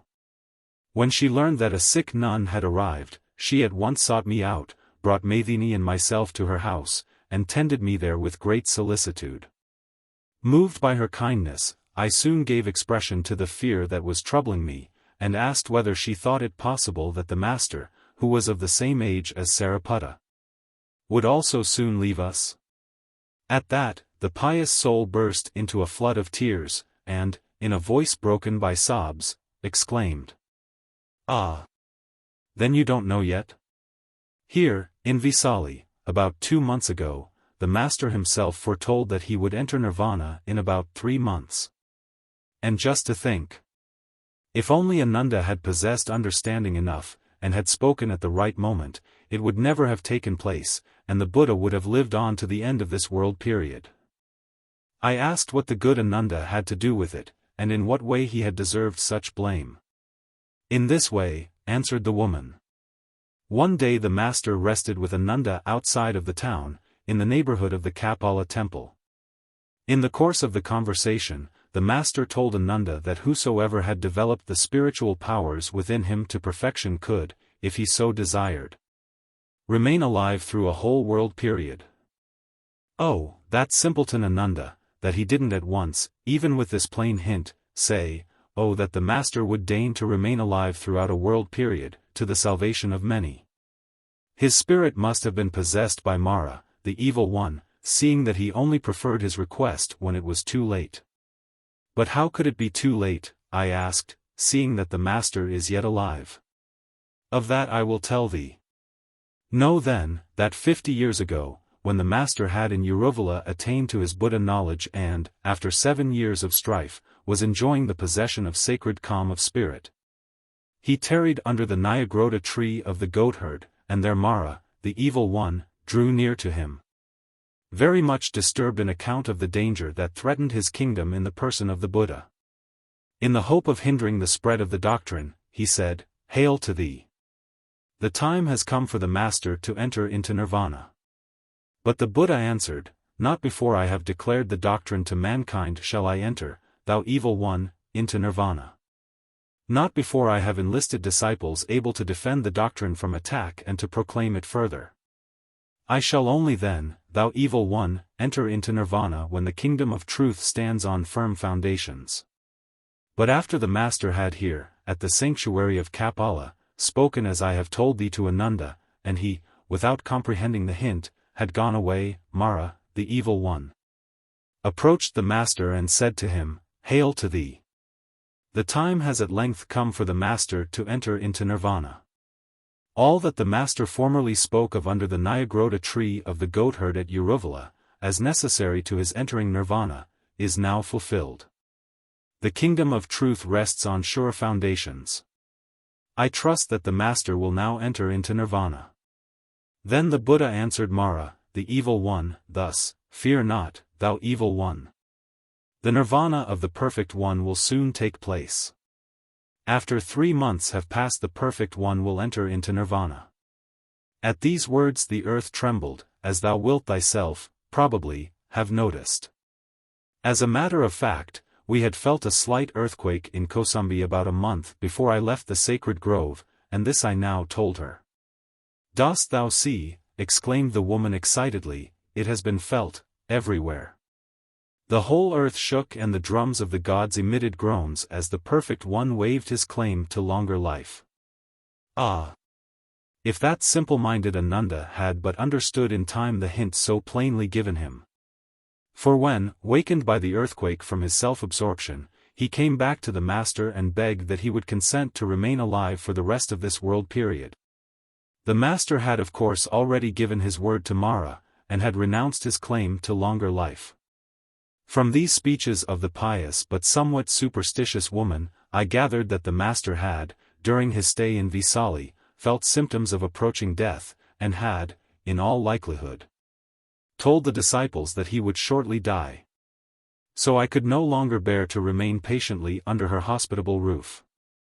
I must reach the Buddha before he should leave us. That had always been our one great comfort, that we were able to turn to him, the inexhaustible source of truth. He alone could solve all the doubts of my troubled soul. Only he, out of all the world, was able to restore to me the peace which I had once tasted, as I sat at his feet, in front of the old temple of Krishna, in the Sinsapa wood at Kosambi. So, when 10 days had passed, and my strength made traveling to some extent possible, we started. My good hostess, whose conscience troubled her at allowing me to go farther in my weak condition, I comforted with the promise that I would lay a greeting from her at the feet of the master. We now continued our journey in a northwesterly direction, in the master's, which we found the more recent the farther we were able, aided by the information gathered from place to place, to advance. In Ambagana he had been just 8 days earlier, the Sala Grove of Bhaganagara he had left to betake himself to Pava, 3 days before we arrived there. Early one afternoon, and very tired, we reached the latter place. The first house that attracted our attention belonged to a coppersmith, as could be seen from the great variety of metal wares ranged along the wall. But no blow of a hammer resounded from it. The inmates seemed to be keeping holiday, and at the well in the courtyard dishes and platters were being washed by the servants as though a marriage had just taken place. Suddenly a little man in festive garb came forward and begged courteously to be allowed to fill our alms bowls. "If you had come a few hours earlier," he added, "then I should have had 2 additional welcome and honored guests, for your master, the Buddha, with his monks, dined with me today." "So the master is still here in Pava, then?" "Not any longer, most honored sister," answered the coppersmith. Immediately after the meal the master was taken with a violent illness and severe pains, which brought him near to fainting, so that we were all greatly frightened. But the master rallied from the attack and started for Kusinara about an hour ago. I should have preferred to go at once, for what the smith said about this attack caused me to anticipate the worst. But it was an imperative necessity to strengthen ourselves not only with food, but by a short interval of rest. The road from Pava to Kusinara it was not possible to miss. It soon led us away from the cultivated fields, through tiger grass and undergrowth ever deeper into the jungle. We waded through a little river and refreshed ourselves somewhat by bathing. After a few minutes' pause we started on again. Evening was approaching, and it was with difficulty that I managed to drag myself farther. Maidini tried to persuade me to spend the night on a little bit of rising ground under a tree. There was no such great hurry. This Kusinara is, I expect, not much more than a village, and seems to be quite buried in the jungle. How canst thou imagine that the master will die here? He will assuredly pass away some time in the Jetavana Park at Sravasti, or in either one of his groves at Rajagraha, but the life of the master will certainly not go out in this desert. Who has ever heard of Kusinara? It may be that people will hear of Kusinara from this day forward, I said, and went on. But my strength was soon so terribly exhausted that I was forced to bring myself to climb the nearest treeless height in the hope of being able to see from it the neighborhood of Kusinara. Otherwise we should be obliged to spend the night up there where we were less exposed to the attacks of beasts of prey and snakes. And would also be to a certain extent immune from fever-producing vapors. Arrived at the summit, we looked in vain for some sign of human dwellings. In seemingly endless succession the slopes of the jungle rose before us, like a carpet that is gradually being drawn upward. Soon, however, tall trees emerged from the low undergrowth, the thick leafy masses of a virgin forest rose dome-like one above another, and in a dark glade foamed an unruly brook. The same stream in whose silently flowing waters we had a short time before bathed. The whole day through, the air had been sultry and the sky overcast. Here, however, we were met by a fresh breeze, and the landscape grew ever clearer as though one veil after another were being lifted before our eyes. Huge walls of rock towered skyward above the woods, and higher yet like a roof above them were piled green mountain tops, forest-clad peaks, they must have been. Though they looked like so many mossy cushions, and ever higher, till they seemed to disappear in heaven itself. One solitary far-stretching cloud of soft red hue, one, and only one, floated above. Even as we gazed at it this cloud began to glow strangely. It recalled the past when I had seen my father take a piece of purified gold out of the furnace with the pincers and, after cooling, lay it on a background of light blue silk. For so did this luminous air picture now shine forth in sharply defined surfaces of burnished gold. While, in between, vaporous strips of bright green deepened and shot downward in fan-shaped patches until, becoming gradually paler, they plunged into the colorless stratum of air beneath. As though desirous of reaching the verdure-clad mountain-tops that lay below. Ever redder grew the golden surfaces, ever greener the shadows. That was no cloud. The Himavat, whispered Maithini, overawed and deeply moved, as her hand tremblingly sought my arm. Yes, there he rose before us, the mountain of mountains, the place of eternal snows, the abode of the gods, the resting place of the holy ones. The Himavat. Even in childhood this name had filled me with feelings of deep fear and reverence, with a mysterious prescience of the Sublime One. How often had I heard in legends and tales the sentence, and he betook himself to the Himavat and lived the life of an ascetic there. Thousands upon thousands had climbed these heights, seekers after salvation, in order amid the loneliness of the mountains to reach eternal happiness by means of their penance, each with his own special delusion. And now he was approaching, the one being, among them all, free from delusion, he whose footsteps we were following. As I stood there, lost in thought, the luminous picture was suddenly extinguished, as though heaven had absorbed it into itself. I felt myself, however, so wonderfully animated and strengthened by the sight that I no longer thought of rest. Even if the master, I said to Maithini, were to precede us to yonder summit in order to pass from that lofty station to the highest of the regions above, I would yet follow and reach him. And, full of courage, I walked on. We had not, however, been half an hour on the way when suddenly the undergrowth ceased, and cultivated land lay before us. It was already quite dark and the full moon rose large and glowing above the wood which lay opposite when we at last reached Kusinara. It was really not much more than a village of the Mallas with walls and houses of stamped clay and wickerwork. My first impression was that a devastating sickness must have depopulated the little township. At the doors of the houses sat several old and sick people who wailed loudly.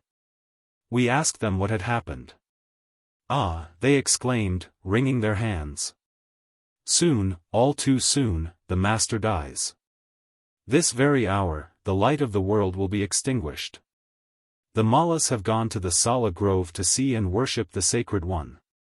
For, shortly before sunset, Ananda came into out town and betook himself to the market where the Mallas were debating a public matter, and said, "This very day, before the hour of midnight, O Mallas, the Master will enter Nirvana. See that ye do not later have to reproach yourselves, saying, in our town, a Buddha died, and we did not take advantage of the opportunity to visit the Perfect One in his last hours." Upon which all of the Mallas with their wives and children went out moaning and lamenting to the Sala Grove. We, however, are too old and weak. We are obliged to remain behind here, and cannot worship the Master in his last hours. We immediately had the way from the town to the Sala Grove pointed out to us, but, finding it already filled with crowds of returning Mallas, we preferred to hurry across the fields towards a corner of the little wood. As we reached it we saw a monk leaning against the trunk of a tree and weeping. Deeply affected, I stopped, and at that instant he raised his face towards heaven. The full moonlight fell upon the pain-filled lineaments, and I recognized Ananda. Then I have arrived too late, ah me, I said to myself, and I felt my strength leaving me. Just then, however, I heard a rustling in the bush, and saw a gigantic monk step forward and lay his hand upon Ananda's shoulder. "Brother Ananda, the Master calls for thee." So I was really, then, to see the Buddha in his last moments, after all. At once my strength returned and rendered me capable of following. That instant Angulimala observed and recognized us. Reading his troubled glance aright, I said, "Have no fear, brother, that we shall disturb the last moments of the Perfect One by loud weeping and female cries. We have taken no rest by the way from VIII, here, in order that we might see the Master once again. Do not refuse us admission to him, we will be strong." On which he signed to us to follow them. We did not have far to go. In a little glade of the forest, there were perhaps 200 monks collected, who stood around in a semicircle. In their midst rose 2 sala trees, one splendid mass of white blossoms, and, beneath them, on a bed of yellow cloak spread out between the 2 trunks, rested the Perfect One. His head supported on his right arm. And the blossoms rained softly down upon him. Behind him, I saw in spirit the pinnacles of the Himavat rise, clad in their eternal snows and now veiled in the darkness of night. And I seemed to catch again the dreamlike glimpse I had just enjoyed, and to which I owed it that I now stood here, in the presence of the Perfect One. And the unearthly glow which had come to me with such a greeting across the distances flashed towards me again, in spiritual glorification, from his face. He also, the Master, appeared, even as though those floating cloud-like peaks, not to belong to this earth at all. And yet he had, like them, climbed up from the same earth level, which bears us all, to those immeasurable spiritual heights whence he was about to disappear from the sight of gods and men. He spoke first of all to Ananda, who now stood before him. "I know well, Ananda, that thou wert weeping in lonely grief, and that thy thought was, I am not yet free from sin. I have not yet reached the goal, and my Master is about to enter into Nirvana, he who pitied me. But put such thoughts from thee, Ananda, neither complain, nor lament. Have I not told thee already, Ananda, from all that one holds dear, one must part? How were it possible, Ananda, that it should be otherwise? That which comes into existence should not pass out of it, that what is joined together should not be sundered, what is composed not be decomposed. But thou, Ananda, hast long honored the Perfect One, in love and in kindness, with thy whole heart, gladly and without guile. Thou hast done well. Strive earnestly, and thou wilt soon be free from carnal desires, from selfishness, and from delusion." As if to show that he was no longer allowing grief to overcome him, Ananda, commanding his voice by sheer force of will, now asked what the disciples were to do with the Master's mortal remains. "Let that in no way trouble thee," answered the Buddha.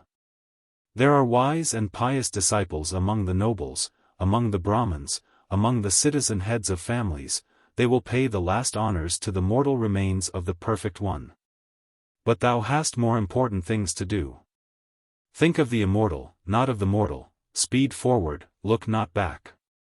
And as he let his glance wander around the circle and looked at each one individually, he added, "It may be, my disciples, that your thought is, the word has lost its master. We have no longer a master. But this ye are not to think. The doctrine, my disciples, which I have taught you, that will be your master, when I am gone. Therefore, cling to no external support.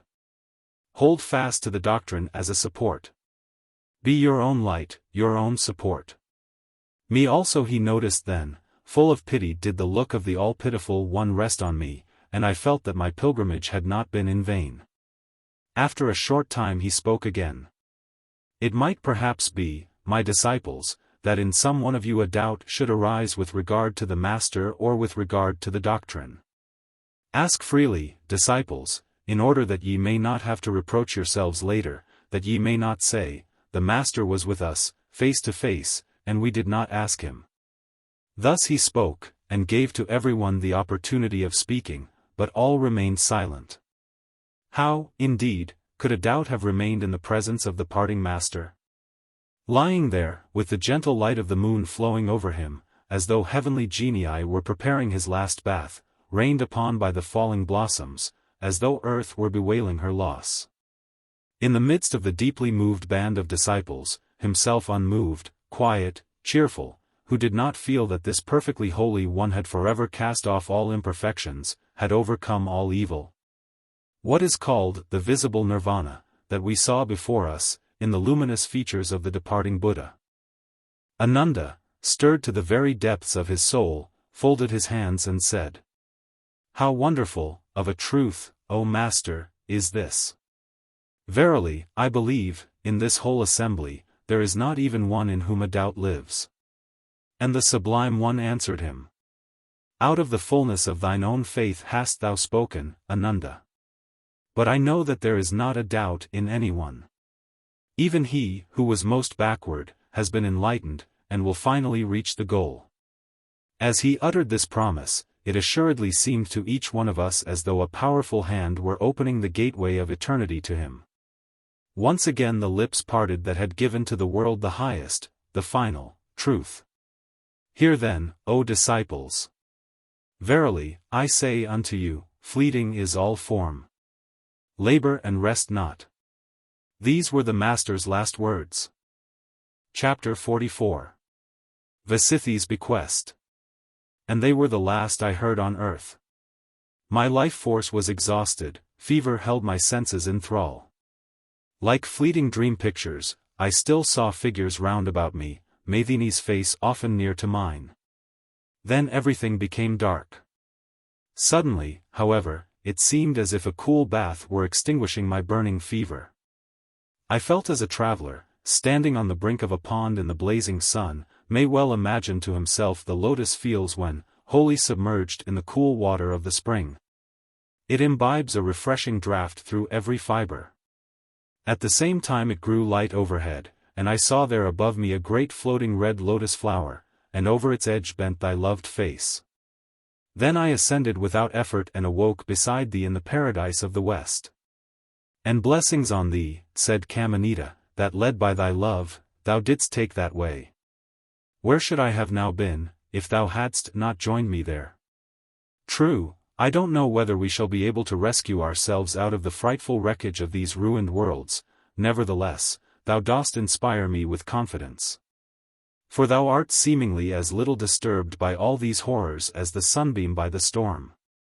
He who has seen the greater, my friend, is not moved by the less.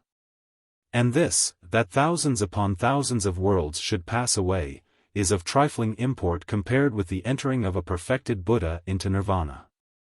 For all this that we see around us is only a process of change, and all these beings will enter again into existence.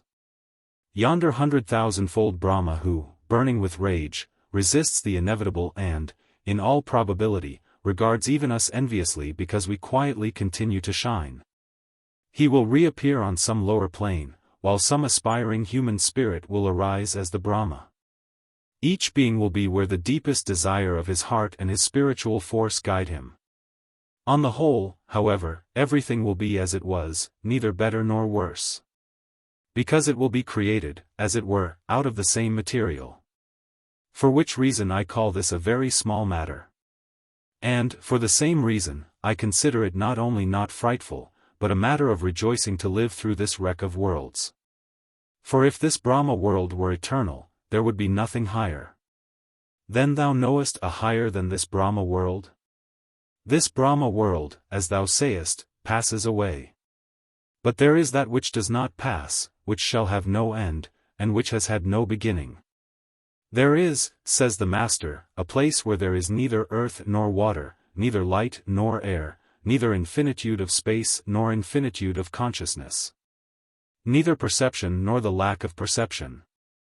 That I call, ye disciples, neither coming nor going, neither birth nor death, that is the end of suffering, the place of rest, the land of peace, the invisible nirvana. Help me, thou sweet and holy one, in order that we may rise again there, in the land of peace. That we shall rise again, the Master has said, is not true of that land. And that we shall not rise again, is also not true. Any appellation by which thou dost make anything whatsoever tangible, and capable of being grasped, is untrue there. But what is the value to me of that which I cannot grasp? Rather ask, is that which can be grasped, worth stretching out one's hand for? Ah, VIII, I verily believe I must at some time have murdered a Brahmin or committed some similar crime that pursued me so cruelly with its retribution in the little street of Rajagriha. For if I had not been so precipitately thrust out of life there, should have sat at the Master's feet, and would also assuredly have been present, as thou wert, at his nirvana. And now I would have been as thou art. But come, VIII, while thought and perception are yet ours, do this for love of me. Describe the Perfect One to me exactly, in order that I may see him in spirit, and thereby obtain what was not vouchsafed to me on earth. That will surely bring me peace.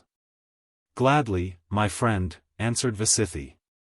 And she described to him the appearance of the Buddha, feature by feature, forgetting not the smallest detail. But in a tone of deep discontentment, Kamanita said, "Oh! Of what use are descriptions?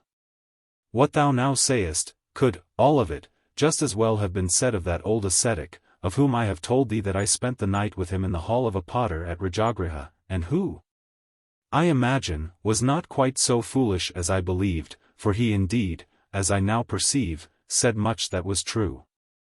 Well then, VIII, don't tell me anything more, but picture the Perfect One in spirit till thou sayest him as when thou didst behold him face to face, and it may be that, in consequence of our spiritual fellowship, I shall then share thy vision."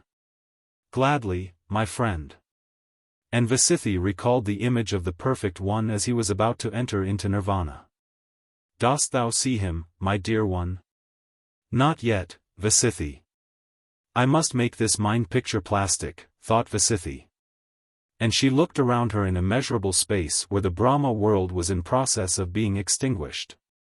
Just as when some great master founder, who has completed the mold of the glorious image of a god and finds that he hasn't metal enough to fill the mold, looks around him in his foundry and throws all that lies about him there, tiny images of the gods, figures, vases, and bowls, all his possessions, the work of his life, gladly and heartily into the smelting furnace, in order that he may be able to make a perfect cast of this one glorious divine image.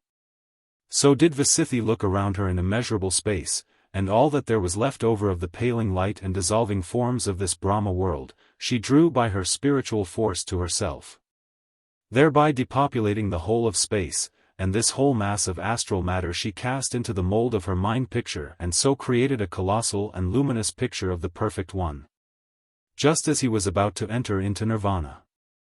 And when she saw this picture opposite to her there arose in her no longing and no sadness. Yet even the great and holy Upagupta, when, by the magic art of Mara, the evil one, he saw the form of the Buddha, after the latter had been long dead, even he was filled with longing. So that he flung himself adoring at the feet of the deceptive apparition and, overcome by grief, wailed, "Woe upon this pitiless evanescence that dissolves even such glorious forms." For that splendid body of the great and holy one bowed to the law of change and has become a prey to destruction. But not so VIII. Unmoved and self-possessed, she looked upon the likeness as an artist on his work, full of but one thought, to reveal it to Kamanita. "Now I begin to see a figure," said the latter. "Oh, hold it fast, let it shine yet more clearly." Whereupon VIII again looked around her in space. In the midst of it there still remained the lurid and angry glow of the 100,000-fold Brahma. And VIII rent by her spiritual force this highest deity from his place and banned him into the mold of the Buddha likeness, which immediately lighted up and grew animated like one who has enjoyed an invigorating draught. "Now I see it more distinctly," said Kamanita. It seemed to VIII, however, that the Buddha spoke to her. "So thou art come, my daughter. Art thou finished with thy sentence?" And as one answers in a dream, VIII responded, "I am finished with it, O Master." "Right so, my daughter. And the long way has not tired thee? Dost thou still need the help of the Perfect One?" "No, O Master, I no longer need the help of the Perfect One." "Right so, my daughter. Thou hast sought refuge in thyself, thou dost rest in thine own self, VIII." "I have learnt to know mine own self, O Master. As one rolls up the phyllodeum of a pisang trunk and finds beneath it no sound wood from which anything firm can be made, so I have learned to know myself. A body of changing forms in which there is nothing eternal, nothing that offers permanence. And I give up this self of mine. That is not I, that does not belong to me is the judgment I now pass upon myself." "Right so, my daughter. Thou dost now cling firmly to the doctrine alone." "The doctrine, O Master, has brought me to my goal. As one, crossing a stream by means of a raft, neither clings to the raft when he has reached the farther side, nor drags it along with him, so I no longer cling to the doctrine but let it go." "Right so, my daughter. Thus, clinging to nothing, attached to nothing, thou wilt rise again beside me in the place of peace. That we shall rise again, thou hast said is not true of that place, and that we shall not rise again, is also not true. And even the doctrine that neither is it true to say that we shall rise again nor yet to say that we shall not rise again, even this is itself not true. Nothing is true any longer, and, least of all, is nothingness true. So I understand at last." Then the Buddha likeness smiled an illuminating smile. "Now I am able to see the face," said Kamanita. "Like a reflection in flowing water I recognize it vaguely." "Oh, hold it fast, steady it, VIII." VIII looked around her in space. Space was empty. Then VIII flung her own corporal substance into the astral mass of the vision. Kamanita observed that VIII had disappeared. But as one who is dying leaves a legacy, so had VIII left to Kamanita the Buddha likeness, which remained alone with him in space and which he now clearly recognized. "That old ascetic with whom I spent the night in Rajagraha and whom I blamed for his foolishness, that was the Perfect One. O fool that I was! Was there ever a greater fool than I? What I have been longing for as the highest happiness, as salvation itself, that I have already been in possession of for milliards of years." Then the vision of the Buddha drew near like an oncoming cloud and enveloped him in a luminous mist. Chapter 45. Night and Morning in the Spheres. As in a banquet hall, when all the torches and lamps are extinguished, one little lamp is left burning before a sacred picture in a corner. So Kamanita was left behind, alone, in universal night. For just as his body was enfolded by the astral substance of that Buddha likeness, so his soul was completely absorbed by the Buddha thought. And that was the oil which fed the flame of this little lamp. The whole conversation he had had with the master in the outer hall of the potter's house at Rajagraha rose up before him from beginning to end, sentence by sentence, word by word. But after he had gone quite through it, he began again at the beginning. And every sentence was to him like a gate that stood at the head of the way to new avenues of thought which, in their turn, led to others. And he explored them all with measured step, and there was nothing which remained dark to him. And while his spirit, in such fashion, wove the Buddha thought into its own fabric until its last strand was exhausted, his body absorbed ever more of the astral matter which surrounded it. Until what remained at last became transparent. And the darkness of universal night began to appear as a delicate blue that became ever darker. Whereupon Kamanita thought, "Out there reigns the vast darkness of universal night. But a time will come when morning shall dawn and a new Brahma world come into existence. If my thoughts and acts were but to be directed towards becoming the 100,000-fold Brahma whose office it will be to call the new world into existence, I do not see who would be likely to outrival me. For while all the beings of this Brahma world have sunk into helplessness and non-existence, I am here at my post, watchful, and in full possession of my faculties. Yes, I could if I so wished, at this instant, summon all those beings into life, each in his place, and begin the new world day. But one thing I could not do, I could never again call VIII into being. VIII has gone, in that passing away which leaves no seed of existence behind, neither God nor Brahma can find her. But what can life be to me without VIII, who was its fairest and best? And what to me can a Brahma existence be, a life beyond which one is able to pass? And what the temporal, when there is an eternal? There is an eternal and a way to the eternal. An old forest Brahmin once taught me that round about the heart 100 fine arteries are spun, by means of which the soul is able to range throughout the whole body.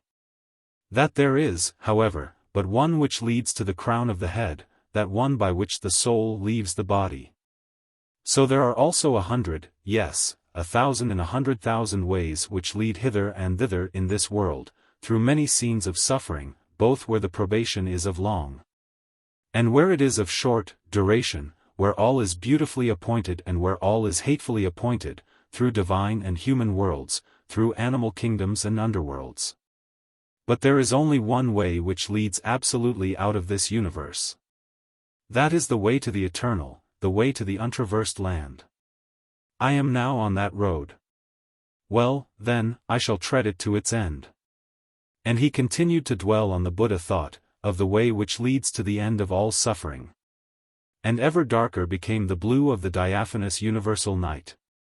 But when it began to grow almost black, the new Brahma flashed into existence, the 100,000-fold Brahma, who illumines and preserves 100,000 worlds. And the Brahma sent forth a joyous summons to awake. "Wake up, ye beings, all who have rested throughout the whole of creation's night in the lap of nothingness. Hither, to form the new Brahma universe, to enjoy the new world day, each one in his place, each one according to his strength." And the beings and worlds came forth from the darkness of the void, star by star. And the jubilant shouts of 100,000 voices and the sound as of 100,000 drums and conch horns rang in the answer. Hail! The 100,000-fold Brahma who calls us to the new universe and the new day. Hail to us who are called to share the new day with him, and to reflect in bliss his divine glory.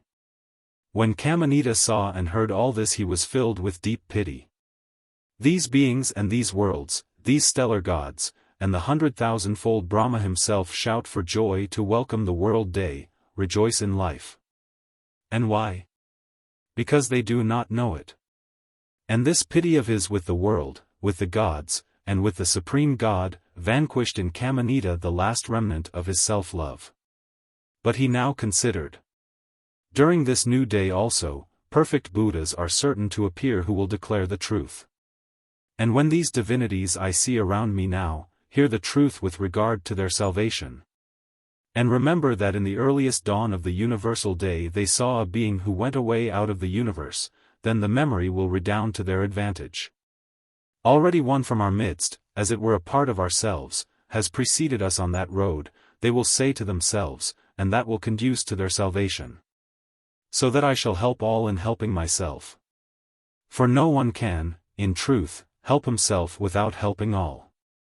Very soon, some of the stellar gods, and, by and by, more of these, began to notice that there was one among them who did not shine like the others, ever brighter, but who, on the contrary, lost in brilliance. And they called to him, "Ho, there, brother! Turn thy gaze upon the great 100,000-fold Brahma in order that thou mayst recover brilliance and shine like us. For thou also, brother, art called to the bliss of reflecting the glory of the Supreme God. When the gods called to him thus, Kamanita neither looked nor listened.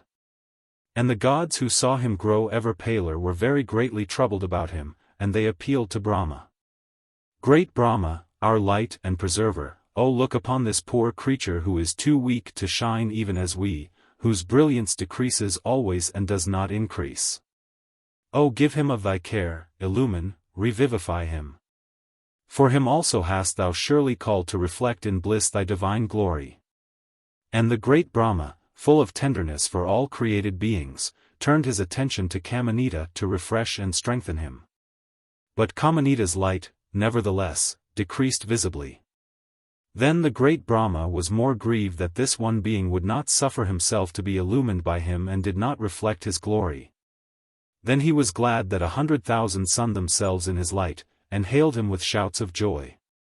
And he withdrew a large part of his divinely illuminating power from the universe, power sufficient to set 1,000 worlds on fire, and directed it on Kamanita. But Kamanita's light continued to pale, as though drawing nearer to complete extinction. Brahma now became a prey to great anxiety. This one star withdraws from my influence, so I am not then omnipotent. I do not know the way he is going, so I am not omniscient. For he is not expiring as do the beings who expire in death, to be reborn each according to his works, not as the worlds go out in the Brahma night, only to shine forth again. What light illumines his way, seeing that he disdains mine? So there is then another light more luminous than mine? And a road which leads in the opposite direction to mine, a road to the untraversed land? Shall I myself, mayhap, ever take that road, that path to the untraversed land? And now the minds of the stellar gods also became filled with great anxiety, great trouble. This one withdraws from the power of the great Brahma, so then the great Brahma is not omnipotent? What light can be lighting his way, seeing that he disdains that of the great Brahma? So there is then another light more splendid than that which we so blissfully reflect?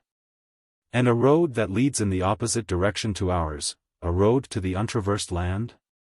Shall we, mayhap, ever take that road, the road to the untraversed land? Then the 100,000-fold Brahma pondered. My mind is made up.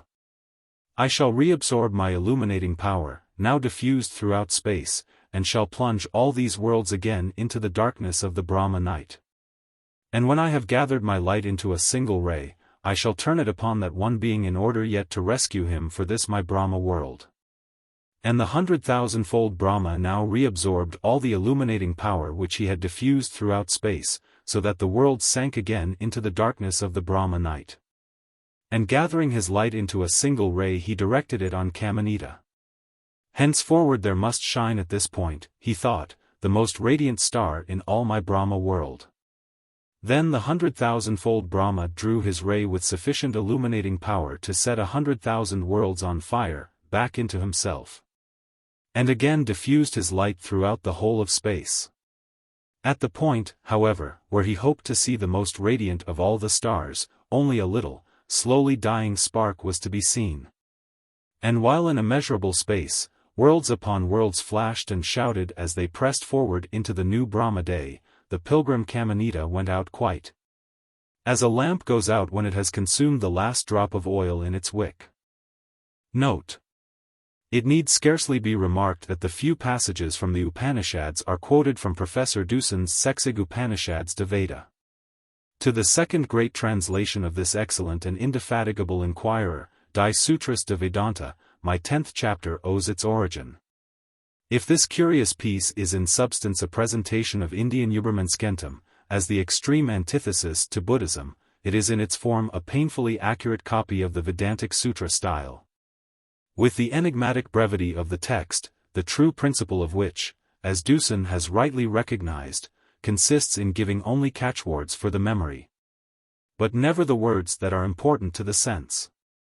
In this way the text could without danger be fixed in writing, since it was incomprehensible without the oral commentary of the teacher, which thus usually became all the more pedantically intricate.